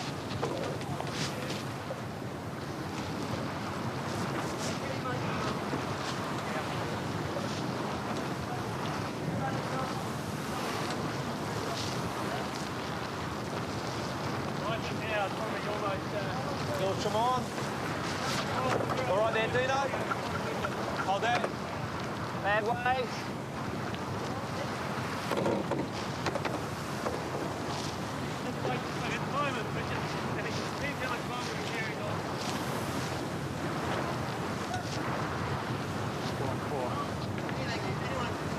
Yeah, I can't see. That's a lot here.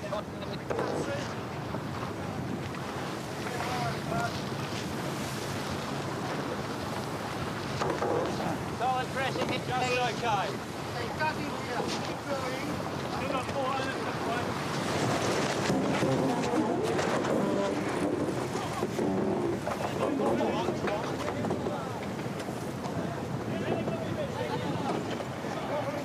Yes. Let's talk. Well, we're about 7 minutes away from the first mark, and Alinghi endeavouring to cross and just able to cross ahead of Team New Zealand. It's not Max.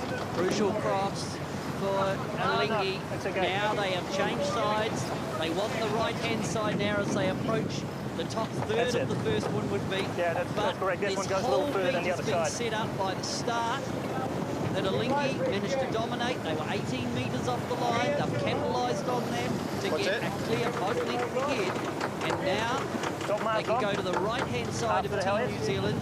And remember, the top mark is starboard rounding, so the right-hand boat has the rules advantage. As we'd expect, if Alinghi get any opportunity to nail home that initial advantage from starting, Butterworth and Coots do not miss that opportunity. Little header here. Well, Glenn, let's have a look at the comparisons. Team New Zealand and Alinghi, the latter stages of this first leg. Let's go, eh? And there we see Team New Zealand still on starboard. Alinghi on port tack out on the right-hand side. The advantage down to 30 metres. But Alinghi will have that starboard tack advantage when they come back in. But one thing that's been very graphically demonstrated here is if we look at the relative performance of these two yachts upwind, looking at the blue trail of Alinghi, they are constantly sailing closer to mark number 1 than Team New Zealand. If we look at it there, just look at the way the blue trail is pointing closer to mark number 1 than the yellow trail. Then again, through this stage of the race here, again, we saw Alinghi here going there, while Team New Zealand was sailing more of an angle like that. Okay, ready, mate. Now Let's that go, mate. seems to be a slightly different mode for Alinghi. They like to sail higher and slower. Team New Zealand a bit lower and faster. Boats fairly even performance all in all. And here we see Team New Zealand back on port tack, coming back to engage again with Alinghi starboard tack advantage. And it would look at this stage like Alinghi's still very much in control of this race as they approach mark number 1. By the time we get to them. Well, the water deflectors haven't been in use at all on Team New Zealand today. They needed them on day 1. They're out there. Not much of a margin between the two, but certainly PJ and Ed, Alinghi have the edge, and they got it from the start. Well, Alinghi were right. There's Barry Mackay. Doing some hooking on here. Alinghi out to the right. Team New Zealand to the left. And Lingy were right on the button. In fact, there were a few people around the start who thought Lingy might have been over the line. They were that close. Tried 1,000 times and they couldn't get more precision. Absolutely excellent start for Lingy. So Lingy tapped right in front of Team New Zealand, and of course Team New Zealand out to the left. Look at the mainsail on Lingy, and then look at the mainsail when we get behind Team New Zealand, and you'll see a very different philosophy. And that may account for the point of the way the boats are sailing into the wind there. Well, Peter, Team New Zealand has been having trouble this whole leg. Ever since the wind came up above about 16 knots, they've struggled to keep their main full. It's been going inside out and then refilling and then inside out again. And that means you're overpowered. That means you've got too deep or too tightly trimmed of a Genoa, and the balance between the sails isn't correctly working. If we look at a Lingy, and their sails, both of them, are slightly eased compared to what Team New Zealand is carrying, and twisted a little bit more, meaning that the top of the sail is eased out slightly compared to the bottom. And they are just sailing along rock solid. And what that does, when the main is full, it keeps all your loads correct on your trim tab and your rudder, so that the boat just gets locked into a nice straight ahead position. But when the main goes inside out, the balance of the boat changes completely, and it wants to bear away. So that's what Team New Zealand's been having some trouble with, is just keeping the boat up on the wind, because their main keeps going inside out. Now, even so, the racing is awfully close. So we're getting down to a boat length. A Lingy with more of a twist in their main. 18 knots. Boy, it's black coming down from Kawa Island. Then the passage between Tiri Martangi that we can actually see again. And the Peninsula that we can also see for the first time in 10-15 minutes. We can see there's a major squall coming that we expect will have a bag full of wind and also a bag full of air. So Team New Zealand now going through the tack. Here they are on the lay line. So Team New Zealand on the port lay line. They're above the port lay line. So here comes Team New Zealand with the tack. Building here. Interesting to see. They're just taking a little slower when they go through these big seas. The sea is getting broken. Really, there's not a lot of form. It's a broken seaway, not a nice even form seaway as we get to the top. Well, Peter, Team New Zealand did a smart thing by going a little beyond ley line here, although they may not have been able to tack exactly when they wanted to, because occasionally these waves, you just have to wait for one or two to go by before you can turn the boat. And believe me, I've learned that lesson as we broke our boat in half doing this tack in Alaska. There's a little more here. Unfortunately for Team New Zealand at the moment, the wind direction has shifted around to its max right-hand direction of the day, 49 degrees. So it's 5 degrees to the right of what they started in, and it's about 8 or 10 degrees to the right of what they spent most of the leg sailing in. That should advantage a Lingy, but because Team New Zealand went a little bit beyond ley line, he's about they should be having to tack twice when the Lingy tacks in front of them. So it's now out to 50 meters. We're very close to the ley line here. We're on the ley line. So Brad Butterworth telling Russell he's on the ley line. We're on the ley line. They say they're on the ley line. They're going a little bit further. Well, the boat length. 2, here they go. They're going to tack right in front of Team New Zealand. So here's a Lingy tacking. They will lose a few meters to this tack. The key issue is, can Team New Zealand hold their position? Okay, I'm forward, Josh. Well, they will, Peter, and that's why it was smart for them to go just 2 or 3 lengths beyond ley line from that distance, because now they can hang in there and not lose too much. Their efficiency will be cut down a little bit, but they don't need to be as efficient since they're overlaid. You see the mark is to the right. They'll just ease the sails a little bit and aim towards it. Losing here already. Jam that what's that? Okay, I'm going forward, guys. Go there. What's going to be fascinating here is the hoist. Who handles the hoist best? Big wave. Yeah. So that's Dean Phipps, Curtis Blewett, Francisco Rapetti on the bow of the Lingy. Easy, Jay. So here comes the hoist from last man Nick Heron. Let's go, Chico. New Zealand. America's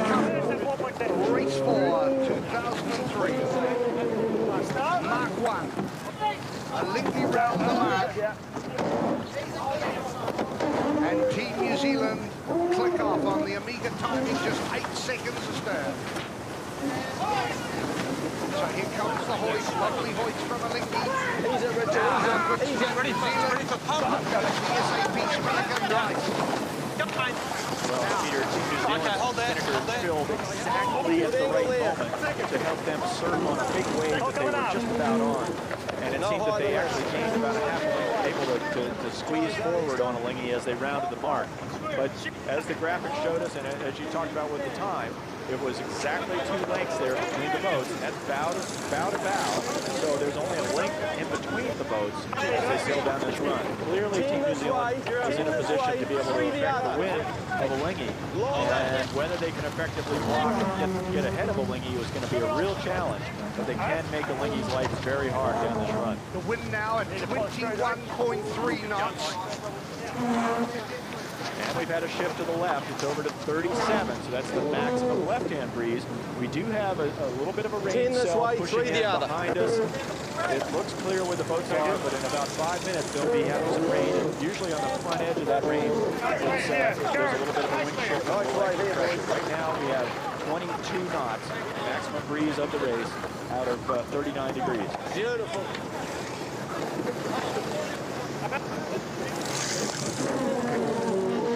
Nice, strong and big one there. Stand right. Square! Put a length and a half on them there. Get waves. The margin just opening and closing by a good length each time one of these boats gets onto a surf on a wave.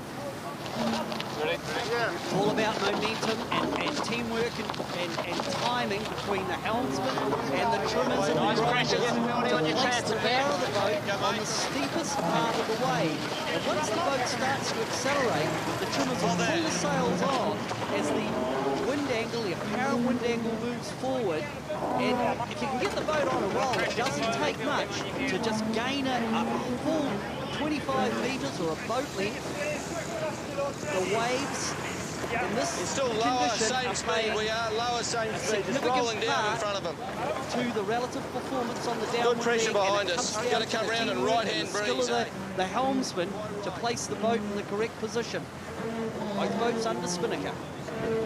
Right now, it's quite right-hand breeze. And out on the course, PJ, there's a bit of new breeze arriving. We can hear Brad Butterworth talking about it. Well, we've been see this those dark clouds coming from the Kowloon area through the Whakaproa Passage. This is the most pressure you're going to see right here. Brad reckons this is the most pressure you're going to see right here. We've got 22 knots at the moment, coming from 39. So 22.2 3 now. minutes to the bottom mark, Jack. So 3 minutes to the bottom mark. Boy, the bow going under here. Wet work on the bow for Jeremy Lomas, Matt Mitchell, and Nick Heron on the foredeck for Team New Zealand. And they've got themselves positioned in the wake. You see it right in front of the bow right there. They're right in the wake of Alinghi, which often is a good place to be, except when you're trying to sail real low, which is what they're trying to do now. They're both a little bit underlaid, trying to sail a little bit deeper downwind or farther away from the wind than their optimum angles would be. And that makes it awfully hard to steer with the front of the boat underwater like that. And the wave pushing your bow around is a tough spot for Team New Zealand. Look at this, look at the water. And here goes another surging forward right here. The speed's going up a knot, knot and a half, maybe 2 knots from its normal downwind speed. No lifelines here, Ed, like you have on round the world boats. You see those little railings that go around. The railings on the side there are only, 150 millimeters high. I mean, there's nothing there to hold on to. And it is windy. It's blowing 22 solid right now. There's rain coming. They will sail this next weather leg in the rain. It's going to hit us.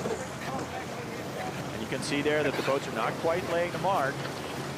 It's going to be a difficult rounding because they're sailing extra low. They don't want to do 2 jives. They're going to be sailing almost with the wind coming on the wrong side of their sails, on the left-hand side here, looking at the screen.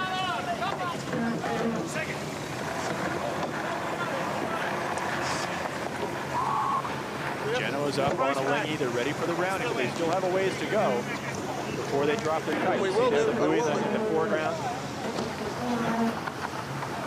21 knots of breeze. It's 40 is the wind direction, so very similar to what they sailed the first beat in. There's the rain in the distance. And as they sail through the rain, it will get difficult to hear and see and understand what's happening up the race course.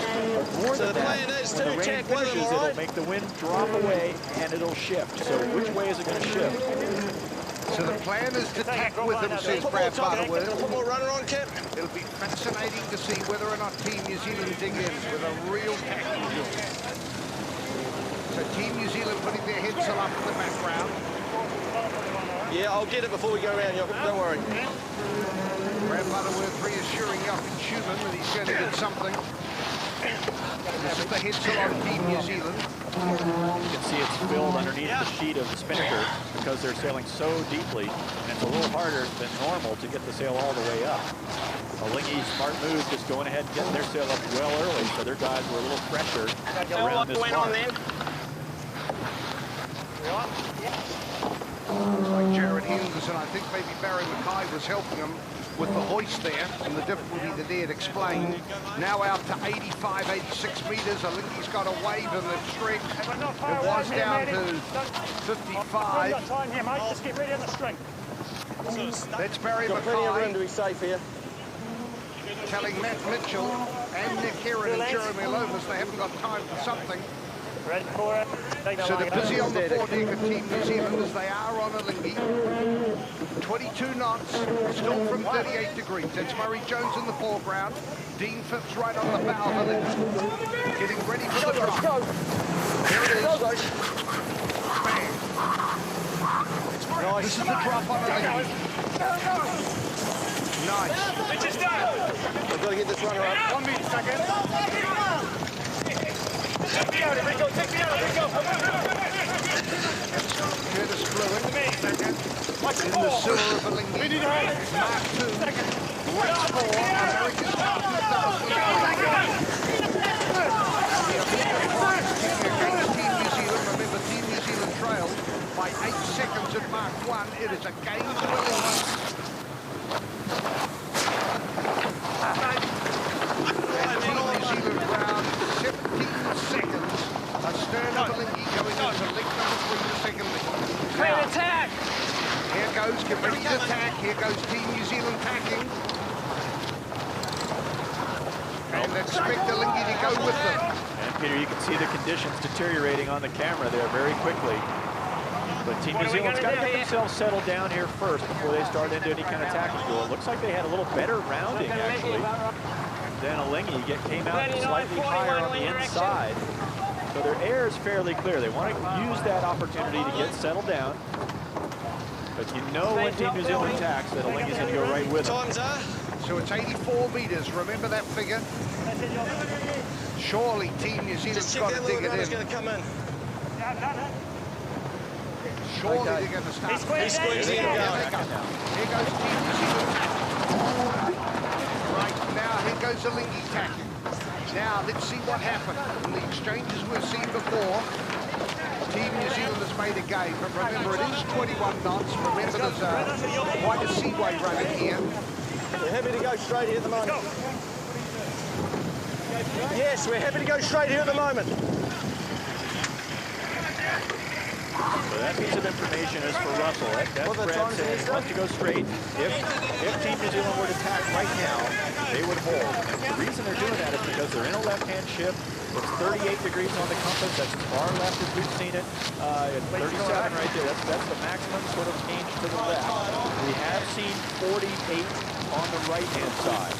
We are in the midst of the rainstorm right now. You see the conditions are just horrible on board.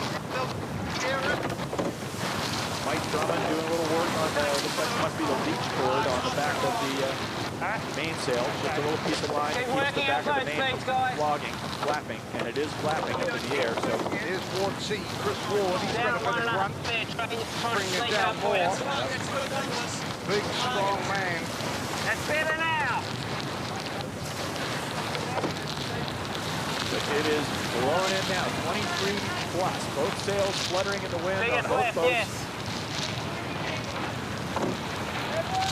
This This is a powerful blast of wind coming down. You can see the rain through the screen. It is not nice out there on the water at the moment. We're even with him now. 23.5 knots. We see some water on board Team New Zealand again. The wind screen or the water screen's in the back helping out, but there's still a bit of water down in the cockpit. Both boats now just really struggling through the seas here in the big breeze. Sails twisted out 25 knots of wind right now, and it looks like a little more coming. And Adam Beecham telling Dean Barker, bad wave here all the time. Look at the water on Team New Zealand already. There's a lot of water there already. 25.5 knots. Deja vu here. You can 26 knots. see the water just coming in over the rail on the leeward side. And there's not much, there's not a lot of width to the rail there to keep it out. Bad waving too. They do have bailers to take the water load out of the boat, but they can't keep up with this sort of volume. Adam Beecham telling them about bad waves. Dean Parker will know that anyway. Both helmsmen will know it as they're trying to weave their way through the valleys and the troughs. And the trimmer's having a tough time right now. You know, we have a new maximum left-hand wind shift, 33 degrees.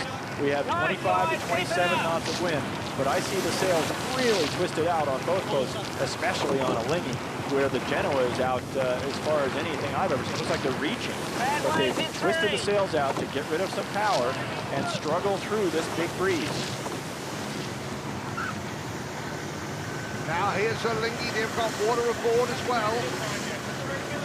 And we shouldn't be surprised at 25, 26 knots. Just got to try and keep the boat a little more on its feet. Got to keep it clear, guys.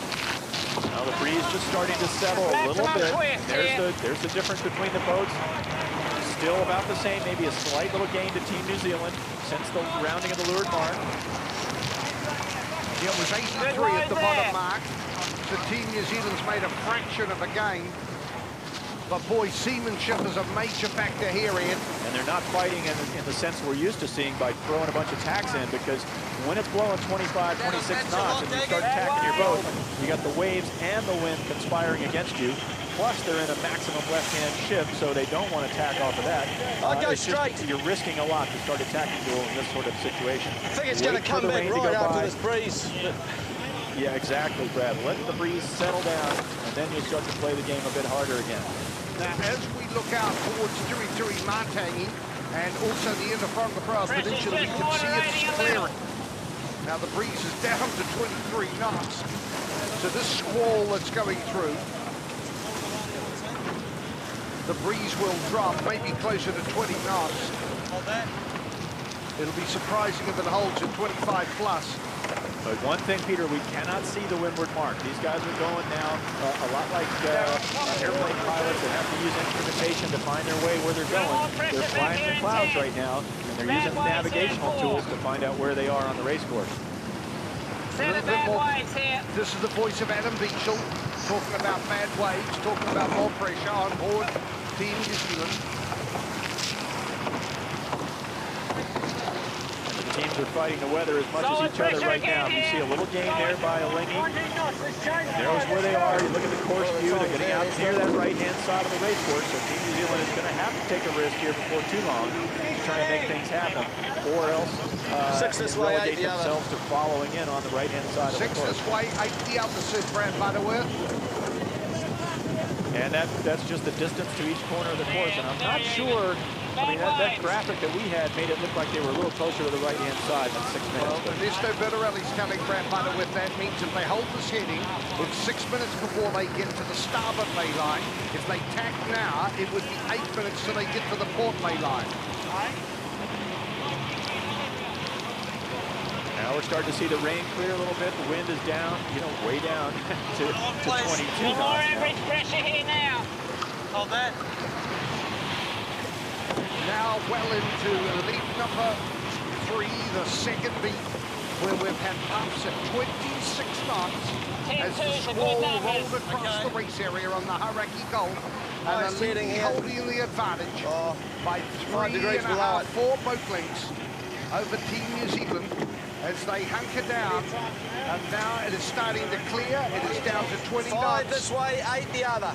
And it's 5 this way, 8 the other. 5 if they hold on this heading, or if they tack 8 the other. Now the squall's gone through. Surely Team New Zealand's got to attack to try and climb into the lead of 4 boat lengths that Alinghi have at the moment. Yeah, that's right. End of Turi.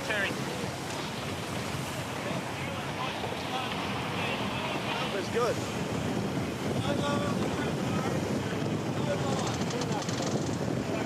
Minus half. Yeah. Minus 0.3. Minus 0.2 on the trailer.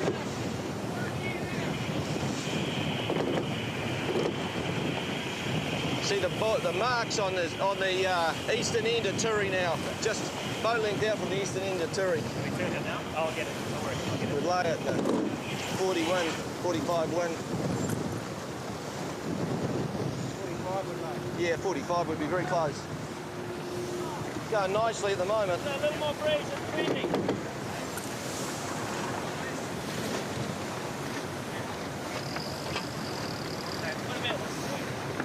Well, the set's a bit of a problem. Yeah.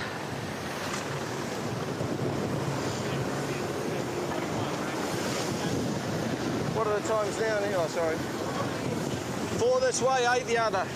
The danger in downwind is for them to roll it. You know? Yeah. It's not the other way. No. You can shoot it any way you want to, anywhere it will get on.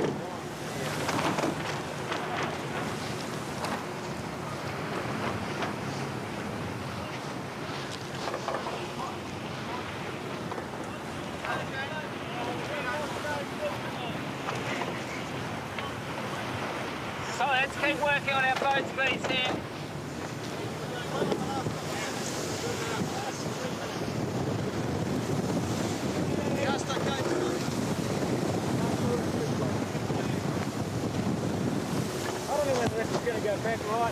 He's taking it. Yeah, he's taking on. He should bounce him. It's 3 this way, 8 the other.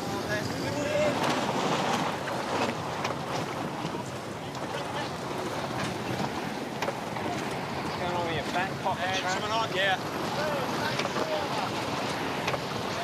Hold that.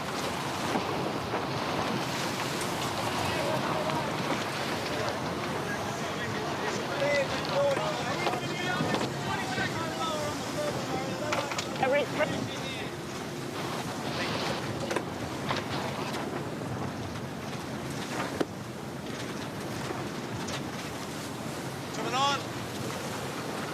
Hold that.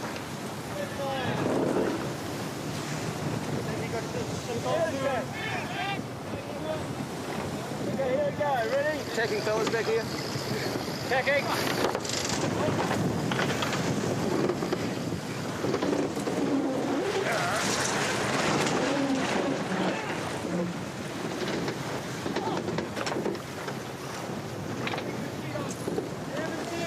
Well, the storm has abated, but only briefly. There's more tough conditions facing these 2 yachts in race 4 of the America's Cup. Still Alinghi in the lead. They won the start. They led at the first mark by 8 seconds, and the second by 17 seconds. Now on the second upwind leg, they're showing it all.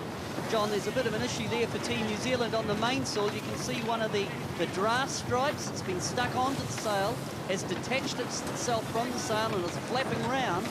That will be causing more drag and windage at the rig. So Team New Zealand's mainsail has a bit of a problem. And we can also see that the sail is not just keeping its aerofoil shape. It's getting blown off the boat by the genoa is throwing wind back into the leeward side of the mainsail. But that piece of fabric that's flapping around on the sail, I don't know if they can do a lot about it, but it is detached off the sail. That won't be helping the aerofoil shape as the wind goes across the sail to generate the horsepower. Well, we also saw or heard the guys on the water, Ed, I think, talking about the difference in the shapes, that Alinghi was getting much better shape. And certainly we can see there for Team New Zealand, that shot there, that they're struggling indeed. And that's a view from on board. That's the mainsail trimmer's view, and we can see the front of it bubbling or backwinding. And that is quite slow in these conditions. And Ed, you're up close to the action. Is Alinghi having the same problems with backwinding on their mainsail? Well, the short answer is no. The Alinghi seems to be a little more twisted on the sail, maybe with the Traveler up a bit higher, but certainly with the Genoa slightly eased compared to what Team New Zealand has, and that is allowing the sail shape on Alinghi to remain much more constant, and that means that the rudder movement and the boat movement through the water can be more constant. On Team New Zealand, they seem to have had this problem all through the first beat as well as this one, where the main's just going inside and out, inside and out. And it does not look as crisp as the trim set up on board Alinghi. And it's an unusual look. We haven't seen anybody have this much trouble basically in a straight line at this wind speed before.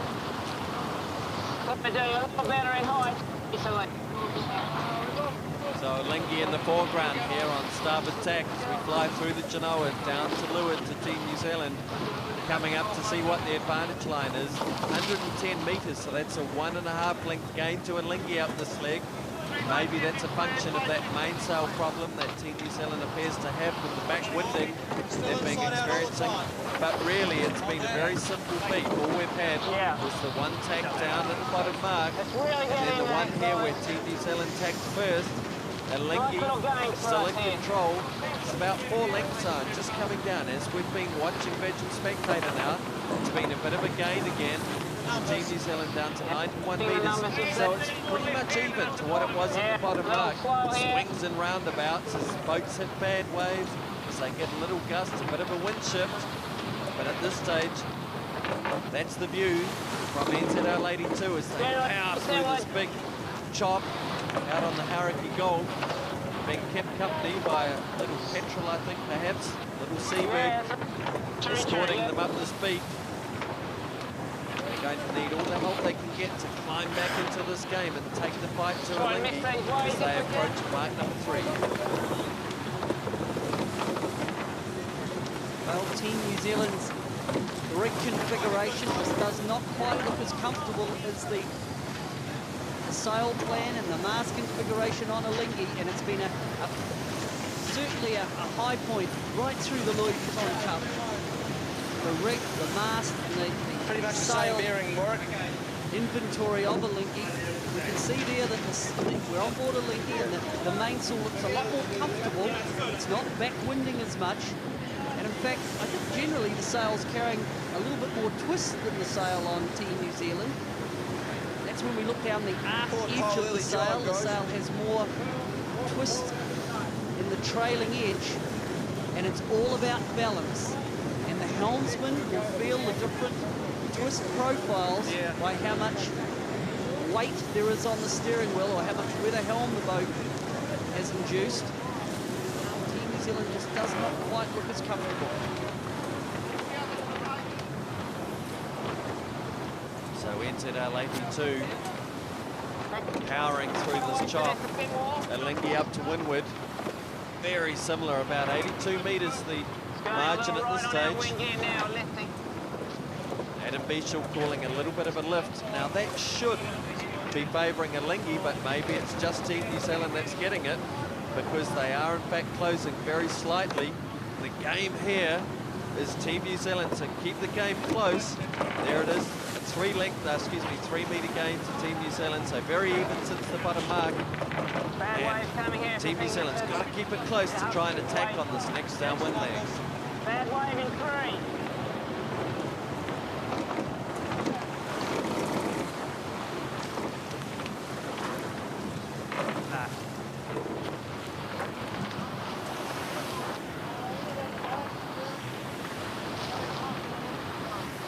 Keep talking about it.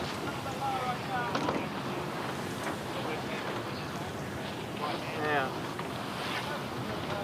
Pressure for bad waves.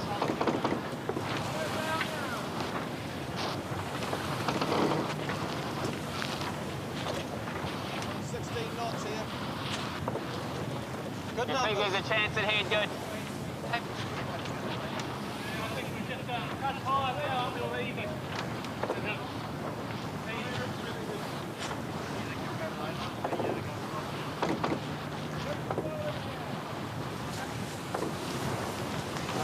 What are the times, Lester? Okay, 4 minutes to the mark. 2 this way, 2 the other. He's got his middle batten coming away from the main. There.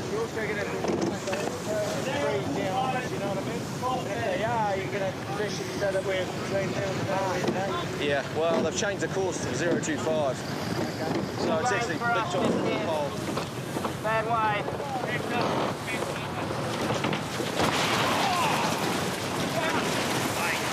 Team New Zealand, look at them, just collapsed, snapped in half. Oh my goodness, just disaster for Team New Zealand. Mast snapped right in half, rig over the side. Unbelievable disaster.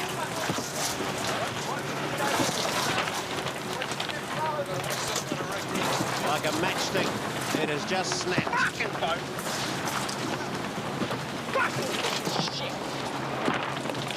And for Team New Zealand, for the second time in this America's Cup, they sail home. Oh, it's actually safer. Well, again, John, we see Come on, guys. a gear breakage playing a major role in the race. Team New Zealand looked like they were struggling up that windward beat with the mainsail blowing back, the mast under a lot of load, and they thumped through a big wave and pulling down.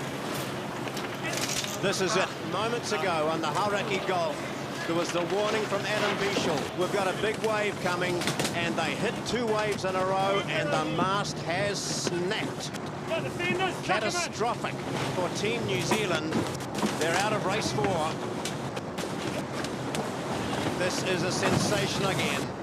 And they've got bigger problems than that. We can see the rig here in this big sea wave grinding into the side of the boat, causing all sorts of carnage out there. What they have to do is to try and cut the rig away. They're getting a buoy ready to tie to it.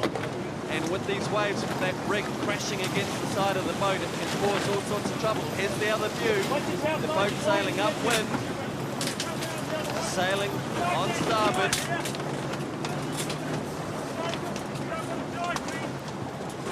And that's the view back to Team New Zealand. Incredible disaster, PJ. Just who would have believed this? Yes, Team New Zealand's America's Cup hopes crashed right around their ears. It looks as though the crew are okay. Well, Peter, just a terrible disaster. I mean, you know, maybe what was the foreshadowing of all this inside-out problem they were having with the sail, but they're just sailing along and something has let go. And the rig, as you see, it gets a little bit of a bow in it as they go down into that wave. A lot of pressure on things when that happens. And bang into this next wave. Maximum pressure right there. And the strain just causes something to let go. One of those many wires that holds the rig up. And Team New Zealand's out of the race. And we should say it was 17 to 18 knots when the mast came down. So now it's a question of trying to make sure the boat is not damaged. They haven't got a line on. Absolute disaster.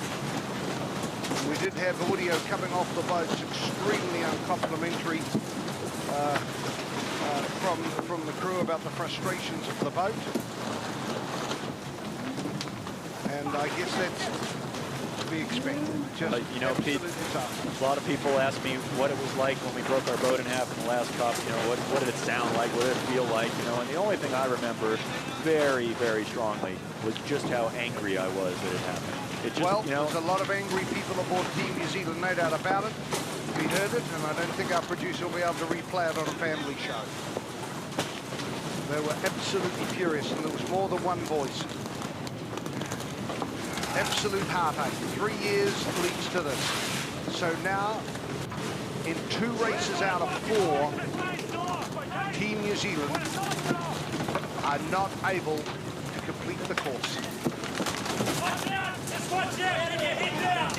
Meanwhile, for Alinghi, it's all plain sailing.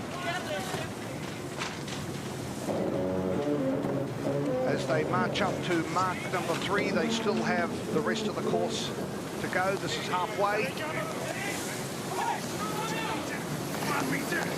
I'm surprised they're even worrying about putting up the spinnaker. Why would they want to put the boat under pressure? Although it is just 19 knots now. We had 26 knots earlier. Right, Martin Tasker right alongside. Yeah. Here, anybody else? We're going to have to go across it here. We're going to have to go across it. Right, well, here we are right out alongside Dean Barker at the helm, trying to cope with all this damage. I mean, it is just horrendous out here. And this is, well, it's just calamitous, isn't it?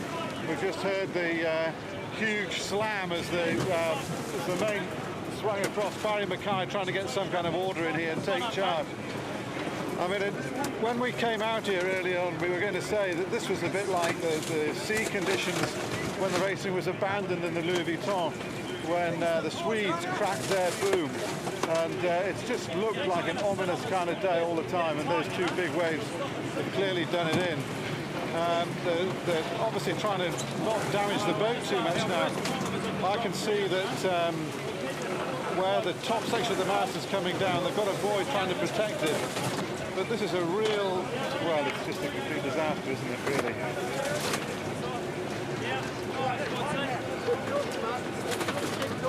Okay, we can see clearly where it's snapped off. Main absolutely to shreds. And this is going to be an absolute major to try and sort this out, because you can see down to Lewis that they are kind of dragging everything down as they're trying to sort out the mess.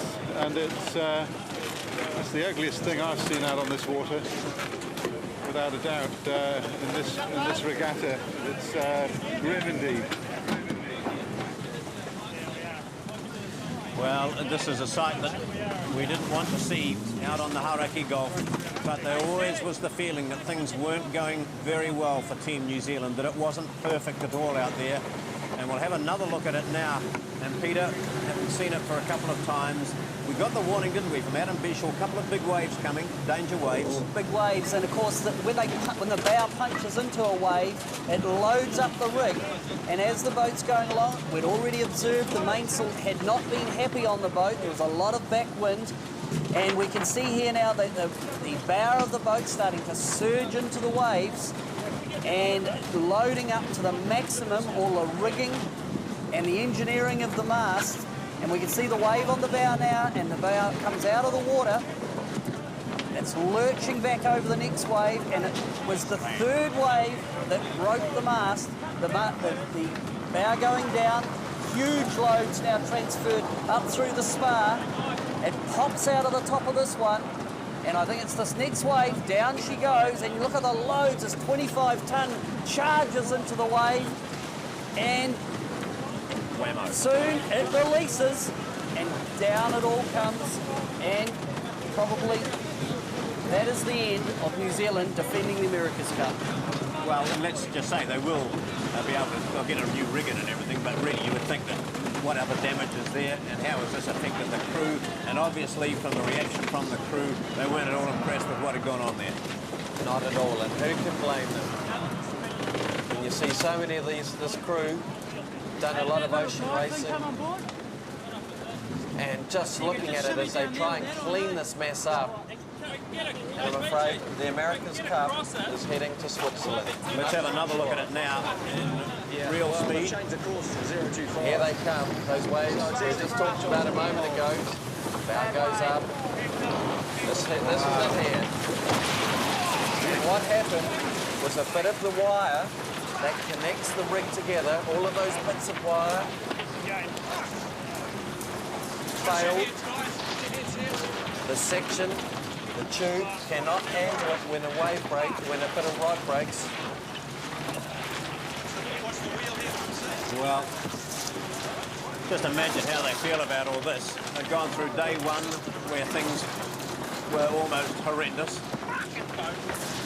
And the language, I'm sure you can excuse the crew for the language that they use there today. Intense frustration for this team.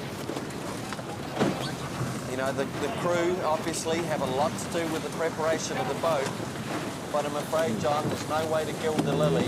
This boat has not been up to the job.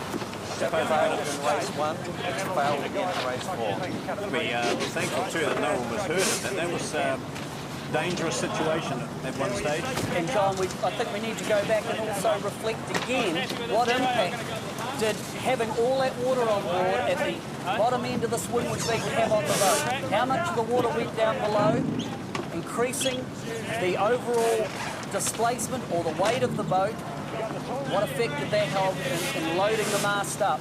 We can see that the crew now are just trying to get the rig under control, and unfortunately it just comes down to good old brutality, knives, cutting the sail free from the rig.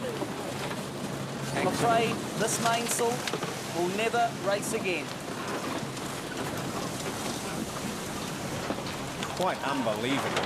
And one of the real dangerous things with these carbon fibre masts are the splinters. Yeah. The mast is fractured, and all the carbon fibre splinters, and they're like when you get splinters in your hand, but they're of the worst sort, and you can end up getting some quite nasty injuries in your hands from a broken carbon fibre mast. Well, the photographers out there on the Louis Vuitton media boat will be getting the shots that they've been looking for since October the 1st. And these photos will be shot around the world very soon. For those who haven't been able to watch it on television, the distinctly disappointing scene of Team New Zealand under tow again with their mast snapped. They're out of race 4. Alinghi, in the meantime, sail away to make it 4-0. And this continues to be a dreadful America's Cup for the holders.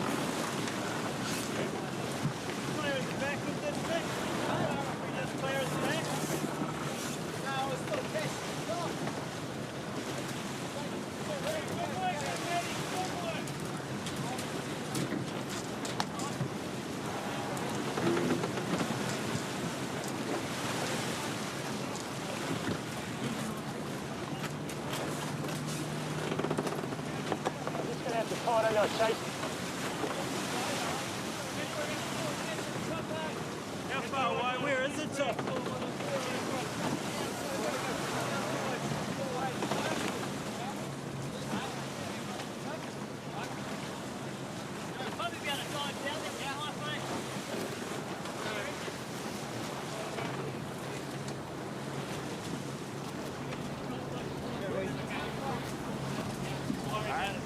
Well, as this mast snapped, I'm sure the hearts and hopes of thousands of New Zealanders watching snapped, broken too at the same time.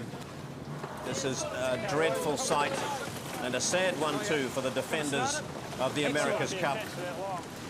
It really may well go down as a regatta in which the defenders haven't really got into the event at all.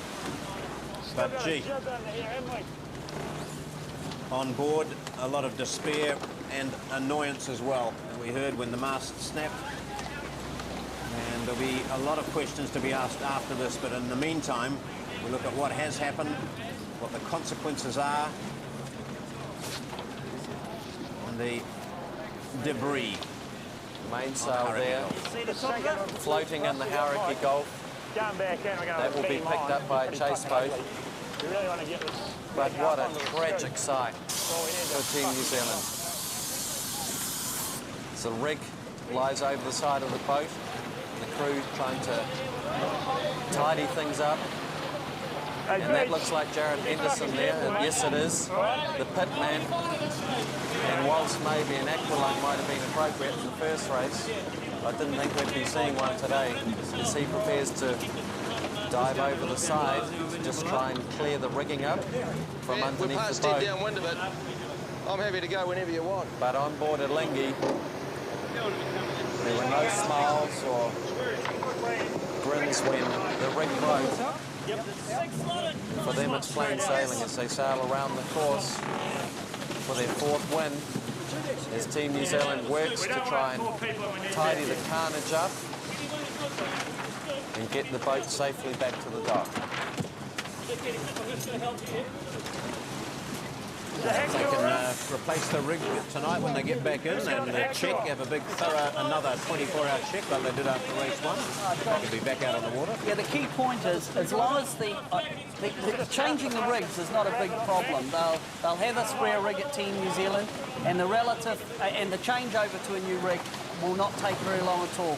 It's what other damage that's been done to the hull or the canoe body of the boat. Once you've got rid of the rig and the rigging and the sails, the key ingredient then will be to look at the hull to make sure not too much damage has been done. So overnight we'd expect to see a rig change and the boat to be out on the water again tomorrow. It's anything but plain sailing out there even now for Team New Zealand. Well, the problem I've got is while they're there with the mast over the side, this is the period of time where the damage will be done with the mast gnawing itself into the deck and the top sides. And I suspect Jared Henderson perhaps is just going underneath the hull to make sure that everything's okay, that the integrity of the hull is secure. This will be something that you won't be accustomed to. They've got someone controlling it all. What are we doing? Hacksaw's going, trying to free the rig. And yes. Well, Barry Mackay we saw with a hacksaw blade in hand. Very experienced offshore yachtsman. Winner of the Whiprag race on Steinlager 2, sailed around the world with Peter Blake on Enza. Very, very good seaman. And I suspect we'll see that he's taken charge now to get the boat safely back to dock.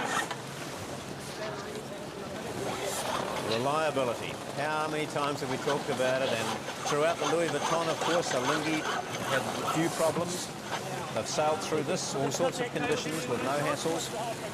And reliability, Team New Zealand, who prided themselves on that reliability in previous regattas, have been let down this time.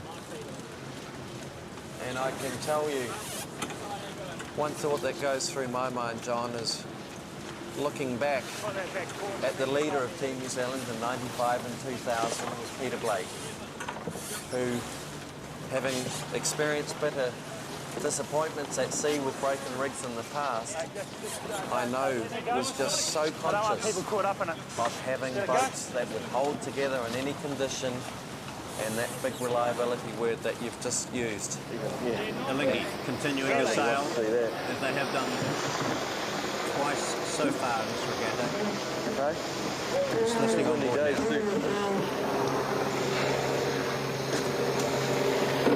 Well said. I'd like to see that. Yes. I just think, Peter, when we return to talk more about this, while people will say it was only 17 knots when the mast snapped, they'd been through a period on the previous beat where it had got up to 24 to 26 knots, and maybe we see now Alinghi heading around the third mark. Maybe it was then that the damage was done.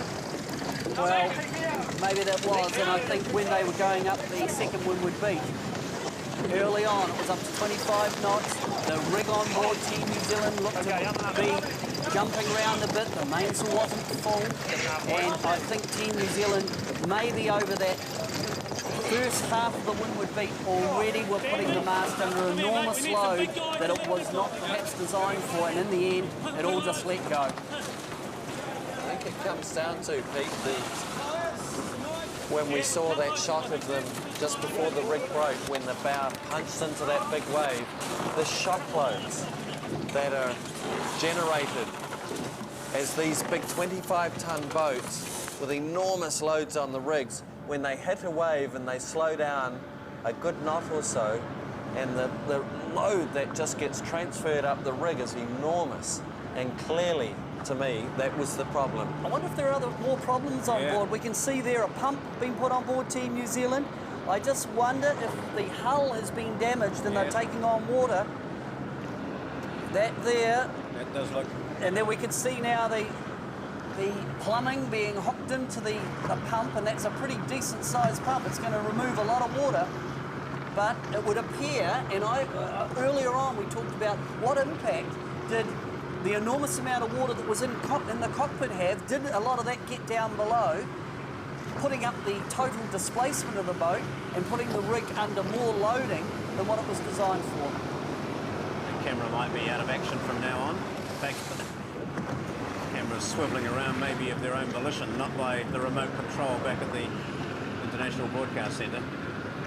There'll be a few of our technicians back in the International Broadcast Centre having heart failure watching this shot of electronics worth probably well in excess of $100,000 looking like it's about to be chucked over the side. I'm sure it's not. But hoping that hacksaw doesn't go into the framework holding it up. But now we see the pump almost ready to get into action. Yeah, I wonder, Peter, because we did see several shots of a lot of water going down the forward hatch as well, down in the cockpit.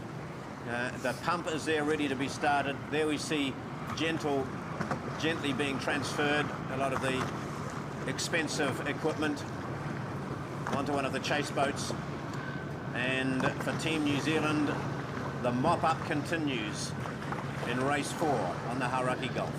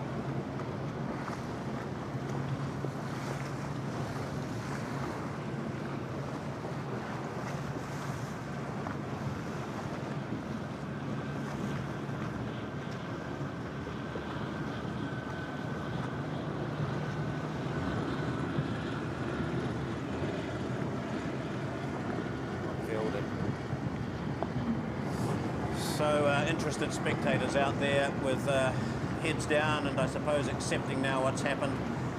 Lady Pippa Blake to the right there, and that looks like Bob Field from Toyota New Zealand there as well.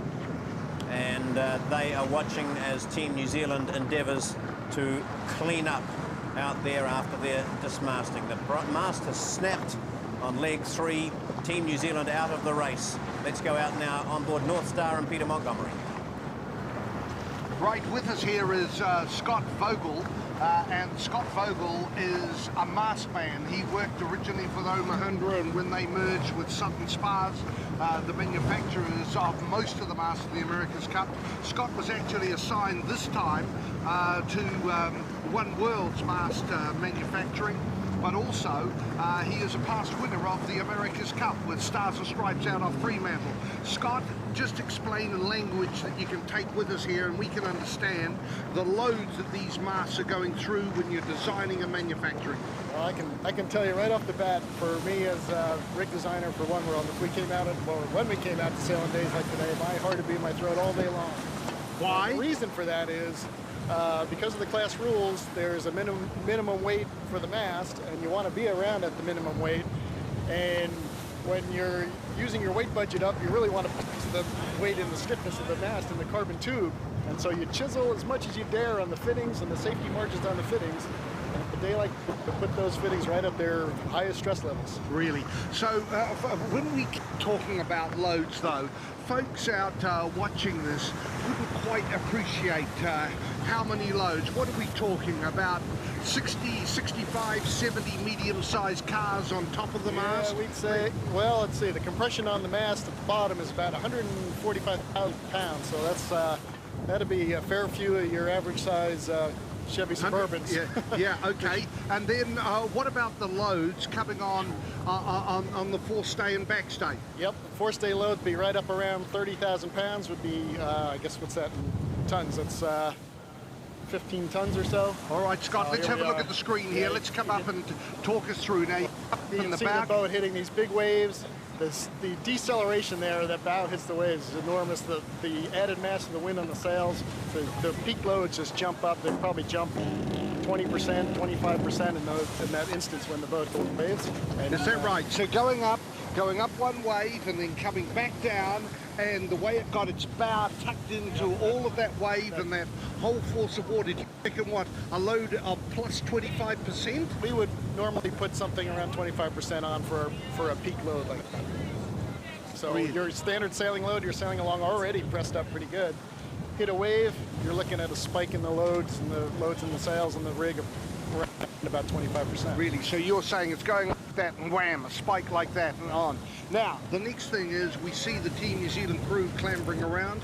Could it do any damage to the boat? I mean, the obvious thing of obviously hitting the side of the boat, could there be anything happening below the boat that we're not aware of? Other than the kind of shock load that gets into the boat through the chain plates and the mast connections, probably not, other than the rig bashing against the side of the boat, which they try to avoid. So, we had 26 knots. Well, you were just sitting in front of us on North Star. You could see it for yourself as well, and that squall going through. Well, do you think the water that Team New Zealand had coming around the leeward mark, that extra weight and load of another ton, 2 or 3, could that have added? Or do you just think it's simply just hitting that wall of water and that big trough that spikes it up, as you put it? Yeah, hard to say how much water's in the boat to begin with and what the effect is. And normally water inside the boat that can float around actually reduces your stability slightly.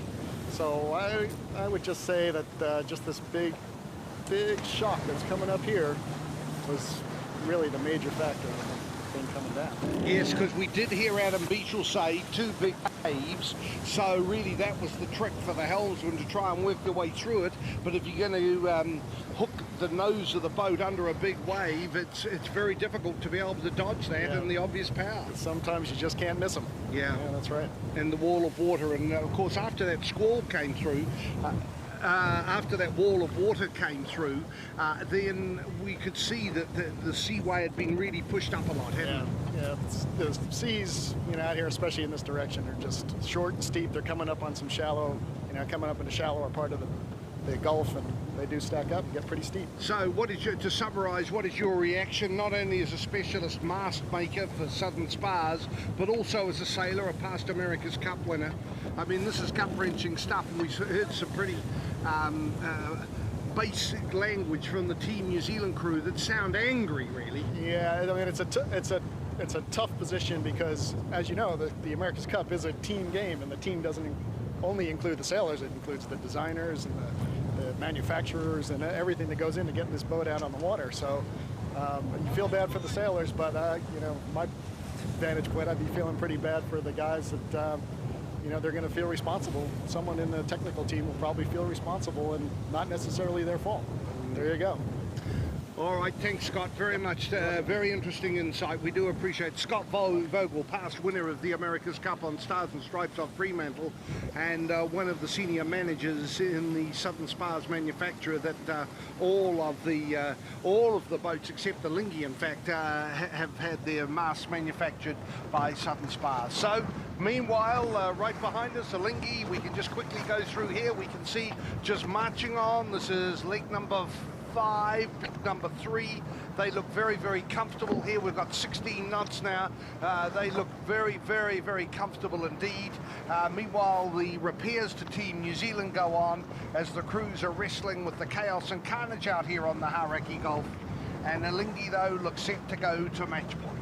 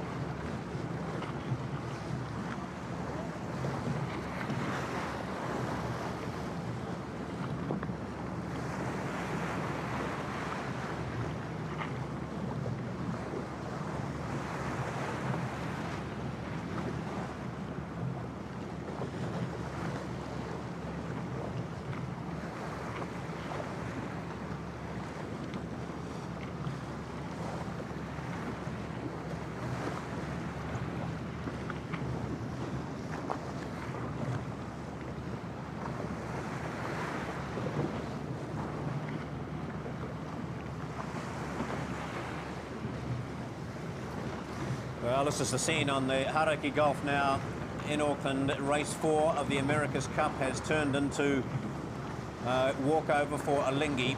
For the second time in the 4 races sailed, Team New Zealand have withdrawn, this time with an impact. The mast has snapped, and it really just has been, again, a culmination of problems that we saw developing throughout this race. Right from the start, when they lost the start of the race, then problems happened. Coming down the first downwind run, tucked into Alinghi's quarter wave, and we see these big waves coming over the bow. And the hatch closed now, but a short while before they'd taken a bunch on. And looking there, coming upwind, shipping a bit of water again. Question mark over how much of that went down below. And then up the beak, we saw the mainsail not really looking that comfortable the whole way around the course. Yeah, and then, of course, the killer blow up the second beach to windward. Team New Zealand entered Our Lady 2, pounding through the waves. The bow comes down, shock loads the rig, snaps in half, down it comes. Race over for Team New Zealand. Here we see it again. Look, this, we'll remember this for a long time.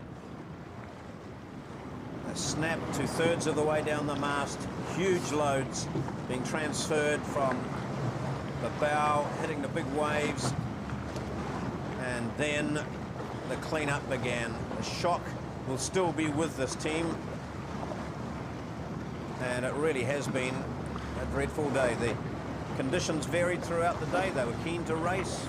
There's no problem with it when the accident occurred. It just has been the mast snapping on Team New Zealand. Out now, we go to the Hauraki Gulf alongside Team New Zealand, and here's Martin Tasker. Thanks, John. Tom Schnackenberg with me. Dreadful sight that we're coming back in on now. Oh yes, a sight that no sailor likes to experience. We all do from time to time, but it's dreadful, especially in this situation. Talk us through it. How do you see it happen? Well, we don't know very much because we were watching from Sparta, but it's possible that the tip cup failed at the top of the second panel, where the V2 went in, the second spreader, and that it went from there. We'll have to look at the rig when we get in and make the final determination then. We saw it under huge strain when it hit those two waves. When you look at those pictures now, what were you thinking? Oh, well, looking at them now, you think, oh my golly, something's got to give, and something did. Now, in terms of repairing it, what will happen now? Repair takes a month or so, so that's out of the question for this campaign. But we swapped the rig out at Baby 1, and it's a very nice rig, and we're ready to sail again and race again tomorrow. Now, what about the sort of strain that it would have been under today in these conditions? Well, there's a lot of strain. A lot depends on how the individual waves, the actual wind pressure at the time, how hard the boat's being driven. But both boats were fairly well under load, and we're used to sailing this way. It's just not used to dropping rigs. If you were to look at a course from your perspective now, what do you think it might have been? Well, as I say, it's possible that it's the top of the V2, which is the main load-bearing outside rigging elements. And as you know, we have two of them, and so one of them could have gone before the other, or perhaps the cup itself failed. But I don't really know because I wasn't on the boat, and until we actually look at the damage, we're just guessing. Now, we've been hearing about the sort of loads that these rigs do come under. In sort of layman's terms, what sort of pressures are we talking about when you've got 25 knots of wind in these seas? Well, the jack loads are the order of 60 or so tons. That's when the boat's sitting in the dock. And then when the boat's leaning over at full power, the leeward rigging is almost slack, which means that the windward rigging is taking all of that load by itself, whereas, of course, in the dock, sharing equally. The total compression on the mast doesn't increase very much, but of course the compression and the loads from windward rigging are very much higher. And then when you've got inertial effects, the mast weighs a ton, and as the boat pitches forward, that of course increases the shock loading, and the boat was definitely bouncing over a couple of waves then, and that was obviously the thing that pushed it. Now, we notice also that the sail was flogging a bit, and that it had, before it happened, and there was some part of the sail appeared to be coming away. What kind of effect would that have in having an extra strain on the mast? I don't think that would make very much difference. It's nice to have the sail settled down, but having the stripe off the surface of the sail would just be an annoying thing, but it wouldn't make any difference at all. Now, in terms of conditions that you've sailed in before, presumably you've been out in stuff like this and coped. Oh yes, in fact before the start we went through a nice squall of similar strength, both boats, and coped nicely. So it's just an unfortunate thing, a very unfortunate thing. Now they're trying to fix the mast now. What are the problems that they're going to have getting it sorted out? Well, the trick is to make sure the mast doesn't damage the yacht in any way. And so they've been working very, very hard to keep the mast from the yacht, and then of course to pad the mast where it rests against the yacht as they bring the boat home. And then it's just a question of lifting it out and putting the mast to one side, putting a perfectly good mast in its place. Now you can repair the rig, but what about sort of repairing morale now? What are you going to do? Oh, well, the guys just have to put this behind them, as you can imagine. They're very, very annoyed and disappointed. They were in the race, they weren't in front, but they were in the race, and the boat was getting along okay. They had raced, I think, pretty well up to that point, and they'll be taking positives out of it and saying, okay, let's just forget this and go out and race tomorrow. So you're saying really that nothing's changed, it's still 5-0? That's right, nothing's changed, that's what we're aiming at. It just looks, there are fewer lives, of course. In fact, there are no lives left, we just got to win each race. Okay, Tom, thanks very much indeed. John. Well, thank you, Tom, for coming in at what was a very difficult time, no doubt. Smiling bravely through that, but a quaver in the voice, I think, as the shock has set in within Team New Zealand. On board now, Alinghi sailing, and they don't have to put any pressure on themselves. They just have to get around the course and make it 4 races to do. And John, let's give the Alinghi team a wrap, because one of the features of Alinghi right through the Louis Vuitton and now the Cup has been how reliable that boat is. Yeah, no, that's good. It doesn't, I mean, I think I've seen 2 Spinnaker poles break on the boat, and apart from that, in the Louis Vuitton Cup, apart from that, the boat seems to have not missed a beat in terms of reliability as they approach mark number 5. Now, sail this windward beat very conservatively and push the boat. So Alinghi now sailing alone, needing to complete the course, approaching the final mark, having pushed well out of their minds what has happened with their opponents. But it has been another example of the outstanding reliability of this craft and its crew. The final mark of race number 4. Yep. The Omega clock ticks on, but it doesn't matter. It's Alinghi in front and sailing alone. Just beautiful conditions out on the Hauraki Gulf now.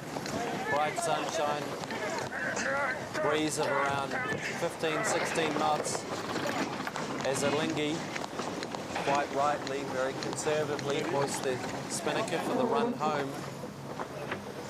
And they will have backed off quite considerably around the course since Team New Zealand broke the rig. No course change, no, nothing, just they will have eased the runner straight off. on down. Sails will have been sheeted a bit softer. Well, it's gone from being a dull, grey old day out on the Hauraki Gulf to being a relatively clear, sunny one. But now the reason they're sailing alone, Alinghi that is because this team is out. They broke their mast. Let's go back and just listen to what was happening on board Team New Zealand. Yeah, well, they've changed the course to 025. So it's actually a bit short from the pole. Bad way.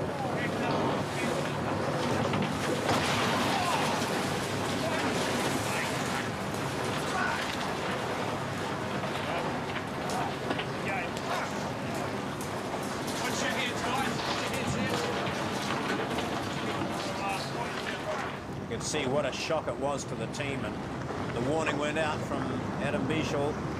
Big wave coming up, and then you could just see exactly how it happened. But wow, that frightening sound, that terrifying sound of the mast snapping must have sent a chill through the entire crew. Now they're settled down in much more pleasant conditions, probably wishing they might have done what's happened a few times during the regatta, just sort of asked for a bit of a delay. Conditions look lovely out there now, but for New Zealand, it's anything but lovely. Glum faces as they are heading back home 4-0 down.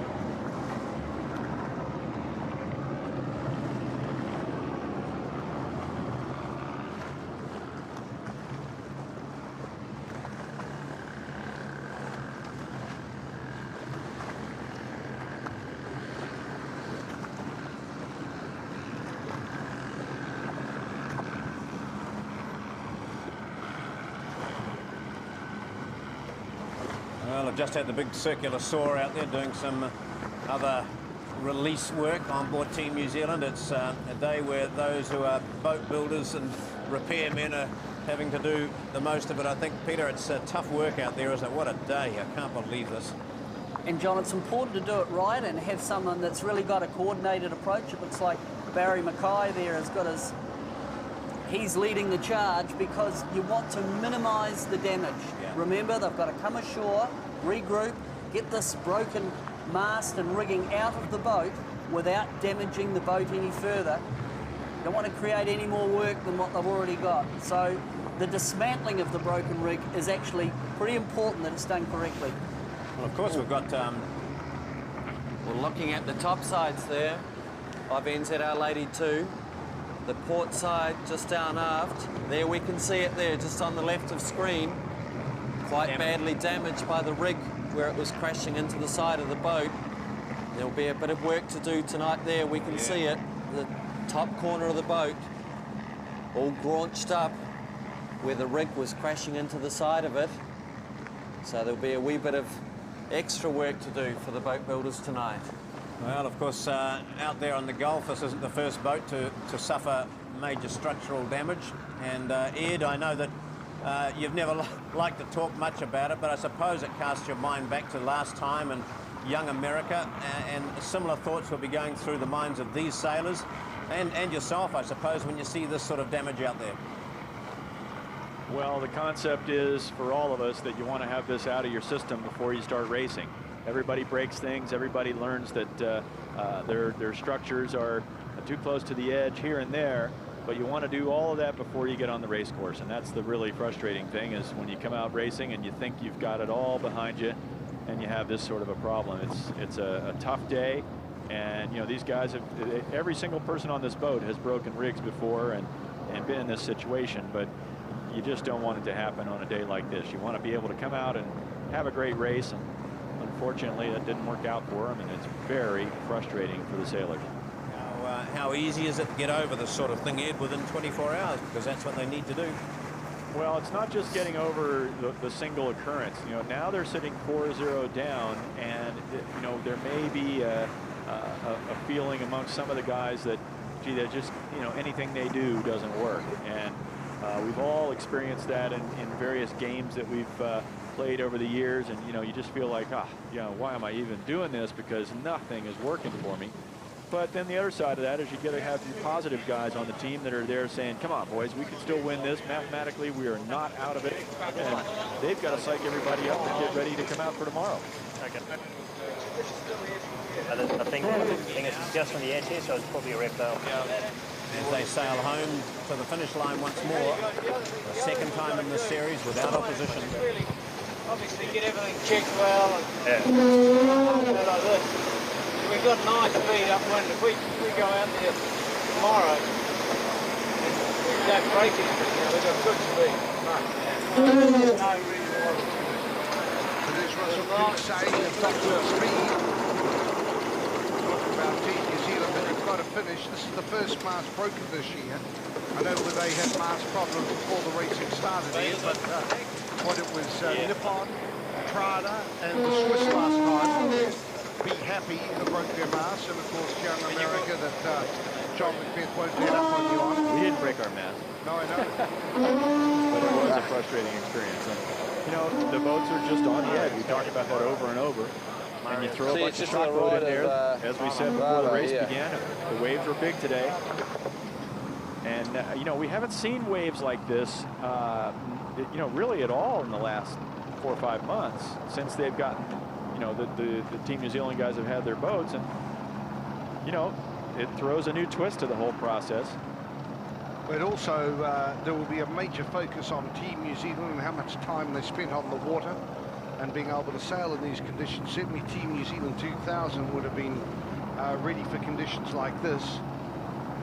Okay, 25, 26 knots is getting up there, but the 17, 18 was be expected. Well, you just don't know, do you? I mean, the America's Cup in 2000 was sailed in completely different conditions, and the vast majority of the Louis Vuitton Cup in 2000, 99, 2000, was sailed in smooth water. And the one day that it was really nasty was the day that we ended up breaking. And there was not another day like that for the rest of the series or the Cup. And if we'd have made it around the weather mark, for instance, in that race, you never would have known that we were about to have these major structural problems. So we don't know in 2000 if Team New Zealand had you know, trouble that was just looming on the horizon or not. Boy, you hate to see that saw that close to the mast tube, but I guess it's already broken. But you know, you just don't know, and that's the thing, that these shock loads are so hard to predict and get right, that you know, it's almost impossible to be sure. So, and that's what Scott Vogel was saying earlier, that you know, every day the boats go out, the mast guys worry about them, because you know, the shocks are the things you can't measure. Well, anything over 16 knots is tough, but when you get the big seaway here, that was a key factor. As Alinghi under Spinnaker comfortably heading down to record their 4th win of this America's Cup 2003. And that picture we can see there is a summary of this 31st match for the America's Cup.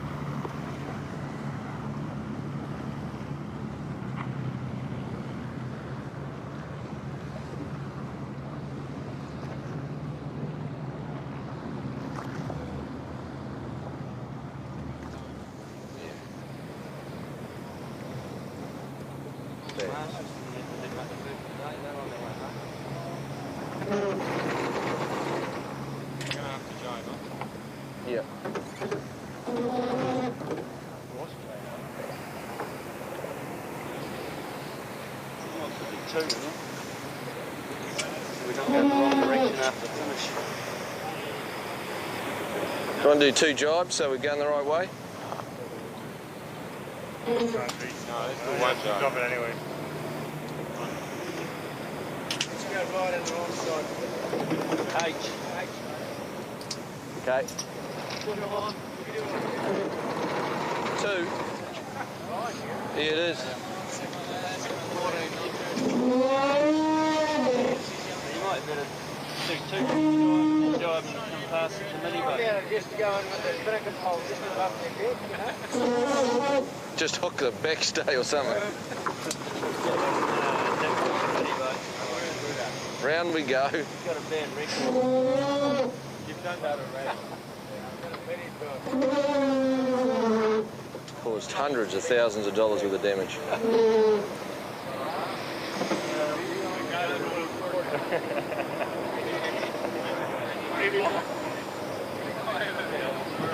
So what's the tide's coming in?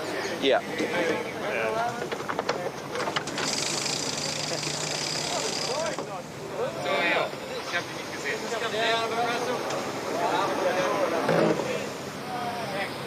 Somebody's cap, is it? It's a coconut. It's a coconut.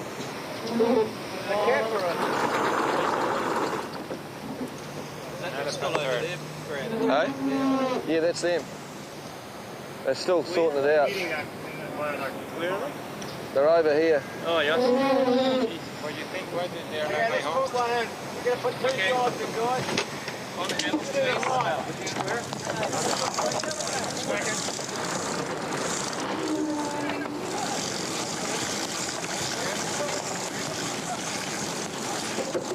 Mate here.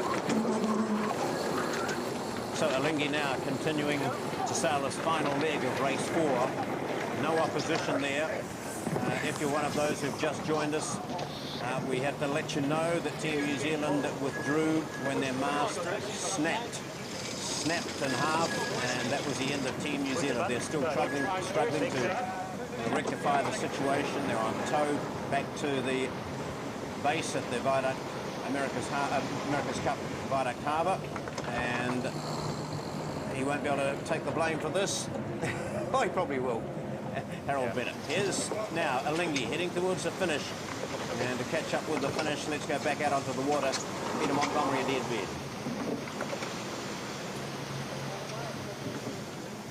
We'll go 1 on the sheet. Yeah, exactly. Slide it up. 4.7 left away.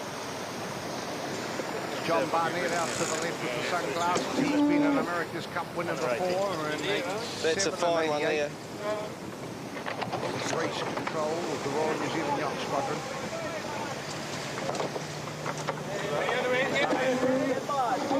Square. So here goes the lead. The final approach to the finish. Right here.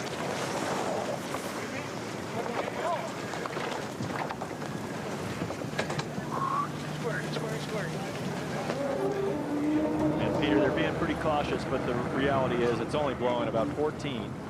And the boats are going along here at 9, well, probably about 10 or 11 knots, really, pretty comfortably.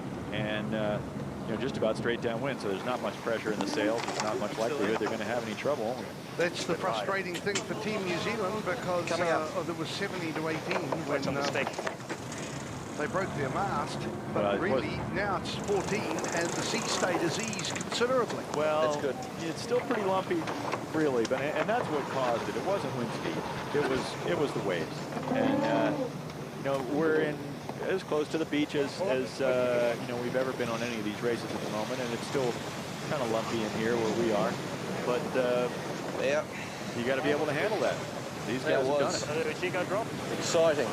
Make sure we don't make to say the least. Okay. That's Brad Butterworth giving his assessment. Easier, doesn't it? Exciting to say the least. Yeah. Here on February the 28th, the 72nd day. Tell me what we were in to give quickly out of the America's start. Cup. Today, the 14th day in the America's Cup match 31. This is race number 4 and the finish. And Russell Coutts about to go to 13 wins to equal Dennis Conner. Here they come. As the most successful America's Cup skippers ever. Russell Coutts was locked with Mike Vanderbilt on 12 wins. Today, it's his 13th. But for others on board, Dean Phipps, Simon Daubney, Murray Jones, Maurice Fleury and Brad Butterworth, it's actually their 14th win in succession in the America's Cup. But even more significant than that, at the end of race 4, America's Cup 2003, Alinghi go to match point. Just one more win now, and the America's Cup is going to Europe. Probably get water. The 5-minute gun and the Omega clock counting down to the start race 5, America's Cup 2003, the 31st match. Here on the Hauraki Gulf on the front doorstep of Auckland, New Zealand. It is Team New Zealand coming in from the port end or left or pin end of the line. Meanwhile, coming in from the right, the starboard end, Alinghi, who come into this race 5 on match point, win this, and the America's Cup is going to Europe for the first time. And Peter, it looks like Team New Zealand may be able to cross in front of Alinghi, showing us once again that the starboard or committee boat end of the starting line is a little bit upwind, a little favored. So again, look for the action to be up at that end. But then the boats have to decide which side to position themselves against each other based on their long-term forecast. And we also should say the ankle warp on race control does make it difficult for the boat coming in to the right. Well, it does. It takes about a half a length extra because of the size of the committee boat and the anchor line compared to the size of the pin. But that half a length, you know, was not enough for Team New Zealand to cross there. So no dial up, coming up to 3.5 minutes to the start. Team New Zealand going down to leeward.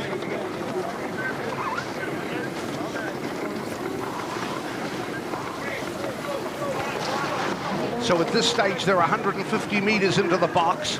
It's Alinghi now in the leeward position as both boats going through the circle.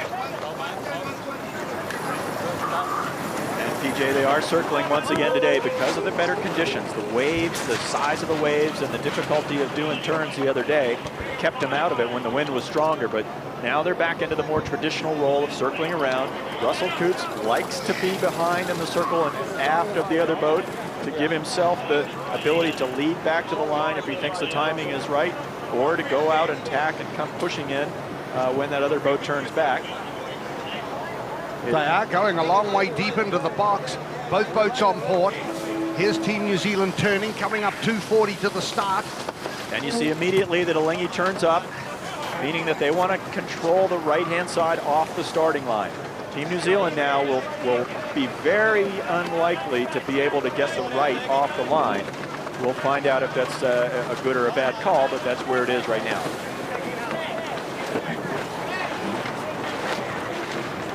Team New Zealand takes it back towards Alinghi here. You got to try and keep the boats close to minimize any advantage that one boat might have over the other off the line. You'll see Team New Zealand tack back here shortly.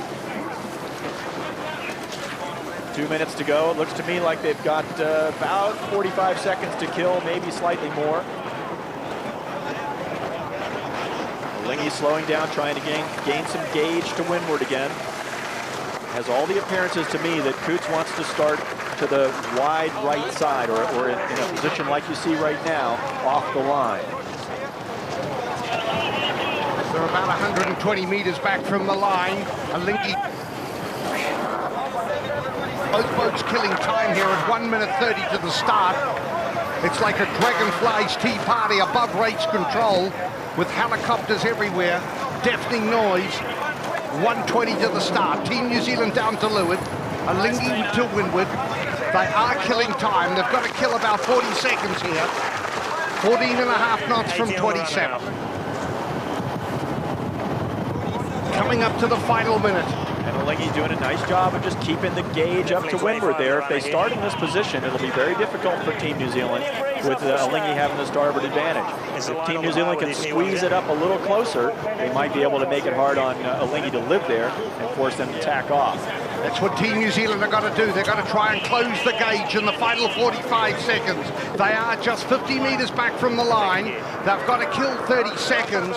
So Team New Zealand have got to get up there, got to close the gauge up. They've got to get up underneath Alinghi. Alinghi in the starboard side at 30 seconds. Alinghi looking very strong. Out to the right. Now we hear the call for bow down. Barker has not brought the bow down yet. Coutts waiting for a bit. Here goes Team New Zealand coming down with the bow now. It's a slingshot start for race 5, America's Cup 2003. At 10 seconds to go. Team New Zealand down to leeward and ahead. Alinghi on the hip of Team New Zealand at 5, 3, 2, the start.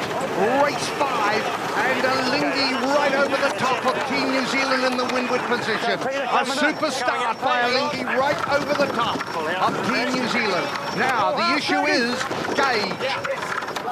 Can Alinghi live there? Have they got enough gauge to windward? Can Team New Zealand squeeze them out? Well, PJ, this is going to be about boat speed now. We're in a slight, and I emphasize slight, right-hand shift here. It's about 28 degrees, farthest right we've seen in the last 20 minutes or so.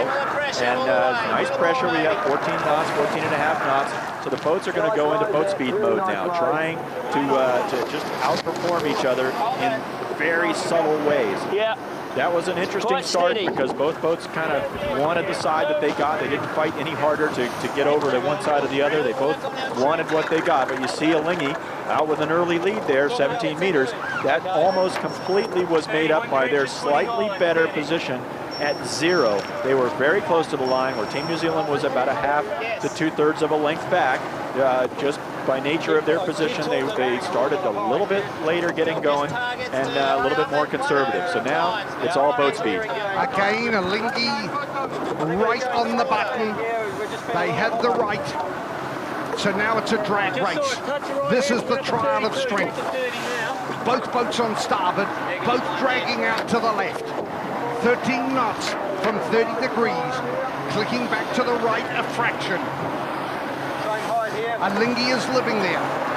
Team New Zealand not closing the gauge. My hunch is that Team New Zealand will be sailing lower in this trial of strength. Meanwhile, Alinghi looks to be sailing a notch higher. Peter, Alinghi does look very comfortable, but if we don't know yet what the forward speed of Team New Zealand is going to do for them in the long run. But it seems since they started that Alinghi has become more comfortable in their position, and they don't look like they're under much threat to be forced to tack in the near future anyway. Well, Alinghi's definitely living there, no doubt about it. They are comfortable on the hip of Team New Zealand. At 28 metres, and Alinghi is extending all the time. They're living and they're starting to get right over the top of Team New Zealand. Targets are good, Daggy. Maybe a click it faster at times. A little more pressure in general, so it's probably going to be a 10 And Peter, you hear a little bit of the onboard sound, just encouraging the helmsmen on both boats of how they're going against each other.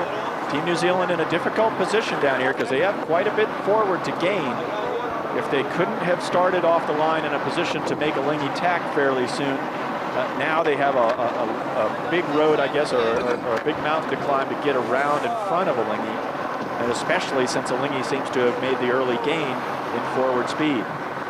Well, Team New Zealand, by not going into the dial-up, did have the chance to go right. I reckon their positioning indicated they wanted to go left anyway. Well, that's what it looked like at about 1:30. It looked like Team New Zealand was happy left, Alinghi was happy right. But, you know, in these steady conditions, if you get that right-hand spot and you can hang on to it, and you see the gauge between the boats there is a fair amount. It's 4 boat lengths or so. And if you can hang into that position to windward, you can block your competitor all the way to the edge of the course and eliminate his ability to pass you. I reckon going back even earlier than that, around 4 minutes out, 3:30, it looked like Team New Zealand wanted the left. It's 30-metre advantage to Alinghi, who do seem to be pointing just a fraction higher. Team New Zealand seem to be a fraction bow down. Still same. But it's Alinghi who are leading by a boat length. Brad Butterworth right in the middle of the boat, in a brilliant position. On the boat, I mean, looking straight down with Ernesto Bertarelli, navigator, and syndicate boss right alongside him. And in this situation, Peter, Yeah, a little higher, a little quicker than that. Yeah, a little higher, a little quicker. That sums up what Alinghi think. well, in this situation, I was going to say Brad is Russell's eyes, and there you see another slight gain for Alinghi, but Brad is just continually feeding Russell information about how he's going, and Coutts is concentrating completely on how the boat feels and talking to his trimmers about what he needs. So they're talking about we'll go Simo. This is when Team New Zealand tack. Because Alinghi now has got control of this race in the early stages of leg number 1. Well, and this is the time in the race, Peter, where as Team New Zealand, you have to say, okay, I need to cut my losses here. Just listening, and we're on Team New Zealand, you're thinking, all right, we're not gaining here, we're not winning, we're not going to pass them by the corner of the race course. We need to consider some other options, perhaps start attacking duel. So that Alinghi knows that, and they're now starting to plan for it. Well, they're getting carted out to the left-hand side of the course, and you can see that virtual spectator reinforces what we can see off North Star, that Alinghi is higher. Team New Zealand is sailing lower. That's their mode. Yeah. See that one boat just on our forestay there? Looks like he's in good pressure and maybe a little more left than what we have. Still happy with this mode? Leg 1, race 5 of the America's Cup, and Alinghi, as Peter Montgomery has been saying, pointing a little higher, a little faster out there in the early stages of race 1. Key point off the starting line, Russell Coutts again showing that his time on distance in that last 30 seconds winding into the line was pinpoint accurate. When the gun went, Alinghi held about a 3/4 of a length advantage. Don't like hearing that sound. There's some bad waves down there. Waves on us. And Alinghi extending all the time here out to 40 metres. It was around 15 metres off the start line. That was the difference between Coots' pinpoint accuracy and Team New Zealand's slightly more conservative start. In stretching out to the left-hand side of the leg here, Coots and Butterworth will be more than happy just to keep sailing out to the side of the course, because the longer they go this way, the fewer attacking opportunities Team New Zealand will have presented to them as they come up towards the top mark.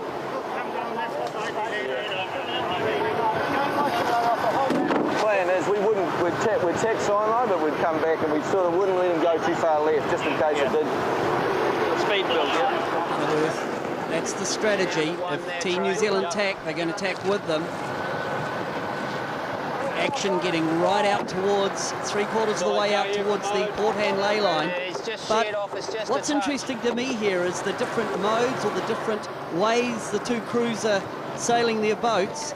And Team New Zealand using the bow down, slightly faster mode, slightly higher boat speed, but not pointing quite as high into the wind or towards the top mark, versus Alinghi sailing a higher mode, but giving themselves the opportunity to push forward. If you ask a yachtsman, what mode would you prefer? It's always off the starting line, the ability to sail higher, equal speed with the opposition, and then as time unfolds, it gives the boat in Alinghi's position the ability to go slightly bow down and roll over the top of Team New Zealand.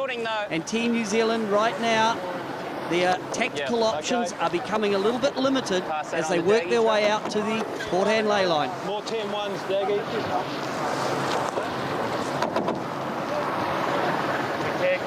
Little gain engaged for us in the last minute. So Adam Bichel Little pressure on your bow. calling a slight gain to NZL 82. There it is, a couple of metres, but every little bit counts. One of the things that's been working well for Alinghi is Brad Butterworth calls that their opening range a little bit at the moment. Same speed. As the breeze has actually gone right a bit since the start, 4 or 5 degrees, and that is very right hand. And that's it, Murray Jones saying exactly that, very right hand. Now that is clearly to the advantage of Alinghi as Team New Zealand comes into attack. Watch Alinghi tacking immediately on top of them with this right-hand breeze. Alinghi will protect the right-hand side. Team New Zealand will be forced to tack away again very quickly to clear their air. Back there they go. Dean Barker turning the boat through the tack. Double tack for Team New Zealand. The second tack is what we call a down speed tack. Build here, guys. The New Zealand boat would have not been up to its target boat speed, but needed to get out of that position, After these waves. allowing Alinghi just to extend out onto port to further extend and protect the right-hand advantage. Alinghi tacking.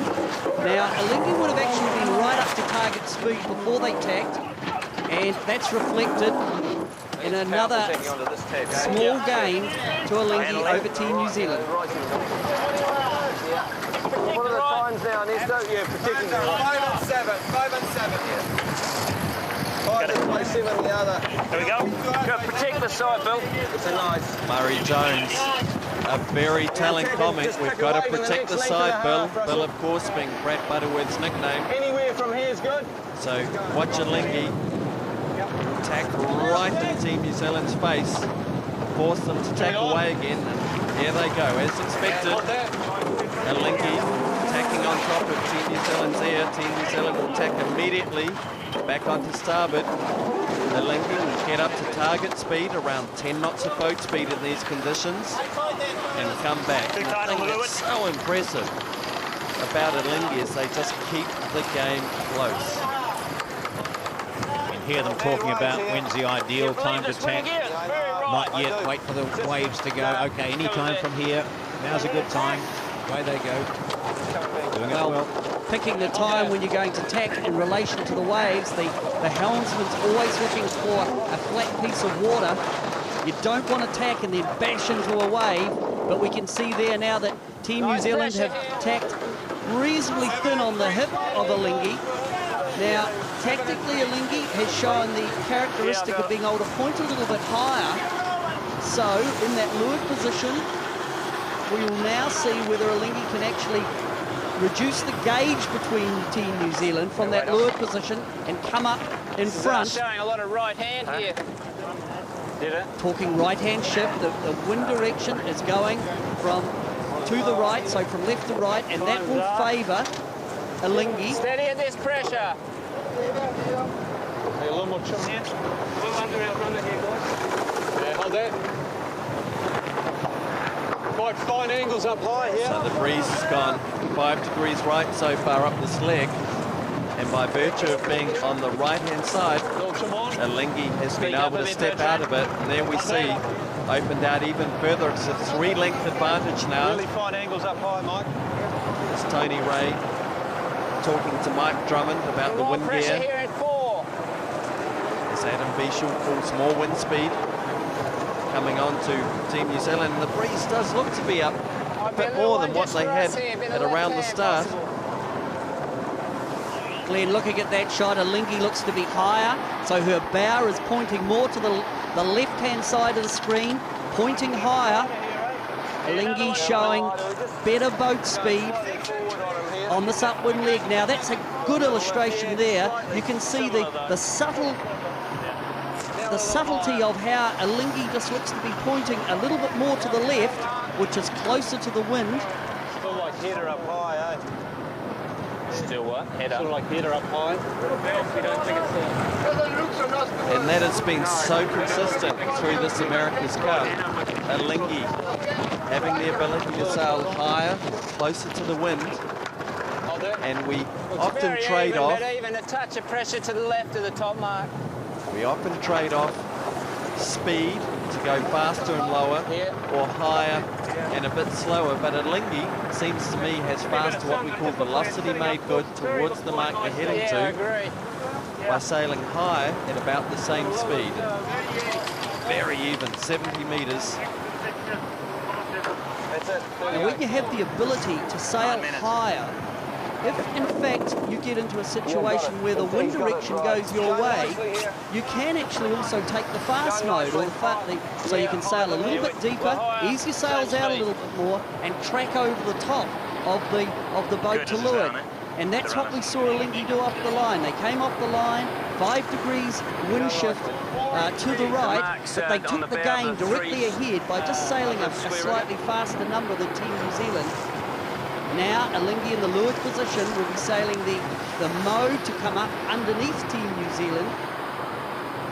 The New Zealand boat does not seem to be able to point as high as Alinghi. That shot just says it all.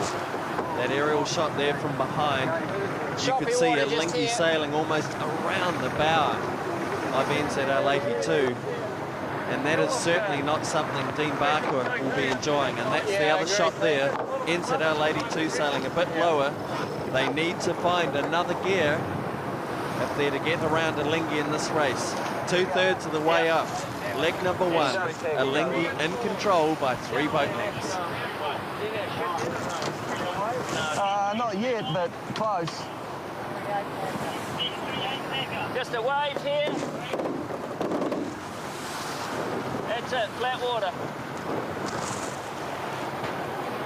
Going nicely, guys. Going nicely. Little lift here. Very high. Average heading, really.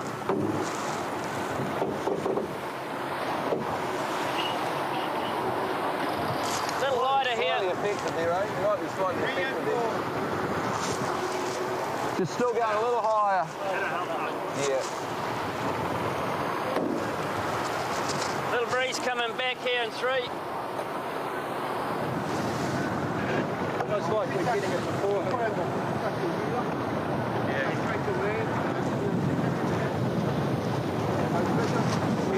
Pretty good numbers across here, Bichel. Just this header.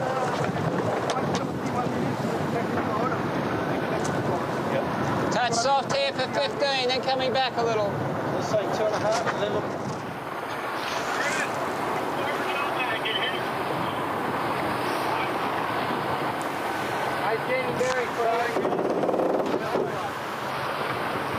Little lighter here. Little header here for us. What's the time now? Time zone is stuff? Same angle as us. 2 this way, 4 the other. Tell us when he gets to a minute, mate, because we will roll in probably.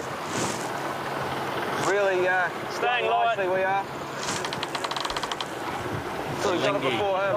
Still in control, heading up to its mark number 1 with the iconic Sky Tower in the middle of Auckland City, framed against the back of Team New Zealand's mainsail. And that picture says it all, really. Alinghi higher and a click quicker. Average pressure here for the next That minute. entered our 82. They've managed to come up onto entered our 82's line. Waves just here. And that is reflected with virtual spectator there. 3 lengths the advantage.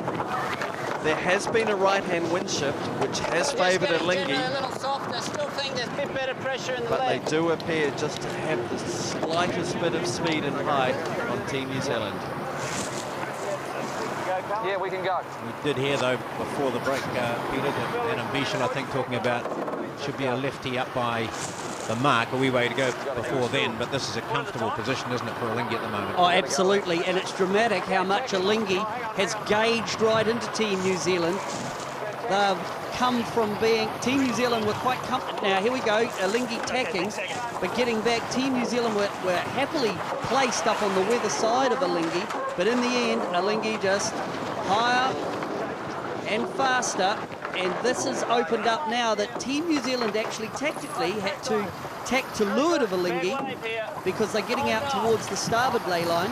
Only got about 20 seconds on the other and But the question will be asked by viewers now, why can't Team New Zealand point higher, as high as Alinghi? Well, it will be the package and the moding of the boat. It'll come down to the sails, the rig, and the rig on Alinghi, I think, has been a real highlight of their package. It is their sail package, their mast package, but of course the Alinghi vertical foil is a little bit bigger than the one on Team New Zealand, as we saw when it was unveiled, and it just gives them a little bit more grip. Take a little more trim on. Hold that. Team New Zealand then in the trailing position, leg 1 of the America's Cup. And that Alinghi, as Peter Lester says, PJ, that Alinghi package looking fantastic again. Well, it's a magnificent day today. This is the sort of day that we would expect in February and March here on the Hauraki Gulf. It's currently 14.1 knots, but 13 to 15 knots, a very easy seaway. And in these mid-range conditions, Alinghi is just simply lifting off the blackbone. Well, we've seen that most of this beat, Peter. It was just a slight little advantage to Alinghi, but when you start out a half a length ahead, and then you gain a half a length in 10 minutes of sailing, and then Team New Zealand, because of their position behind, has had to sail 2 extra tacks to tactically position themselves in a smart place. And now, we've actually, in the last 3 or 4 minutes, we've seen the breeze shift over to the right another 5 degrees, so a total of 10 degrees since the start. So all of those things have given Alinghi a 3-boat length lead. And, you know, it's not a lot. There's not a lot in it between the boats. But Alinghi's certainly making the most of it and has positioned themselves very strongly. And extended out to 90 meters. When Russell Coutts and his key Type 5 met with the designers for the first time, Russell Coutts told Rolf Fröhlich and Grant Simmer, the head of the design coordination, he wanted a boat that was fast to windward, that was easily maneuverable, and was not off the wall, that didn't have any special features unless it could be absolutely categorically proved it would be faster. And so you hear illustrious designers like Bruce Farr and Laurie Davidson and so many others say, well, hey, Alinghi is nothing special, but in the end, it's a special package put together for the sailors to work with, and we can see what they've got today. Yeah. Well, Pete, I think we've said these things before, but you know, the thing that wins races over and over again is doing the simple things right. And if you do all of the simple things correctly, and someone else gets one of those basics wrong, it's going to be a lot easier for you to win the race. And that seems to be what Alinghi's been doing all along here, is just, you know, they don't have anything particularly outrageous in their boat, but it does what they need it to do when they need it. And one thing that, you know, a lot of people don't realize is that it's very easy when you're testing these boats and doing tank testing and so forth, it's easy to get led down a path of a very narrow range of conditions that your boat can function well in. And Alinghi seems to have avoided that to a certain extent, to where they can actually go well in most conditions. They have a little deficiency downwind occasionally, but it doesn't always seem to show up. But the fact is, if you're ahead at the windward mark, it's a lot easier to defend downwind than it is to pass downwind. And as Peter Lester also touched on, the rig innovations on Alinghi have been outstanding. So we're getting very close here to Mark 1 race 5 in America's Cup 2003, and the yacht that is on match point, Alinghi, leads here at the end of the first leg of 6 after winning the start, capitalizing on that in the first 10 minutes, footing higher and lifting off. Here goes Alinghi on the top as they come to the top mark, getting ready for the hoist. Yeah, I'm with you. Yeah, mine. It's at least 4, maybe 5 boat lengths that Alinghi has stretched out over Team New Zealand. And that'll be comfortable for Alinghi to defeat. Mark 1, race 5.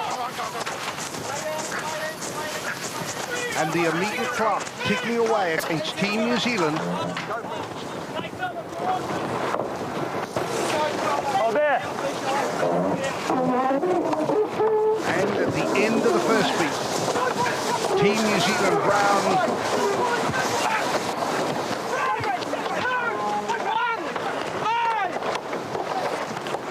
would have put that at about 20 or 21 seconds, Peter. It'll be something 2021. The clock has not stopped, so we kept running over 30, and we know they're not 30 seconds behind. Up goes the SAP Spinnaker on Team New Zealand. Brings in the cleat.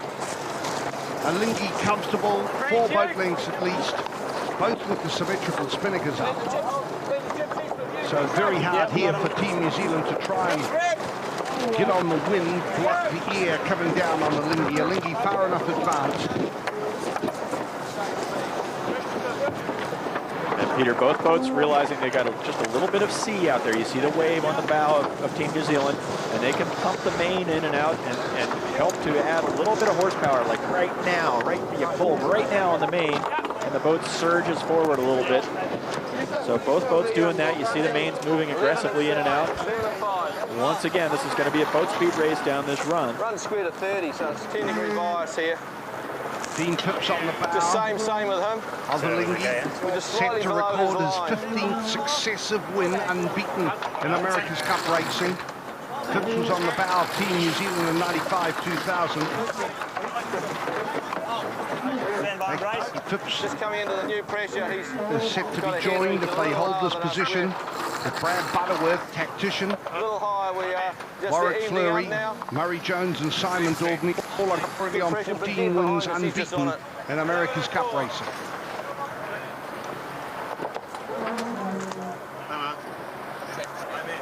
Should get better for us, breeze-wise. Same since the top mark. Stay with you here. Nice, here we go. Keeping it low is good for the pressure. So we're 4.7, 1 for 1 there. He's just, it's square 4.7 and that he's just like a beam length inside us, that's all. 1 to 1 other. It's good pressure coming down here. Here it comes. Nice puff. No, we do 4.7. Nice.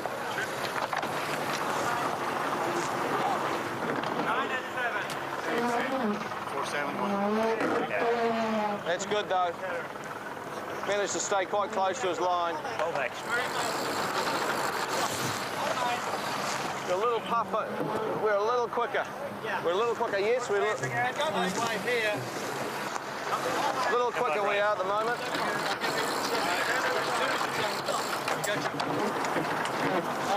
Thanks, Richard. They just rolled us in front of him again. 8 and 7. Should be the shot. Yes, it is. Take it on the top. Take it on the top. Fast take up, just give it a pull.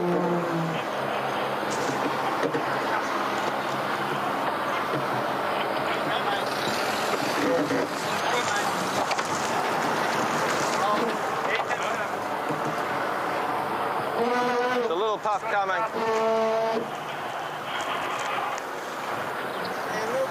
Nice. Okay, I'm bringing. George, you're going straight, are we doing? We're right at the moment. We'll be happy here. We'll be happy to just keep going straight at the moment.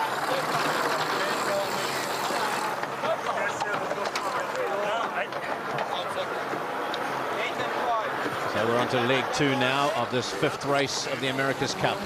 The official margin, we understand, 21 seconds at the first mark. So Alinghi in front, having had control from the start, with Russell Coutts again spot on at the start line. They got the right-hand shift that gave them a bit more of an advantage, and that there is the gap they have. 21 seconds at the first mark. Alinghi absolutely nailed the start and then continued to take that advantage and capitalise on it. It's like converting the try.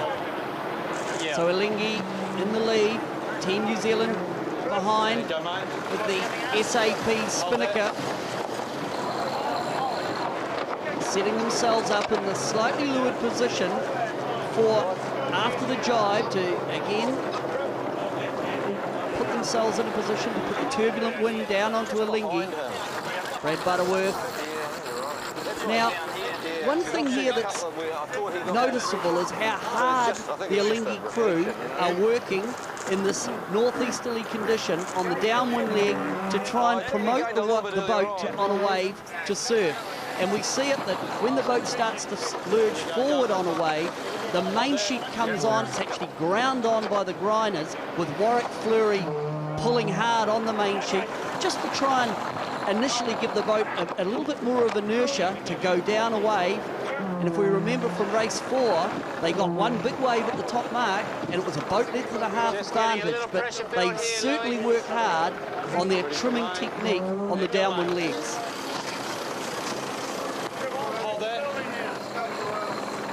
Any bit of staying deep's good pressure at the moment. We're also hearing exactly the same thing coming off NZR Lady 2, Peter, with Tony Ray, the mainsail trimmer, calling to his grinders. Ready? Another one coming in. Ready? And domain. There it is there, Tony Ray calling go main, pumping it on.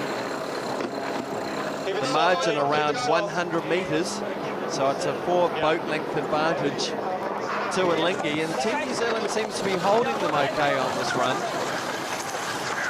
As Alinghi goes through a jibe, Team New Zealand jibing simultaneously. They'll be trying to get on top of their air as they come out onto the new jibe. The Spinnaker pole goes through. Good jibe from both boats.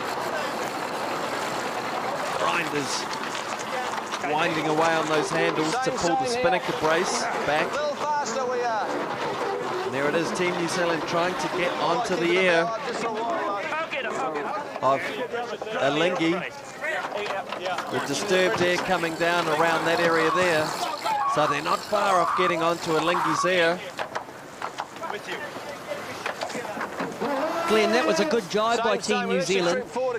Previous races, Alinghi, their class of jibing has been good, but this particular jibe, Team New Zealand got the jump.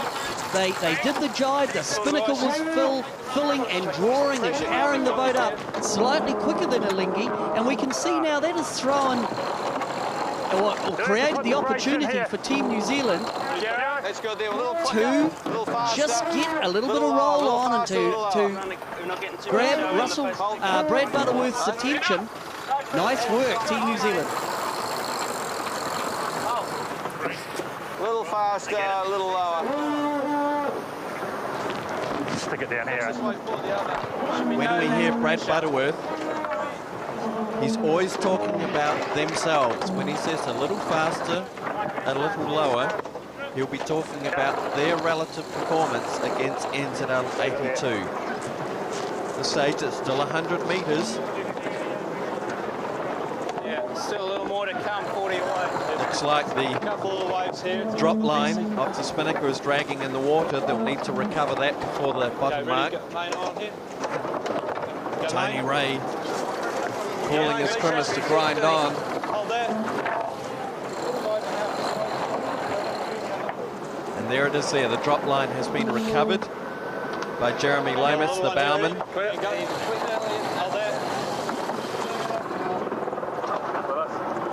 pass that down the forward hatch. That's the view downstairs. And go. On board Team New Zealand, what's called the sewer. That's the head sail that'll be used on the beat. And Team New Zealand closing the game up a bit here, perhaps a function of casting a little bit of disturbed air onto Alinghi. But it's good to see them attacking on this run and taking back a few gains from what they lost up that first beat. That was a good jibe. Quite a left shift. It's a great marker going forward. Yeah, I think I found it. Let's go. Brad Butterworth asking the question, what do you think if he jives now? Well, Brad Butterworth, what he's doing there, of course, he now is very much concentrating on Team New Zealand, as well as trying to identify the location of the bottom mark. So he's got a bit on his mind. He's looking down there, using his hand-bearing compass to get a bearing on the mark. With him here. Then back to the tactical function of boat on boat with Team New Zealand. 3 and 4 sort of upwind. You can come down a bit. You're still popping out in front of him here. When Brad says they're popping out in front, he means in front of their wind shadow. So they're comfortable that they've still got breeze from in front of NZL 82. 2 this way, 5 the other. Nah. So we're 2 and 5, we're definitely jibing this. We definitely would be jibing with them. Yeah. So discussing the options. Nice game there. Nice Decision game. made, we'll jibe with them. Yeah, I've got it. So we're definitely jibing with them, Jack, all right? Jack? Jack, Team Phipps, nicknamed the bowman. Brad making sure that the foredeck crew know what's going to happen.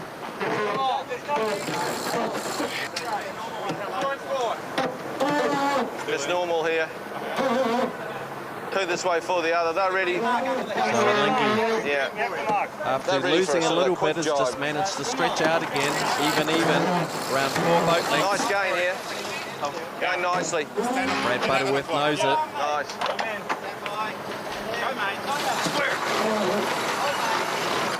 Yeah, good. Working hard on the main, trimming hard. Middle left for pressure. Direction of the waves coming in from the northeasterly wind direction. Sort of more middle.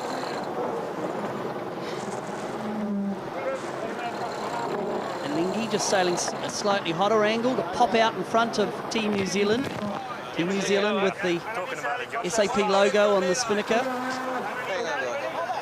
Butterworth taking another bearing on the bottom mark with a little hand-bearing compass. You can see it flapping around his jibe coming.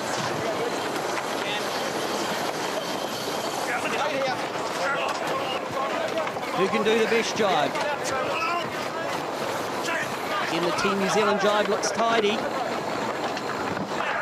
Alinghi tactically placed directly in front of Team New Zealand, but again, a good jibe by Team New Zealand. We can see there the New Zealand spinnaker with the logo on it is full and drawing. And Alinghi were just a little bit slow on the trim up after the jibe.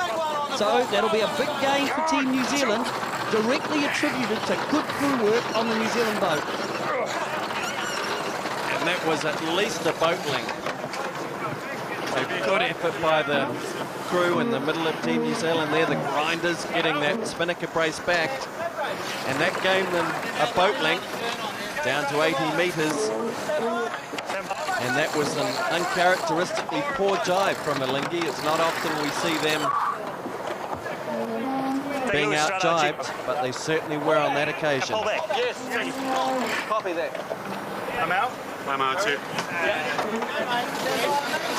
Yeah. Yes, very good crew work by Team New Zealand. Brad Butterworth said, we, meaning Alinghi, have dropped a length and a half there. You notice the body language of Russell Coutts, he's not mine. But boy, we certainly got the impression. It's about a minute the other way. That was not a good jibe by Alinghi. And their skipper let them know, lower than him, same speed. as well as other discussion in the afterguard. So that does give Team New Zealand a chance to try and get on the air. Minute and a half the other way, Curtis. So talking about Curtis Blewett, he's in the foredeck with Alinghi. Oh, trying to give those guys an idea of how long on the new tack, Peter, so that they understand how much time they have to set up and get the Genoa up. You know, first thing they have to do is get the pole across, and then the jib goes up. So you try to give your foredeck team a bit of an idea so that they can be prepared. Anything more than a minute, it should be plenty of time. Curtis Blewett from Canada on the mid-foredeck for Alinghi, set to join an exclusive group of a dozen people. And Richard Bazade also aboard. Alinghi also set to join that group as past Whitbread winners. Very good. And America's Cup winners. They've still got to win this race, of course, but they are in the right spot. Out to 85 metres. Team New Zealand did close it down to 80 after a splendid jibe, as they're closing to the end of leg number 2 of 6.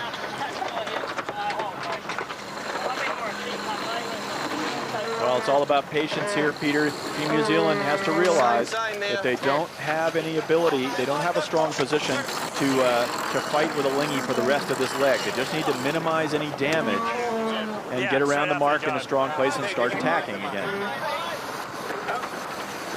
Alinghi knows that as well, and they're not concerned about what Team New Zealand. See, if Team New Zealand were to jibe twice right now, Alinghi would just go straight to the ley line and jibe back, and they would have gained, 2/3 or 3/4 of a length by doing that. Nice there, good streaming down. Because every time you turn the boat, you slow down a little bit. But Team New Zealand knows that. They're going to just hang in there. We haven't got long to go this way, Russell. If he jibe, we'd have to jibe with him from now on in. Okay, so Brad now changing the game so that Russell understands where he is on the race course. Basically, if they had to, they could jibe and make the mark from here. They're not on the perfect lay line, but they could lay, and they can't afford to have Team New Zealand cut the corner on them and block the wind. We've got about 4 legs. That's a fine one there. Hold there. Down to 80 metres. And this jibe will be crucial. Alinghi will know they have to get this next jibe perfect. Here goes Alinghi jibing. Now, how well do they do it? Because they just cannot allow Team New Zealand to get closer. And Team New Zealand should be turning just about right now, I would expect. Just a comfortable position, not going beyond Alinghi's line. I'm a bit surprised that they haven't turned yet. Here they go, right on Alinghi's line. Now, to credit Alinghi, to give them, a little bit of leniency here, every time you jibe across the wind of the trailing boat, the lead boat here, which is Alinghi, obviously, it has to sail through the wind shadow, and that makes it harder to get the jibes done well. But that one was much better than the previous off of Alinghi, and now both teams on the final approach to the bottom mark. So within a couple of 100 metres now, and the head sail on Alinghi is being hoisted. They have a 92-metre advantage over Team New Zealand as they close to the end of leg number 2, or the first windward lure. And part of that advantage is that Team New Zealand did sail a little far beyond the turning line of Alinghi. And if Alinghi is on a comfortable, normal lay line, then Alinghi has wasted a little, Team New Zealand may have wasted a little bit of distance. That's Matt Mitchell in the hatch of Team New Zealand. Where's the tag with him, mate? So the call from Alinghi is keep with the mark, meaning whatever Team New Zealand do and tack, It's working, go! then Alinghi will go with them. Murray Jones up on the bow. Second, give me. Mark II, America's Cup 2003, race 5. Okay, here we go. It was 21 seconds at the last mark. Okay, Rob. Pull away, pull away. Down comes the pole on Team New Zealand, and the immediate clock clicks off at 18 seconds. So it is a gain of 3 seconds to Team New Zealand. Now, it'll be fascinating to see whether Team New Zealand start taking it to them.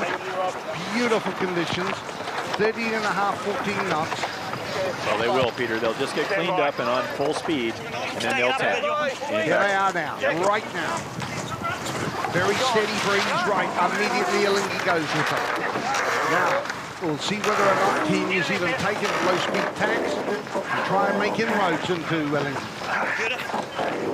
Well, they only have to sail another 2 or 3 lengths at most to get up to full speed. They're just about there now. Talking about it. See the final trim going on. Everybody working that last little bit of sheet coming in. They're at speed now. Will Team New Zealand tack back here? Surely they've got to go. Out? They've got to go. Well, you want to position yourself in the center of the race course. Team New Zealand did a nice job of that on the first beat. They sailed until they were in the middle of the course, and then they started tacking. Yeah, I'll get. And what that does is gives you just more options for splitting with your competitor. Good numbers, Daggy, good numbers. Right now, they're in a little bit of a left-hand shift. Good numbers, talking to James Dagg, trimmer. And we've seen the wind shift over to 20 degrees. Here goes Team New Zealand.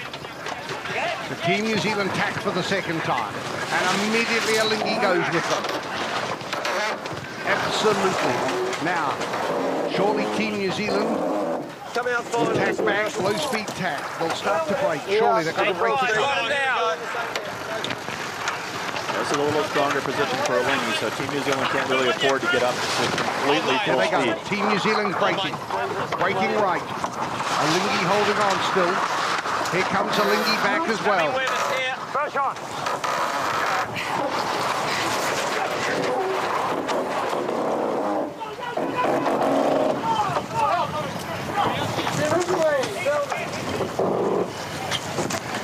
Yeah, Bill's got to go forward. Chico, give it to Chico. Chico. Murray, okay? Yeah. Yeah, okay. Here goes Team New Zealand coming back. As Alinghi holding on to port. An interesting time there because on Alinghi, they had the topmast backstay had just been removed and was being carried forward, passed from guy to guy. And if they tacked right there, they were going to be down a grinder.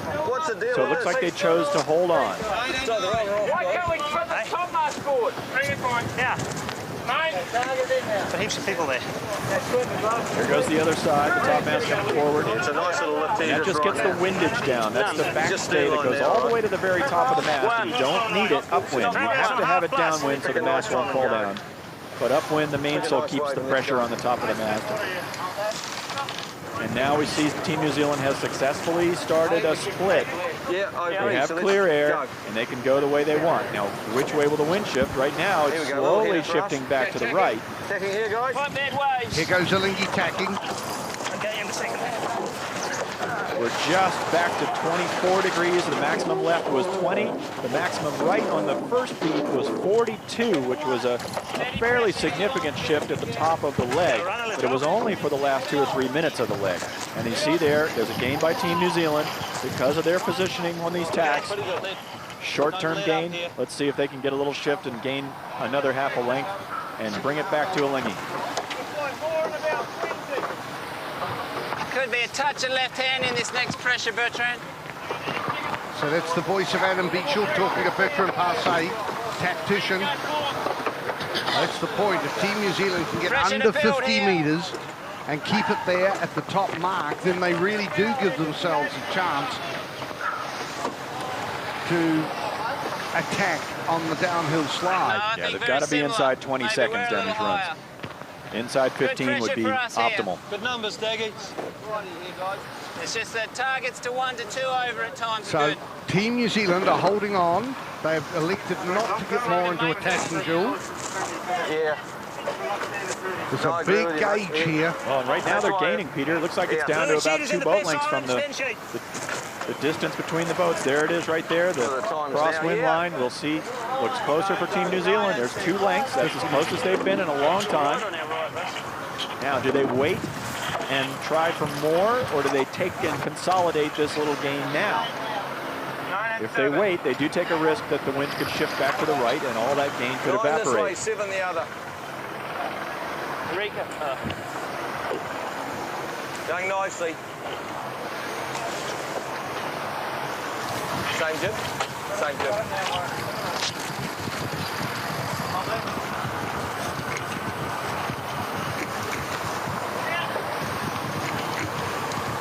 Same there. Go rather a spank.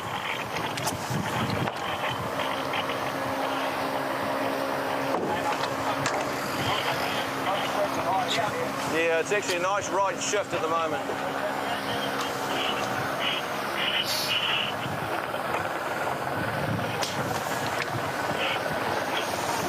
Just cruising forward, same height. Just cruising forward, same height at that number. Yeah, that's because we lifted.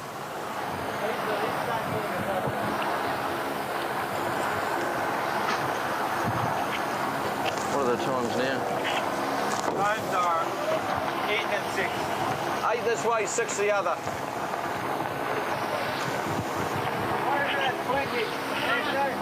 If it goes to 20, if it goes to 20. I think they'll be even. We'd like 4 this way and 7. For 20 it will be 5 and 9. 5 this way and 20 and 9 the other at 20. Right now 8 and 6. Just nice and steady here. Coming to a little more pressure in general here.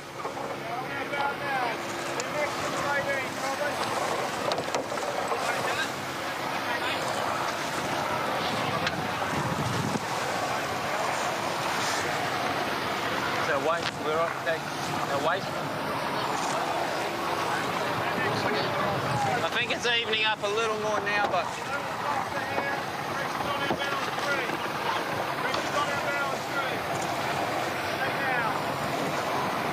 Give it a spank, please, good. yep. I'm out there, Tom.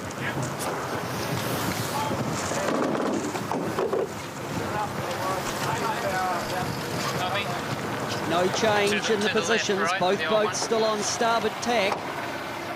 In perfect conditions, about 15 knots of wind. For a green mark. Good sea state. We heard coming off Alinghi the target speed of 10.2 knots, so that's the boat speed they're doing. And Alinghi out to 81 metres advantage in the windward position. Still okay here, Bisho? Yeah, it's evened out a little Adam more Bichel. here. Yeah. Directly behind both yachts, we can see the umpire boats trailing. He's good. Yeah. Just watching Another proceedings. little build here in 15. 6 and 6. Yeah, that's what I was thinking. On board observer for NZL 82 is John Stanley, an Australian. Touch of pressure building And on your on bow. board Be a click quicker. SUI 64 I think is we've got Gerard to just stay the Bosset same of trade to more of France. a breeze thing. Yep. Bit of weed on your bow there. Clear that. So Adam Bichel, these northeasterly conditions in the Hauraki Gulf, anyone that's been swimming on the North Shore beaches knows that when the wind's from this direction, you get a lot of seaweed. Gets chopped up from the bottom, especially after that rough weather of the last few days. And when you get weed around the keel or the rudder, it creates a lot of drag and it slows the boat down. So every now and then, we hear the crew talk about spank the keel or spank the rudder. And that's where they run a little knife down the leading edge to cut away any weed that gets caught around the foils. Clear observation there from Butterworth talking about the relative performance between Alinghi and Team New Zealand, and he's making the comment that the New Zealand boat does not like the waves. The observation is that that each time they hit a wave, they're not able to match the speed of Alinghi. Now that could be a function of several things: the long bowl, slightly smaller fin, but it does appear as though Alinghi has a speed advantage in this condition. I think our statistics show throughout the Louis Vuitton Cup that in these conditions, Alinghi, I don't think, lost a race. Take a little bit. Of course, through the Louis Vuitton Cup, they only lost 2 races, 1 to One World, 2 to Oracle.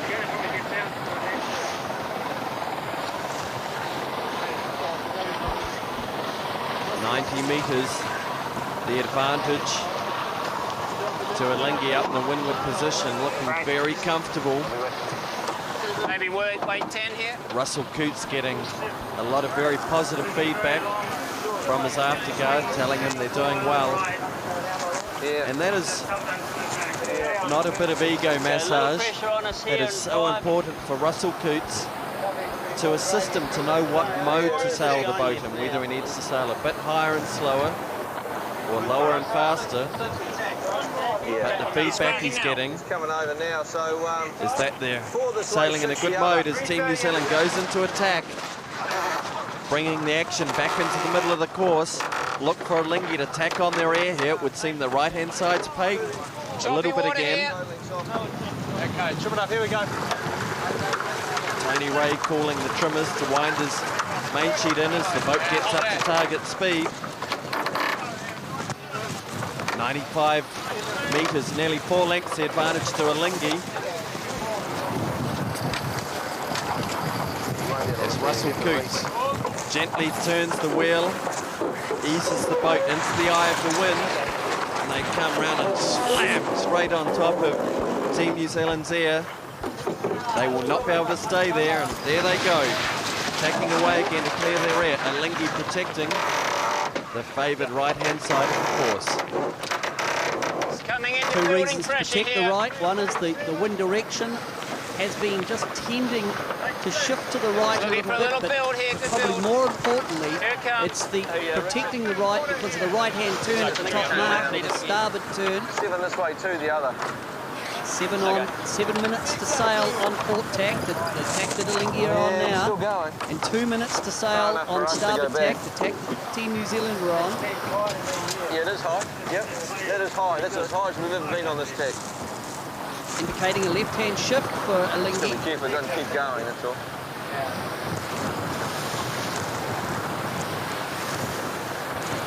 The green mark, all right? Yes. So Team New Zealand coming through a tack now. An interesting comment from Brad Butterworth there, saying they're as high as they've been on port tack in this race. Just worried there's puff on our left. You're worried about that? No. Could go over. Yeah, I'll just wait for this. Wait for that one on the bow. Yeah. Looks like a little header. So Murray Jones concerned that there's better pressure to the left. Let's go the here, whole time they're talking about when should we take it back. Murray Jones just calling a bit more breeze on the bow. It's the same. We could go here. We can go over. Yeah. Pick a flat spot though. The communication is just so impressive. Well-oiled machine. It's an absolute well-oiled machine in the back end of Alinghi. Murray talking about finding a flat spot, assisting Russell Coutts so that the boat does not tack and then smash into a wave. That is, if you can tack the boat in a flat spot and not hinder the performance, the target speed will jump back after the tack, nice and quickly. Team New Zealand continuing on port tack.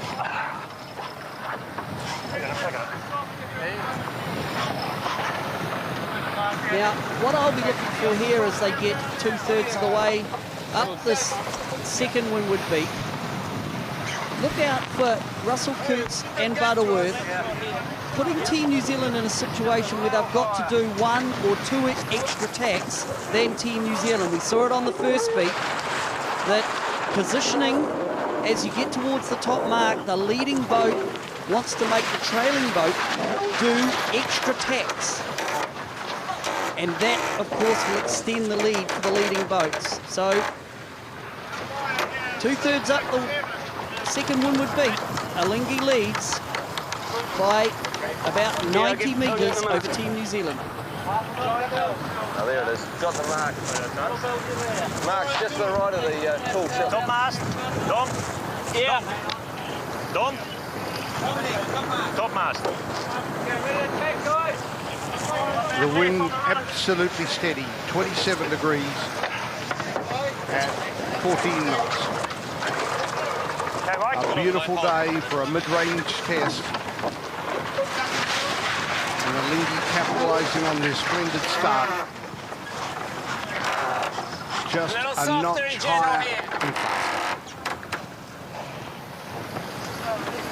But the audio coming off the black boat indicates they have not given up.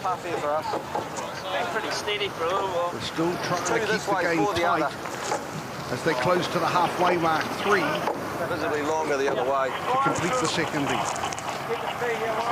Just crossing his bow here. So crossing his bow there, and that looks like to me off North Star around 4 boat lengths.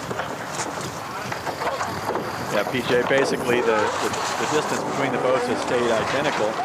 There was a chance there, you know, halfway up the beat that Team New Zealand got within 50 meters, and, you know, as we said at the time, they could have consolidated that or gone for a little more, you know, and the problem, of course, is always knowing whether a little more is coming.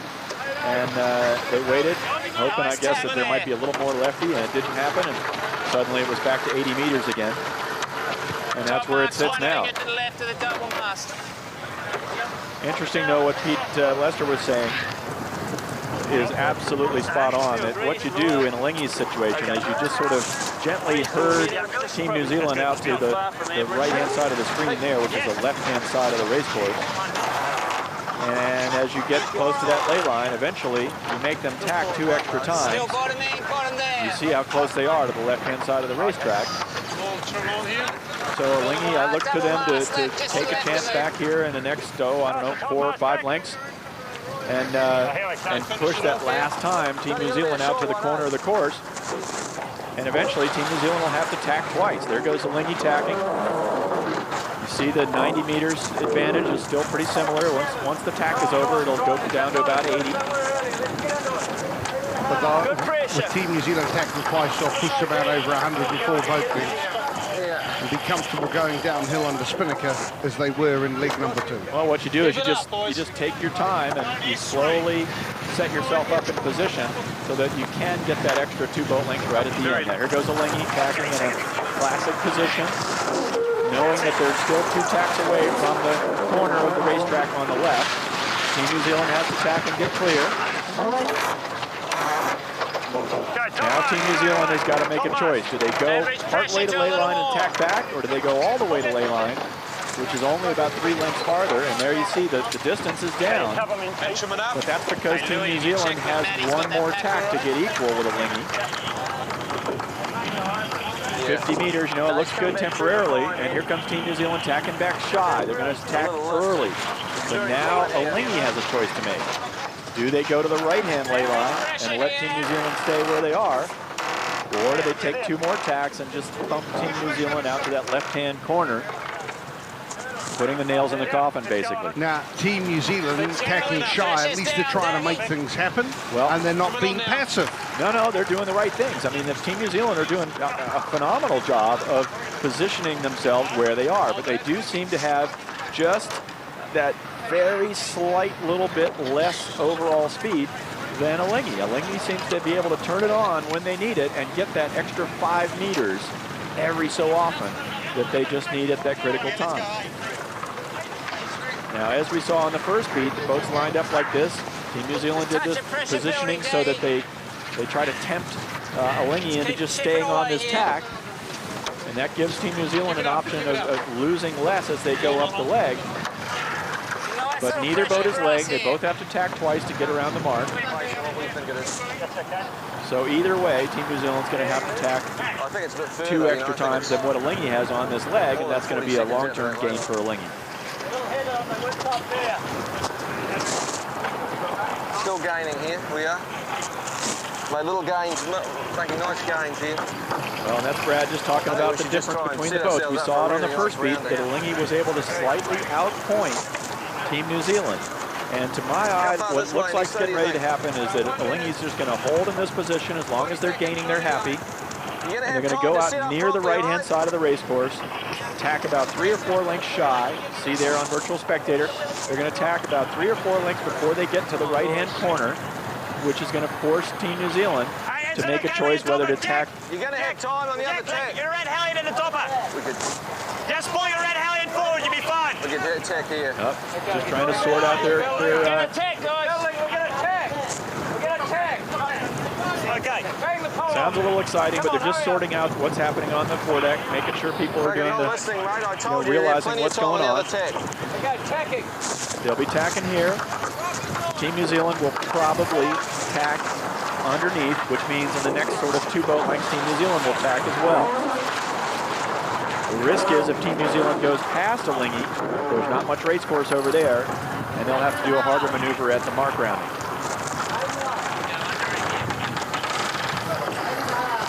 Well, Team New Zealand looks like they may be opting to go on past. Before and after the tack, okay? Set up for me. If they do, they may have to go after the starboard lane. So now they have to sail at least 2 boat lengths past Alinghi to get their air clear. And once they've done that, then they'll be very close to ley line. So when they come around the windward mark, they'll be doing a tack set, which is a little bit slower maneuver. And again, Alinghi just positioning themselves beautifully so that they can take advantage of the slight lead they have to stretch 5 meters here, 8 meters there. They're slightly favoured to port pole. So here goes Team New Zealand now tacking. They are inside the starboard lane line. And we hear Brad Butterworth talking about a port pole. Meanwhile, it's wet on the bow for Dean Phipps, Curtis Blewett, and Francisco Rapetti.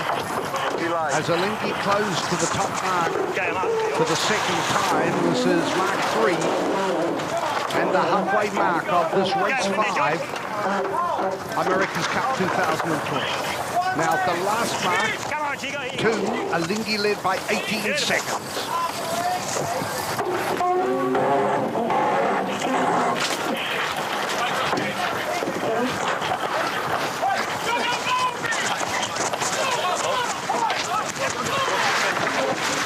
So here goes the hoist from Alinghi as Team New Zealand go round the mark. And Team New Zealand have closed it down to 16 seconds, a gain of 2 seconds. But Peter, that's going to be a short-term gain. It's going to be a little bit deceiving because right now Alinghi is at full speed off and running, and Team New Zealand is still trying to re-accelerate after doing a tack set. They've got a bit of distance to gain until they get a bit of distance to go before they get up to full speed. So in essence, Alinghi has stretched out. There you see it, 100 meters. Alinghi has stretched out to their biggest gain of the race. So it wasn't as though Team New Zealand coming in at pace on the port ley line. They did a tight turn. So it made the time look shorter right around the mark, but in the long term, once they get going again, they actually have lost about 2/3 of a length because of Alinghi's good positioning. But one difference we see is that Team New Zealand, not giving up, as you say, and trying something different, have gone for an asymmetrical downwind sail. So they're looking for a little bit more, high-speed opportunity here, while Alinghi was looking for the maneuverability, and Alinghi has a symmetrical regular spinnaker, just like they had on the last run. And it looks to me like they're taking very different philosophies now, with Team New Zealand going for a higher angle and going for more speed. Still lower than him. Yep, there we hear the call from Brad. So the asymmetrical will have the angle up. Yeah, Team New Zealand can sail a higher, hotter angle and get up into an area where they can maybe try to disturb the air on Alinghi. Alinghi can sail up that distance as well, but they won't do so as efficiently because of the shape of the sail. But when it comes to maneuverability, the symmetrical is easier to jibe, more efficient. Well, it has been historically, but it has gotten to the state these days where the teams are so good at jibing these A sails that there's really not much in it. Yeah, pretty good. Here's one. Stand by on the main. And go main. Hold that.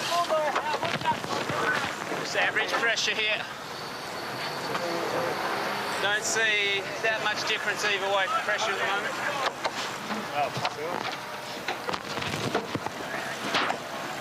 This way, 6 the other.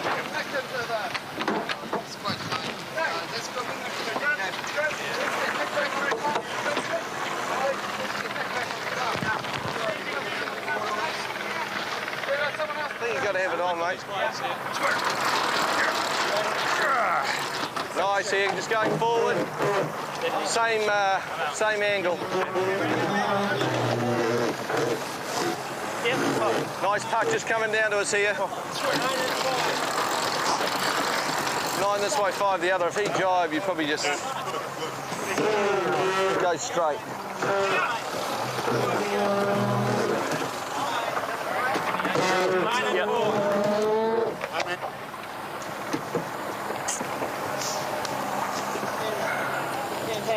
Going straight, okay? Can't hear you.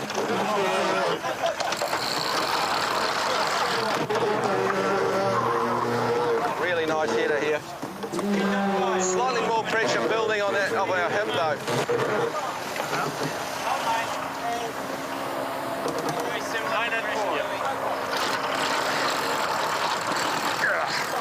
That's good there.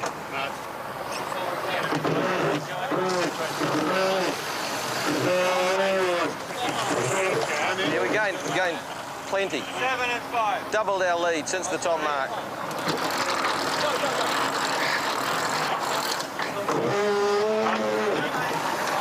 Left shift. Weird that left shift didn't come in. Yeah, we got it going here.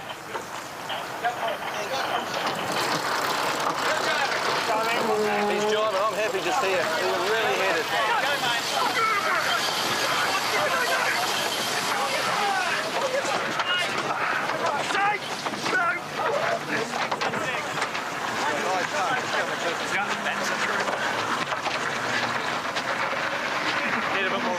Team New Zealand jibing onto starboard. First jibe since the top mark. Alinghi close to double their lead since the top mark, principally as a function of the tack set Team New Zealand had to do. It was around 70 metres when they went round the mark. Brad Butterworth discussing when Alinghi is going to jibe. At the moment they are headed. Really good. It's above us, isn't it? They're sailing on the favoured jibe still. 5 and 5. Okay, 4-7, 4-7. Alinghi appears to just have the legs on NZL 82, a little bit downwind. Interesting choice of downwind sails. Alinghi going for the symmetrical spinnaker. Team New Zealand for the A sail, the asymmetric spinnaker. Alinghi will be trying to decide when to jibe. They're right in the middle of the course now. The blue trail of Team New Zealand heading out on starboard jibe. And a very comfortable lead, 5 and a bit boat lengths by Alinghi. And I can't imagine Alinghi is going to let them split too far, Peter. It would be a bit of a change in tactics from them, but at the moment they feel like they're sailing on the favoured jibe. Brad's calling for the jibe. He feels they're starting to sail into lighter air. Well, what's interesting there is that Alinghi were prepared to take the wind that was favoured on the left-hand side. So even though they are always very conservative and very measured, if they think there's a further gain to be made because of a change in wind direction, they're happy to extend it, but they're getting a little bit nervous there now and calling the jibe. Butterworth calling the jibe. Right here. Jibe complete, using a spinnaker. Symmetrical sail, the corners of the downwind sail of the spinnaker are the same. When we see Team New Zealand, they're using the Jenica. Now Team New Zealand coming back, and the Jenica being jibed around the forestay. Sail turned inside out. And again, I'm impressed. The crew on Team New Zealand today, I think that they've stepped it up. Yeah, very they've good. stepped it up, and they're doing the manoeuvres, especially their jibing. Marked improvement on race 3. Nice I just wondered at the time when there was that separation, what the separation is at the moment, but they're converging. That separation, Team New Zealand might have been just thinking, hey, this could be make or break here if Alinghi allows us to go away too much. They got out to 600 metres apart, but it has been a net gain to Alinghi. They gained by staying on the favoured port jibe. Team New Zealand effectively jibed away off the favoured jibe, and there it is, 138 metres. The heading's good. Simon Daubney, who trims upwind, trims the spinnaker brace downwind. All concentration, working with Richard Bezade, the spinnaker trimmer. Mark III, the lead was 16 seconds, and we saw that equated to about 70 or 80 metres advantage. But what happened, Team New Zealand had to do the harder manoeuvre, a delayed tack set, meaning that the boat loses some of its inertia and its momentum. Alinghi, quite quickly after the mark, doubled their lead. Now going back to the conservative game plan, jibing directly in front of Team New Zealand.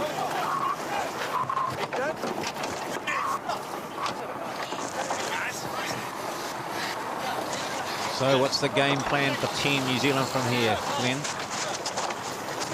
Wow. Alinghi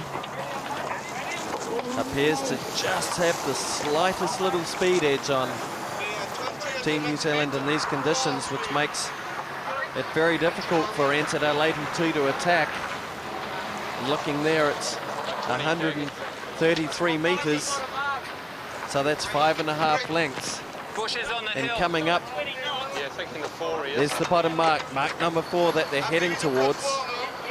So their options for attacking are somewhat limited.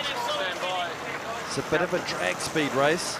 We're just a little lower than him, just a smidgen lower, same speed. So Brad Butterworth, Nice puff on us to stay low, actually. he's doing it easy at the moment, keeping a very close eye on Team New Zealand behind. Just on our hip. But so often we're hearing that he's calling it's a slight gain to Alinghi, and that certainly seems to be the case. They've nearly doubled their lead since mark number 3. Can they maintain that as they head towards mark number 4? Yeah, I saw it just before. Green, green. Yeah, it's just on the sailboat, the little sailboat, just behind it. Middle of the beach. Yeah. Nice gain here. Really nice gain.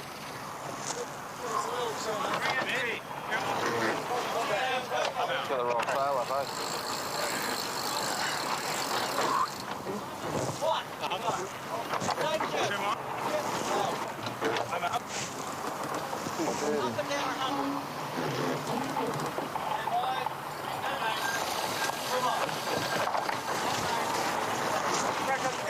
Yeah, this is really nice breeze. Since we joined, we just got a little lower than him, same speed. He's going to jibe, I think.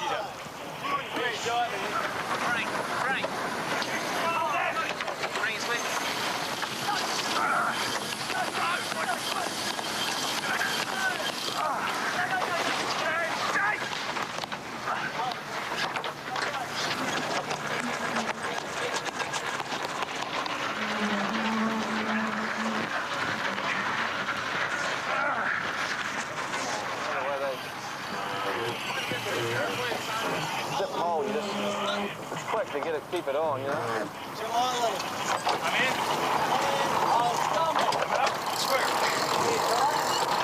About 130 and 3.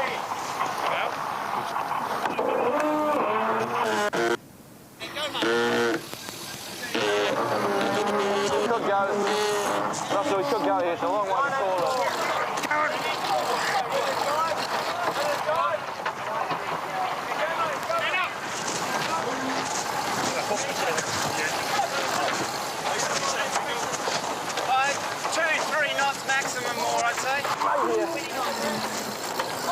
Not yet.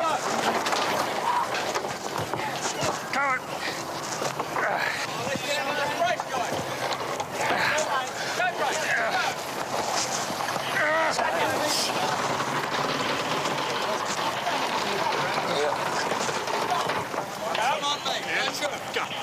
No miracles for Team New Zealand fans in the break. It's the same situation. Alinghi leading on this, the fourth leg. At the last mark, it was 16 seconds.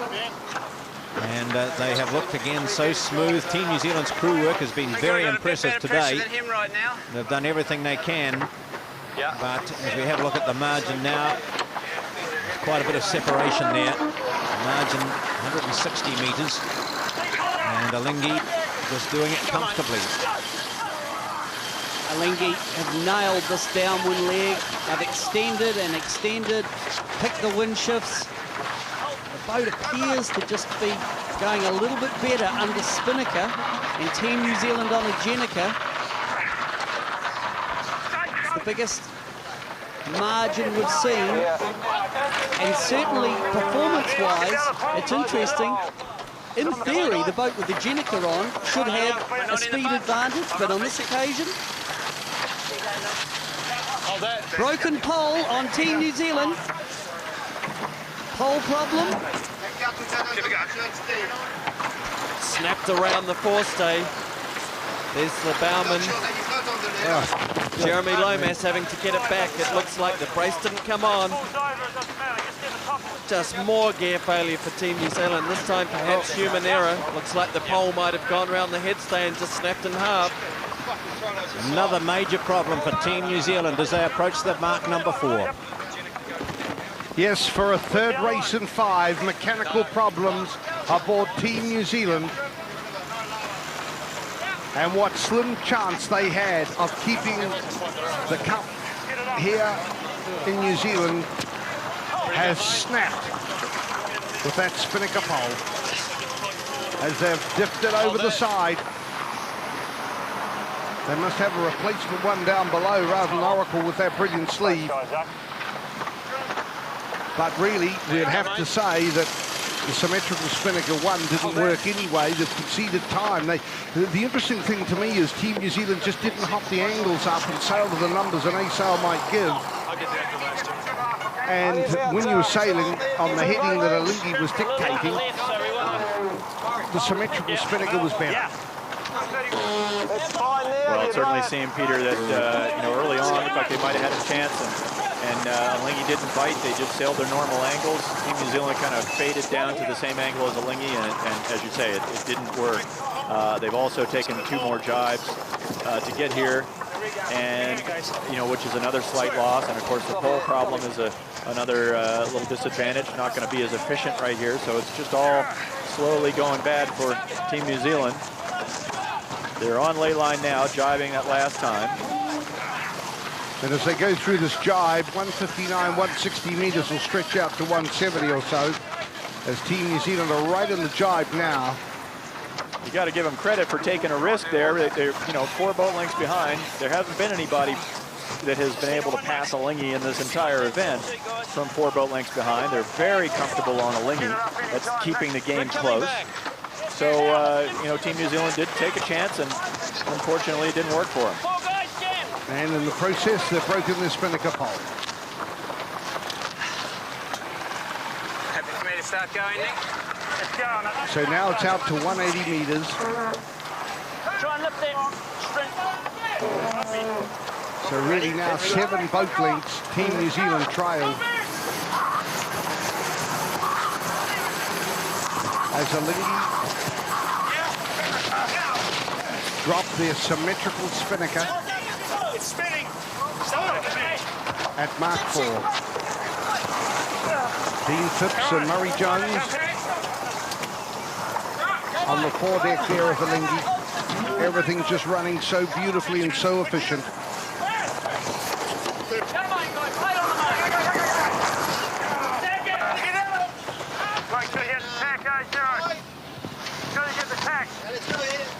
So Team New Zealand were trailing by 16 seconds at the last mark. They've lost time here. The symmetrical spinnaker didn't pay off. The break of the spinnaker pole added to their woes. And they round the leeward mark 4 with one lap or one windward leeward to go. Now trailing 31 seconds behind. A little more. So 2 legs, 1 lap to go. Okay, kick more. Nice grind. Here in race 5. Let's have it. Well, the Team New Zealand crew, though, you can feel they're still working hard and trying hard.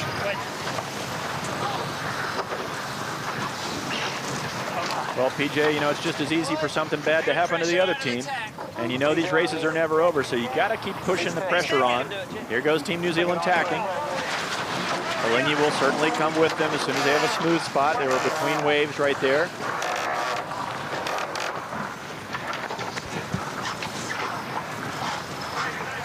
Speed's coming up now. 2 and on, here we go. Well, Alinghi has not tacked, and I'm curious as to why. Here they are now. Here they come, yep. They're still going to be, and here's why, because they'll still be slightly bow forward, having tacked right there. And they're in a little bit of a right-hand shift on average. We're over in a 30 wind direction, which is right-hand for the average on the race. And the likelihood that it's going to shift left slightly is higher than shifting right.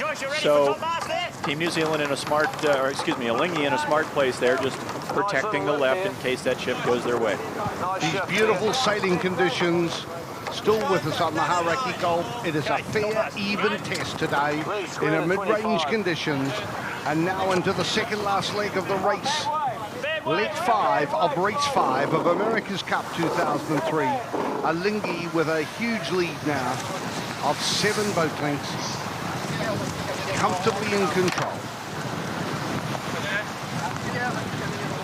Yeah, I wouldn't say there's... Yeah.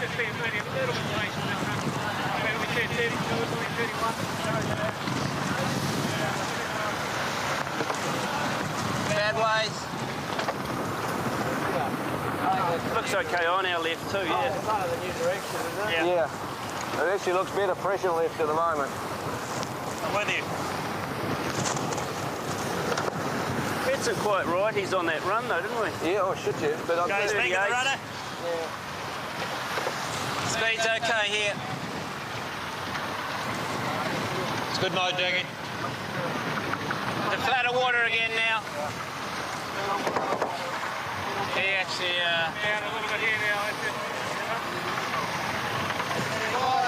same pressure out of the tack. Short.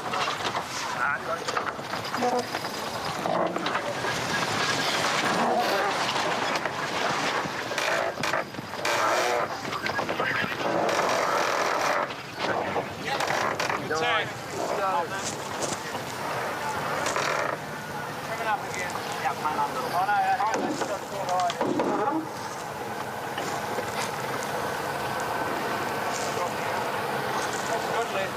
yeah, I just think we wait till he's on stand line, you know? Yeah. What do you think, Joachim? Just stand line? Little short waves. Yeah. Yeah, it does.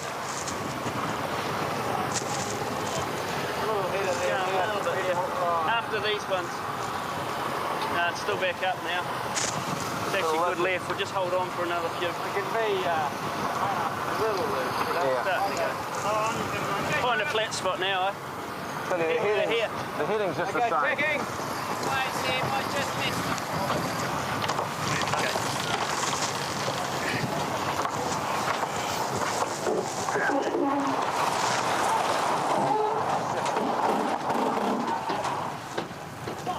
Okay, straight into some runner. There we go. To hold if you want. Yeah. Okay, hold. No, we're better off putting it together here now because it's long starboard. Okay. Yep. They need someone else to help there. Steady at this pressure, Daggy. No change in the race on this, the 5th leg, the last upwind beat. And a bit of a problem for Team New Zealand just prior to the last mark when the spinnaker pole broke, and we're just keeping an eye out to see. We're presuming they have a spare one on board, but even so, it broke in an awkward position, didn't it, Glenn, to sleeve it? We can see the spare pole on deck now, the foredeck working with it. And we just heard a second ago, let's put it together now while we're on this long starboard, referring to the spinnaker pole. And I would suggest they probably had a spare pole downstairs in 2 halves. So it's designed that it can be joined together whilst they're on the race course.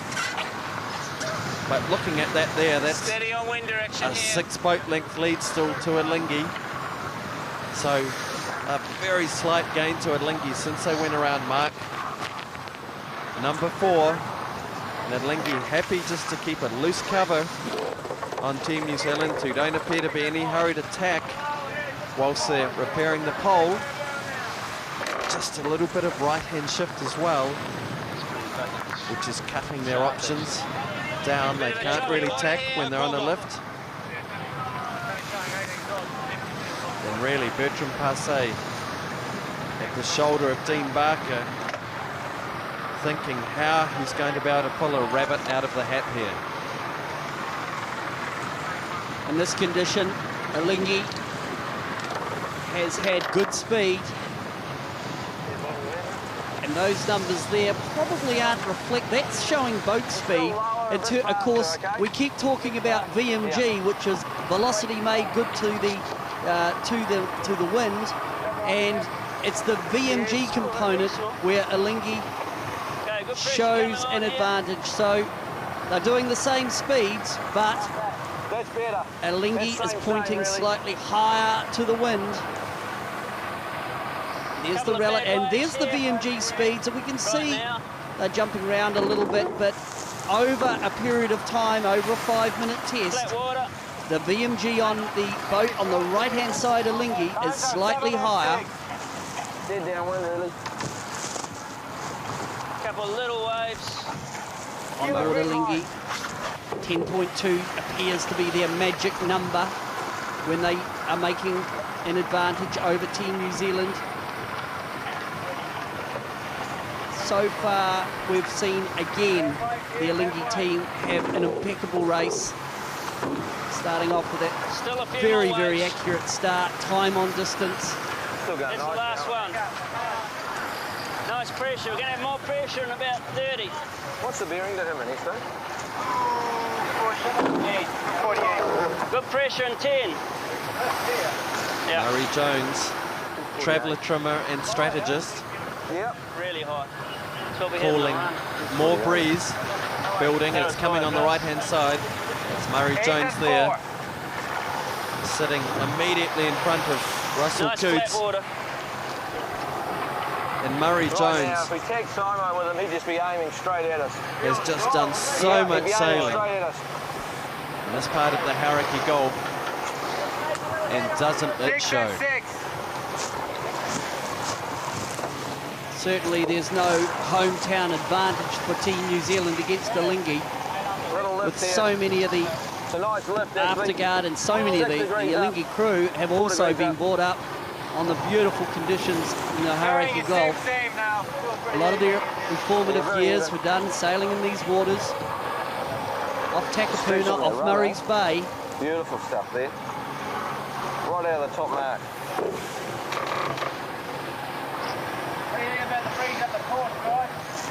Take a look at that. Looks pretty even. Looks all right on the left. Pretty even. I'd say it's pretty even. Looks good up there, tall ship. So Murray Jones left-hand face at the moment, saying that the breeze looks even for the run. We still see some 25s. That's where the top mark is. A little breeze coming back in 10, just a little. So Murray Jones, when he says 10, he means 10 seconds. Just so accurate. That information for non-sailors. People must be sitting here watching and listening to this and saying, well, these guys are, you know, top of their class, aren't they? Team New Zealand, their options, of course, they're doing the repair on that spinnaker pole, so they'd be a little bit hesitant to get into attacking duel while the forward part of the boat are still working on the pole. Yeah. Just steady pressure. You've done well there, Labour. So while Team New Zealand get their pole ready, this the what appears to be the last beat of America's Cup 2003. SUI 64, Alinghi, who led at the last mark by 31 seconds, still in charge of race 5 of the America's Cup.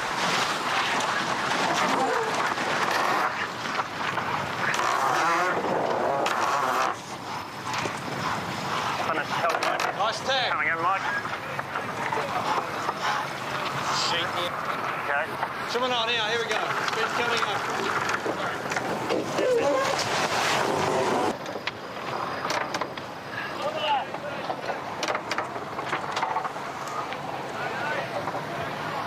Coming on slowly. Nice pressure building here. He's squeezing.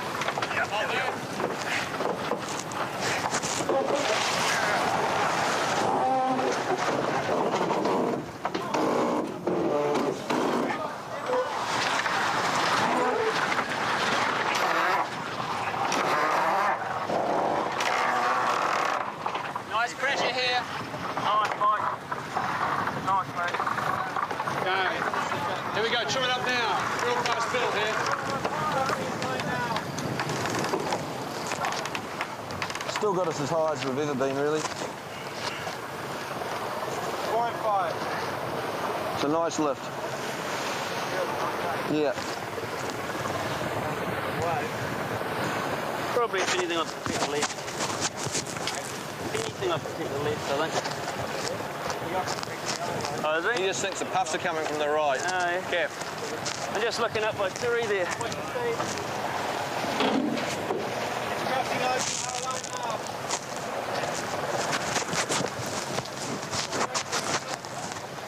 Yeah, that's what we've got.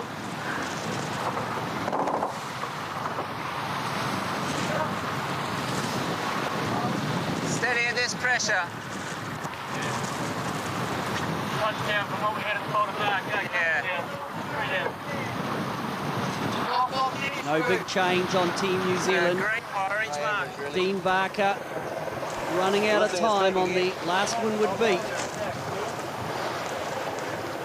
Very steady. Closing to the top of the penultimate leg of race 5. Alinghi with the yellow trail, still enjoying a 6-length advantage. Just a little exchange of tacks there. Alinghi forcing Team New Zealand to do the extra tack. As Alinghi Nice puff coming out of here too. squeezes into the tack, maintaining a loose cover on Team New Zealand as they come through into port tack. The grinders trimming the Genoa in. Good pressure out of here.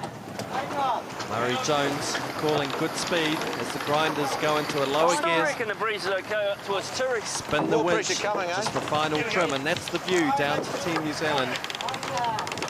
A big lead for Alinghi, approaching the final mark of race 5. Team New Zealand now really wondering what they can do to get back into this race. There we see the much vaunted cooler, that join in the hull.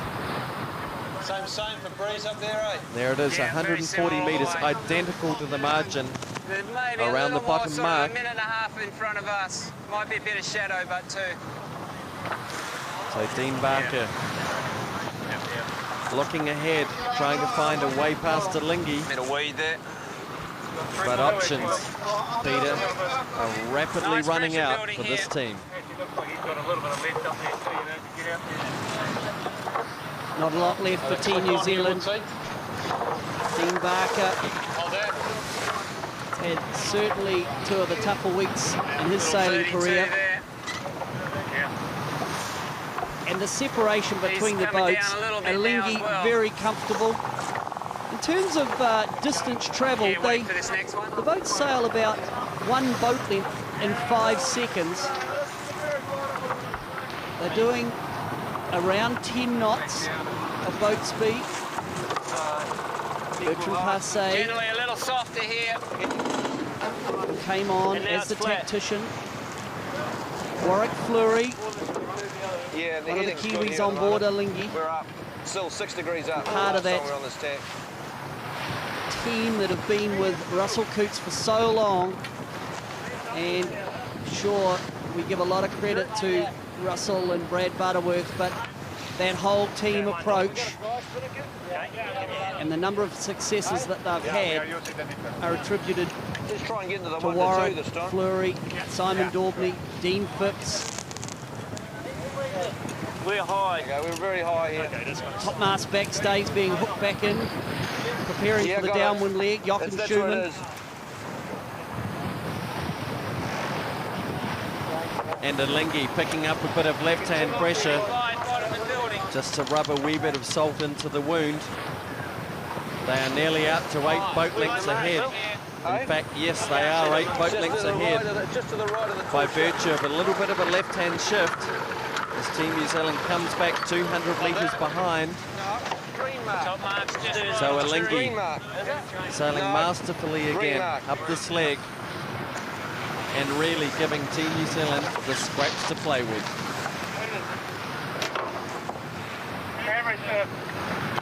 Alinghi has been on this constant march forward over Team New Zealand. Choppy water here.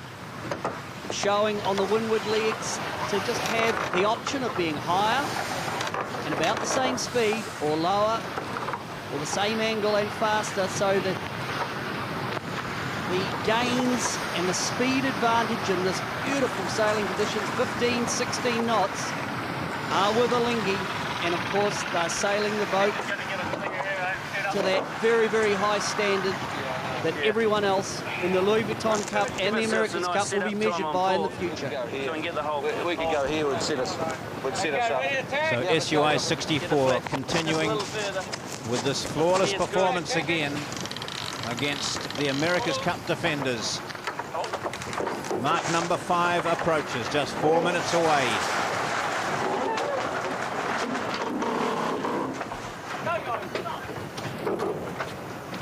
Clinical. Good breeze out of this. Really good pressure here. Really good pressure. That's Alinghi. And as he has told us time and again, not only in this race, but also in the Louis Vuitton, Alinghi are just so patient. And they'll work out to whatever position at the start, and even if it doesn't work out, they'll hang in. And then they'll work for that 5 meters. And another 6 meters. And another 8, and it all totals up. Peter, it's all about percentages. You know, they get, when the boats are within 2 or 3 lengths of each other and they gain a few percent, it's just a few meters. But when they're 10 lengths apart, like they are now, then those percentages, the same 3 or 4% gain on a shift or you know, positioning on an angle, becomes a bigger amount of distance. And Alinghi has just been so, as you say, clinical. It's just perfect. I mean, really done a great job of setting themselves up on the race course in a beautiful position to take maximum advantage. And that just leaves the trailing boat to take risks. And the risks that you take, sometimes they make a gain, but you're usually left with only bad risks as opportunities. And most of the time, the trailing boat seems to lose a little more when they take those chances that are offered to them. So much also will be said, well, Alinghi had a faster boat today in this beautiful sailing breeze. It's a fortnight late. That is reinforced. But also we should say that the microphones coming off these boats do tend to overlook some outstanding sailors and or distort the focus of what we hear. You wonder if this crew went on the black boat, how the positions would be. Because it's just not Murray Jones and Russell Coutts and Brad Butterworth. Yes, they are an outstanding group of sailors. But as Brad Butterworth calls it, the tight fart, to include Simon Daubney and Warwick Fleury. They're just brilliant sailors. And Peter van Nieuwhuizen there, just right in the foreground, is a magnificent sailor. Behind him, Ernesto Bertorelli is a very, very accomplished sailor. And he's worked as navigator. Yeah. Good pressure here. Well, now these guys have really brought the greatest out in themselves to make this team successful. And it's very impressive to see.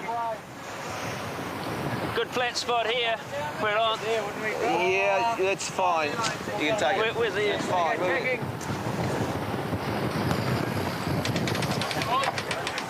Here goes Alinghi tacking on their final lay line to get around this mark. Team New Zealand probably following immediately. Looks like they'll both lay the mark easily from there, and you can see that's the straight ahead distance between the boats is how much of a gain that, or how much of a lead Alinghi is stretched out to, and from here it just looks roughly like 8 or 9 boat lengths. There you go, it's just about, well, 7 on that chart. Here's the brace. Here's brace, guys. And that's a lot. That's a lot to overcome down this run. Don't expect Team New Zealand to suddenly come alive and start planing up to gain. You never know what can happen, and you got to keep fighting. But Alinghi has just been so flawless. Beautiful work.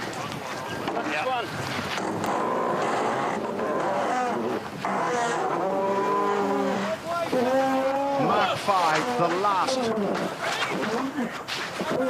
in race 5 of the America's Cup. And probably the last mark rounding in this America's Cup regatta to be held on the Hauraki Gulf, Auckland, New Zealand. It has been held over the summers of 99, 2000, and now 2002, 2003. Team New Zealand coming to the top mark. The Defender were trailing by 31 seconds at mark number 4. Here at mark number 5, there has been a big gain to Alinghi. 42 seconds. So Team New Zealand do have a new Spinnaker pole. They had a spear tucked away. That's why they quickly got it over the side. So up goes the symmetrical SAP Spinnaker, but trailing by nearly 8 boat lengths behind, just too far back to be able to block the wind coming down onto Alinghi, to be able to shadow Alinghi. And the lead now, 230 meters. Alinghi, skippered by Russell Cooch, led by Ernesto Bertarelli, with Brad Butterworth as tactician, are set to make sailing history on the Hauraki Gulf and change the face of the America's Cup the way it's been for the last 152 years. Nice pressure coming on us. Here it comes. Good pressure here.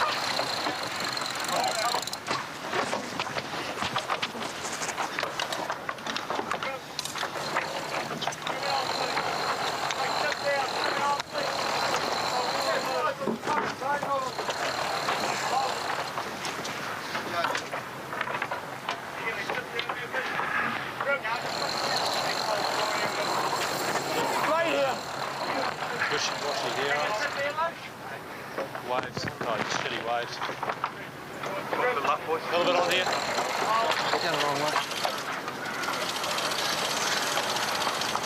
That's good there, hold there. Nice pressure just here.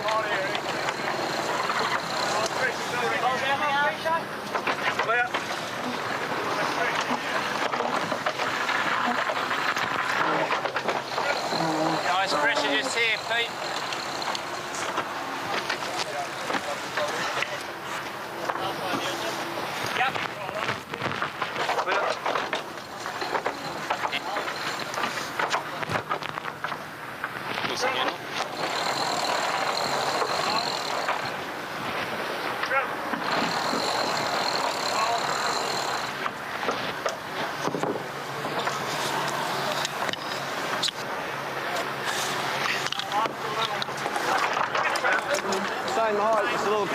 Yeah, I was doing field sheet. You out? Get the field sheet. Maybe a little higher, a little faster. We are. Get out on me. Square.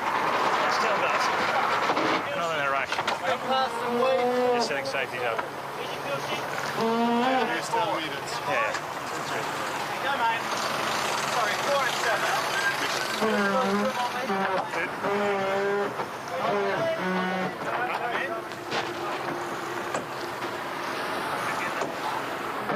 Alinghi on their way down the final leg of race number 5.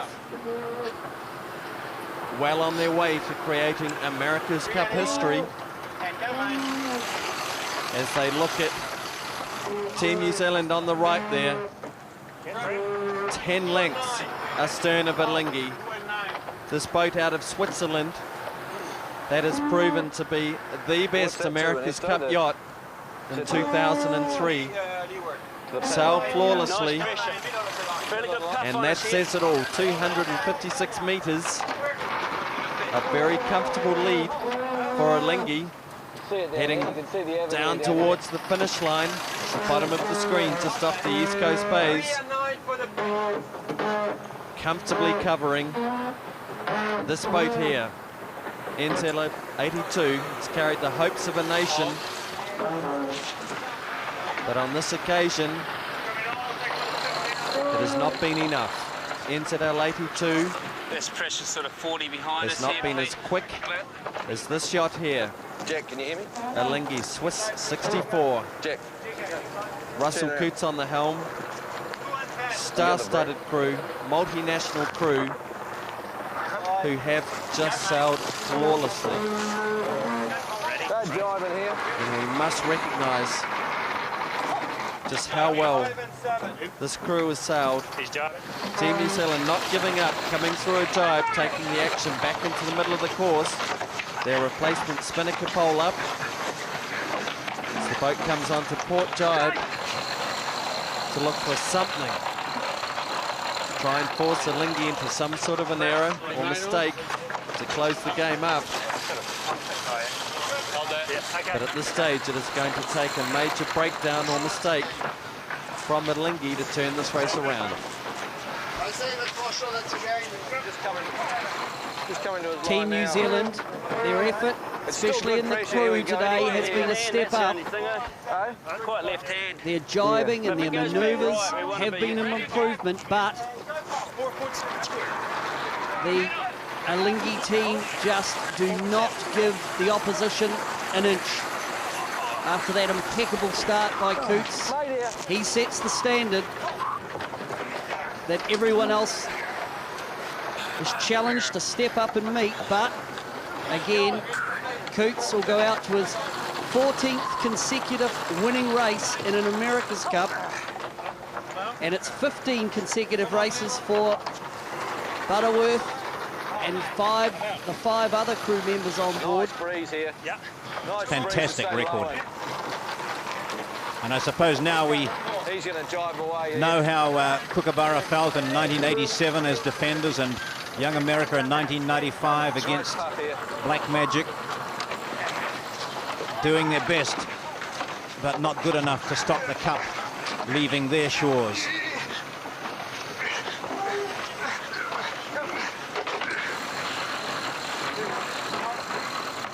Switzerland Alinghi, SUI 64, in the controlling position, as has been pretty much their habit throughout the entire America's Cup Louis Vuitton Cup regatta, which started on October 1.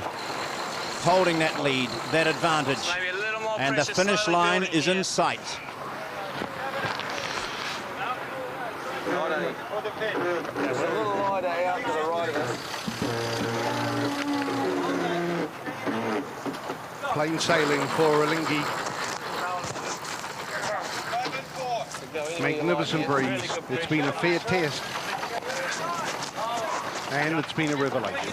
Well, great test today, PJ. The conditions were so steady. Of course, we had a little bit of shift here and there, but it was very steady for what we've seen throughout and a nice solid breeze, no big puff lines or you know, increases in pressure on one side or the other. This was a boat speed race, a positioning race, and Alinghi has shown that they're the best at it right now.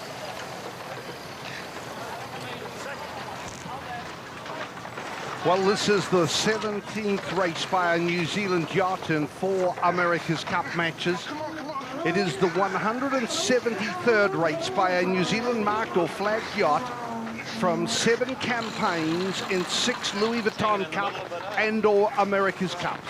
Highlighted when NZL 32 won the Cup on the 13th of May 1995, and NZL 60 successfully defended exactly 3 years ago today on the 2nd of March 2000. Well, I've seen and commentated every race, starting with KZ7 against Heart of America on the 5th of October 1986. It's been an amazing experience, a roller coaster covering the highs and lows of Sailing Odyssey. That 173 races later, today, the 2nd of March 2003, is this the end of an era? Well, it will be the end on the way New Zealand campaigns have been funded and put together over the last 18 years in Fremantle, San Diego, and now Auckland. There may be another New Zealand campaign in the future, but it will be very, very different. But the last 18 years that's been achieved by such a small country of less than 4 million people deep in the South Pacific is something to really celebrate. What it has taught us and what it has told us about New Zealand as a springboard to encourage New Zealanders from this generation and future generations to take on the huge hurdles they have and succeed the way they have.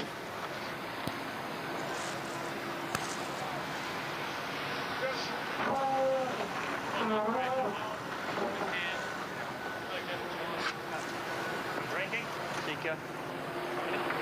2 more. 5 and 2 for the pin.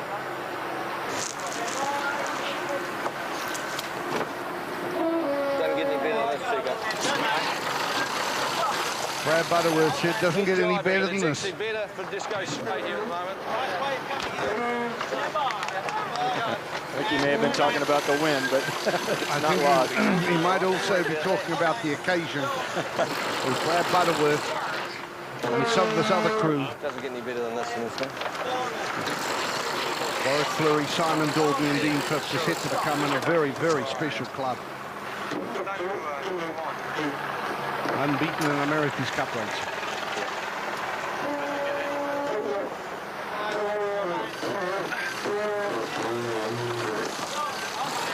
Well, it's taken 16 days to get to this. Second longest America's Cup in history. 3 and 3 for the pin. And finally, the weather we expect in Auckland has finally arrived. There's Ernesto Bertarelli to the left. Russell Coots out there to the right. Simon Dorgney. Near enough. And Warwick Fleury to Coots' left. All part of the tight 5. Brilliant trimmers. You can't help feeling that is part of the key to success and why Alinghi is a notch quicker to win. Oh, Peter, it definitely is. These guys really understand these boats and the equipment, and they make them go. And it's not just Russell, it's not just Brad, and it certainly isn't just Murray. I mean, you know, it's important to have those guys looking around the course and making choices and positioning off the line, but if you're not fast enough, you ain't going to win.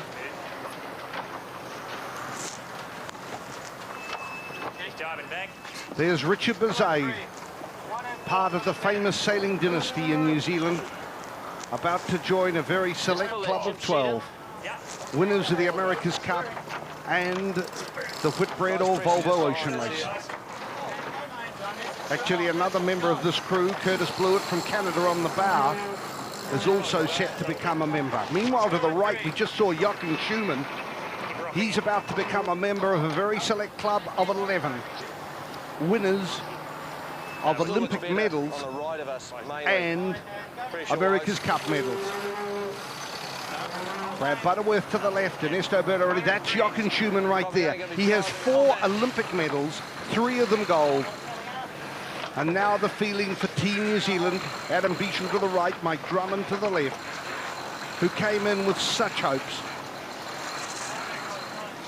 And they'll reflect a little on how did it get to this. And there will be questions of what might have been done. In front of Dean Barker is Tony Ray, who was on board NZL 63 years ago to this day. Nice pressure on us here. Just right like a lever.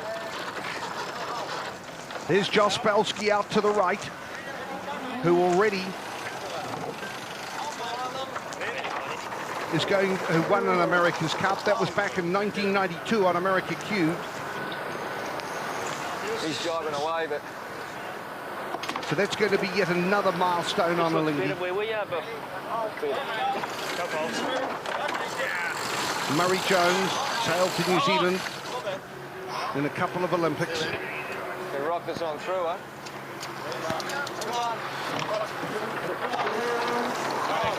Nice pressure here. Stay low. You're picking her up.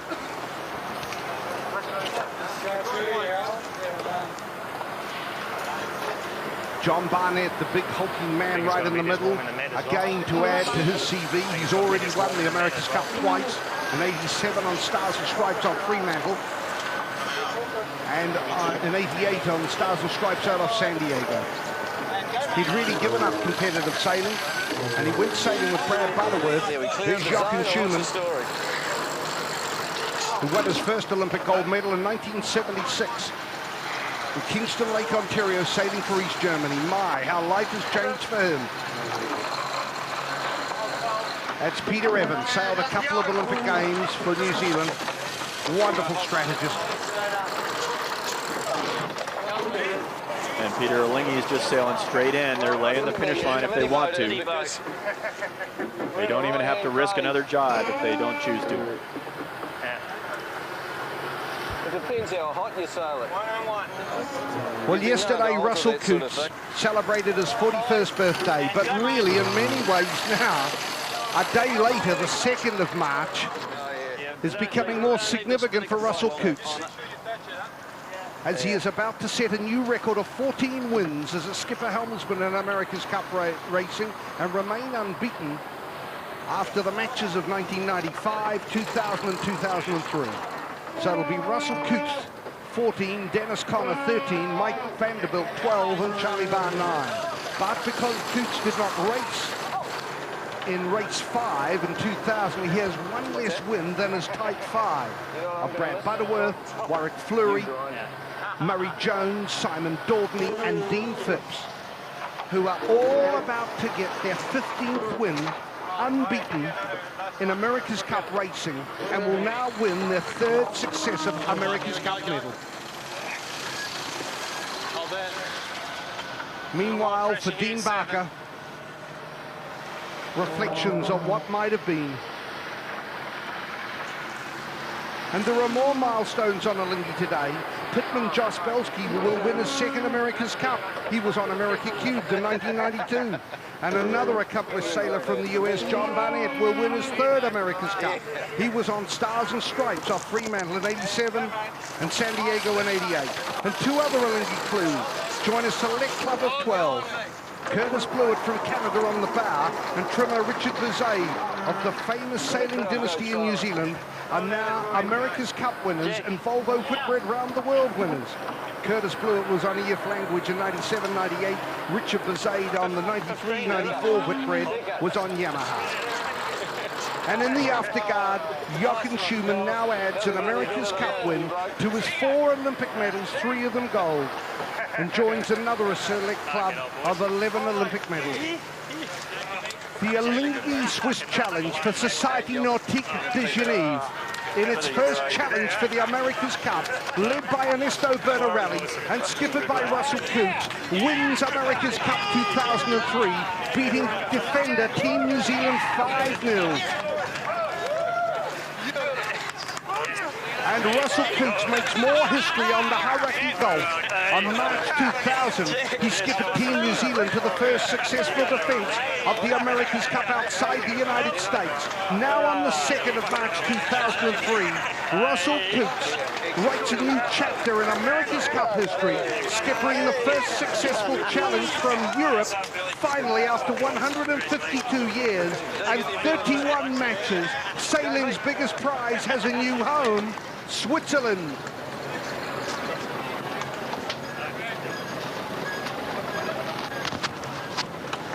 And Dean Barker and his Team New Zealand crew come down to the line to finish 45 seconds behind Alinghi.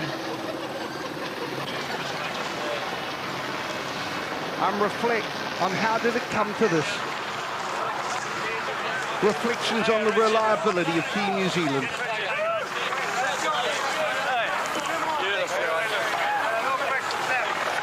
A beautiful job, yes, clinical, efficient, and now the 32nd or next America's Cup is expected to be sailed on the Mediterranean. The cup that started life on August the 22nd, 1851, in a race around the Isle of Wight, is heading to Europe. And Russell Coots and his crew, with Ernesto Verderelli, the syndicate boss in his first America's Cup, are getting a rousing reception from the supporters of Alinghi and the other spectator craft here on the Hauraki Golf.